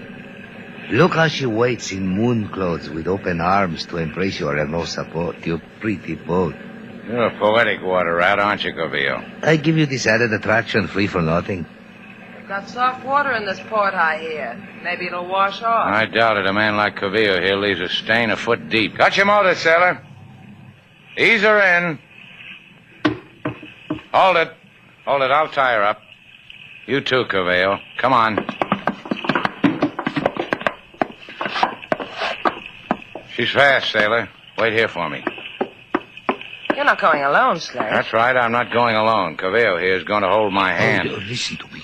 If I show me to them, they will... Kill you, Corveo. I'll plead your case. Come on. Slate, they could kill you, too. Here's a dime, sailor. If I'm not back in half an hour, call the local gendarmes.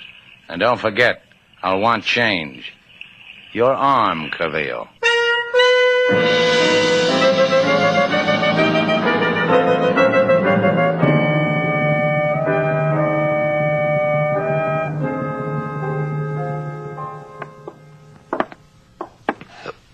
Please, senor.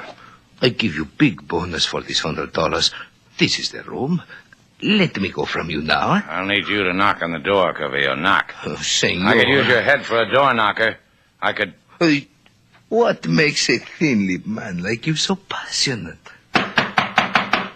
See, I knock. You should never have found me, Shannon. Once I showed you the way, killer. Corveo here showed me the way. It's a world full of people who do you favors. It makes me have faith again. And make a prayer for your guide, Shannon. Oh, senor, it is only that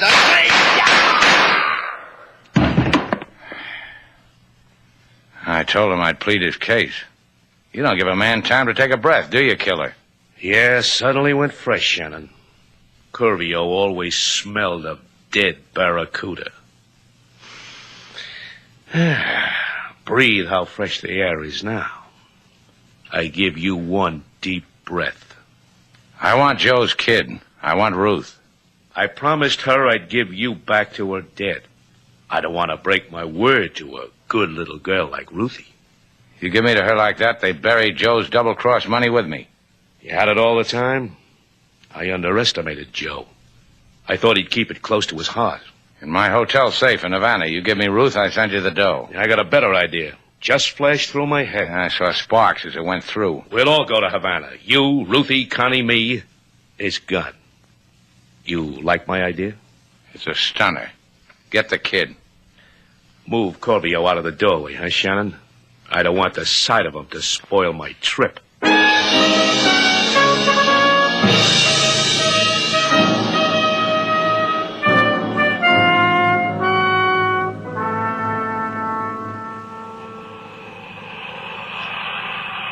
We got ourselves a rough night, haven't we, Shannon? Now, don't worry about it. Ruthie okay, sailor? Mm-hmm. She's below with Connie. They're both trying to sleep. How much did Ryan run out with, Blake? Don't you know? I thought you said you had it in your safe. And you know a thing?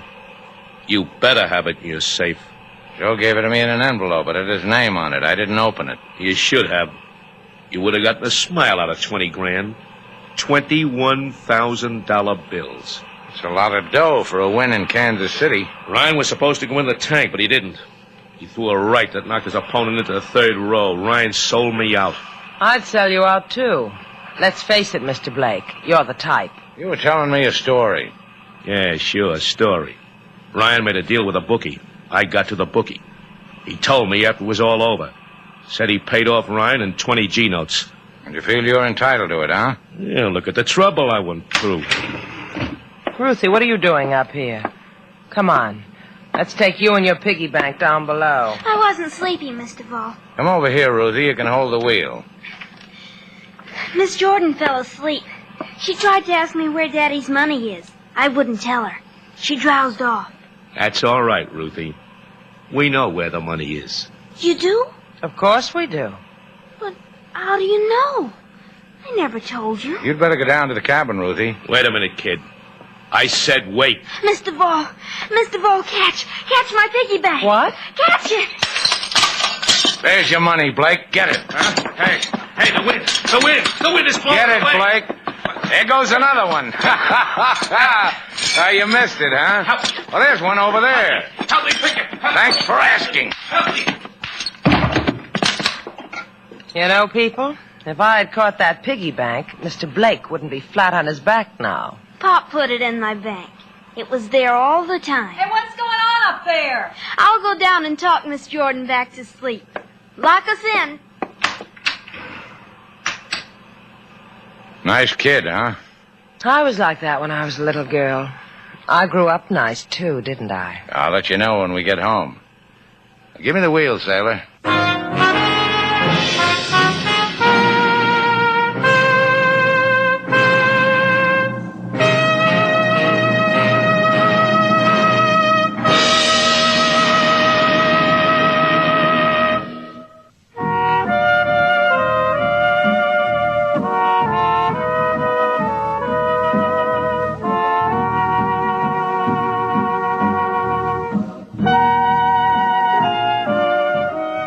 You like it, Slate? Turn around. All right. Nifty, huh? Yeah. It's a marvel to me what they do with bathing suits in this day and age. Ruthie sent it to me from Camden, New Jersey. This is the first time I've ever had a bathing suit from Camden. Well, the material is nice, but it's a little baggy in the knees, don't you think? Don't knock it, Slate. The kid sent it to me, and I'm going to wear it. Well, you could put a tuck in here, and here a tuck, and here a tuck, and everywhere a tuck. Pocket here. What are you going to do with the sleeves? This. Like 'em around your neck? What's to like? They're all wool. They itch. Then try this. Like that? Try it again. All right. Well? They still itch. Here, you can have them. What am I going to do with woolen sleeves? You can wear them for open-toed socks. Now, come here, sailor. Now, put your arms around my neck. All silk. I love it.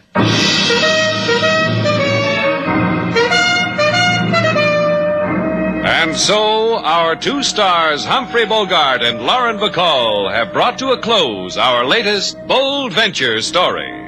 Special music was composed and conducted by David Rose.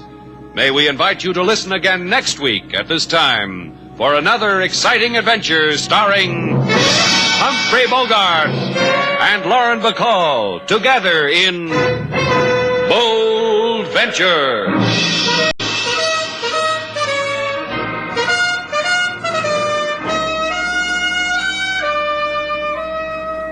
Bold Venture.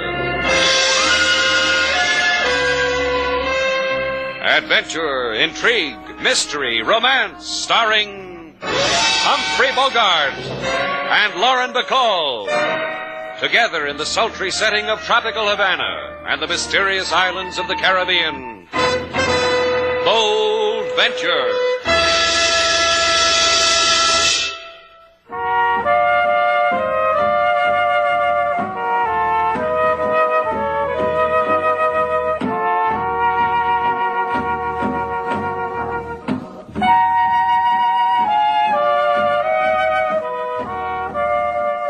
Once again, the magic names of Humphrey Bogart and Lauren Bacall bring you Bold Venture and a tale of mystery and intrigue.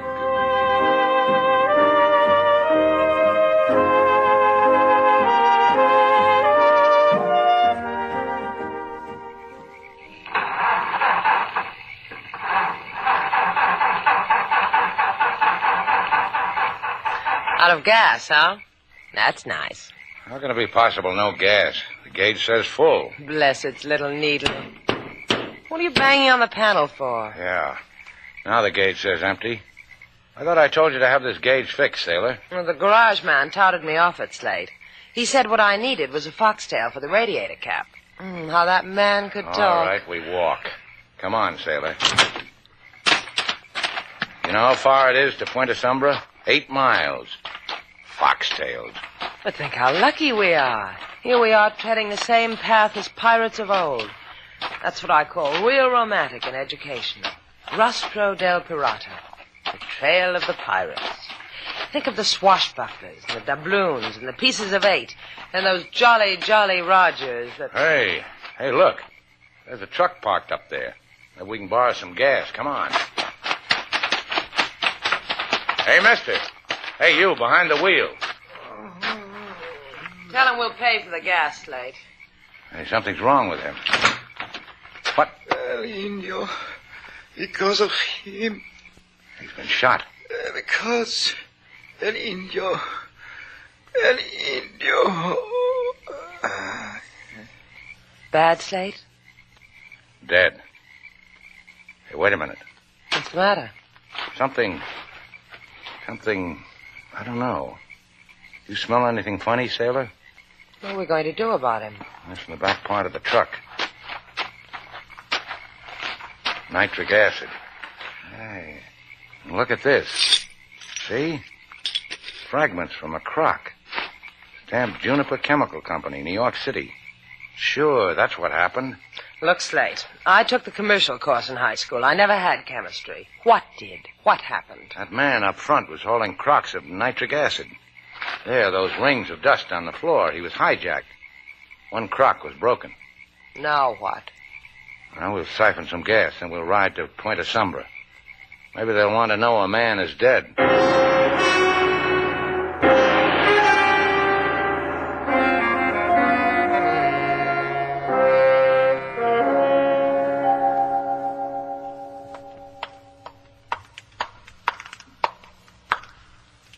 I returned the manuscript, Senor Cambria. See how delicate I have been with them. They are as they were when you gave them to me from their glass case. Our library is grateful, Senorita Marta. You have absorbed the exquisite value of the legend of El Indio. I, and my father also. You spoke of restoration, Senorita. I give you an oath. I will restore to your father the political eminence that was once his. On the memory of El Indio, I swear it. El Indio, who once held Havana in his hand, who was burned at the stake. And who swore in flame that he would return with terror. The time is here, Senorita. The man is here. Your father. In him, El Indio comes back for his Havana. You are an historian with passion. The vision that was given to me when... When, Senor Cambria? Tell me. You once put your fan to my cheek, Marta. Historian of passion. Walk in my father's shadow. And in mine. Slash the heart of Havana and bring it bleeding to us. Bring it to us on your knees. And for this? For this, historian, your lips may be touched. I give you Havana, and you... You have greed, Senor Cambria? Wipe it from your mouth. It is unbecoming to a man of learning. Adios, Senor Cambria.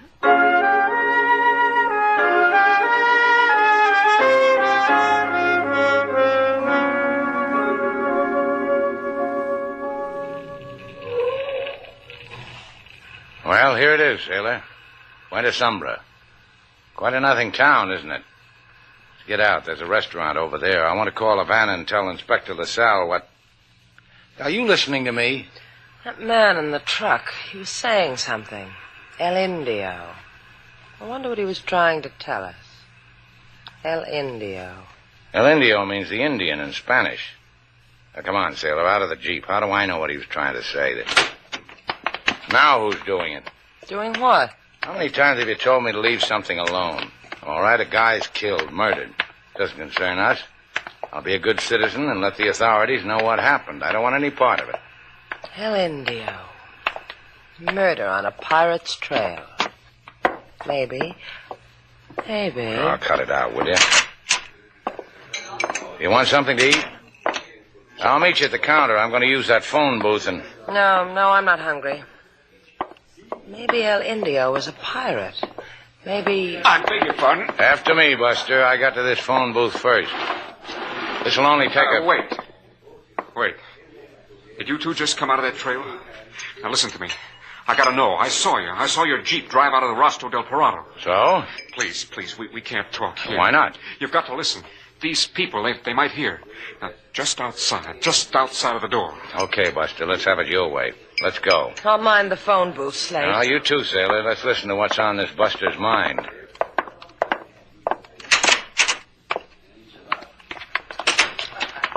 Okay. You saw the truck, didn't you? You saw what happened to Villa. You saw how he was murdered. Villa, huh? That's his name. How do you know? Over there on the beach. I'll tell you about it.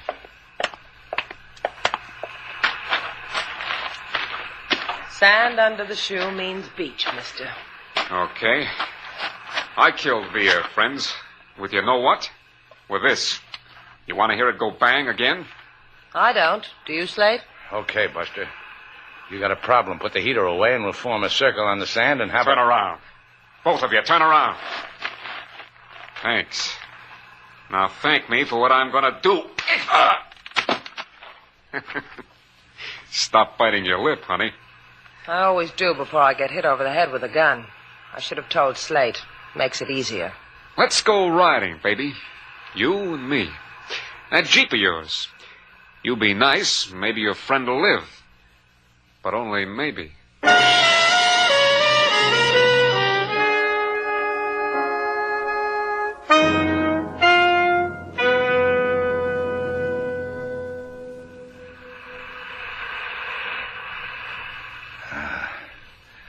That stroke you're using, sailor. Keep at it.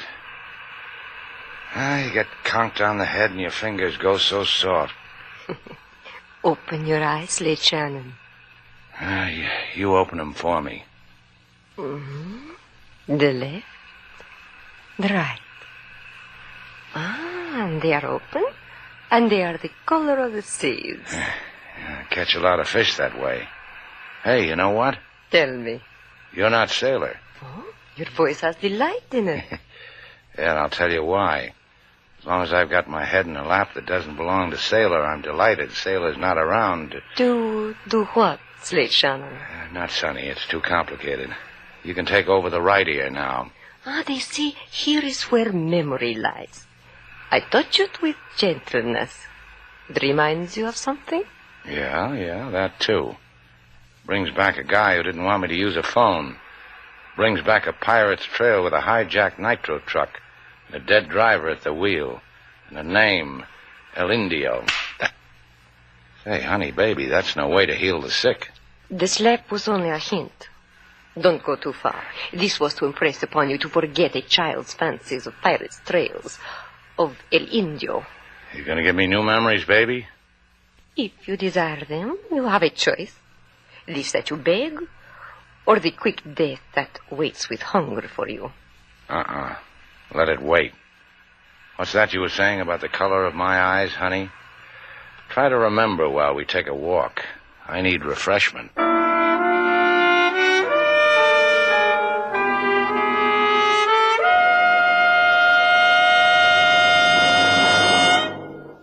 Listen, LaSalle, I've got a girl chin deep in ice cream over at the counter. She's looking toward this phone booth right now. I want you to meet me on the Rastro del Pirato. I'll give you the rest there. You tell me you ran out of gas. You tell me you found a dead man in a truck. A man puts lumps on your head with a gun. And the girl took them away with her lips. Thank you for phoning in the funny papers, Shannon. The Rastro del Pirato, LaSalle, 8 miles out of Puente Sombra. Ring your policeman's whistle. We'll blow up a storm.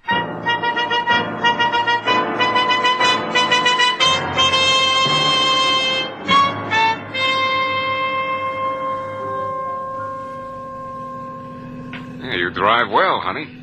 Driving me along a coast highway and... Why did you slug Slate? It's a question. Slugging does things. Makes a man remember and forget. Depends on the how and why.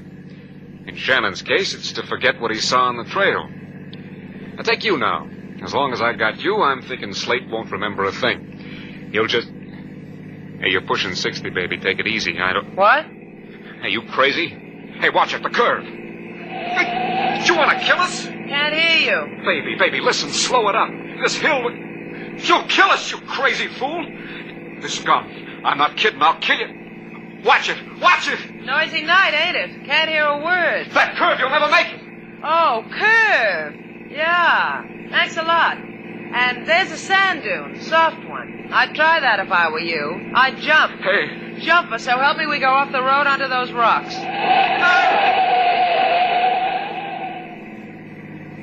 Happy sand dune, baby.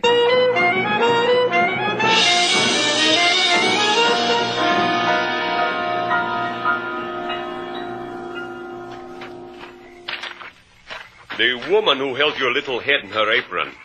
Where is she, Shannon? I bought her another ice cream soda in Puente Sombra. And your Miss Duval. Where did you misplace her? I told you. Last I saw of her, she was waiting to get a beat over the head. Guess she didn't make it. Anyway, she wasn't around when... And the truck with the nitric acid and a wounded man whispering El Indio into your convenient ear. It's around that bend.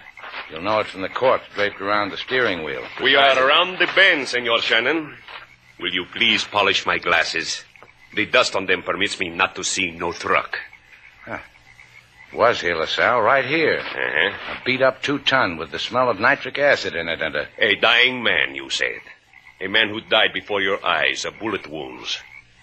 Where has he walked to, this dead man, Senor Shannon? Look, he was here. I got his blood on my coat. Sailor could... And Sailor Duval is also not here to corroborate, eh? You are a lonely man, Senor, with delusions of mayhem.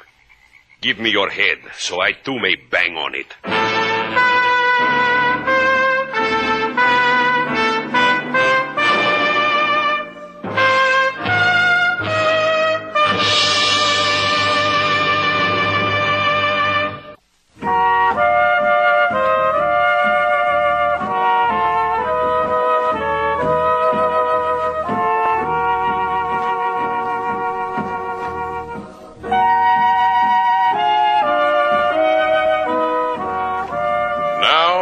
back to Bold Venture. Our stars, Humphrey Bogart and Lauren Bacall, and the second act of our story.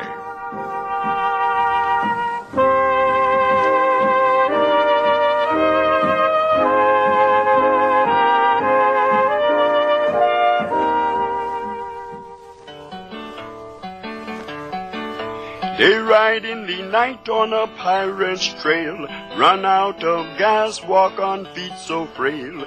Come on a man in a 2-ton truck, whose blood flows away with his lady luck. Go to the town to report the dead, for civic spirit gets blow on the head. Lady sailor dump rascal on soft sand dune, leave Mr. Slate in usual swoon. He ought to be back from it by now, King. When one receives such a blow in the skull, Lady Sailor, one is apt to forget the way home. Well, let's not build a wake out of it, huh, King? What is left to build? You throw a villain from a hurtling jeep? I was doing 85, King. Loneliness makes you exaggerate, Lady Sailor. Our jeep can't do. Don't argue with me, King. I tell you that speedometer registered 85 when the boy got yellow and jumped. This, of course, is the same speedometer that was adjusted by the garage man who told you that what our jeep suffered was the lack of a foxtail. Well, let's not get ugly about it, King. All I care about is when I came back for Slate, he was gone. That makes my gauge register 0.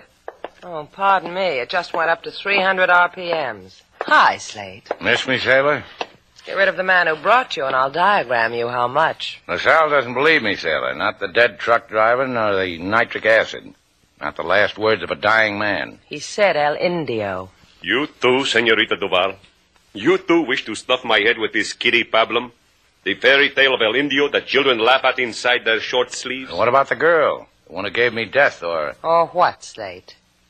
That reminds me, what happened to you after that guy slugged me? I threw him out of the Jeep going 85 miles an hour. Back up, sailor. That Jeep can't do it. My very words, Mr. Slate. That girl gave you death, or, how come you didn't choose death, Rover boy? My condolences, Senorita.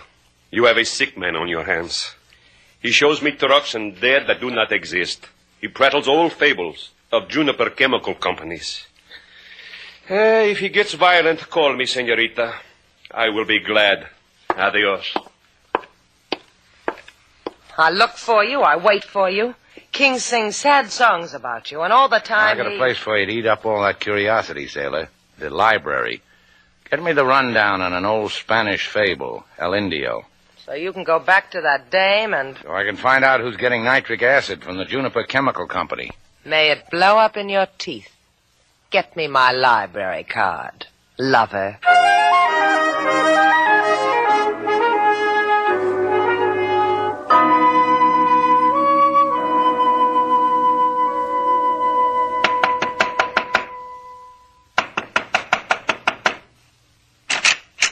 Senorita Marta, come in, come in. It is with gratefulness and with much pleasure we greet you, Senor Clooney and I. Hiya, honey. The Americano looks as if he suffers. How did the bruises happen to you, dog? Remind me to tell you how sometime. Senorita Duval threw him out of a speeding car. Do you not think that was very brave of him? She got away from you? What difference does it make? It is a question, Senorita Marta. Admirably stated. What difference indeed. Senor? Yeah? What? In the next room, please. This exchange of money for your services should not be spied upon by a lady. If that's a custom of the land.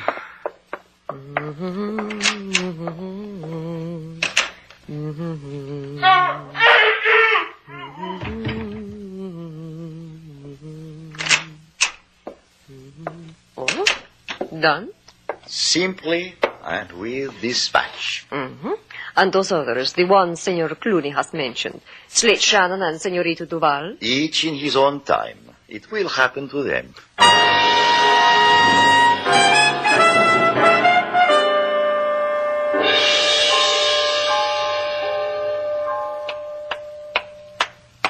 Senorita, please. Your high heels, they're clack. It makes for distraction among the scholars in our historical archives. These are men who delve into history. Or meet a lady who's a history delver. Give me what you've got on El Indio. El Indio? Oh, You are in the wrong department, senorita. You want the children's department. I suggest it. This book on your desk, Daddy. The one that says El Indio in big red letters. Read it to me. Put it down, senorita. You are not to touch. Read it to me, Daddy, or I'll walk my high heels all over your bald skull. I am not a man of violence, senorita. It is only that these copies are only one. It must go to the bookbinders. I do my best to dissuade borrowers from crumbling manuscripts, senorita. They are rare. They must be handled with sensitivity. And you're the only one sensitive enough to give you the paltry worth of my knowledge as an apology. That El Indio is only a legend. It is the legend of an Indian who once was a tyrant in Havana, who was burned at the stake, and who promised to return with terror to blow up Havana for his burnt flesh. In some quarters in Havana, it is believed by frightened children. You accept this apology, senorita? No, I have to check with my friend first. He's waiting outside. You'll wait, huh? Toodaloo, scholars.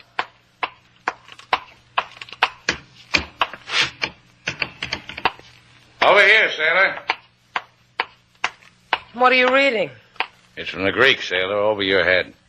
What'd you find out about El Indio? The guy in there must be nuts, Slate. First he tried Come on. You can tell me on the way to Campania. Campania? We need to go there for me to tell you For me to about... look at a factory that buys nitric acid from the Juniper Chemical Company. I waded through a lot of bills of lading to find it. Come on, sailor. This is your day for culture.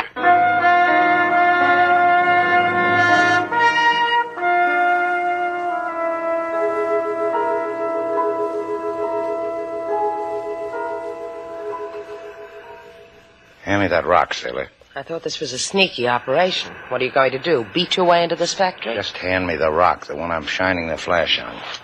Thanks. You going to crawl through that hole in the window? No, brainy one. I'm going to slide under the door. Let's get with it, sailor. Slip your hand through that hole and reach around and slip that lock. You did very well. You step on my shoulder. Move the padding over a little. Get in there. Okay, sailor? What am I supposed to do now? Just wait for me. Welcome to a sulfur factory, Slate. Take it easy. Down there, there's a light on in that room. Let us bid a fond farewell to this interesting sulfur factory. Come back here. You just follow me.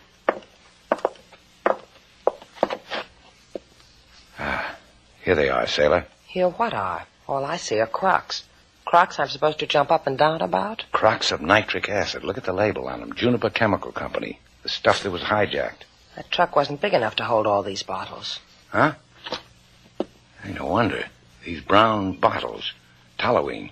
Toluene, huh? Just what I've always wanted. Don't you catch on, knucklehead? Nitric acid, toluene, TNT. Well, let's figure it, sailor. TNT. El Indio. El Indio? That's it, El Indio. That librarian told me El Indio was going to blow up Havana. Except that El Indio's been dead for 300 years. That man in the truck said El Indio. We both heard him. Maybe there's something else we can hear, sailor. There's a light in that office. You said that before. No, don't, please! Please! What else do you want me to do for you? I've done everything. Stand right here, sailor, against these boxes. Don't move. You killed my driver, taken over my plantation. Understand, we have much at stake, senor, upon the making of the TNT, and terrorizing of Havana depends my father's election. Get it, sailor? Terror. Terror buys a lot of votes, and superstition on top of terror buys a lot more. That's where El Indio comes from, like an evil spirit. More terror. You've got to believe me. Don't kill me, please. We must think about you. Until then, senor, until then you will sleep. I enjoy you like this, Senor Cumbria. Slate, watch it, the boxes. Clumsy. Who is there? Who is it? You there. I see you. Come on out. Who are you? My God. I don't understand the language. What has happened, Senor Cumbria? Hi, Marta. Slate Shannon. Oh, you fool, go away. Your boy's hurt, Marta. Better get him in shape. We're going calling on the police. You ruined it. You ruined everything. You fool, you fool. Hey. Somebody, hey! Somebody uncrate me. Hey, Slate. Slate, look what happened to me. I'm up to my neck in sulfur. Dip you in molasses, sailor, and you're a spring tonic. Come on, baby, let's go for a boat ride.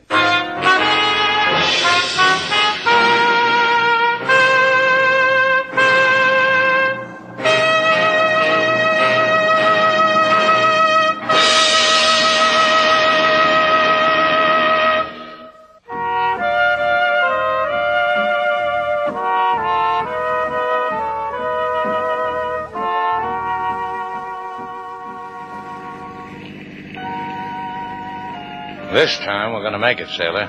I'm going to show you this pirate's trail if it's the last thing I do. Mm-hmm. You know what? What? I sure appreciate your pointing out to me the landmarks of Cuba of today and yesterday. You find it dull, huh? Bores you, huh? Now what?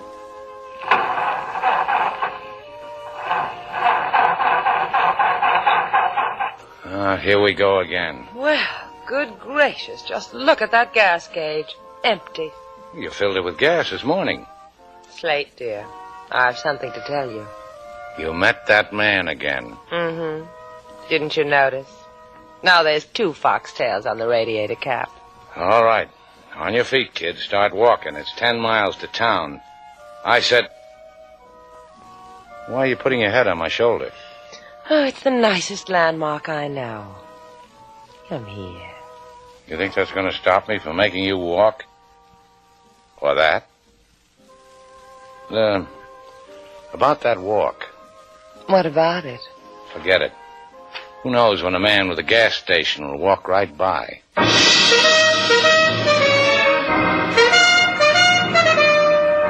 And so, our 2 stars, Humphrey Bogart and Lauren Bacall, have brought to a close our latest Bold Venture story. Special music was composed and conducted by David Rose. May we invite you to listen again next week at this time for another exciting adventure starring Humphrey Bogart and Lauren Bacall together in Bold Venture.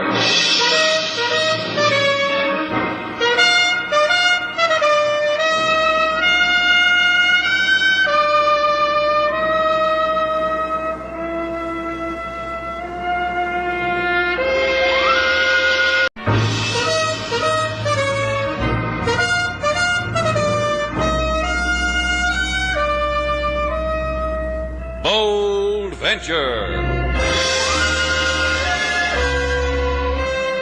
Adventure, intrigue, mystery, romance, starring Humphrey Bogart and Lauren Bacall. Together in the sultry setting of tropical Havana and the mysterious islands of the Caribbean. Bold Venture.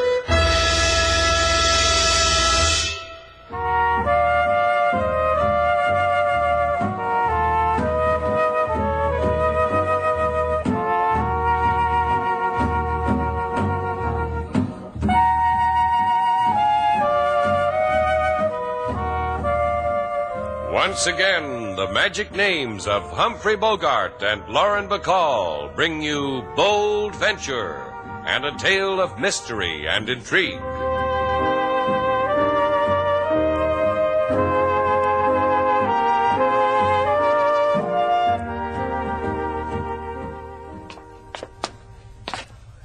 Come on, Slate, stop dragging. Take another hitch in your trench coat, lover. I want you to look splendid for the employment agency. Come on. Senor Bonamo of the employment agency Bonamos. Don't open your mouth, senorita. Close it for me. Oh, you like the tight-lipped type, huh? Shut the mouth, please. Devastating. What a 3rd floor upstairs mate you will make. I got the upstairs. If only I had the 3rd floor. Look, Buster, what are you building? The man with the wasp waist, the trench coat, senorita. What is it, your agent? You need no agent with me, baby. Look, honey, baby, you called us, remember? You saw our ad for a hotel clerk in El Shopping Gazette, and you called us. You are Senorita Duval, And this peddler is Senor Shannon? Bonomo, baby, you better come up with a hotel clerk or I'll have you bobbing for dills in that pickle jar over there. You take pickle clients. For you, they are free. Help yourself while I show you the photograph of the clerk I have chosen for you.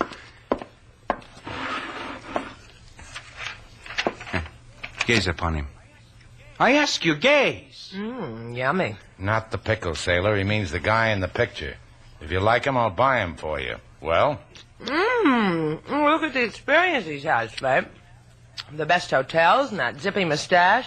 I bet he's a doll with a hotel register. And for you, he will work for cakes and nickels if I have to beat him. You made a sale, Bonomo. Have him over at Shannon's place at 6 this evening. Let's go, sailor. You're going to eat that pickle walking back of me, huh, sailor?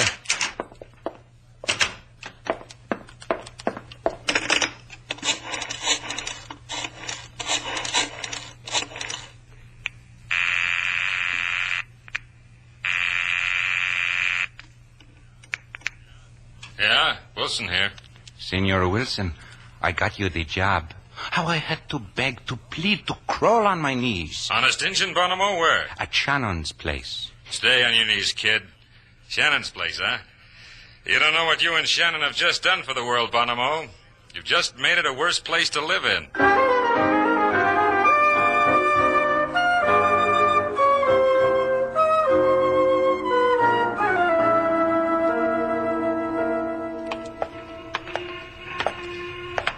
You know what I feel like doing, Al? I already done it. After Bonomo called, I went right out in the street, right over there in the corner, on my knees, and kissed the sidewalk. Now, look what we got, Bobby. Someone to smuggle us the stuff, a place to fence, a dream setup. Yeah, a place to fence the stuff. Shannon's place. Me, a clerk in Shannon's place. That's the way to start out, kid. Bottom rung. You're liable to wind up owning the place. You, me, and girlfriend May. Don't worry about May. She'll do her job from Key West, okay? I know. One thing, Al. Shannon? They say around... That he's rough? Oh, rough, Bobby? Shannon? Just nothing at all.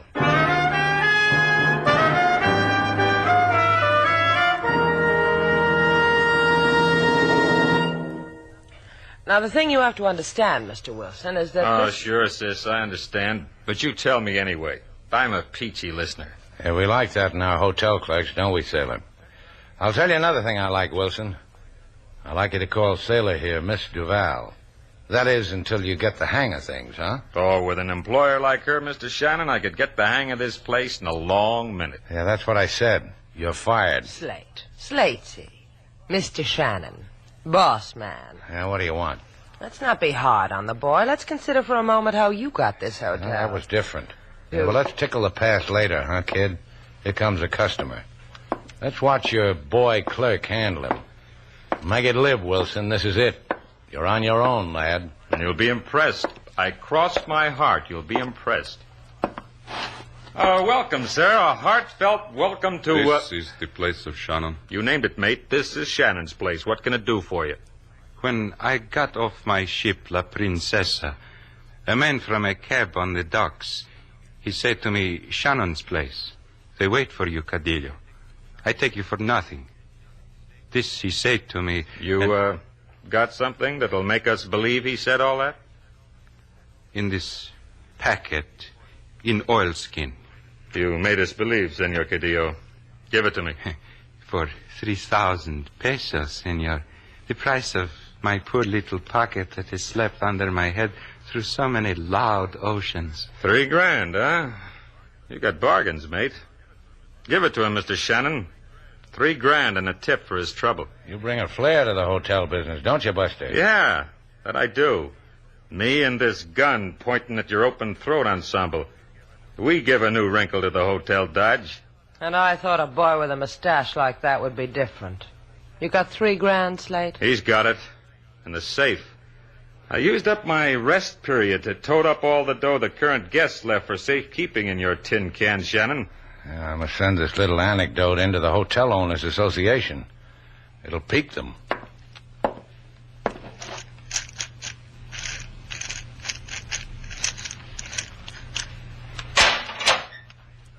It's open, mate.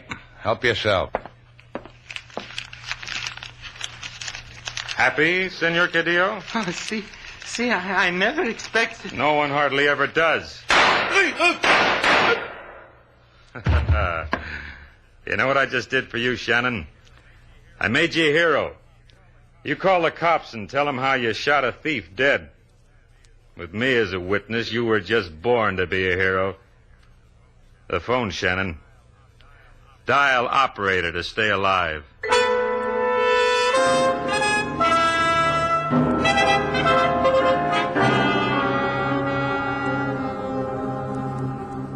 Senor Shannon! Senor Shannon! Make it good, kid. Miss Duval shot in the back by my gun's not pretty to think about.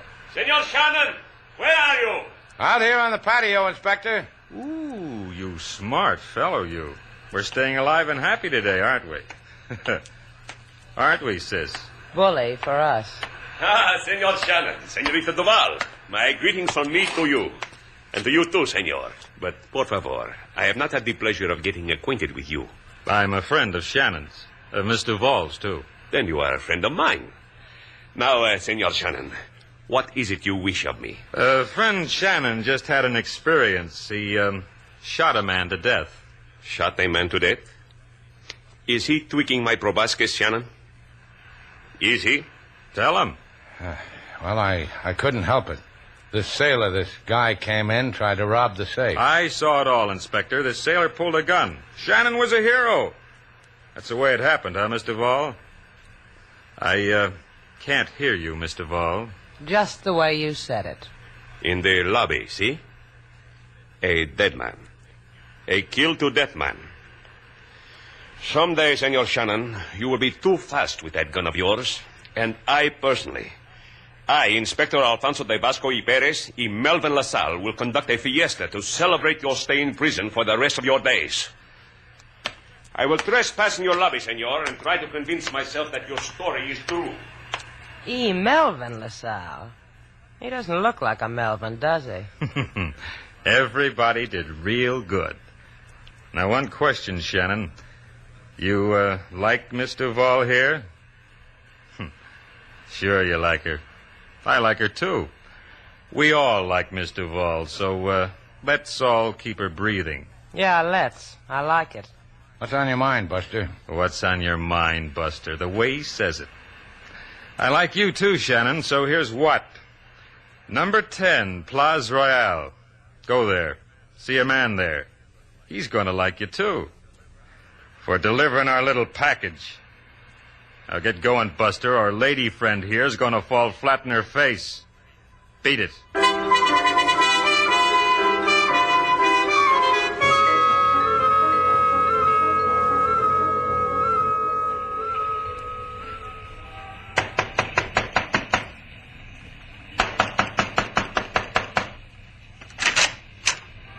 You're Shannon, huh? I've been peeping at you coming down the street. Yeah. How are you today? Frisky one, huh? Take your chance, kid. Tough you muffed it. Get up.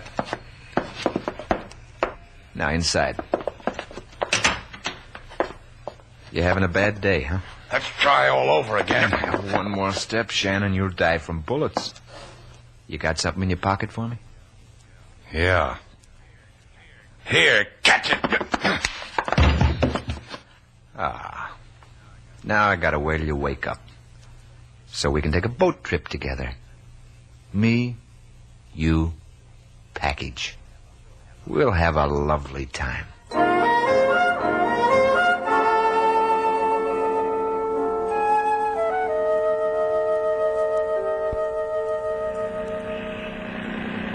This bold venture's a real fine boat, Shannon.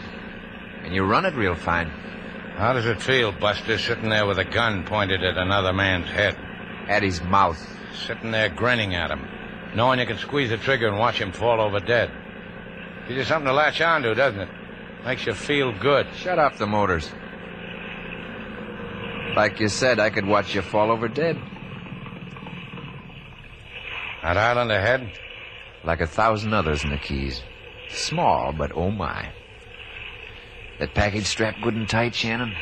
Why don't you give this up, big man? That island's 100 yards from here. When you jump, I'd swim for it. Next one's about a mile. A mile with sharks. So I'd try for that one. One more thing. You sit on the beach and you wait for a gal in a rowboat. Her name will be May. Then you'll be in business. Jump. Jump, Shannon.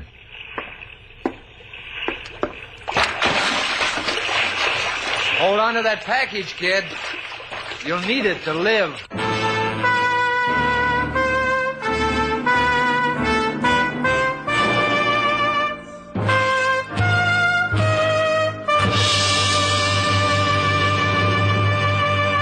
We'll take a little break. This is Theater of the Mind. Programming on WMKV is supported by the Knolls of Oxford. The Knolls of Oxford is now building new spacious cottages in their development Redbud Trace on campus. The Knolls offers an active retirement with all the benefits of a college town. More information about the new Redbud Trace cottages and the entire Knolls campus is available at 513-524-7990. That's 513-524-7990. And now back to Bold Venture. Now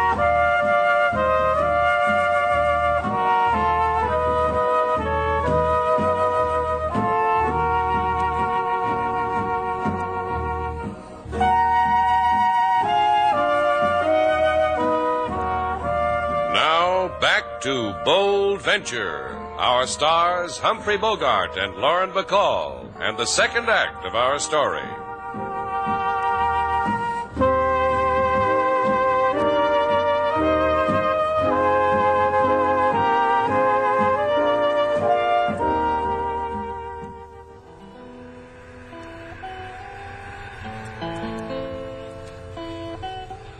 Tell your boy to make happy with that guitar, honey.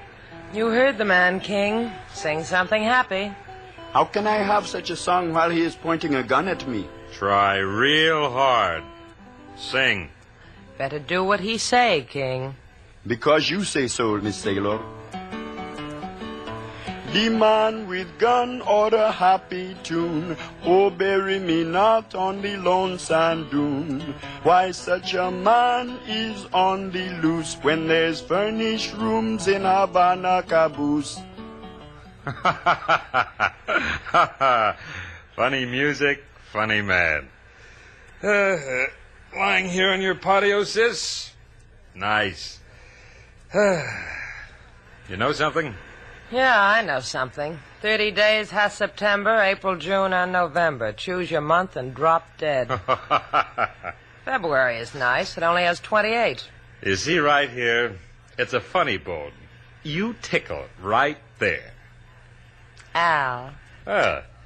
Here's our boy, sis. Hiya, Bobby. Good people, good people. Where's Slate? I saw him last doing a 6-speed Australian crawl through the briny. Going good, too. That boy's a swimmer, I tell you. Went okay, huh? A beaut. All we do now is wait. About 6 hours, I'd say. What about May? I suggested February. Okay, May. Ain't she the one, Bobby? She quips. It's nice for a girl to know how to quip. They're few. Don't worry about May. She'll show. She'll handle her part of it fine. Ramirez? 6 hours from now, I said it.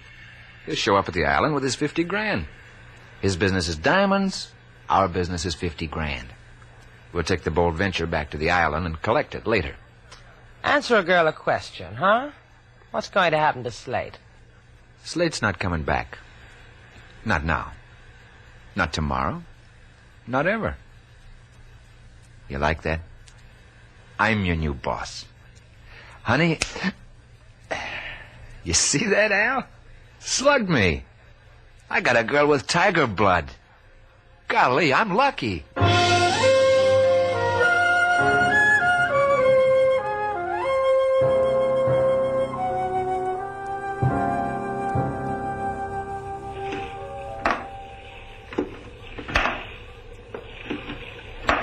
That you on the beach, Shannon? Or just somebody I dreamed last night? Going to Havana, lady?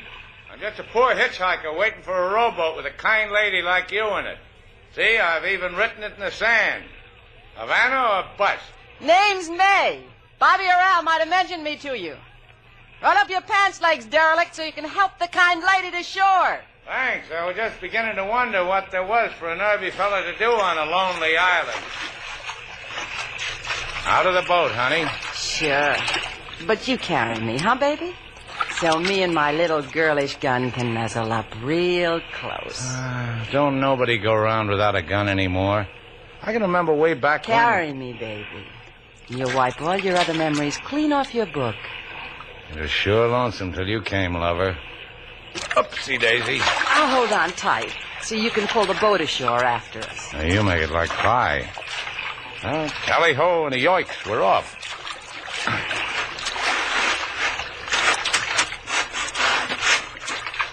I did that good, huh? Now let's lift another weight off your mind. The packet strapped to your chest. I hope you're not from the customs squad, lover. This could look real bad for me. You're a good boy, baby. Just because you're such a good boy and let me take this packet, I'm going to sing you to sleep so you can rest your weary bones. I think you ought to know this. I left my sleeping bag back in Havana. There's a shack at the end of the island. You and I'll wait for Ramirez there. Who's Ramirez? Do we need him? I need the dough he's going to lay out for the stuff you brought. Come on.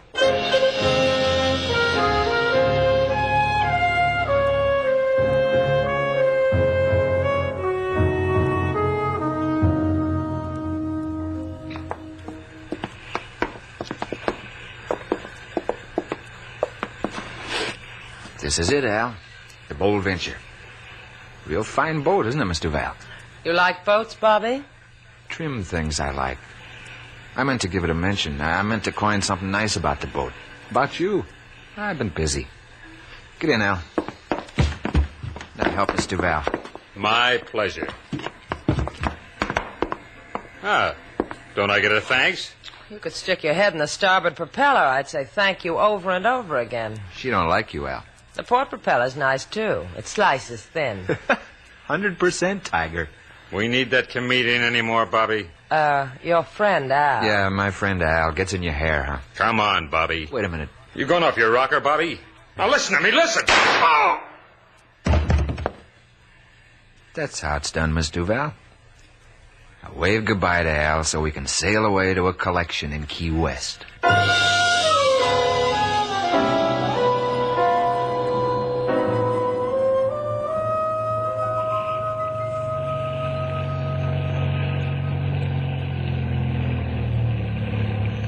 That's Ramirez on that power launch, Slate. Go shake his hand, give him the diamonds, and bring back the $50,000 he'll shower on you. From here to Ramirez's boat, a bright fella could think of something. The heater's still on your back. Ramirez will have his on your eyes. You bright enough to think yourself out of that? Everything just went dull. Goody. Go on. Ramirez is waiting.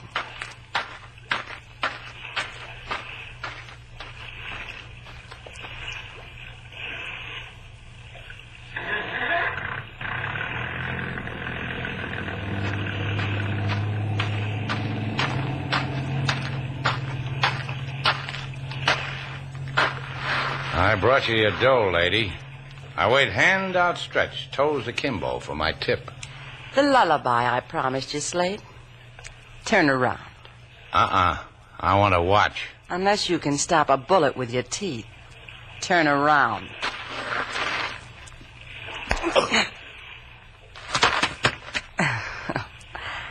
Pleasant dreams, baby.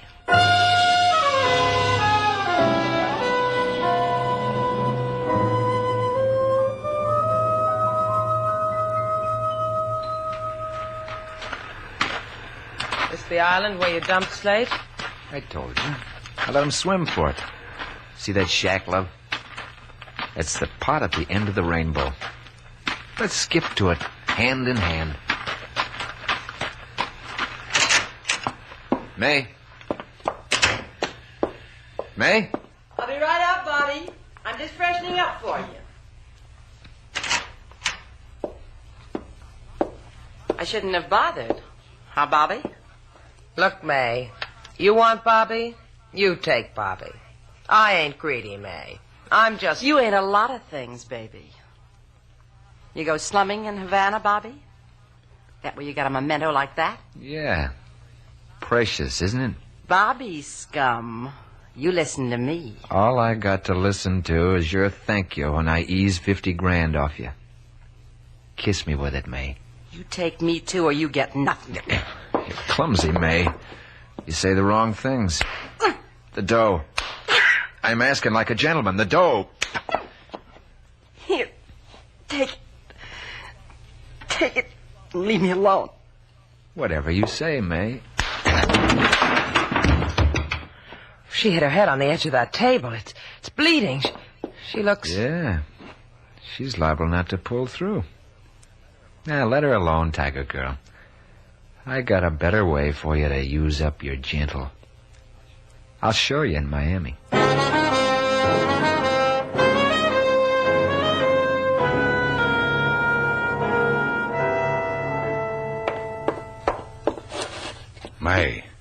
May, can you hear me? Oh. What happened? I'm giving you something, Slate. Look, kid, you've been hurt. You need help. Bobby, your girl, they went to Miami Beach. That's what I'm giving you. Where in Miami Beach? House on Collins Avenue. 1012. Get him. Get Bobby for me. Kill him for me.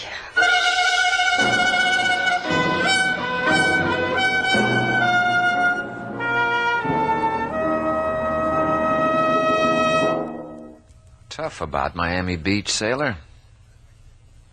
I said, are you paying any attention to me, or you'd rather look at Miami Beach through that window? Just watching for the cab. Cabs ring doorbells. Come here. Come here to me. I don't like rough, Bobby. Take it easy. You're kidding. Ain't you kidding? Don't do that, honey. We got real close once. Do it over. I said do it over. I told you I don't like rough. I told you. You'll tame easy. You'll never make it. You'll... Hey, cabbies ring bells, friend. Well, Shannon. You okay, sailor? Take him for me, Slate. I gotta teach you again, huh? Yeah. You're nothing. It goes like that, Shannon. Yeah, Bill. Stop it. You finished? You finished now? It's all over, sailor. What about that girl back at the quay? I sent a doctor to her. He'll take care of her. Take me home, Slate. Sure. And on the way, we'll tell people about this guy here. Let's go to Havana, sailor.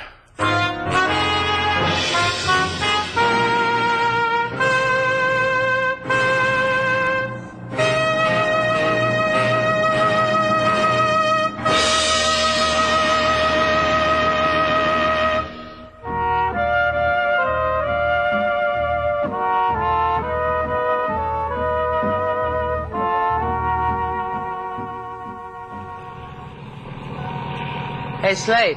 Shut up. Fish don't like husky voices. Strike, sailor. Now, watch me fight him. Look at him cut the wave. Where? Back away. He'll be on your dinner plate tonight. This is a smart cookie. He knows when to give up. He's not even fighting me. Get the gas, sailor. On my dinner plate, huh? You've hooked a hat. A straw hat.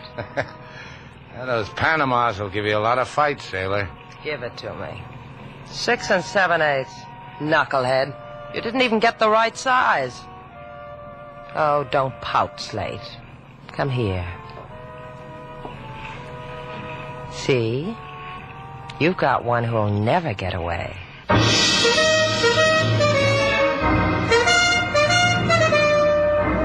And so, our two stars, Humphrey Bogart and Lauren Bacall, have brought to a close our latest Bold Venture story. Special music was composed and conducted by David Rose.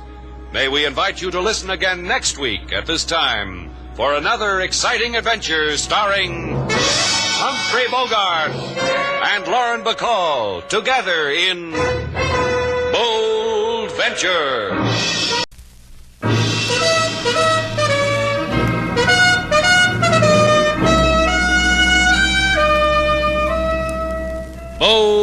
Venture. Adventure, intrigue, mystery, romance, starring Humphrey Bogart and Lauren Bacall. Together in the sultry setting of tropical Havana and the mysterious islands of the Caribbean. Bold Venture.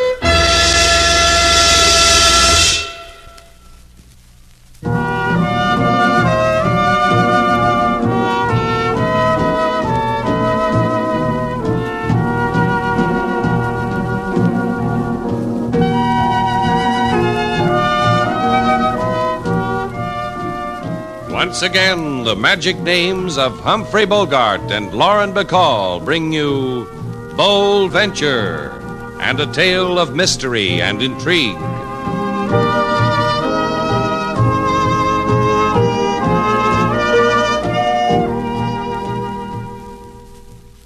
You know the trouble with you, sailor?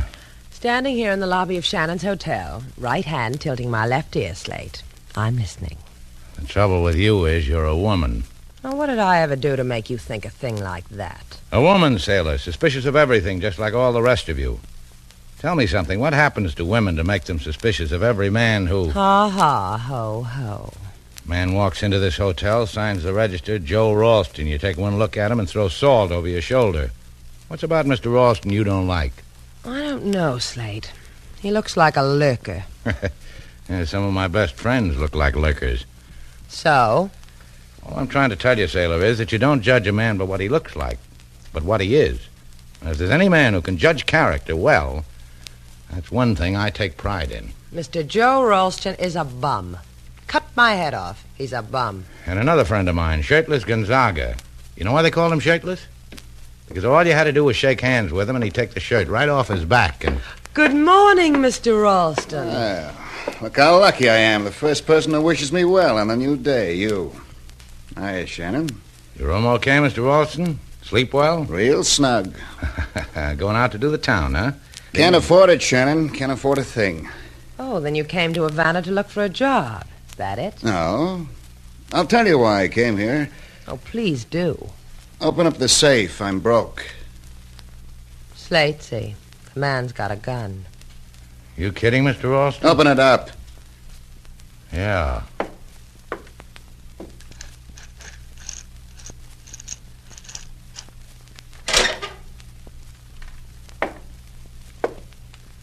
Well, here's all that's in it. That tin box, too.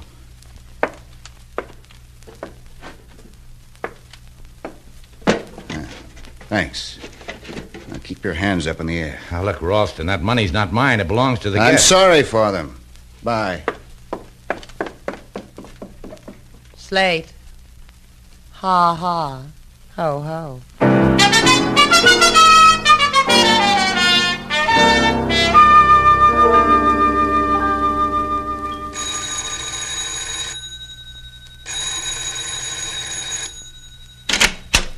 Surprise. It's me.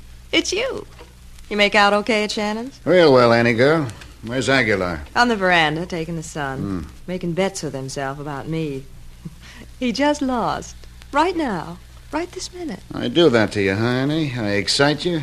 Touch me, Joe boy, and I'll light up the streets of Havana. Reminds me, you want Aguilar. Yeah, I'll bet he wants me more. Come on, I'll give you to him.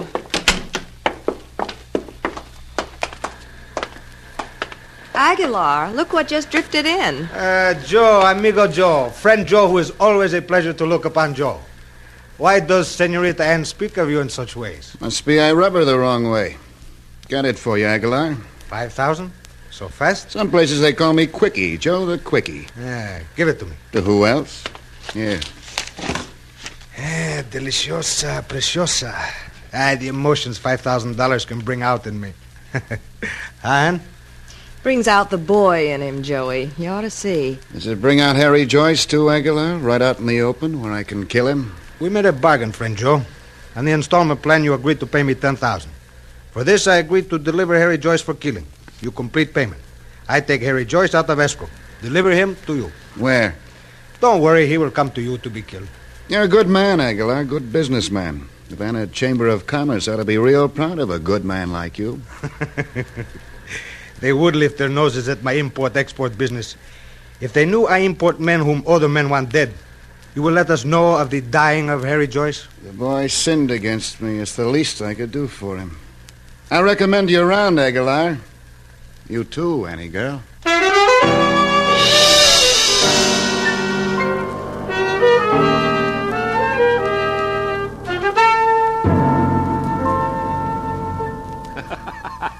I cannot tell you how this delights me, Senorita Duval. It's a kicker, isn't it, kid? It flips me. Guy pulls a gun on me, robs my hotel safe, leaves my guests without their valuable money to finger, and this makes for merriment, huh? I'll have fun, kids. There must be another police department that'll take my business. Oh, Senor Slate, come back. And I will explain to you why is funny this funny thing. Oh, you had your chance, LaSalle. You blew it. First is funny because from information I have gleaned from the Senorita Duval, you, Senor Shannon, so misjudged this Joe Ralston as to say in her face this Ralston was not a lurker. A two-bit punk with a gun, maybe, but never a lurker. Which I will proceed to disprove to you. It was but a week ago that we enticed this Joe Ralston into our pokey because we suspected him of burglary. That's how he got to Shannon's place, huh? You whispered to him our till was made for a boy like him. We released him for lack of evidence. But the fact remains, Joe Ralston was a lurker. Otherwise, our boys would never have paid him no mind. It is a motto with us, cherchez la lurker. Give up, Slate. You haven't got a chance. All right. So, among other things, this Ralston is what you say. But now he's loose in Havana with maybe $5,000 of my guests' money and several layers of my pride. Which makes him an undesirable, no? Now, let's not point fingers and call names, LaSalle. Or thieves won't rob us anymore. This is the other thing that's funny. When you first told me of this, I surreptitiously sent Patrolman Gonzalez to pick up this Ralston at 39 Paseo Lumina, his former address before he moved to your hotel. Ralston wasn't there. 39 Paseo Lumina. Maybe Gonzalez didn't look in the nooks and crannies. Oh, Slate, leave it alone. Let the police handle it. You stay here and laugh it up, huh, baby? I got a yen to go nook and cranny hunting.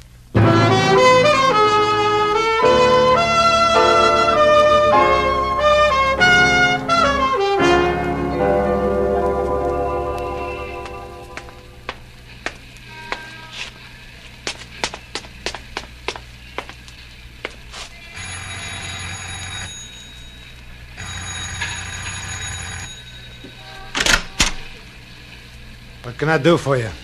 I'm looking for Joe Ralston. That's a nice thing to be doing. Why are you doing it?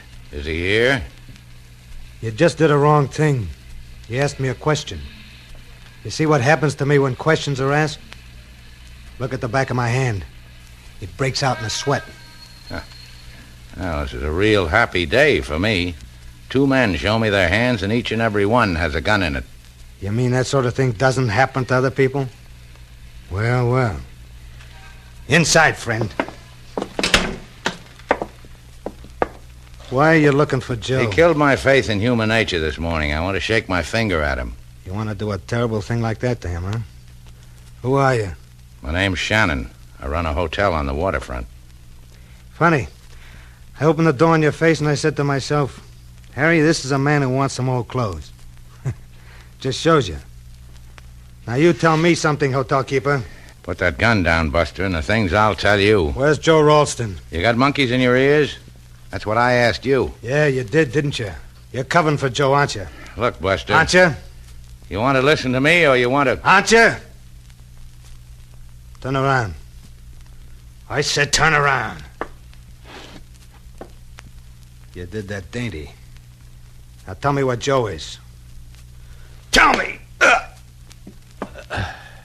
Just a tap, Shannon. Hardly worth all that groan. Now tell me where he is. No more chances, baby! You used them all up.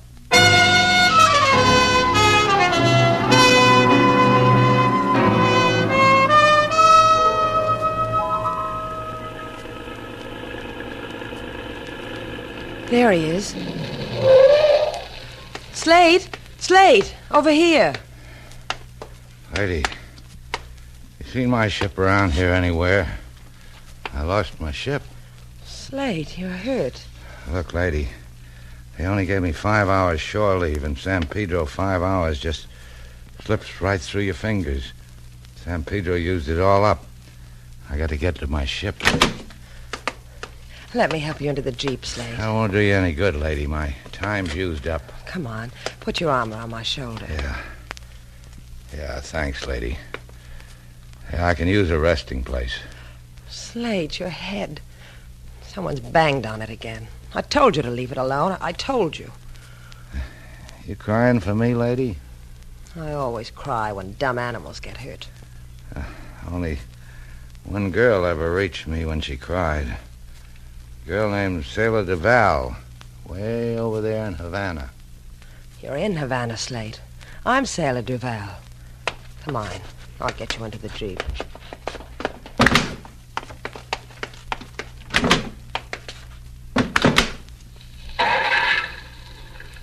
You all right, Slate? Yeah. In a minute, huh? Let's just sit a minute.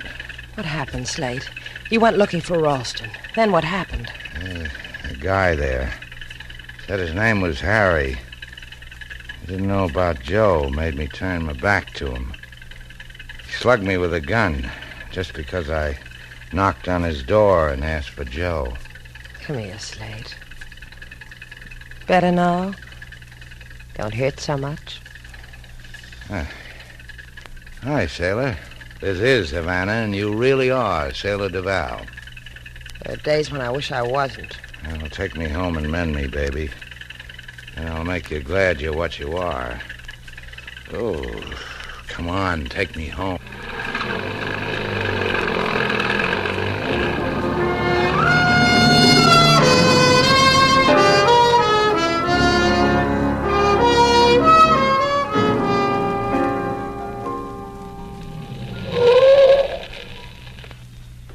You feel all right, Slate? Yeah, I'm okay.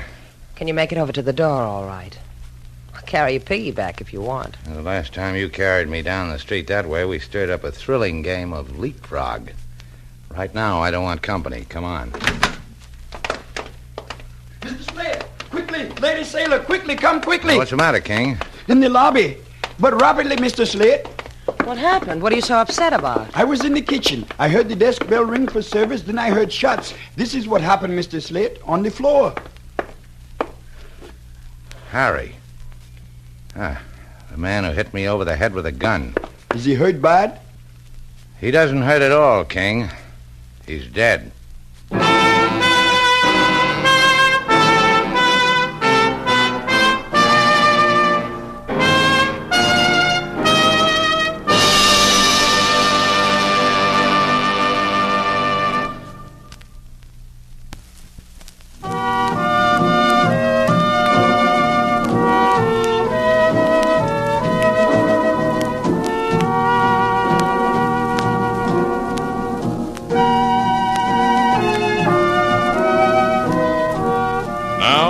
To Bold Venture, our stars Humphrey Bogart and Lauren Bacall, and the second act of our story.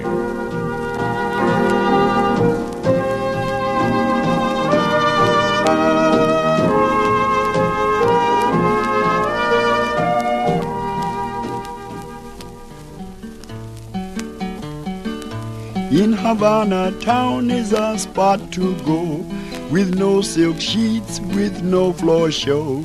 Is Shannon's place, the hotel of note, where man lies dead of a bullet jolt. Oh, the king was in the kitchen cooking rice in a pot. Had to be so, not too cool, not too hot, when a gun cried out in the palm-potted room. Run to see, is a man meeting doom. You see what happens to fellows that try to do me over, Sailor? They die. But in your lobby, it's hardly cricket.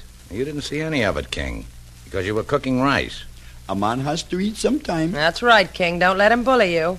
Anytime you feel the need of a rice snack while a man named Harry is being shot up in our hotel, why, you just go right ahead and... Hey, you're not paying any attention, King. Because at the curb in front of the hotel where there is a no parking sign, Senor Inspector LaSalle has just committed a misdemeanor. And wait till he hears the happy we've got for him. Come on, Sailor. You put your hands over LaSalle's eyes, and I'll yell, surprise, surprise. Always fun and games. LaSalle, have I got something for you? Later, Senorita Duval. First, I wish to give you something from me. Now, look, LaSalle, Sailor's trying to tell you... Please, me first. It concerns one Joe Ralston, a thief of you, a burglar of who knows who. What about him? Is about him, he was a hooligan. You don't say. I say, and I'm glad. A hooligan was Joe Ralston, with a buddy, name of Harry Joyce. Harry, huh? Well, that was the name of the man who pistol whipped me. So Joe and Harry were buddies. Partners also, in Miami, in the alleged enterprise of being hired killers. Partners and buddies until Harry Joyce turned state's evidence on Ralston in the merry month of May last year. But Ralston fled. Rob Savannah Blind is not to be found. But we find that... My turn now, LaSalle? See, lovely senorita. I give you something, now you give me what? A TL? Yeah. Harry Joyce. Wear him in good health. You know where he is? Stone cold dead in our lobby. That's where Harry is. You have a Harry and you let me stand and make foolish? Because you sweep a girl off her feet, doll. Heads will roll! Heads will roll! Now, let's get out of here, Sailor. I didn't like the tone of that last remark.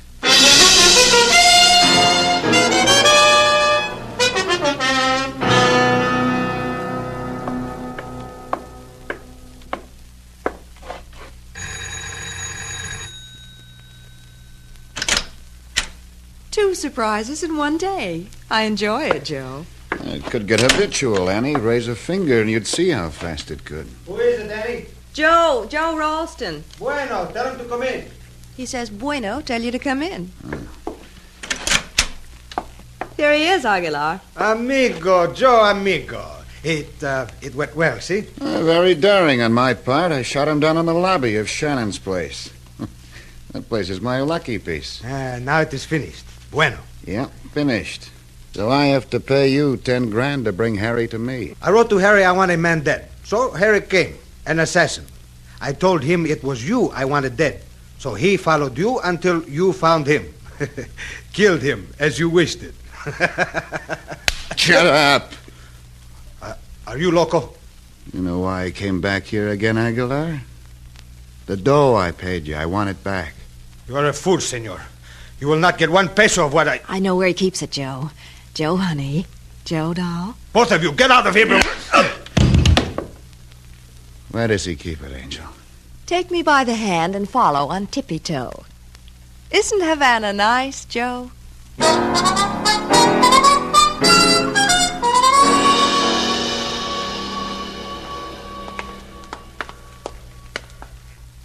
The thing I like about you, Slate... We're in a public library, Sailor. Let's not spread around what you like, huh? There aren't enough editions of me to meet the demand as it is. Well, the thing I like is how when people drop dead, you run to the files for last year's Miami papers. I bet not many girls can say that about their fellas. Eat you, huh? Eat you because I burn when a man robs me and another man slugs me. And the man is shot to death in my hotel. It eats you because things like that annoy me, huh? What are you going to do? Wrap up your hurt in year-old newspapers? Just sit down here, Sailor, wet your first finger and flip the pages till you hit the merry month of May. The joys you give a girl. The sunny afternoons you lay at her feet.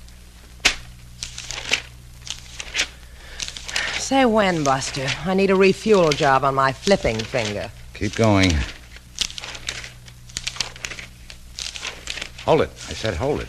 You start a girl like me thumbing old newspaper, Slate. There's just no holding her. See what you're looking for? Yeah. Here, Sailor. 4th column, just like LaSalle said. Harry Joyce turns state's evidence on Joe Ralston. Ralston, fugitive. What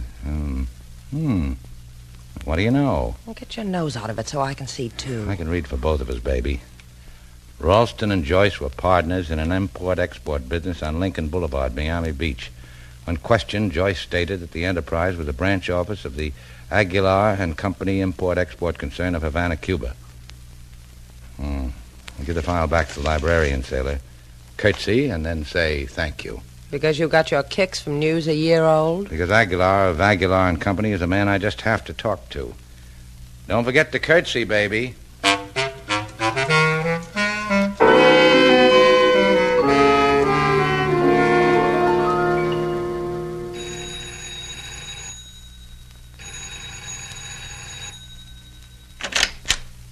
Yes, what is it? Your name Aguilar? Who is asking the question? Him. I talk like this. What about it, Buster? Is your name Aguilar? Do you own an import-export business on the Prado? What of it, senor? The boys who were watching the shop told me you weren't in today. They told me where you lived. I stay home with a sick headache. Senor, I will not Inside. have you... Close the door, sailor. I hear you talking to me. Door closed. Look, Chico. A little while ago, Sailor and I read a little item in the Miami paper about two boys who used to work for you. For me? For you. That's telling him, kiddo. Sailor, why don't you go over there and pluck a geranium and put it between your teeth? All right. Tell about two men named Harry Joyce and Joe Ralston. I don't know what you are talking Get with it, Chico. Joyce and Ralston, what about them? I repeat myself, I do not know. That's so you don't repeat yourself, Chico. Tell me new things. Harry Joyce, muerte, dead. He's dead. That is all I know. Listen, Buster. Before I give it to the police, I've got a story for you. Today I got robbed. Today I got slugged. Today I found a dead Harry Joyce in my hotel. I'm not in the mood for... Joe Ralston. He has left. He is not here. Where'd he go? With Ann, with a girl, to the Romanza Plaza. Number 12. Hi, fellows. Yeah, that's paying attention, sailor. You look nice with a geranium between your teeth. I pulled the shawl off the piano, too. Carmen, anyone?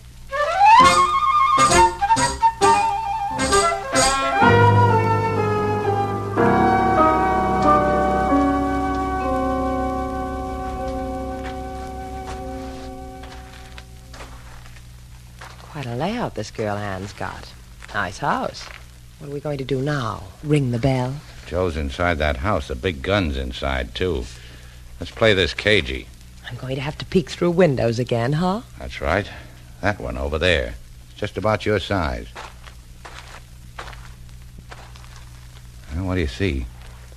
There's our long-lost customer, Joe. He's sitting in an armchair, Slate. Uh-oh. What's the uh-oh? Shoulder holster with a gun. What a girl. Is she in there? I don't see her. Wait a minute. Yeah, there she is. She's in the other room. Looks like she's packing. Yeah, you did good. Now what? I'll go around and ring the front doorbell. And yell trick or treat? Ring the front doorbell and run. When Joe's answering the door, I'm going in through the back. Think how fortunate you are, Sarah. This time of night, other girls are doing dull things like dancing, toasting marshmallows with their fellows, parking their convertibles in the moonlight.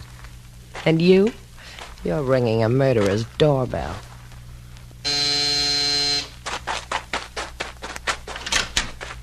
Hey, who rang this doorbell?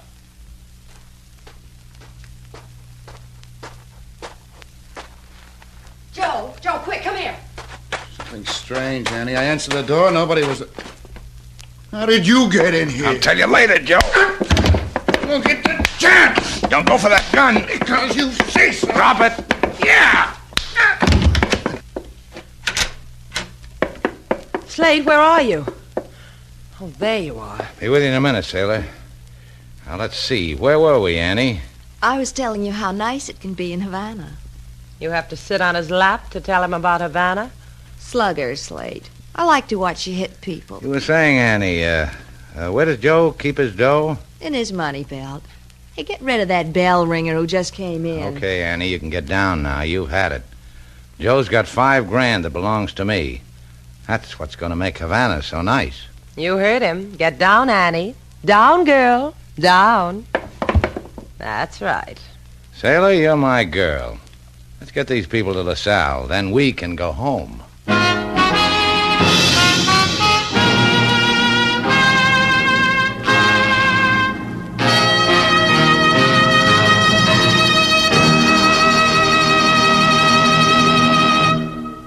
Our stars, Humphrey Bogart and Lauren Bacall, will return in just a moment.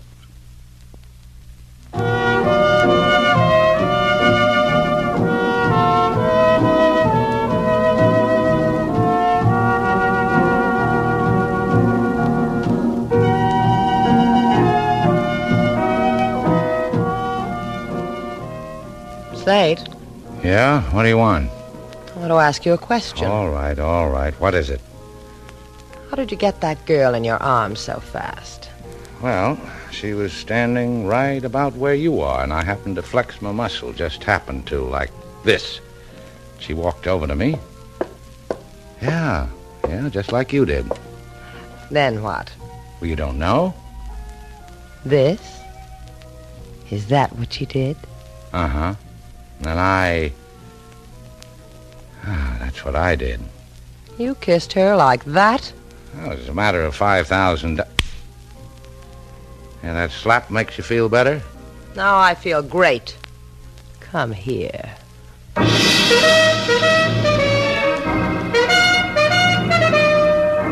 And so, our two stars, Humphrey Bogart and Lauren Bacall, have brought to a close our latest Bold Venture story. Special music was composed and conducted by David Rose. May we invite you to listen again next week at this time for another exciting adventure starring Humphrey Bogart and Lauren Bacall together in Bold Venture.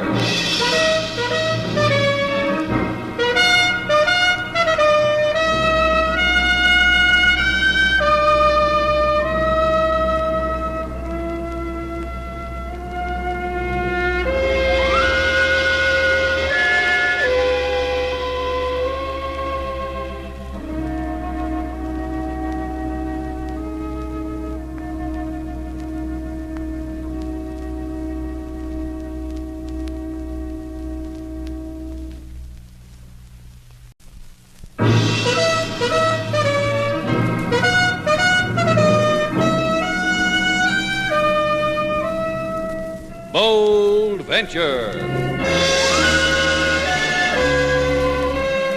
Adventure, intrigue, mystery, romance, starring Humphrey Bogart and Lauren Bacall. Together in the sultry setting of tropical Havana and the mysterious islands of the Caribbean. Bold Venture.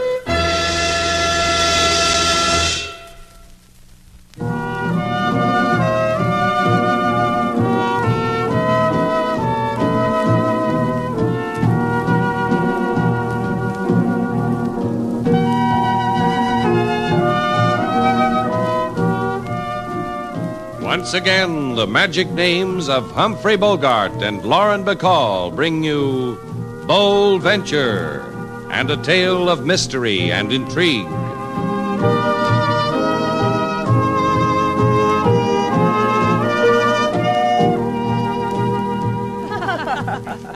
Oh, Mrs. Moore, you're just a whiz-bang, that's all. That's just what you are. Well, imagine that pottery vendor in Jamaica trying to pass off that jug on me as genuine native merchandise. Mr. Haven warned me to be careful, didn't you, Tommy? Sure I did. I've been to the Caribbees before. I know how these natives work. Well, we're glad you two waited till you came to Havana before you purchased any pottery. I've got a little item here you might be interested in. Slate, these people want to go to their rooms. It's pretty late. I only show it to you because you're guests at the hotel. Got it right here under the desk.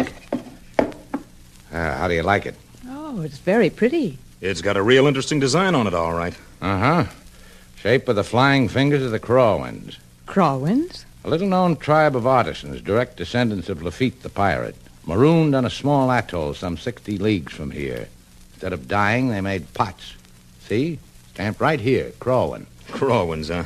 With a pocket mirror in front of it, it would come out Newark, wouldn't it? Yes, I guess it would. Well, if you'd like it that way. We also have here a little memento of your visit, a leather-backed pocket mirror with a scene of colorful old Havana tooled into... Mr. Haven, Mrs. Moore, wouldn't you like to see your rooms now? They're right across the hall from each other. Well, I'd like to make a phone call first, if you don't mind. You'll be all right, Claudia? Oh, of course I will. I want to tell you again how kind you've been. Meeting me on the boat and taking me under your wing on this cruise. Well, you've been wonderful. Don't mention it.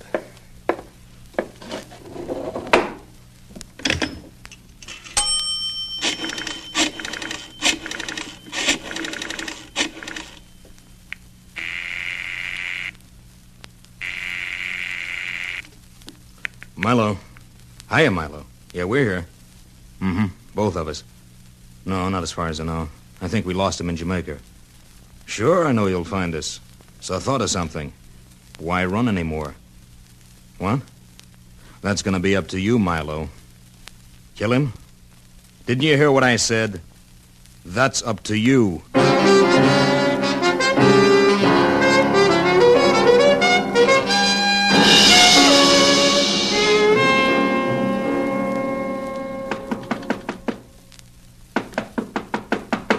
Come in. You've kept me waiting, Tommy. More and more you keep me waiting. You getting that tired feeling, Tommy? Because of me? How does a man get tired of a girl like you, Claudia? The things you do for a man. Steal your husband blind, run barefoot across sunny shores with your true love, just so as you can settle down on a vine-covered island off the coast of Venezuela. You and your true love. Me. It's all you want, isn't it?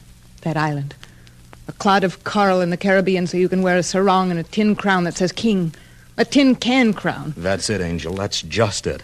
The island, the crown, and you for a princess. Well, suppose Gene finds us, Tommy. Suppose before we make paradise, he finds us. Gene, the husband fella, the boys chased us a long way to find his grave. I'll tell you what. We'll give him one.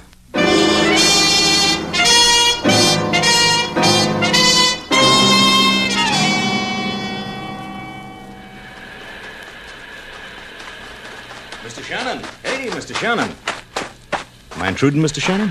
Intruding on what? Oh, on your thoughts. The way you're standing here on the beach, drinking in the new morning sunshine. Wondering what's out there, Out there in the ocean. I know what's out in the ocean. Fish. You were going where, Mr. Haven? I want to talk to you. Uh-huh. It's about me. Oh, well, Mr. Haven, I think you're a very fine fellow. Loyal, kind, brave, 100%. I think you'll go far. Is that what you wanted me to tell you? Take it easy, will you? Just listen for a minute. Yeah. All my life I've wanted something. I want a place to go. Oh, just don't laugh at me, that's all. An island. A place to live in without rush. Without... I've got one all picked out, Mr. Shannon. An island off Venezuela.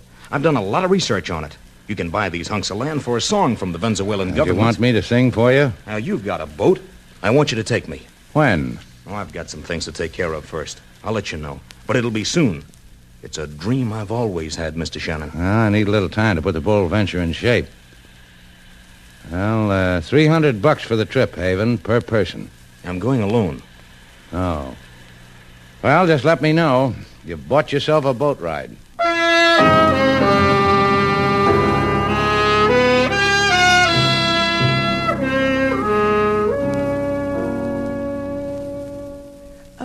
Tell me, Miss Duval, what does a bachelor girl do for thrills in Havana? Tell me, just between us girls. Well, there are the peachy museums, for culture, that is, because we bachelor girls are nowhere without culture. And there's the ice cream you buy from the vendors on the Prado. That tutti-frutti melts in your mouth. And then you didn't get the message, dear. I meant Slate Shannon. Him? That no-good shill for crow and pots? Shannon, the pot tycoon? Him? The best part of the day's gone, and Shannon's not at your side. You happy in your work, bachelor girl? What's with you, married lady? Slate's down at the docks getting the Bold Venture ready for Mr. Haven's trip to Venezuela. Slate and I are going with him. You? You're going with him and not me? Among other things, girlie, I have Slate's ear. I'll pour a word in for you if you... pardon me, Mrs. Moore. This gentleman here. A room, gentlemen? With bath, without bath, sunny, shady. State your case. Anything you got, miss. So long as it's got 4 walls. Well, it just so happens we've got one where we just added a wall. Rate's a little higher on that one. I'll take it, Bright Eyes. Room 3A, down that hall. Sign here. So you got a man registered here named of Haven. Tommy Haven. He around? No. Went out a little while ago. You want him? I want him. Know where he is, Bright Eyes? Try the docks, gentlemen. Mr. Haven's probably running his fingers over our boat, the Bold Venture, testing her for the trip to Venezuela. You, bright-lipped doll, you. I'm going to go to my room. Get my baggage in there. Maybe I'll want to change into something cool for a walk later on. Gene, aren't you even going to speak to me? Slap me even? How long can you look right through me, pretend you don't know me? If this stuff comes with a hotel, Bright Eyes, spread the word I'm not in the market. You stand there and take that, Mrs. Moore? when all you asked for was a slap? I've had all of it before. That was my husband. Stunning relationship you two have. Mm-hmm. But not for long, Miss Duval. I've got this feeling not long at all.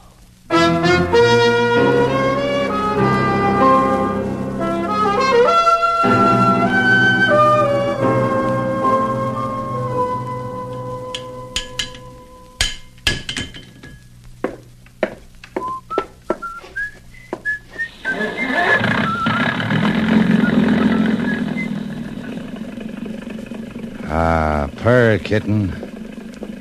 Yeah. Hey there. Hey, you on the boat. Are you talking to me? That's right. You mind if I come aboard? Not at all. You know a man named Haven? Who are you? Haven's not around, is he? Maybe I'll just look around. Out of that cabin, Buster. In fact, off the boat. Where is he? Where's Haven? Just because it's a fine sunny afternoon and I don't want to louse it up, I'm going to tell you a thing. I saw Haven about 6 hours ago up the beach. That way, up the beach. I saw him there, I talked to him for a little while, and I left him. Now you can take off. Your name's Shannon? So? Yeah. So! Seeing you on your back, I suddenly feel real good. Bye, Shannon. Hey, you. Yeah? Wait. I'm sorry I didn't give you the information you asked me for as soon as you asked me. And what? Well, I hope you don't mind my asking you, sir, but who are you? Yeah, you ought to know. My name's Moore. Jean Moore. I've got a wife staying at your hotel. Her name's Claudia Moore. Yes, sir. My wife, whose name is Claudia Moore, cashed in everything I owned and ran away with a man named Haven. They were going looking for an island with my dough, and you were helping them. So you slugged me, isn't that right, sir? That's right, Shannon. I see. Now we can be friends, Moore. I'll wait till you wake up, then we can be happy about it.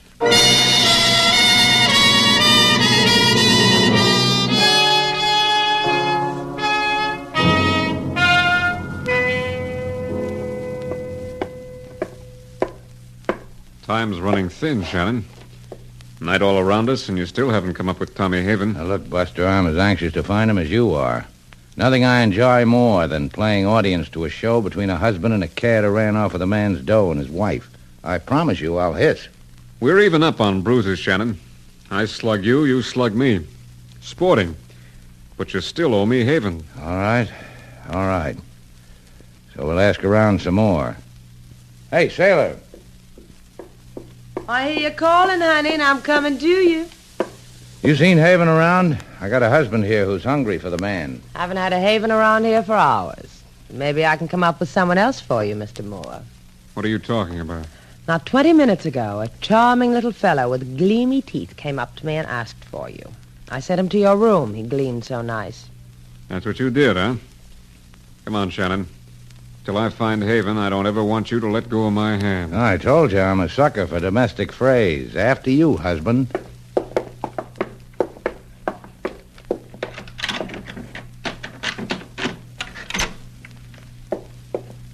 You know where the light switches are, Shannon. Come up with one. Yes, sir. Yes, indeed, sir. Light and something else, husband. Hey, Claudia. Hey, she's been stabbed. Well, help her. I wish I could. I really wish I could. Your wife's dead, Mr. Moore. Yeah? Well, does it surprise you, Shannon? Does it really surprise you?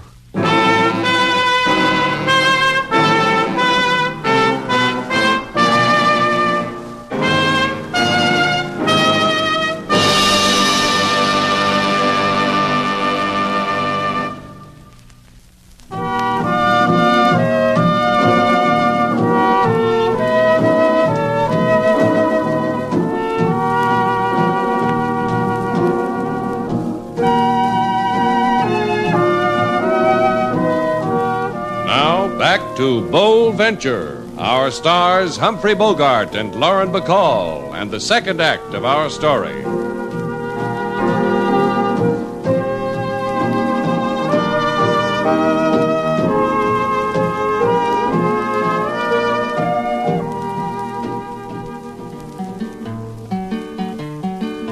In Shannon's place on Havana shore is trial and tribulation in quantity galore. A husband bereaved and policeman with book to scribble note on lady whom life forsook. The lady was a traveler, the lady was a wife who roamed the Caribbean in search of new life. With a man not hers, with a man not here, to die by a knife is the price so dear. You're a fortunate man, Inspector LaSalle. You get background music with your murders. For this, my gratitude, senorita. And you, Shannon, it's the talk of Havana. What makes your hotel so attractive to murderers? I just put up a new neon sign. Why point a finger at me, LaSalle, when you've got the lady's husband right here with things to reveal about his wife? That right, Mr. Moore? Claudia's dead. That's all the revelation that'll ever come to you, Shannon. You heard the song the boy sang. Claudia wanted a new life. She didn't make it. If I could, I'd weep. I want only Mrs. Moore's murderer. I give him to you. A little man with more than his quota of teeth. Black hair, brown eyes. He came here and asked for Mr. Moore. I sent him to Mr. Moore's room. What Sailor's trying to tell you, LaSalle, is the little man with the knife and the teeth wanted Mr. Moore here dead. In the dark, he got mixed up. Gracias for doing my shovel work. Perhaps now you will honor me with the murderer's name? Well, we ain't greedy, LaSalle. You can have that part because we don't know. Then I am no longer wanted here, and I am sensitive to such things. Adios, non-cooperatives. Why didn't you tell him, Slate? Why didn't you tell him about Mrs. Moore and Tommy Haven and the island? Because that belongs to Mr. Moore. Right, Mr. Moore? Yeah. And thanks for letting me keep it. The no dough, the no wife. Courtesy of you, Shannon?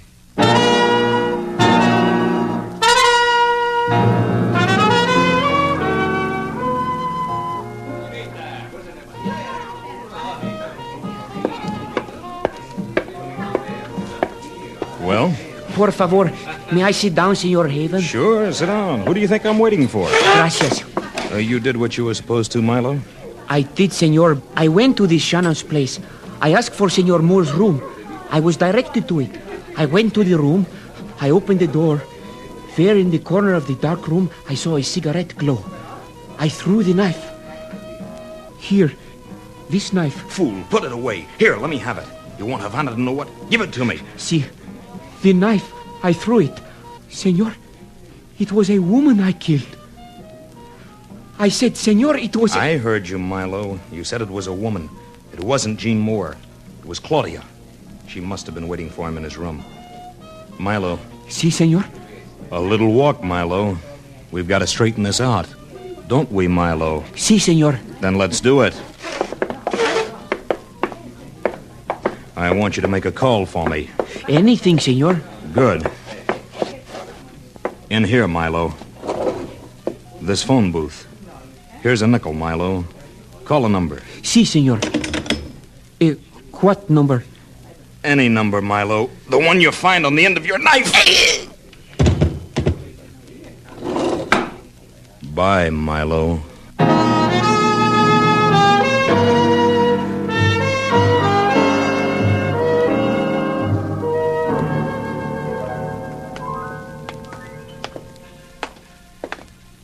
What's with LaSalle, Slate? The boy's got a murder on his hands. So he calls us up and invites us to a joint in the barrio.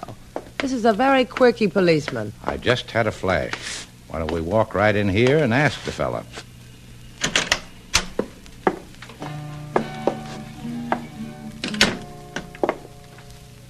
Shrimp boats must be out again, Daddy, because there's no dancers here. Just that leftover guitar player on the bandstand. Otherwise, empty. Empty except for him, the guitarist. For me, the overworked official. And for you, the owners of murder hotels. And you are not going to interrupt me? Interrupt? You crazy? We've been living for this moment. And I will do my utmost to make it thrilling for you both.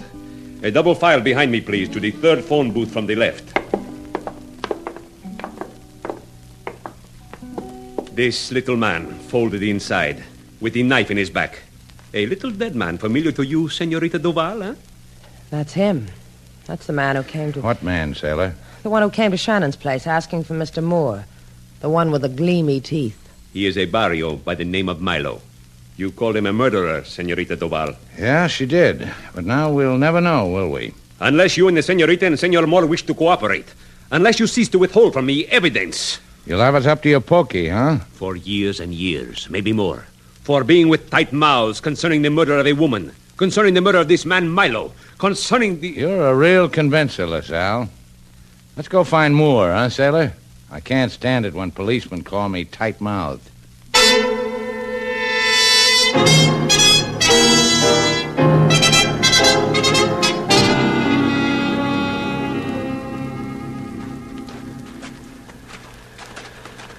And that's the way it is, Moore. We've got a little threat from the police hanging over us. I thought I'd tell you because maybe you ought to give this up. Let LaSalle take care of it. A good suggestion is worth a good answer, Mr. Moore. What about it? You want to comment? Make it up for me. Start with this. I had a wife once named Claudia. I had a lot of dough once, too. And now there's not much of anything at all. I wish there was something we could say, or something we... Okay, Shannon. Okay, what? We've been playing long enough. What's your part in it? You kidding? You think so? I asked a question. Your part in it, kid. What's Haven paying you?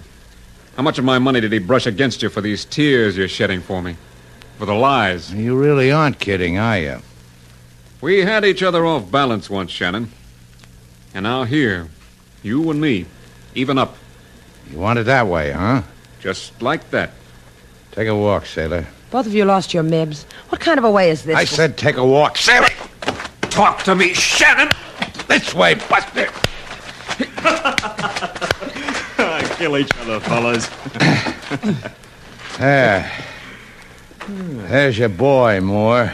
There's Haven. Wait your turn, Tommy. Wait till... This is what I've been trying to get done all day, people. Now it's done. Wish me well, because Gene Moore is dead. Grab this, Haven. Yeah! Try that again, Shannon. You'll lie down gently beside Gene. Let's get moving, folks. We've got sailing to do.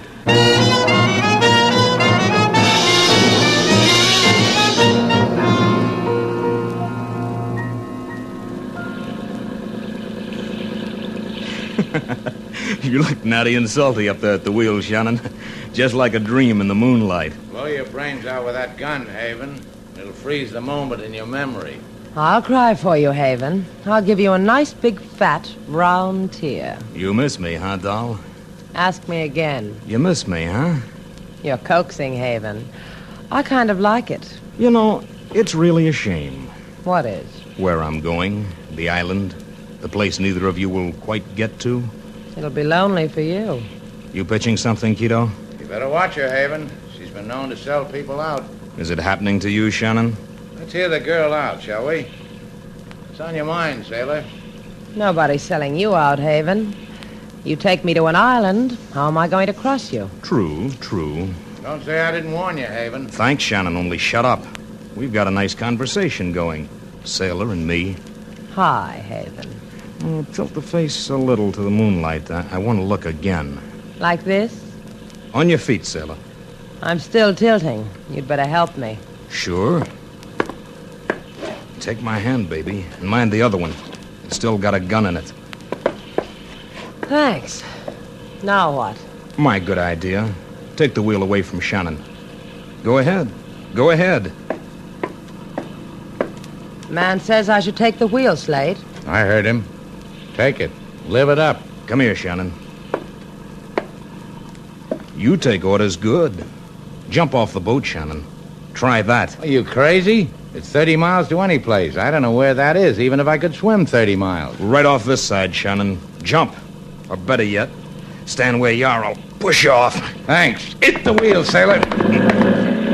Let me go. Let me go. Let's both go.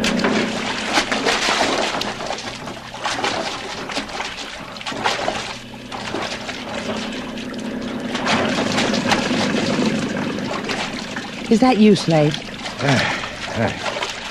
Nice going, sailor. You all right? I'll get better. Now, give me a hand. Haven? I've got a handful of hair. I think he's attached to it. Yeah, he is. Well, let's go back to Havana, sailor.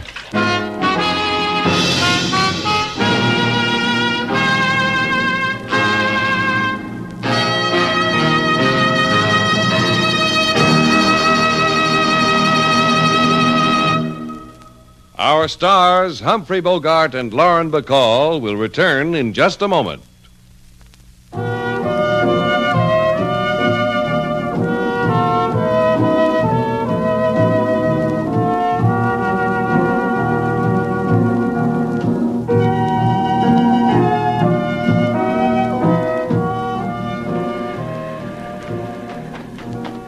Is that you, Slate?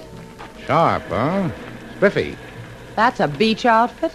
Bathing trunks, a straw hat, and a blazer. Yeah, well, I bought a ukulele, sailor. The instruction sheet said best results are obtained while wearing a collegiate outfit. A ukulele? Since when do you play a ukulele? I was taught. By whom? By Myrtle W. She who walked by Waikiki shores, now you know. So play something already. Why, what do you know? Go! Hey, sailor, I didn't know you could hula.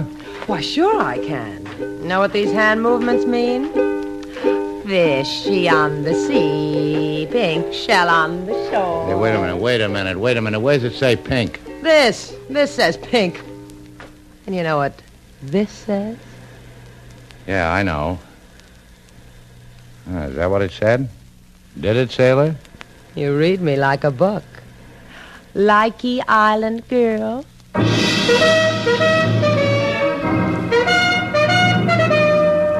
And so, our two stars, Humphrey Bogart and Lauren Bacall, have brought to a close our latest bold venture story.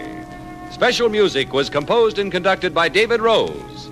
May we invite you to listen again next week at this time for another exciting adventure starring Humphrey Bogart and Lauren Bacall together in Bold Venture.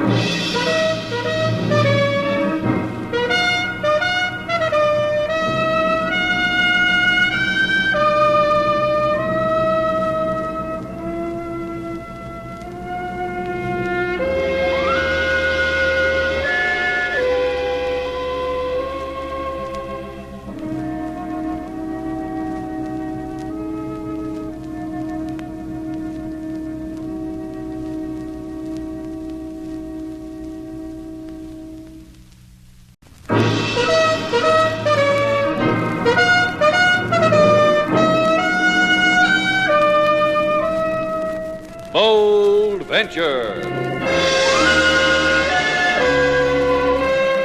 Adventure, intrigue, mystery, romance, starring Humphrey Bogart and Lauren Bacall.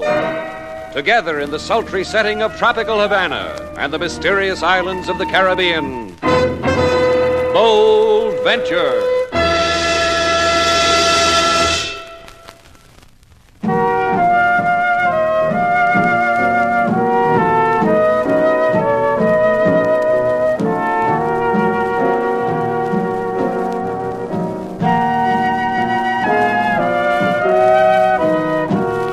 Once again, the magic names of Humphrey Bogart and Lauren Bacall bring you Bold Venture and a tale of mystery and intrigue.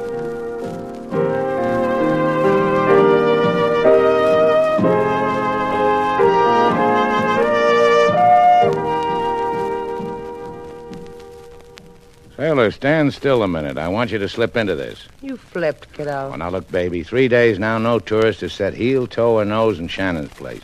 Least you can do is cooperate in drumming up a little trade. Come on, try it on. It'll make you a walking dream. You can get down on your hands and knees and touch your pointed head to my open-toed sneakers. I'm not getting into that thing. Oh, come on. At least let me hold it up to you for size. Sure, a creation. Adjust the shoulder straps off a little here, plane this area down a bit, chop off a little here. Shannon, just put your tired little skull between these What's the matter, sailor?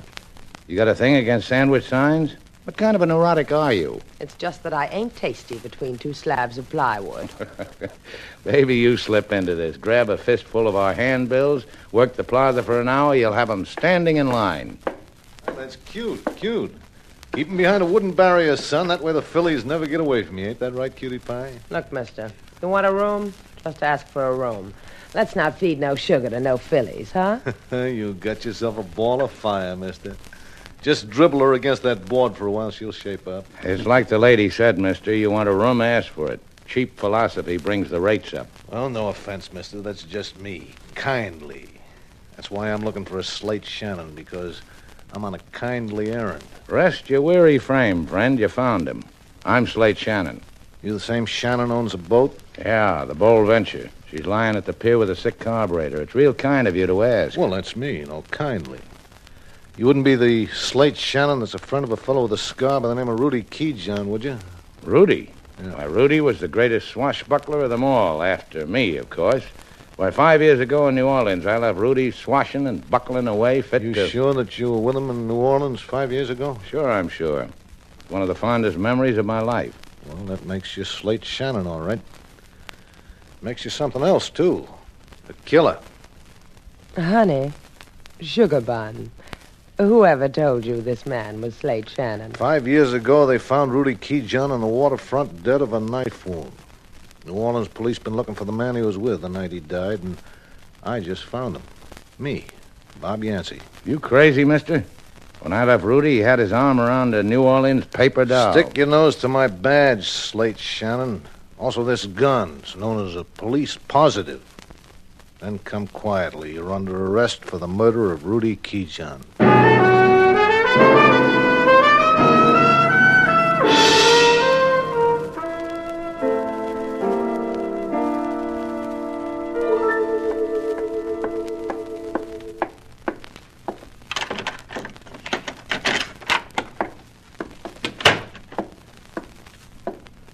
Yancey's not back yet, huh?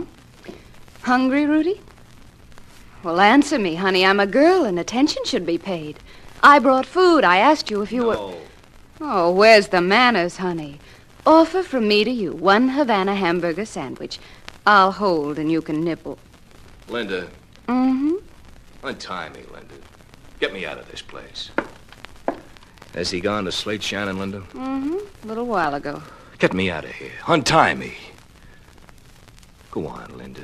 Untie me. I can't do this thing to Slate Shannon. To an old friend. You've already done it, baby. Now we know all about Shannon we need to know. And we needed to know it. Thank you, Rudy Keyjohn. And you'll use this knowledge to do what to Shannon? Oh, don't worry your tousled head, honey.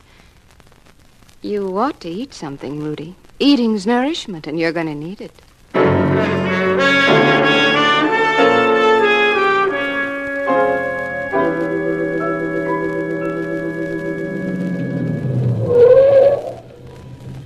Get out, Shannon. What for? This is nowhere, Yancey. It's Havana waterfront at eventide, fabled in story and song. Out. Over here.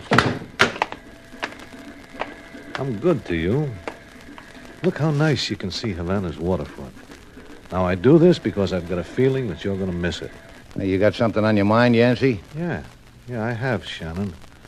I'm noted for things I have on my mind. What's today's burden, Yancey? Well, once I read the encyclopedia, it made me fluttery, that section under jade. That part about Feetsui jade from Burma. It goes like this. New paragraph. Quote, Feetsui jade is the rarest and most valuable jade known, unquote. Now, isn't that nicely worded? You a cop, Yancey? Pay attention, Shannon. I could forget there's a murder rap crawling all over you. Look over there. That boat, that's a beauty, huh? Oh, you mean that ketch? Uh-huh, yeah, that's the ketch Moon Spray out of Rangoon. I was there when she left. The skipper was pointed out to me just before he weighed anchor. The skipper's name is Pedro Velez. Pedro Velez? Friend of yours? You a cop, Yancey? Take a look, Shannon. What does that make me? Anything I want to be? Right. Not a cop, huh? Well, I got a cop's badge. Stole it from a dear friend of mine who's a cop. Pedro Velez, Shannon. Skipper of a ketch out of Rangoon, hauling a small sea chest of feet suey jade.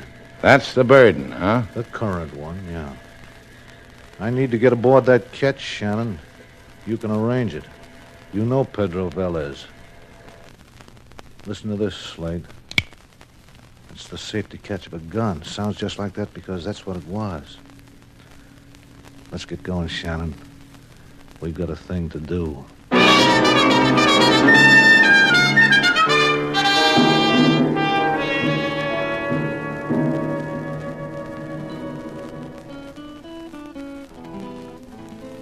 Sighing over the scrapbooks of Mr. Slate isn't going to free him of a murder charge, Lady Sailor. I just can't believe it, King. Slate's no killer. The kind of man Mr. Slate is, Lady Sailor, the kind of life he's led, who knows what might have happened to him back in the shadows of his years. You think he could have killed a man? Do you want an answer, Lady Sailor, to make you feel better, or do you want an answer? Just an answer, King. Yes, I think Mr. Slate could have killed a man. I have been at his side for many years. He's a good man. He is also a man of violence. I don't care what you say. I know Slate, too. He couldn't murder. Believe what you want, Lady Sailor.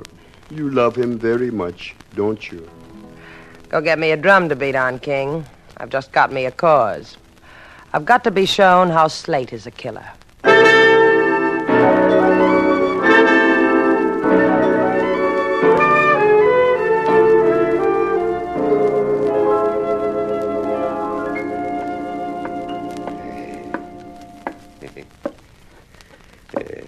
It is not that I do not admire, indeed relish, the fluid beauty of your walking back and forth in front of me in my office, Senorita Duval. If it is not that you do not admire Inspector LaSalle, then don't knock it, huh? Enjoy, enjoy. We have placed the Transocean call to New Orleans Police Department, for which I will be most happy to present you the toll charges. Just give me a number, how many more laps I've got to go before they call back. A girl has to pace herself in these things. So you and I have waited half a day together. I will enjoy waiting till nightfall with you, till the end of time. This is not too long to wait for the information whether Slate Shannon is indeed a murderer, whether he did indeed kill a man, Rudy John, in New Orleans, whether... you are not pacing anymore, Senorita Duval. At least make it interesting for me, huh? It bores you, huh? That a man arrests Slate for murder, takes him away. Knowing Slate Shannon as I do, Senorita Duval, it was only a matter of time until... Perdone. Inspector LaSalle, Havana Police. New Orleans, Senorita. You timed it well. Eh?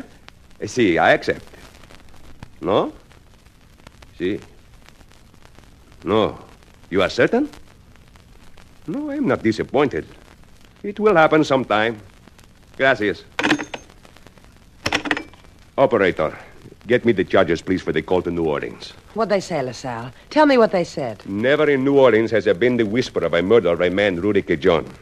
If he is killed, says in New Orleans, he was killed in another place. And the man who arrested Slate was a fake, a phony, a guy with a mission. Thank you, operator. $19.12, senorita, plus tax. It's cheap to buy back an innocent man. No, senorita?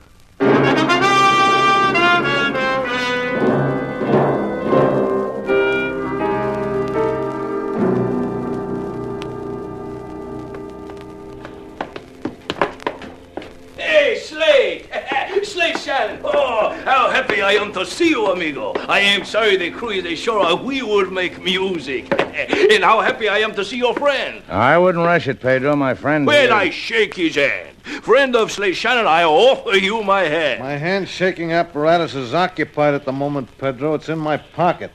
It's holding a gun. You say gun? Yeah, that's right. Stolen from the Army. Yeah, that's what I meant, Pedro. My friend steals police buzzers, Army guns, jade. This is a joke, see? I should tilt my mouth like so to make a grin like so, see? I should do it. It's this way, Pedro. Yancey here's had that gun in my back for the last hour, but now... See? Let's get him! You want a shot in the shoulder, too, Shannon? You want to just say so. Let the air in the shoulder a little. You know I could do that. Okay, you shot him. Now what? He'll live. That door over there goes below, Shannon. Walk ahead of me. Open it. You're a real large guy, Buster, with a gun in your hand. What happens to you when you get forgetful, when suddenly you wake up in the morning and nothing's in your fist? I get cowardly. Open that closet. Everything out on the floor, Shannon. Nothing. Come on, that chest of drawers. Come on, open it. Spill it. The other one. Come on. Spill it. Oh, now that tin box looks possible, doesn't it? Now, doesn't it, Shannon? Come on, open it. All right. Put it on the table, Shannon.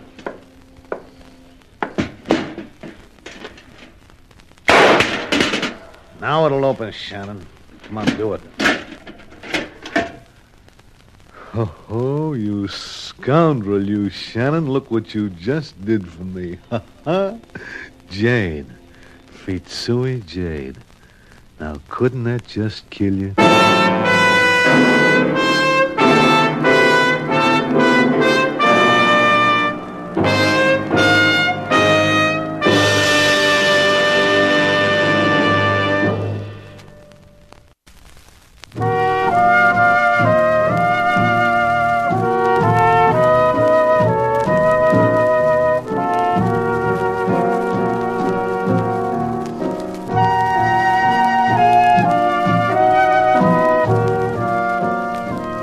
Back to Bold Venture. Our stars, Humphrey Bogart and Lauren Bacall, and the second act of our story.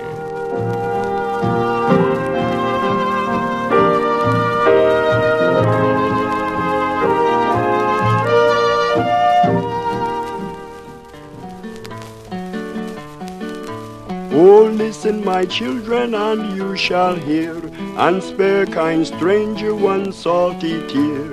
Hear a story about a man named Slate, a man jilted by a lady named Fate. A man come in, police badge he show, say, Shannon, you're a killer, and away we'll go. I hate to tell you, I hate to say, you murdered a friend in Louisiana, eh? And the man was lying, King. He was no more a cop than you or I. But he showed you a badge, didn't he, Lady Sailor? Who looks at badges? Could have said chicken inspector for all I know. King. Yes, Lady Sailor. Are you worried, King? Oh, Mr. Slate has been in desperate situations before, Lady Sailor. Why, I have seen him when he faced danger armed only with a smile, so chilling that his enemies turned and fled screaming into the night by the hordes. I have seen him dare the howling monsoons, taunt the burning desert with... You worried, King? Yes, Lady Sailor. Me too. I've checked every place of exit in Havana. Bus, airplane, boat. No Slate. No phony cop named Yancey. King. Yes, Lady Sailor. Don't play. Sounds like a dirge. Lady Sailor. Mm-hmm. Mr. Slate'll be all right. Yeah, him and his chilly smile. I need him like a... I need him, King. Find him. Bring him back to me.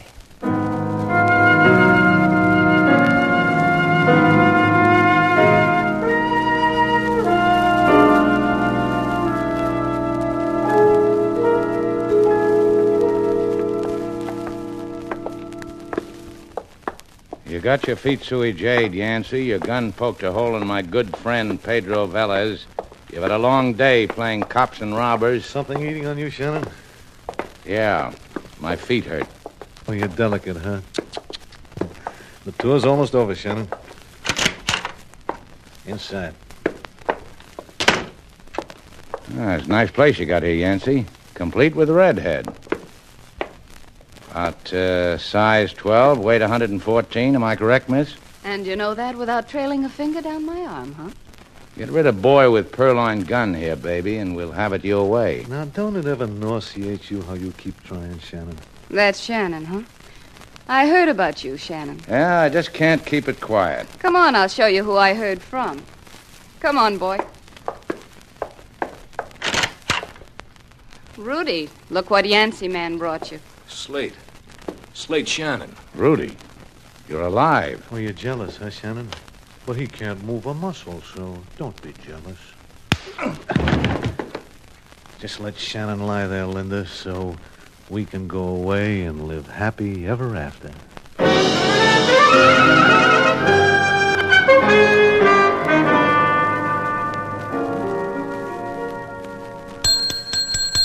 Service! Hey, service! Just sign the register, Hey, what did you do with Slate? You owe me a nickel, Linda. I told you that'd be the first words she said. Did you hear it? Yeah, I heard. I owe you 5. What did you do with him, Yancey? Oh, my, she's witty, isn't she? And nice looking, too. Now, wouldn't you say so, Linda? If I were a man, if it were a foggy night in Havana. What did you do with Slate? Yeah, I know. With Slate Shannon.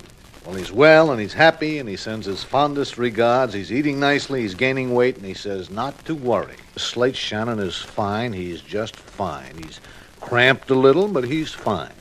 All right. You came to make a deal. Slate Shannon for what? Witty and clever, too. Well, I told you, Linda, she's something, huh? Just nothing. Oh, don't look hurt, Miss Duval, but you might as well know I think you're nothing at all. Except you have got a boat. And that's the deal. Slate Shannon for the boat. Well, almost. You see, we need a lift over to Miami. We've got a package to deliver. You let us off the boat in the States, and we give you an address, a room number, and a key. And that's where Slate'll be? Oh, such a brain. A regular whiz for catching on. Yeah. Slate'll be there. That a deal, Miss Duval? Sure it's a deal.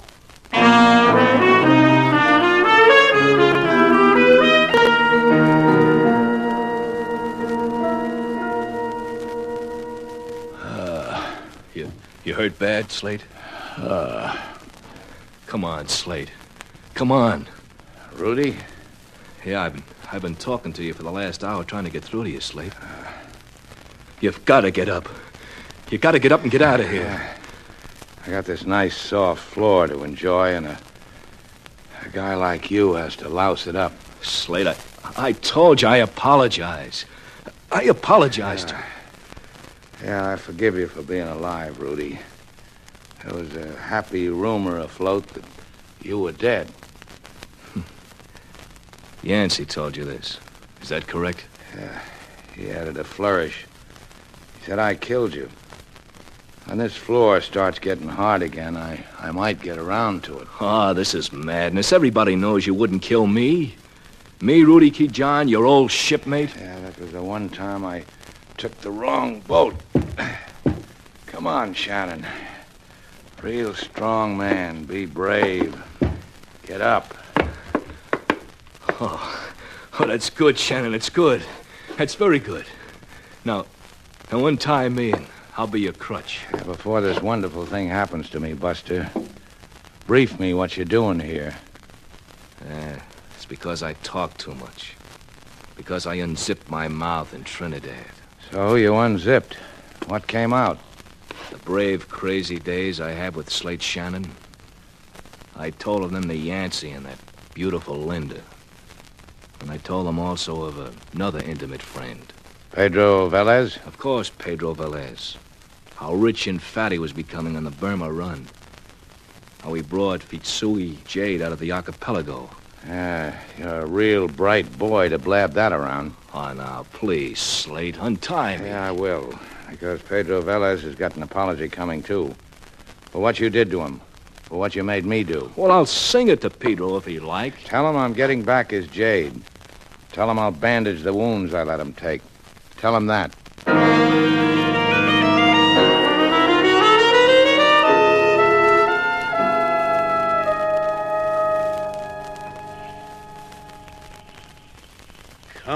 Come on. Look, is it my fault if the motor doesn't start?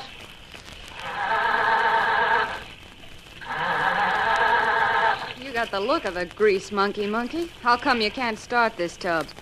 Run that gun up and down her spine, Yancey. Then maybe she'll remember. Now, wait a minute. I just thought of something. Shannon says something about a sick carburetor.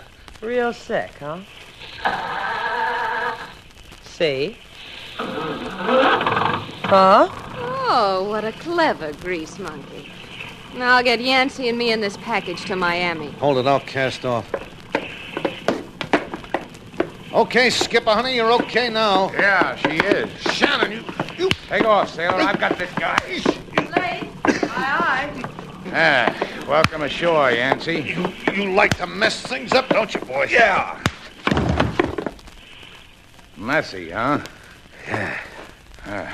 You grabbed me in my cowardly phase, Shannon. I didn't have my gun. But I got it now. You and this gun met before, didn't you? Yeah. You and your gun. Without a tin box full of jade. You'll get it back for me, boy. Go on, run up a distress flag or whatever it is you salts do to bring home a boat. It's a black night, Yancey. Sailor won't see it. Well, I got a better idea, Shannon.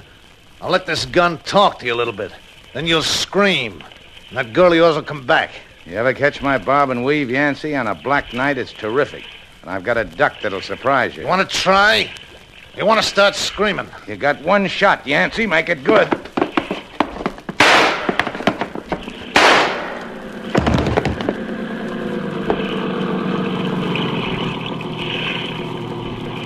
You, Slade? Yeah, it's me.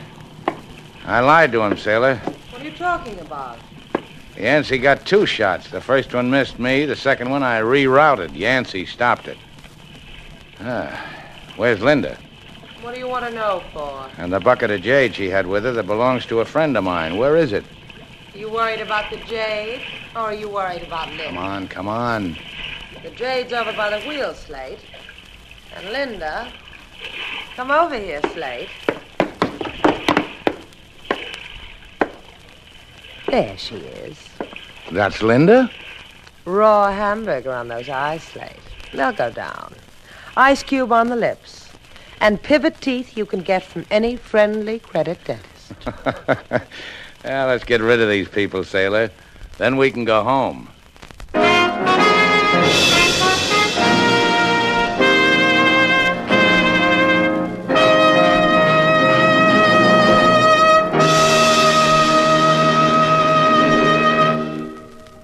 Our stars, Humphrey Bogart and Lauren Bacall, will return in just a moment.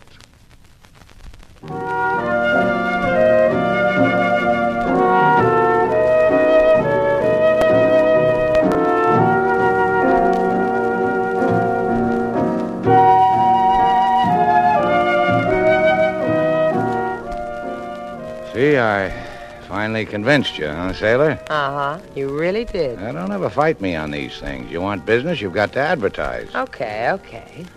I'm convinced the sandwich board is just the thing. Looks nice, doesn't it? I like the sign you printed on it, too. Fetching. Yeah, I dreamed it up all by myself. Shannon's place, where nature has a rendezvous. Turn it around, sailor. Voo with you. It's tweaking, Slate. It really is. Only how about the people who see the backside first? All they're going to see is Voo with you. Well, in the advertising game, we call that a tease. You ready, sailor? All right, if you say so. Up. Now over. That's it. Fit all right? Pretty heavy, isn't it? Beefing already.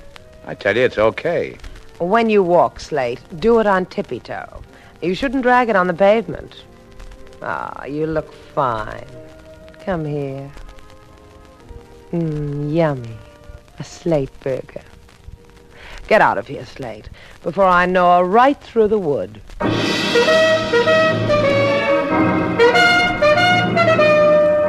And so, our 2 stars, Humphrey Bogart and Lauren Bacall, have brought to a close our latest bold venture story. Special music was composed and conducted by David Rose. May we invite you to listen again next week at this time for another exciting adventure starring Humphrey Bogart and Lauren Bacall together in Bold Venture.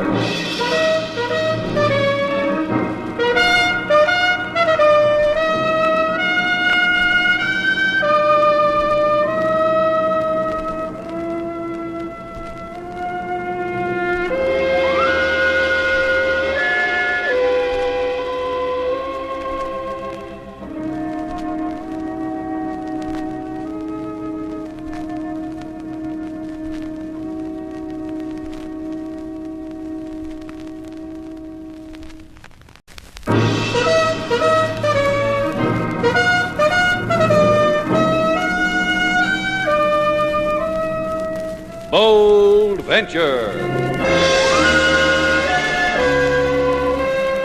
Adventure, intrigue, mystery, romance, starring Humphrey Bogart and Lauren Bacall. Together in the sultry setting of tropical Havana and the mysterious islands of the Caribbean. Bold Venture.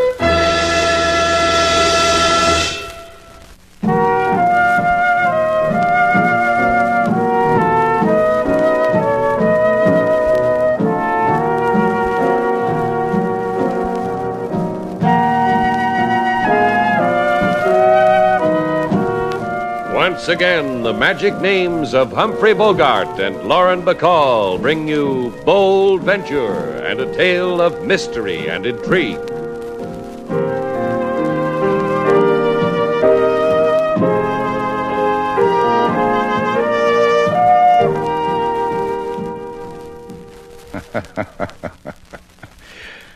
What'll they think of next?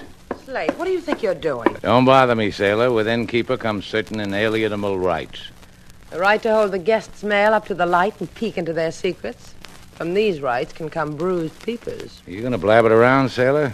Emilio was that ship's mate who checked in here 6 months ago. When he shipped out, he left explicit instructions. I was to open his mail, get a few chuckles, then forward it. Then why don't you just open it instead of holding it up? Break me in two. I like to tease myself. You got problems. I got problems. All Havana's children got problems. I got dreamy a little while ago. Strayed through the mementos in my hope chest. You know what? What? The gun is gone. No. That little revolver you gave me last Valentine's Day. That .25 caliber Colt. Gone. Vanished. Missing. Stolen. Purloined. Sailor, that gun was our song. That little souvenir of blue steel was... I will grieve later, sailor. A customer approaches. Good day, sir. Welcome to Shannon's place. Rooms 350. Step aside, sir. Permit me one long, lingering look at this vision so many years lost, at this comely, beauteous, fair, and ravishing... You heard the customer, Slate. Step aside. Go on, sir. Prithee, pray do. I wander the world for a glimpse of you. There's no memory of me left in you, no remembrance of me, of Freddie Ney. Freddie, your husband. Huh? You lost a gun, you find a husband. This is your red letter day, sailor. Darling, don't you recall the elopement from moonlit Biarritz, the highway that skirted the sea, the marriage at Juan-les-Pins, the little French charwoman who was your bridesmaid? You don't recall, beloved? No, Freddie, I don't. But it's sure thrilling. Next chapter, please, so I can curl up with it. And then your sudden farewell at the Bois in Paris. The autumn leaves, the search. Now you're healthy, well, comfortable. All I needed to know. It will sustain me through desolate years. Au revoir, chérie. Au revoir. Gee, always a bride, never a bridesmaid. Slate, why are you looking at me like that? You don't believe A man says he's your husband. A man ought to know about things like that. You gone berserk, Slate. You think I'd misplace a husband? Did you? No. Don't look at me like that, Slate. I said no. All right, if that's what you want me to believe, I believe you. Forget it. All we have to do is call Inspector LaSalle. Tell him this phony is... Be a nice girl and allow me my mood, sailor. Get your hands off me. Get 'em off.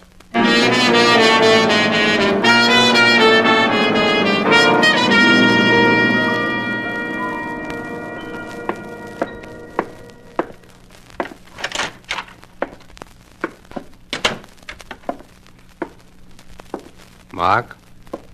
Mark, wake up. Mark, please. Don't jiggle the chassis, Freddie boy. It'll upset the fine balance I've struck between me and the Havana sun. Oh, feel that sun, Freddie boy.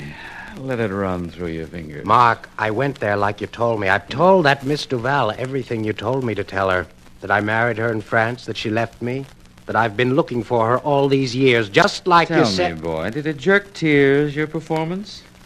You're a sad thing. The tears must have been jerked. I don't know what it did or why you wanted it. All I know is I want the bonus you promised me. You doubt I'll give it to you, Freddie boy? You doubt a tender soul like me when I fed you, clothed you, filled your pockets with nickels for extras?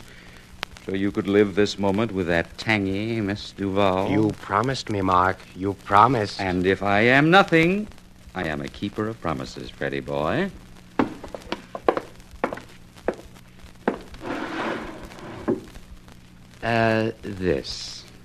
This little gun, small caliber, of a size to grow warm and misty in a girl's hand. For you, Freddie. The sun touched you, Mark. I phony for you and I get a lousy lady pistol. What do? Get $6 for it from a native pawn...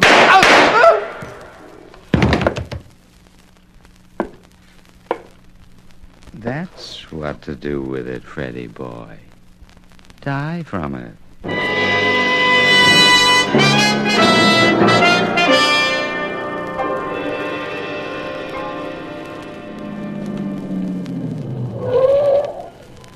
That makes you happy, huh? I'm talking to you, Slate. What's the matter? You hate yourself because you didn't stop fast enough and I didn't go through the windshield? Get out of the Jeep. Okay. Slate, listen to me, will you? For 3 days now, you've been acting like I'm off limits. Is this friendly? There he is, sailor. Inspector LaSalle. He called you. He wants to see you. He's got the man who says he's your husband. I've been saving it up for that joker. Hi, LaSalle. Buenos dias to you both. Please come with me. Into here. What's this all about, LaSalle, Z? Why do you want us here at headquarters? I told you on the phone. About it is a man named Freddie Ney, the claimant to the title of husband to you, Senorita Duval. In here, please. This is the morgue, LaSalle. In here. A suggestion to you, Senorita.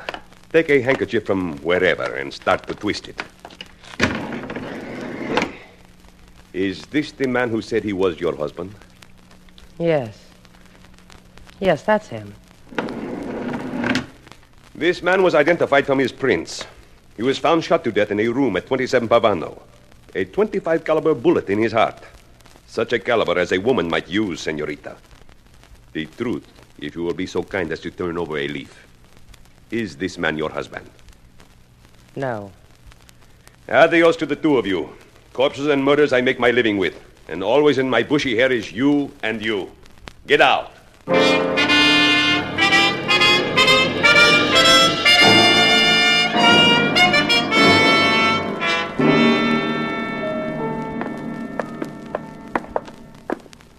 You baffle me, Slate. You get thin-lipped because I've suddenly got a husband I never married. Then you take me walking in dirty hallways. A regular baffler, you. Your boy was killed in this house. Any man who says he's a husband of yours deserves a better fate than that, sailor. Take the long view, kid, and the whole thing is very piquing. You broken down, my boy. You still think that I never think, sailor. I just ask the management.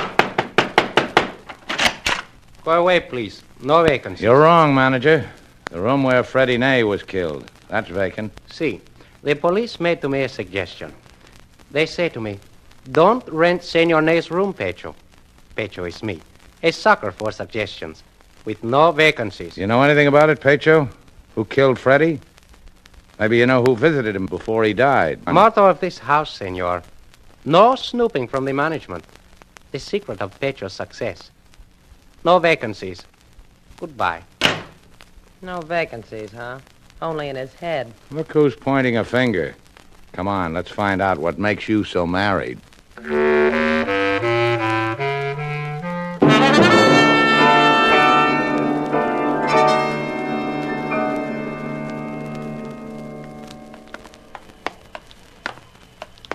I want you to know how much I appreciate you doing all this for me, Slate. Running around, banging on doors, asking questions. Just for me. Makes a girl glow. Look at me, Slate. Like me when I'm glowing? Why don't you go home? It worries you, doesn't it? About Freddie Ney, about the murder, about my being mixed up in it. It really does worry you, huh, Slate? Now, look, sailor, the only reason I'm running around like this is because I've got a clinical interest in what's happened. I'm taking notes on it. Someday I'm going to write a book. I'm going in here for material. Go home. Sure. I'll put myself in the window for you, Slate, and I'll still be glowing. Hurry up home.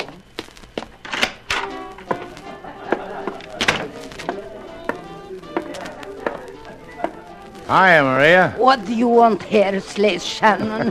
What's the matter with you? I ask a question of you, Slate Shannon. What do you want? I ask you one, too. What's the matter with you?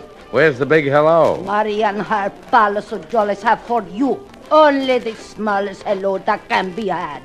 You see, I put my one finger over my thumb like so. The space between a hello from me to you. Look, all I want to do is ask you a question, Maria. I'm trying to get some information about a man named Freddie. About a murdered man named Freddie Ney, see? That's right. I will tell you. The whispers in the barrio says that Senor Ney is such a man as to be beloved by your Sailor Duval, to be married to her. And this you could not stand, huh? So you kill him. Friends of man who kill for such a reason are not friends of mine. Now, just take it easy for a minute, Maria. And you will get from Maria this, the big goodbye. Goodbye, Slate Shannon.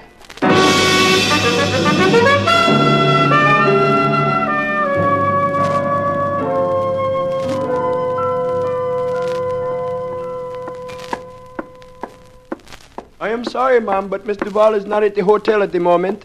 The moment just arrived, King Moses. I'm here. A lady on the phone wishes to talk to you, Lady Sailor. Here, give it to me.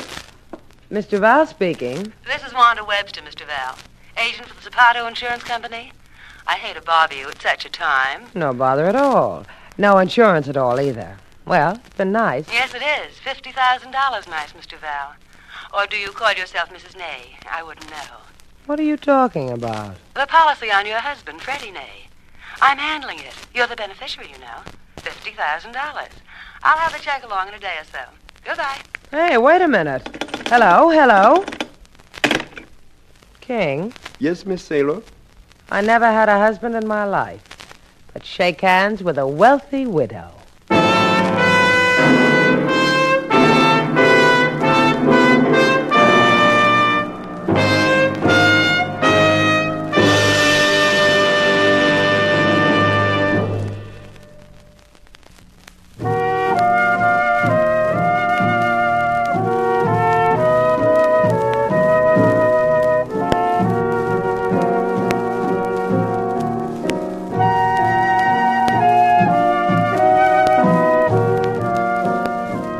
Back to Bold Venture.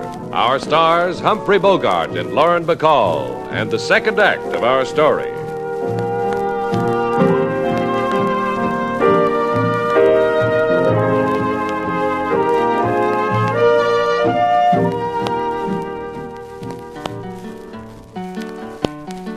Oh, I could tell you things that would make you swoon, of tales that are told neath the blood-red moon, of very strange times, events so weird, in frozen climes and deserts seared. But the strangest one, I tear my hair, concerns Lady Sailor, a maid so fair. She gets without benefit of usual clergy, $50,000 widow's beneficiary. Sing that last line again, King. $50,000 widow. That's enough. $50,000, King. I can't touch that money. That $50,000's not mine. Into each life a little rain must fall, sailor. A maxim I learned at the feet of a wise man at the foot of a mountain in lower Tibet. What 50,000? Tell him, King. $50,000 widow's beneficiary.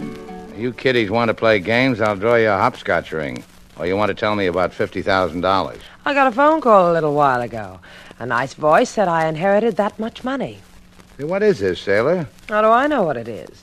The nice voice said I was going to get a check because my husband was dead. Because he left an insurance policy for $50,000. Who called you and told you about all this money? Well, she said her name was Wanda Webster, an agent for Zapata Insurance Company. Oh. Well, stay here, sailor. I'm going to find out why you stand still and somebody drops $50,000 on your head.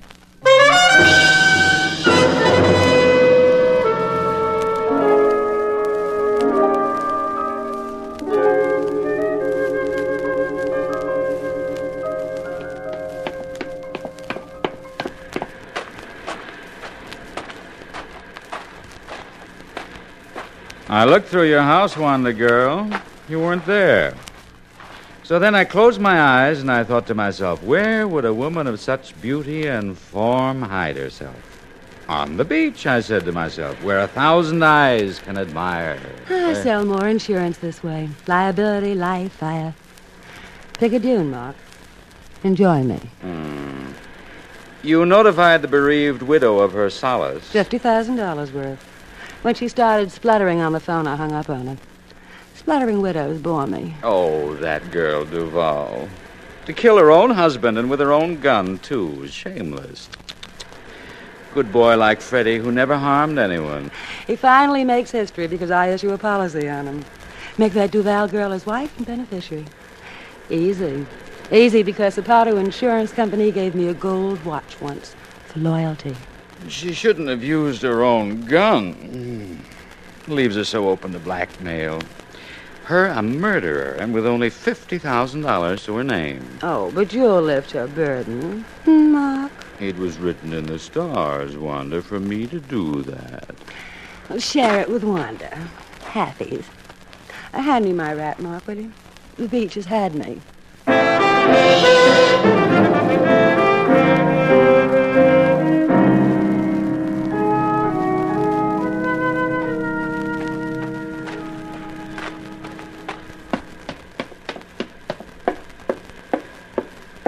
Oh, were you ringing my bell, mister? Well, part of the time I was doing that, miss. The other part, in between buzzes, that is, I was watching you walk up the beach. You'll forgive me if I ran down your battery. The thing got out of hand. If you're looking for a quick charge, there's a service station up the road. Me, I just sell insurance. That's a dream I keep having. An insurance broker in a swimsuit. You work on small commissions, huh, lady? The stuff's $20 a yard. I have these suits custom made. Now, if you step inside my office, I could diagram a little annuity plan. Sorry, but I got an insurance agent that's been recommended to me, Wanda Webster. Big operator, handles stuff like $50,000 death benefits. Well, don't look any more, mister. Wanda's all around you. Come on in. I'll just tag along behind. Go ahead, Miss Webster. Over there, that big leather chair. It's made for boys who get uneasy about $50,000 payments. Zapato's a big company, Mr. Slate Shannon. Zapato's a big company, Mr. Shannon. The largest in Mexico City. All my years of representing them, I find it's not unusual that they make death payments in that amount. To a widow who never saw her husband? Didn't even marry him? You and Zapato are really big, Miss Webster. Generous, too. Oh, you're referring, of course, to Miss Duval. Or rather, the widow Ney. Well, this is a photostat copy of the policy, Mr. Shannon. Bought by Freddie Ney from me. Beneficiary, Mrs. Freddie Ney, also known as Sailor Duval. Death benefit, $50,000. Look for yourself. Yeah, look, Miss Webster, I don't know what's... What's to know? Mr. Ney is dead. Your Miss Duval gets $50,000 for it. The check's on the way from Mexico. That way out, Mr. Shannon.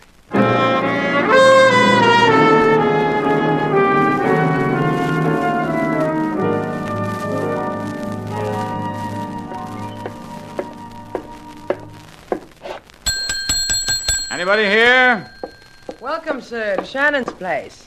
You Sailor Duval? Did you want something? Yeah, I want something. Like what? Like a chat with Sailor Duval. So, chat. I have got here a little thing, Miss Duval. You recognize it? Hey, that's my gun. That's right. Long time ago, I hired a man to lift a gun in Havana, and he did it to you. Well, well. Who are you, mister? A man with a message. Here's the message, honey. Sign it. With that gun in my eyes, I can't see it. Squint. The things you learn. Hey, this paper is an IOU to somebody named Mark Stewart for $50,000. And guess what? I'm Mark Stewart. This gun, your gun, killed Freddie Ney. You're going to come into $50,000 any minute. The word is blackmail, honey. I lose the gun, you lose $50,000. Else, you know what's going to happen. Yeah, it's kind of sneaking up on me. Sign it. Else you'll commit suicide out of remorse for killing hubby Freddie. Now take the pen, honey. That's right. Now sign. Thanks. Gee, you're nice.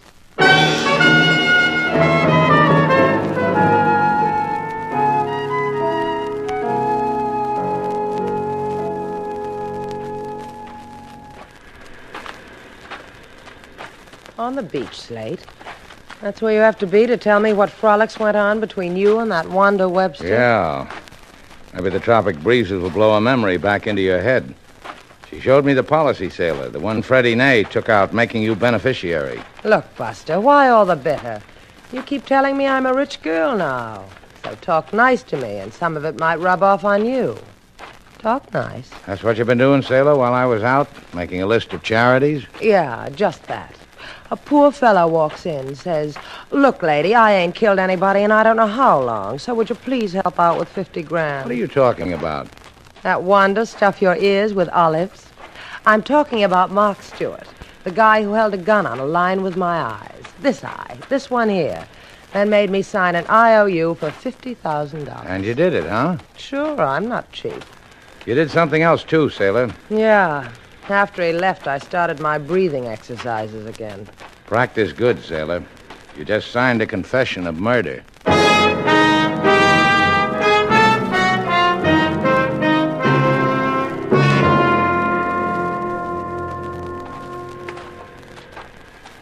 This is where you had your big moment with that insurance agent, huh? Up the steps, killer.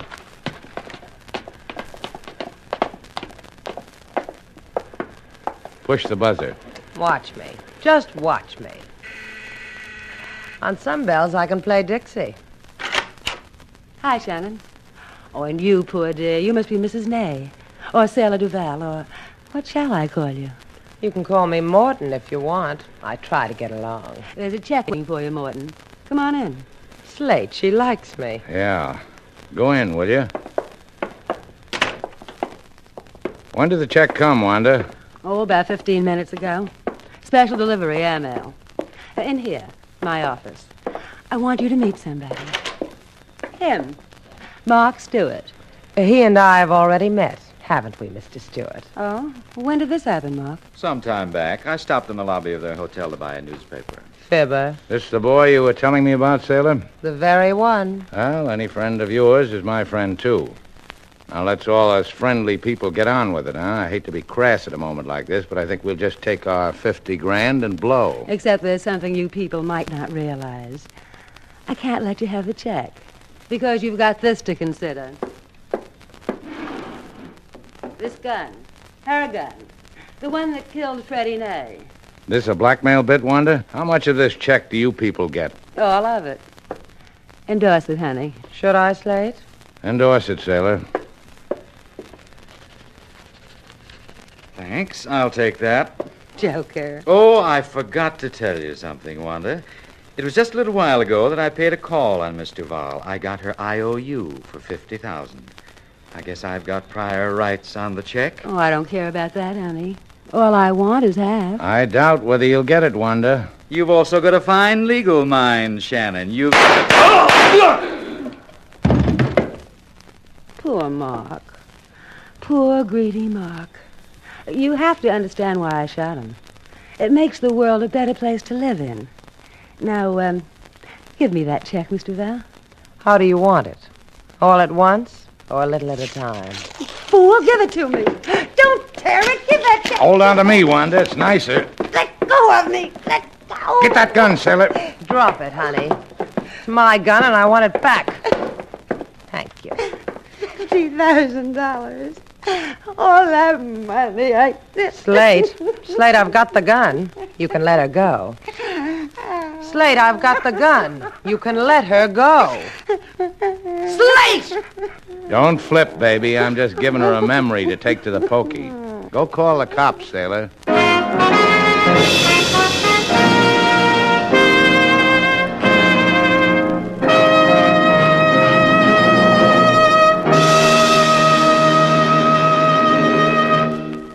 Our stars, Humphrey Bogart and Lauren Bacall, will return in just a moment.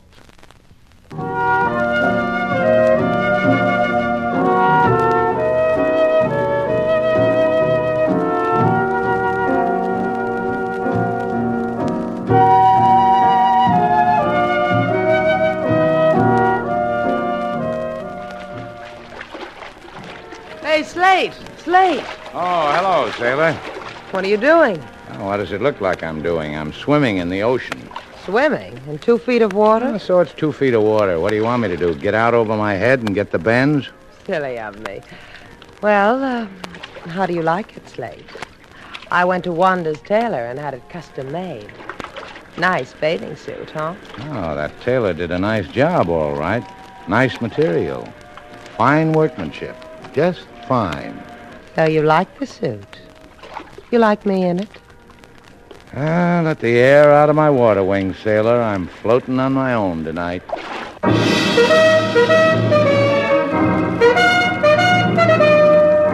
And so, our 2 stars, Humphrey Bogart and Lauren Bacall, have brought to a close our latest Bold Venture story. Special music was composed and conducted by David Rose.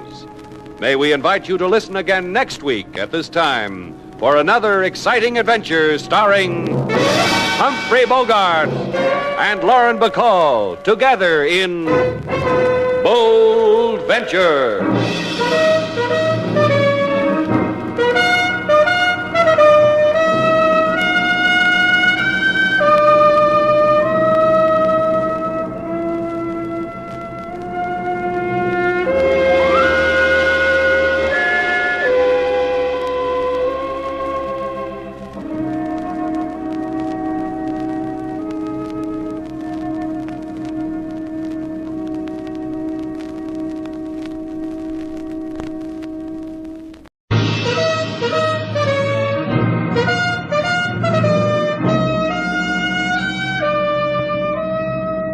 Bold Venture.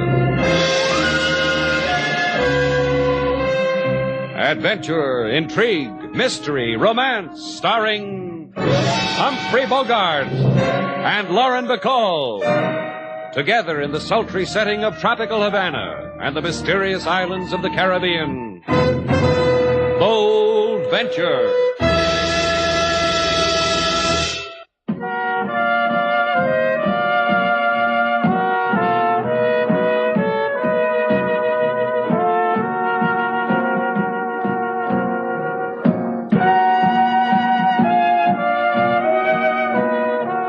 Once again, the magic names of Humphrey Bogart and Lauren Bacall bring you Bold Venture and a tale of mystery and intrigue.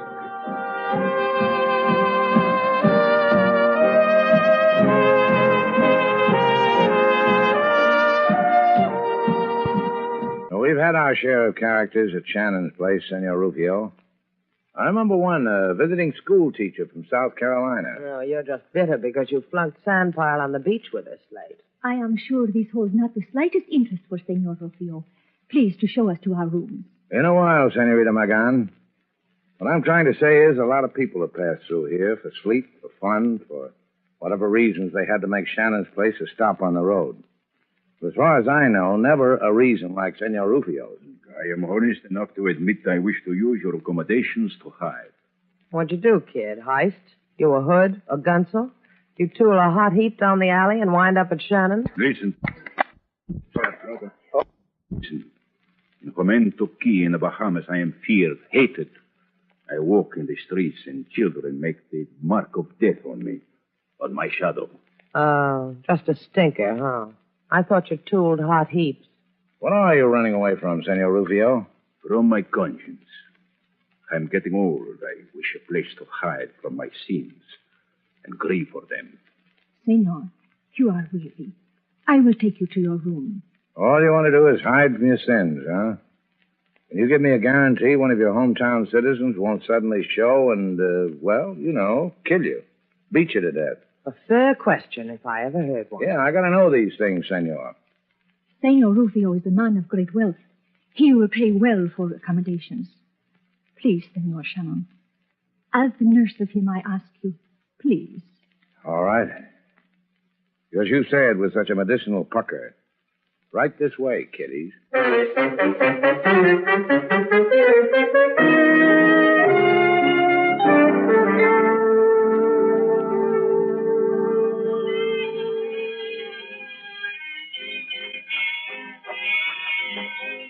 Johnny! Johnny! Hey, baby, how are you? Happy to see me, Johnny? Happy. Listen to that carousel, honey. Background music for the way I feel. Walk with me. Away from this place. I wish to talk to you. I can't, baby. Give the customers a long ride, Johnny.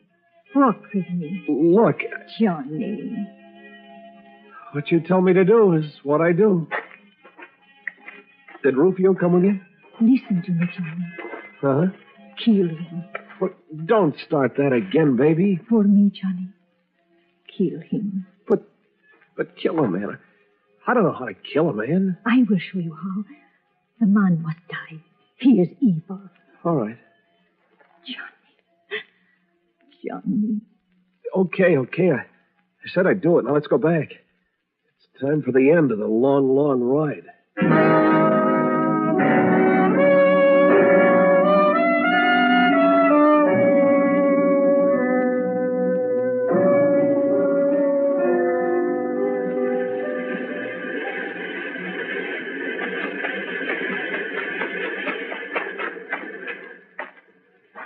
Guess who, Slate? Take your hands off my eyes, Benson. I'd know you anyplace. You're a never-ending source of delight, Slate. A girl gets girlish, does a frothy thing like putting her hands over a fella's eyes and says, guess who? She gets called a Benson. Worried about something? What are you worried about, baby? That girl? That Senorita Magan? Oh, I don't like the way you've been looking at her, Slate. Forget it. She is beautiful. Sometimes when I'm not watching you, do you look at me like that? I said forget it. All right. Slate, why don't we do that sometime? Do what sometime? Take a horseback ride in the moonlight. Now, whatever made you think of that? Because it's moonlight and because I hear hoofbeats. Someone's riding, probably around that curve of beach. Why don't we do that sometime? Yeah, why don't we, Sailor? Come on.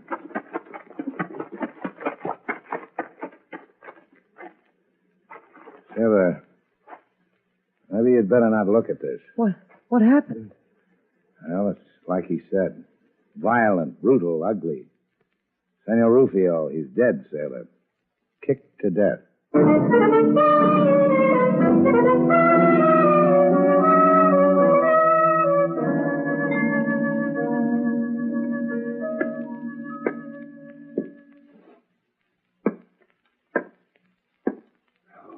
Sit down, Senor Shannon. Why do you not sit down? You give me 4 walls and a small room, and I've got to pace it off. It's a quirk with me. When are the taxpayers going to come up with a king-size office for you, LaSalle? Oh, the requirements of an inspector of the police are modest, senor. Needs only a desk, a shaded light bulb, a phone. What more conveniences to receive the shadows of the violent dead? And we're just the kids to bring them to you, huh, LaSalle? Yes, you have brought me many. More than is in the priority code for the allotment of discoverers of the newly dead. Well, what do we do about it, LaSalle? Sit here and philosophize on the aesthetic aspects of finding a man who's been killed by a horse? That's the new police method? Come off it, Slate. You want to play super sleuth, I'll send in a box top. You'll get a badge and a compass ring. But you'll have to get your own meerschaum. Yeah, that's right, Sailor. Laugh it up. Make a murder funny with a yak. Go on, Sailor. You're just the girl who can do it. Please, you two. Your domestic sprat in another place. Here, there's another matter to consider. Yeah. The murder of Senor Rufio. I'm glad it finally dawned on you, LaSalle. The death, I will concede, by the trampling of a horse. But murder? Because Senor Rufio told us it would come to him like that. Maybe not exactly this way, but brutal, violent, like it did. It is known here in Havana, senorita, how Rufio deserves such dying. Because he made of Jumento Key a feudal tyranny. He owned the land, the homes, the water, the power, the very people themselves. A tyranny of copper mines, of private zoos, and in some, the men were the animals. Well, maybe he was all that. But he was murdered. That fits it square into your little niche, doesn't it, LaSalle? The hoof prints of the horse were washed away by the surf, Senor Shannon. They could have led us to someone. Perhaps to a murderer. Perhaps only to a frightened horse who threw his rider. Who, maddened with fear, trampled, kicked until... Oh, come on, sailor. The man wants to call it an accident. Let him. The man's tired, so let him. Si, senor. What the senorita said. You want to play sleuth? Stand in a box stop. We will all live longer this way. Adios. And no thank you for what you have brought me.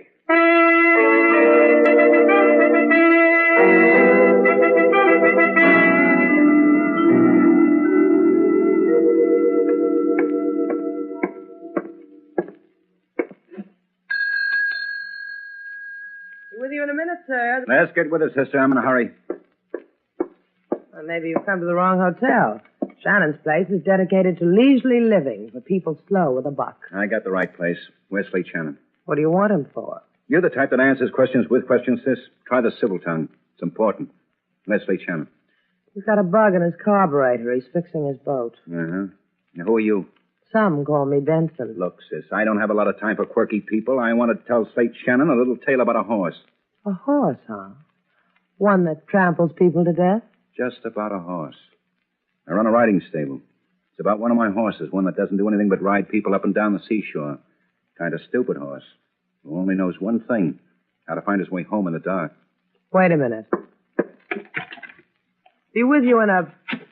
Hey, what's the matter with you? You got a thing against phones? I don't want you to call anybody, especially police types. You were calling a copper, huh? Why shouldn't I? The man was murdered last night. You walk in here and tell me it was done by your horse. That nag didn't have anything to do with it. That's why I came here. Deal. I don't want the cops coming down to my stables and asking questions. You want to listen? The deal means I just listen and no cops. Is that it? That's it, sis. All right. A man I know named Johnny Brackett runs the carousel out at the amusement park. Got a shack there, too. He likes to go horseback riding. He rented a horse from me last night. How do you know he went riding on the beach? The nag comes home alone. Also, there's wet sand between his hoof and his shoe.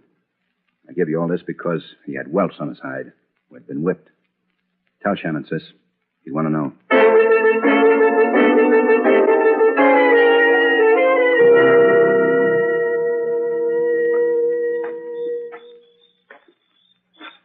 Nothing like a closed-down carnival to bring on the lonely, is there, Slate? Yeah, step up real close, lady, and I'll give you a rundown on all the good times we had here together. Yeah.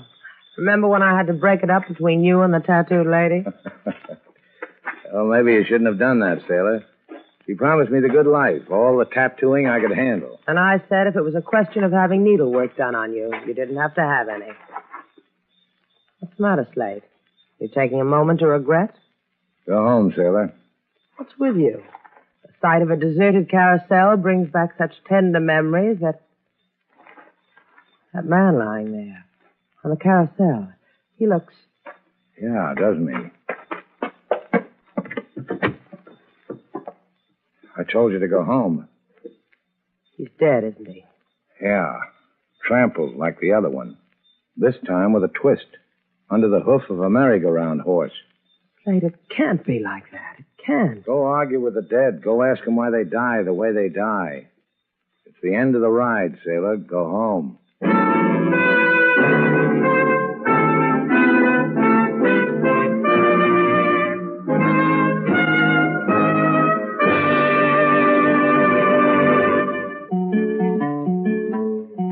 Shannon's place come a new arrival, a man who doubt his own survival. He take a stroll on the beach for fun. His life is hammered out by a stallion. So Shannon go to amusement park, find another man with stallion's mark. Cause of death, the truth I tell, was a wooden beast on a carousel. Those unhappy times... Please tell him to stop. King. Yes, Mr. Slate. However, you must tell her I do not make my song for mirth. Rather, it is my way of grieving. Miss McGann understands, King. Have they discovered who this man was, Senor Shannon? He of the amusement park? Yeah, it was pretty easy. He was the boy who ran the carousel. Name's Johnny Brackett. Drifter. Did our jobs to keep himself out of hock. But, Senor, you have told me that this Johnny Brackett had the mark of hooves on his body, even as did Senor Rufio. What madness is happening, Senor? Like to have been thrust upon a vicious dream. Like to be... I've got a shoulder for this sort of thing, Lita. Here, use it. Better? Please. Thank you. The both of you. I will be all right. And Senor Shannon, Just name it. take me back to home on the quay. You have a boat. Take me to home on the quay. You will understand I cannot stay here. The Bold Venture's got a carburetor that's been acting up, but it'll get us there. All of us. You, and me. I'll take care of you, Lita. Don't worry about a thing.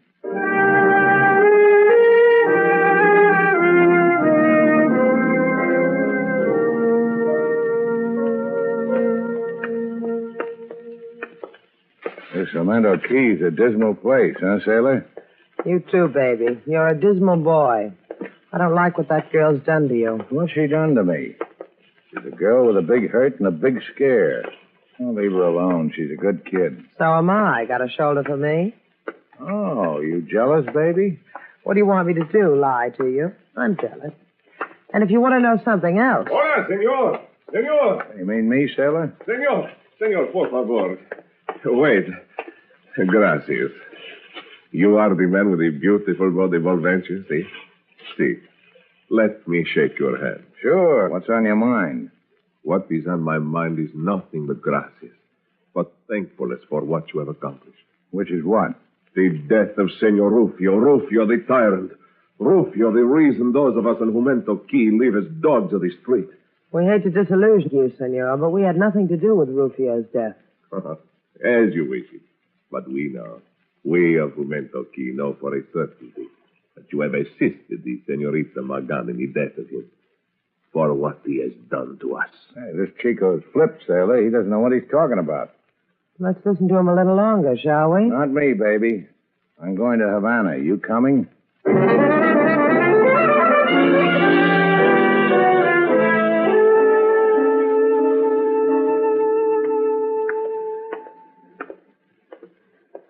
What's the hurry, big man? What are you running away from? You like Commando Sailor? Stay in it. Buy it. Curl up in it. Wear it for a sarong. They haven't passed the law yet that says I got to take you back to Havana with me. So off the arm, huh? You're leaving something out, kiddo. You want to tell me on the boat? Or you want to throw it to me as a farewell kiss from the shore? I'll kiss you with it on the boat. After you, lover. There's a slight fee for passengers, Buster. You want a moonlight cruise to Havana, you got to work. Get on that. I know what you're running away from, Slate. That girl, that Lita. She sobs. She goes helpless all in a heap. She kills a man they say wronged her father. And another man for who knows what reason. That's the technique, huh, kiddo?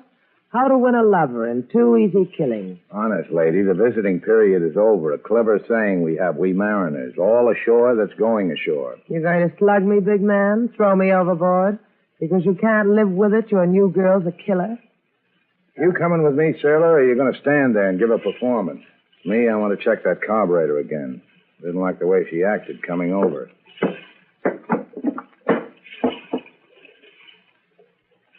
Hey, sailor. If you want me to watch, Captain, I'll be... Hey, look. This thing rigged to the carburetor. A bomb, sailor. If I'd have given her the choke to start the motor, we'd have been killed. So, it's back to Jumento Key, huh, lover? Me, not you. You wait here with the bomb. I'm going to find the fuse.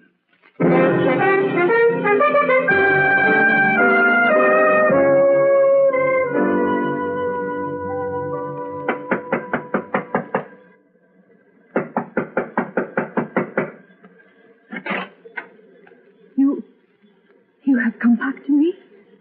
For what reason, Senor Shannon? It'll be easier to tell you if you put that gun away, Lita. This gun. I am frightened of things that have happened. You have come back alone? No, but what troubles me, I don't need help. You and I can settle it. Here, like this. This is the method. The farewell repeated. The goodbye sung again. Because now there is a gun at your heart. It doesn't have to be like that, Lita. Not between you and me. Your lips are much sweetness. And they are also of things I do not understand. Goodbye could be one word. We never spoke to each other. And the other girl, you will let her go away from you? You will stay with Me here? Sure, I'll stay if you want. Because you changed all that. You killed Rufio and you changed all that. You think of me? I killed Rufio? Well, doesn't everybody? And I'm the type that strings along with the crowd, baby. And if I said to you, I am no murderer. I do not kill.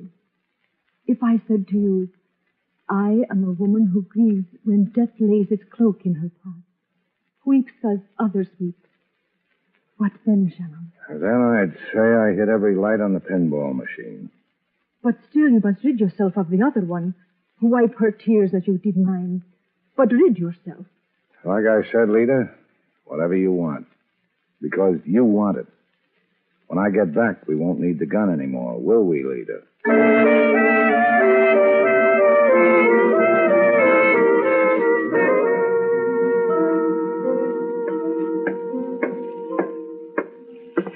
Sailor, I'm here on the boat, Slate, where you left me. I will stay there. Come here, Sailor. When I say come here, I mean right up close. That's right. What was that for? Because you're Sailor Duval, and that's what I do when you get up close. This is your day to be the great lover, huh, lover? What'd you do when Lita got up close? I looked in her eyes. And you made passes like this in front of her face. And she floated on air and gave up misty vapors, I bet you. She's a killer. I think I've known that all along. And she planted that bomb because she wanted you dead, too. Could be. What are you going to do? I'm going to make sure. Where's my gun, Taylor? What do you want it for? Stay close, baby, and I'll tell you. Just stay close.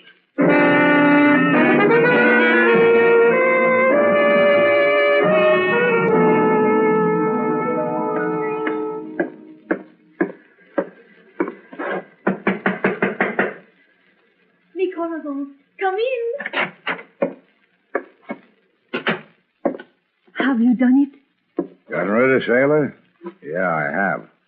Hold me. Now, later, baby. I've got to ask you something. What is it? I've got to know, Lita. Did you kill Rufio? No. Johnny Brackett? No. Okay. How would I kill them? As I have heard, a horse struck them down. Yeah, that's got me puzzled, too. And that settles it. And what more do you need to know of me? Nothing. I'll get it. No, let me. I will send whoever it is away. Any old boyfriends, lady? I'm coming around to collect. You lied to me, Corazon. It is she of the hotel and boat. Yeah, it sure is she of all that stuff. Hi, Slate. Get out of here, Sailor. I've been thinking it over, kiddo. It's not going to be that easy. That's for your hope chest, baby. You want me to toss you through that door? In a little while, but first it's going to be my pleasure. Like this. Wildcat, huh? Okay, Wildcat, out of my life, once and for all.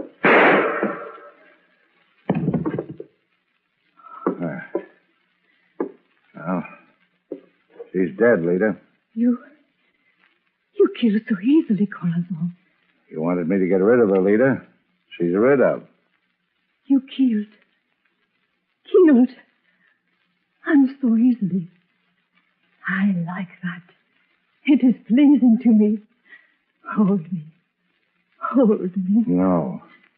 You did this for me. And now you do not want me? Why? All of a sudden, I'm a fugitive. What kind of life is that for you? For me, it is pleasure. Because I am of you. Like you.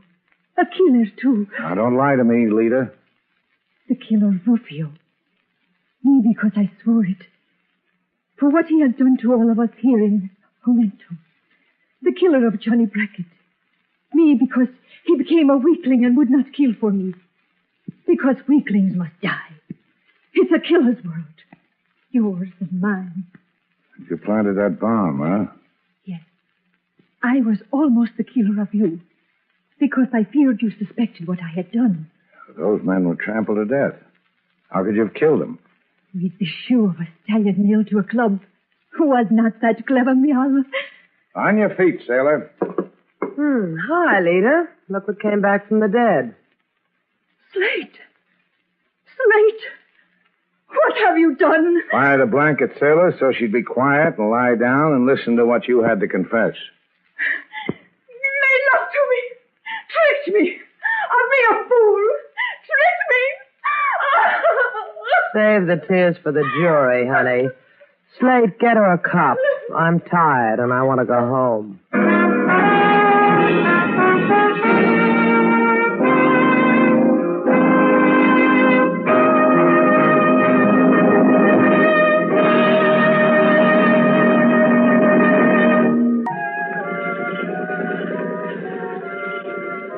There they are, sailor. The lights of Havana. Beautiful, huh? Who's looking at lights? You got something else to look at? Mm-hmm. What? You. Yeah, I've been told. I wouldn't call you handsome. I wouldn't say you are romantic looking. You never send me flowers. You always give me grief. Why do I hang around you? Come here. I'll show you why. That's why. Do it again. All right. Slate, the lights just went out all over Havana. Yeah, I know. Come here. It's okay, baby. They just went on again.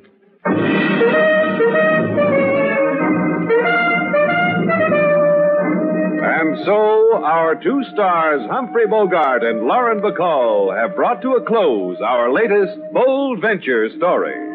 Special music was composed and conducted by David Rose. May we invite you to listen again next week at this time for another exciting adventure starring Humphrey Bogart and Lauren Bacall together in Bold Venture.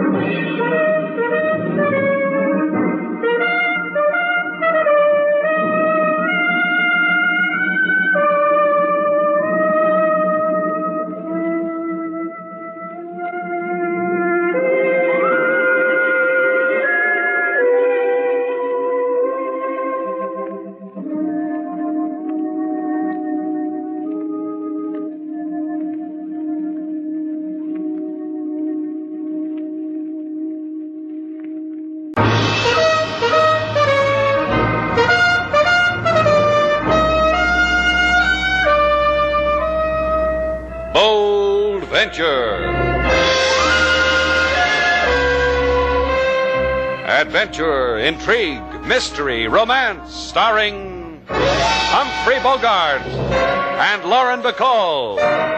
Together in the sultry setting of tropical Havana and the mysterious islands of the Caribbean. Bold Venture.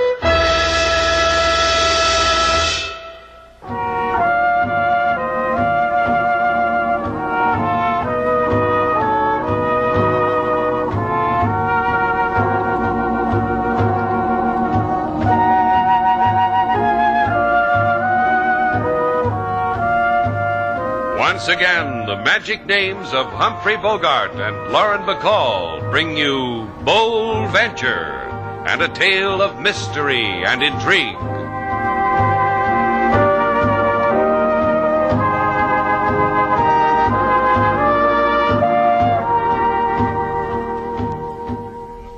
Now, look, Mrs. Baker. Please let me finish.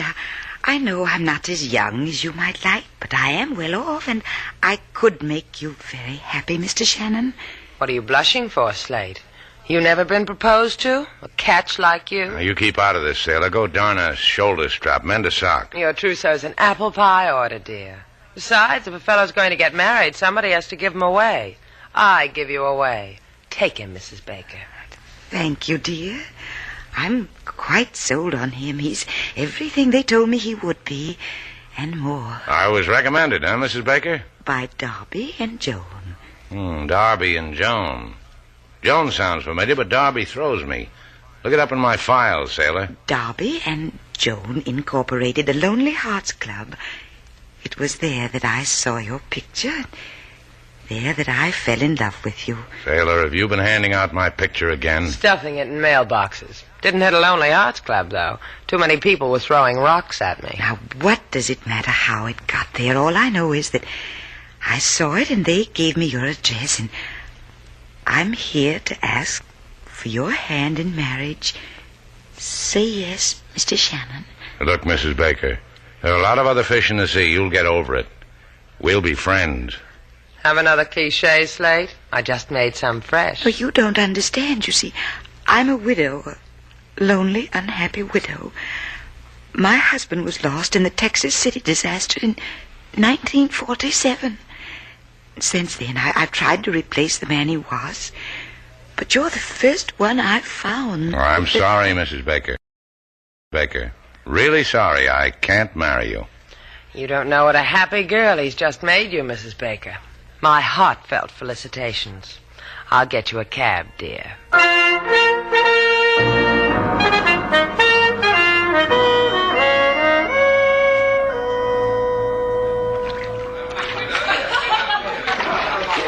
Having fun, Laura? Love it. I like the way all of this fits you. Swank hotel, heated swimming pool, patio, all of it. It's a good background for you, Laura. Yeah. Yes, it is. Oh, Laura. Want to go in? No. Laura, what are you going to do with my wife? Don't worry about it. She'll be found. She'll make a headline in the paper. Mary Baker and I will have tea. We'll take a walk. She'll be found. Uh-huh. Just don't worry about it. I'm not worried. An executive like you, a career girl who runs a Lonely Hearts Club, odds and ends and details, tea with a woman, walk with a woman, the killing of a woman. Second nature for you, Laura. Not really, darling. It becomes a matter of overcoming an obstacle like you did. I guess. After all, Frank, your wife thinks you're dead. Your wife thinks you went up in an explosion. Letting her think that's more cruel than what I'm going to do. Dying only takes a moment. I guess. But understand this, Laura. When that boat went up in Texas City and 500 people turned up dead or missing, well, I became one of the missing. I know. You couldn't stand your wife. That's right. Why I ever married her. For her money, darling. Let's not be coy. That's why you've come back, to get her money. And me. Mostly you. Without your wife's money, darling, I'd look at you sitting beside me and see a man slowly turning to flab. That's me for you. Let's take a dip, Laura. Whatever you say, Frank.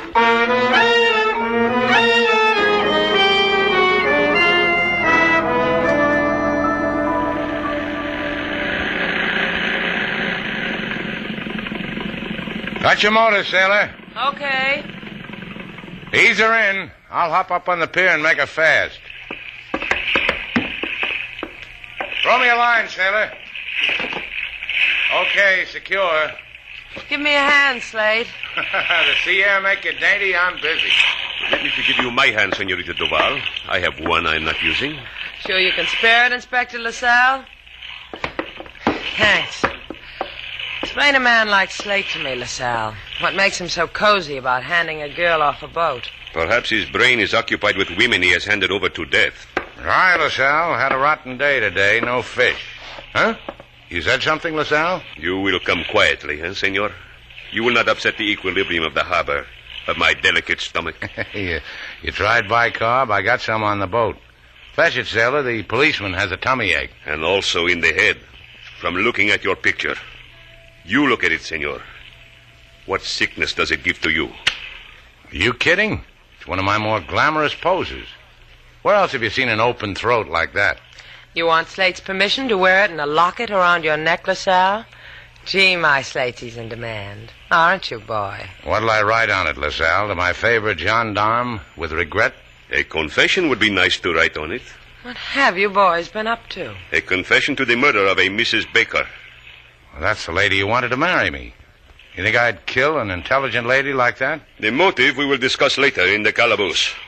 But first we will study the matter of her lying on the patio of your hotel, with a bullet wound in her heart, with the gun that made the wound in your room where I found it, next to her purse empty of $150, and full of this picture of you. You're crazy. That picture was taken by a chubby, red-headed sidewalk photographer for 25 centavos. I never... In the jail, we will take one of you for free, senor. Please, do not make me to shoot you in the leg. Our police doctors are so overworked. But the hangman... Slack for him, huh? Get bail, sailor. After you get your mouth closed, get bail.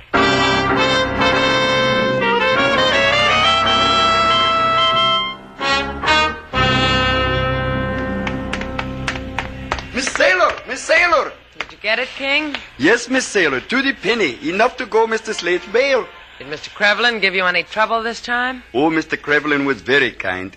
He said this is the 8th time we have hocked the boat. 2 more times and he will put a gold star beside our names. 5 more times a certificate of merit. 10 more times and... What are you staring at, Miss Sailor? A chubby redhead. It is not true what they say about chubby redheads, Miss Sailor. But this one has a camera. Wait here, King. I'm going to have my picture taken. Hi there. Oh, I fall on my face. You are so beautiful. Take my picture and I'll autograph it for you. Oh, I faint from the sheer joy of such a suggestion. However, I will take your picture and you will send me 25 centavos. See? See. Bueno. Stand as you are. So. Smile. So, it is done. My card, my address, and money I will send picture. No money, no picture. Known as law of supply and demand. I like the way you handle your camera, senor. Luis, my name to those who enjoy me. I enjoy you. Tingles all over, see? I'm fighting it, but tingles all over. See? The picture would still cost 25 centavos, senorita. I'll pay you for Slate Shannon's picture, too. Por favor? Slate Shannon, a man whose picture you took the other day. Is a mistake. Adios, senorita. Goodbye. Hey, come back here. Hey, you, Louis. What happened, Miss Sailor? Why is he running? I don't know, King. Let's tell Slate. I'll bet it'll tingle him all over.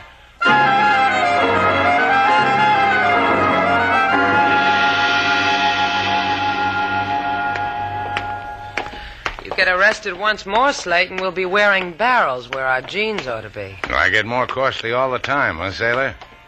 $3,000 to bail me out of a murder rap. You get any more costly, you can drag out the tin cup your Aunt Sophie sent for your birthday. Good old Aunt Sophie. She knew I'd make it someday. You haven't got much time left for nostalgia, Slate. Better start collecting your memories. I just got you out on bail. You're still #1 chum for the murder of Mrs. Baker.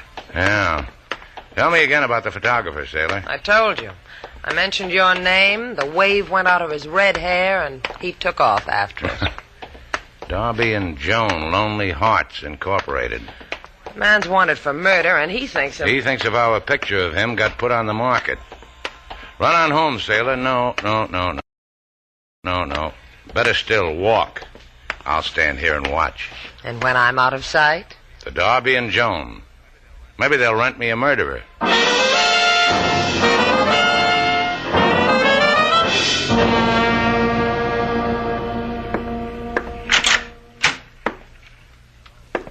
Hello. My name's Slate Shannon. You're a lonely heart. Welcome to Darby and Joan Incorporated. From here on in, your troubles will be bubbles, and the cares that infest the day will be replaced by a bevy of whatever you like. Blonde or brunette, Mr. Shannon? Tall, short, kittenish, or one who bakes bread like Mother? About like you. Somebody I can't make up my mind about until it's too late. I'll help you out. Get up from behind this desk. Well? I'm your easiest customer in months. What do your club rules say I do now? Rule 1, we find out if we have a common interest. And talk about it? If it needs talking about. Mine does. Not mine. See, we're different. We won't get along at all. Well, I can recommend Miss Wormsley to you. She's not beautiful, but she crochets like the dickens. Would she know what my picture is doing in your files? What are you talking about? You heard me. Are you so far away? Yeah, I am. This better? You're hurting. That's the impression I wanted to give. The picture. In a little while. Hold me. Wait a minute, the door. Forget it, just hold me. Tight as Slate, like you hate me and want to love me. Yeah.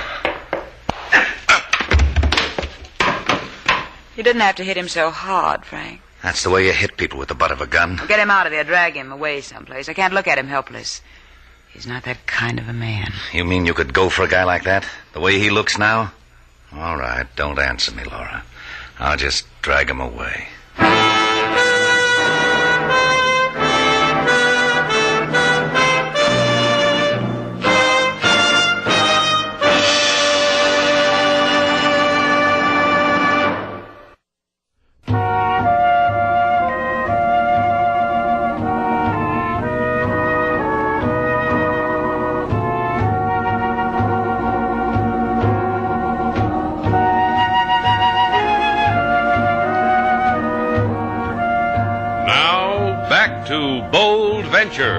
Our stars, Humphrey Bogart and Lauren Bacall, and the second act of our story.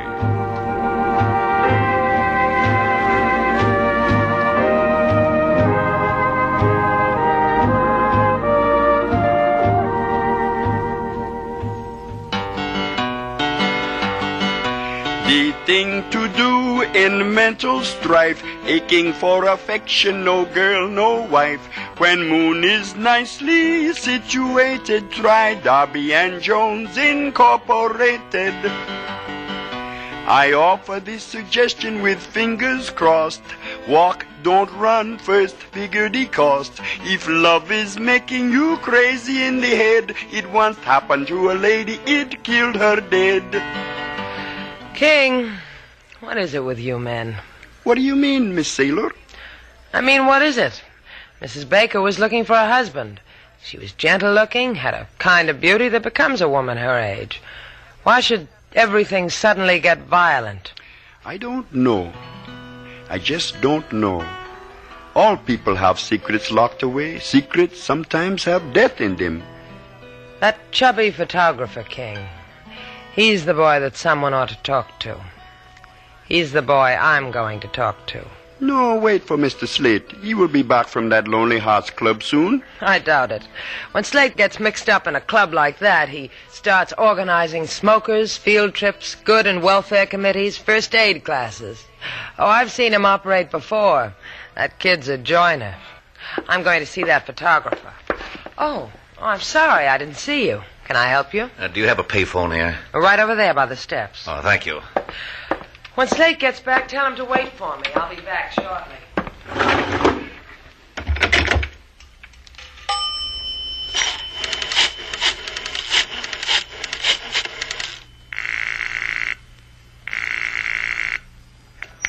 Hello?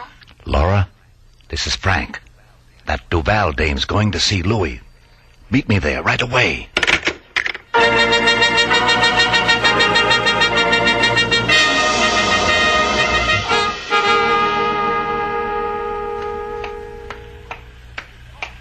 Laura! Over here in the alley. That's why I adore you, Frank. Your bag is so full of tricks. Why didn't you wait for me in front of Lewis's shop where you told me you'd wait? Someone else is waiting there. Miss Duval, Shannon's good companion. Is the lady shilling for the snapshot artist? Why didn't you go right on in? Because his shop is locked. Because there's a sign on his door that says out back in 30 minutes. And I'll bet the run in my stocking you made him hang it there. Uh-huh. I called him, disguised my voice, told him there was a wedding party that couldn't go on unless he was there with his tripod and flashbulb. Say, that's a bad run. When we've finished, I'll buy you all the stockings you'll ever need. I'll come higher than that, dear. Higher because I killed your wealthy widow, remember? I'll remember it like it was our song. Now that you've met me, talk to me in an alley. What? It leads to the back entrance of Louis' shop, into his darkroom. That's the one we'll use because it'll be interesting what Miss Duval has to say to our Louis. We break in like common burglars, hide in the dark. Uh-huh. A thought tease you, Laura. I did things like this when I was a little girl hiding under front porches. Come on, Frank, it'll be fun.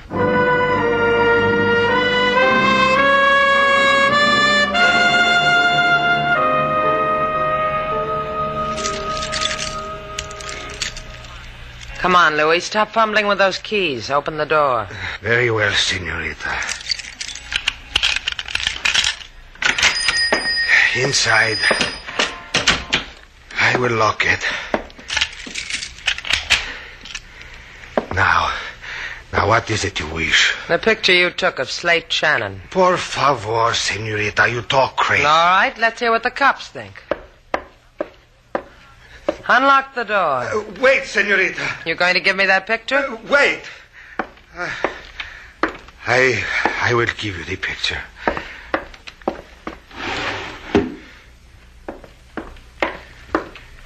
Here it is. One more thing, Louis. Yes, I will tell you. I will tell you everything. But permit me, there are some prints in the room and back. I must attend to them. I will return immediately. Hurry back. Hello, Louis. Huh? No, please. Get him out of the way, Frank. Yeah, sure. Hey, what goes on? What happened? Don't fight it, my pretty. Just relax. Just inhale. This stuff takes no time at all to put you asleep.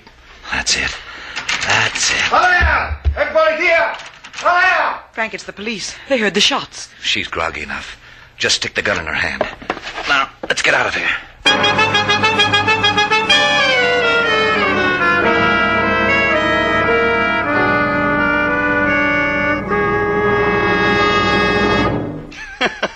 Tell me again, Mr. Slate, how the Miss Lonely Hearts took you in her arms, and all of a sudden there was a slam, bang, alakazang on the back of your skull, and the nightingale sang, and the stars dripped gold.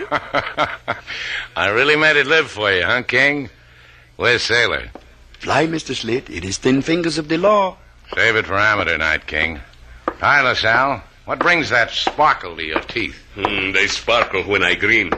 I grin because I am jolly. I am jolly because I have come to return the deposit you made on your life. What? Your $3,000 bail, senor. We have found the motive for the murder of Senora Mary Baker. It was jealousy. I'm sorry she's dead. She seemed a fine woman. She was. This we have learned.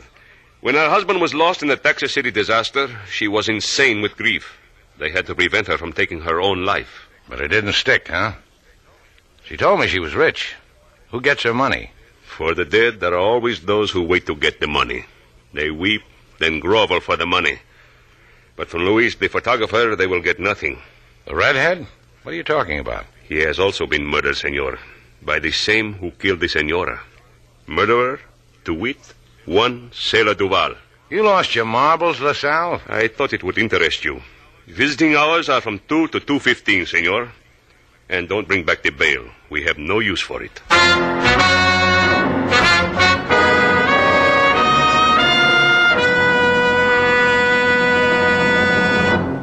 I will give you 3 minutes, senor. Thanks. Maybe I can do something for you sometime. Like break your leg. 3 minutes, senor. I will stand here watching them fly by on my watch. Look at me, Slate. I'm a killer. Like the role? What happened, Sailor? I went to Louis to get that picture of you. He balked. I said I'd call the cops. So he gave it to me. Then he went to the back room to enlarge a snapshot of something. Then there were shots. Then I woke up with a gun in my hand. Louis at my feet. And a cop pulling my eyelids open and saying, "Quit stalling, babe," or the Spanish equivalent. Then... You got the picture? Yeah, I'll give it to you. Turn your back, Slate. You gone stir happy? Give me the picture. Here. Huh. Well, what do you know? We only saw half the picture the first time, Sailor. This is all of it. Hey, you see that woman pointing a finger at me there in the background? What about her? I thought she was a tourist pointing out one of Havana's oddities. Ah, that's Laura of the Lonely Heart. Don't go away, Sailor. Bounce your iron ball. I'll be back soon.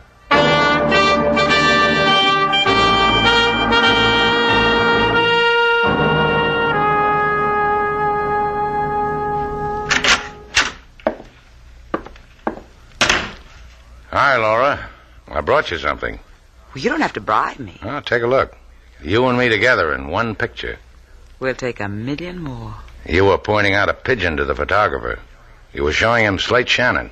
I wanted you for my album. I stay up late nights with my album. Pigeon. Me. For the murder of Mrs. Baker. Well, I thought you were a man in the crowd. Now I know better. How were we the last time?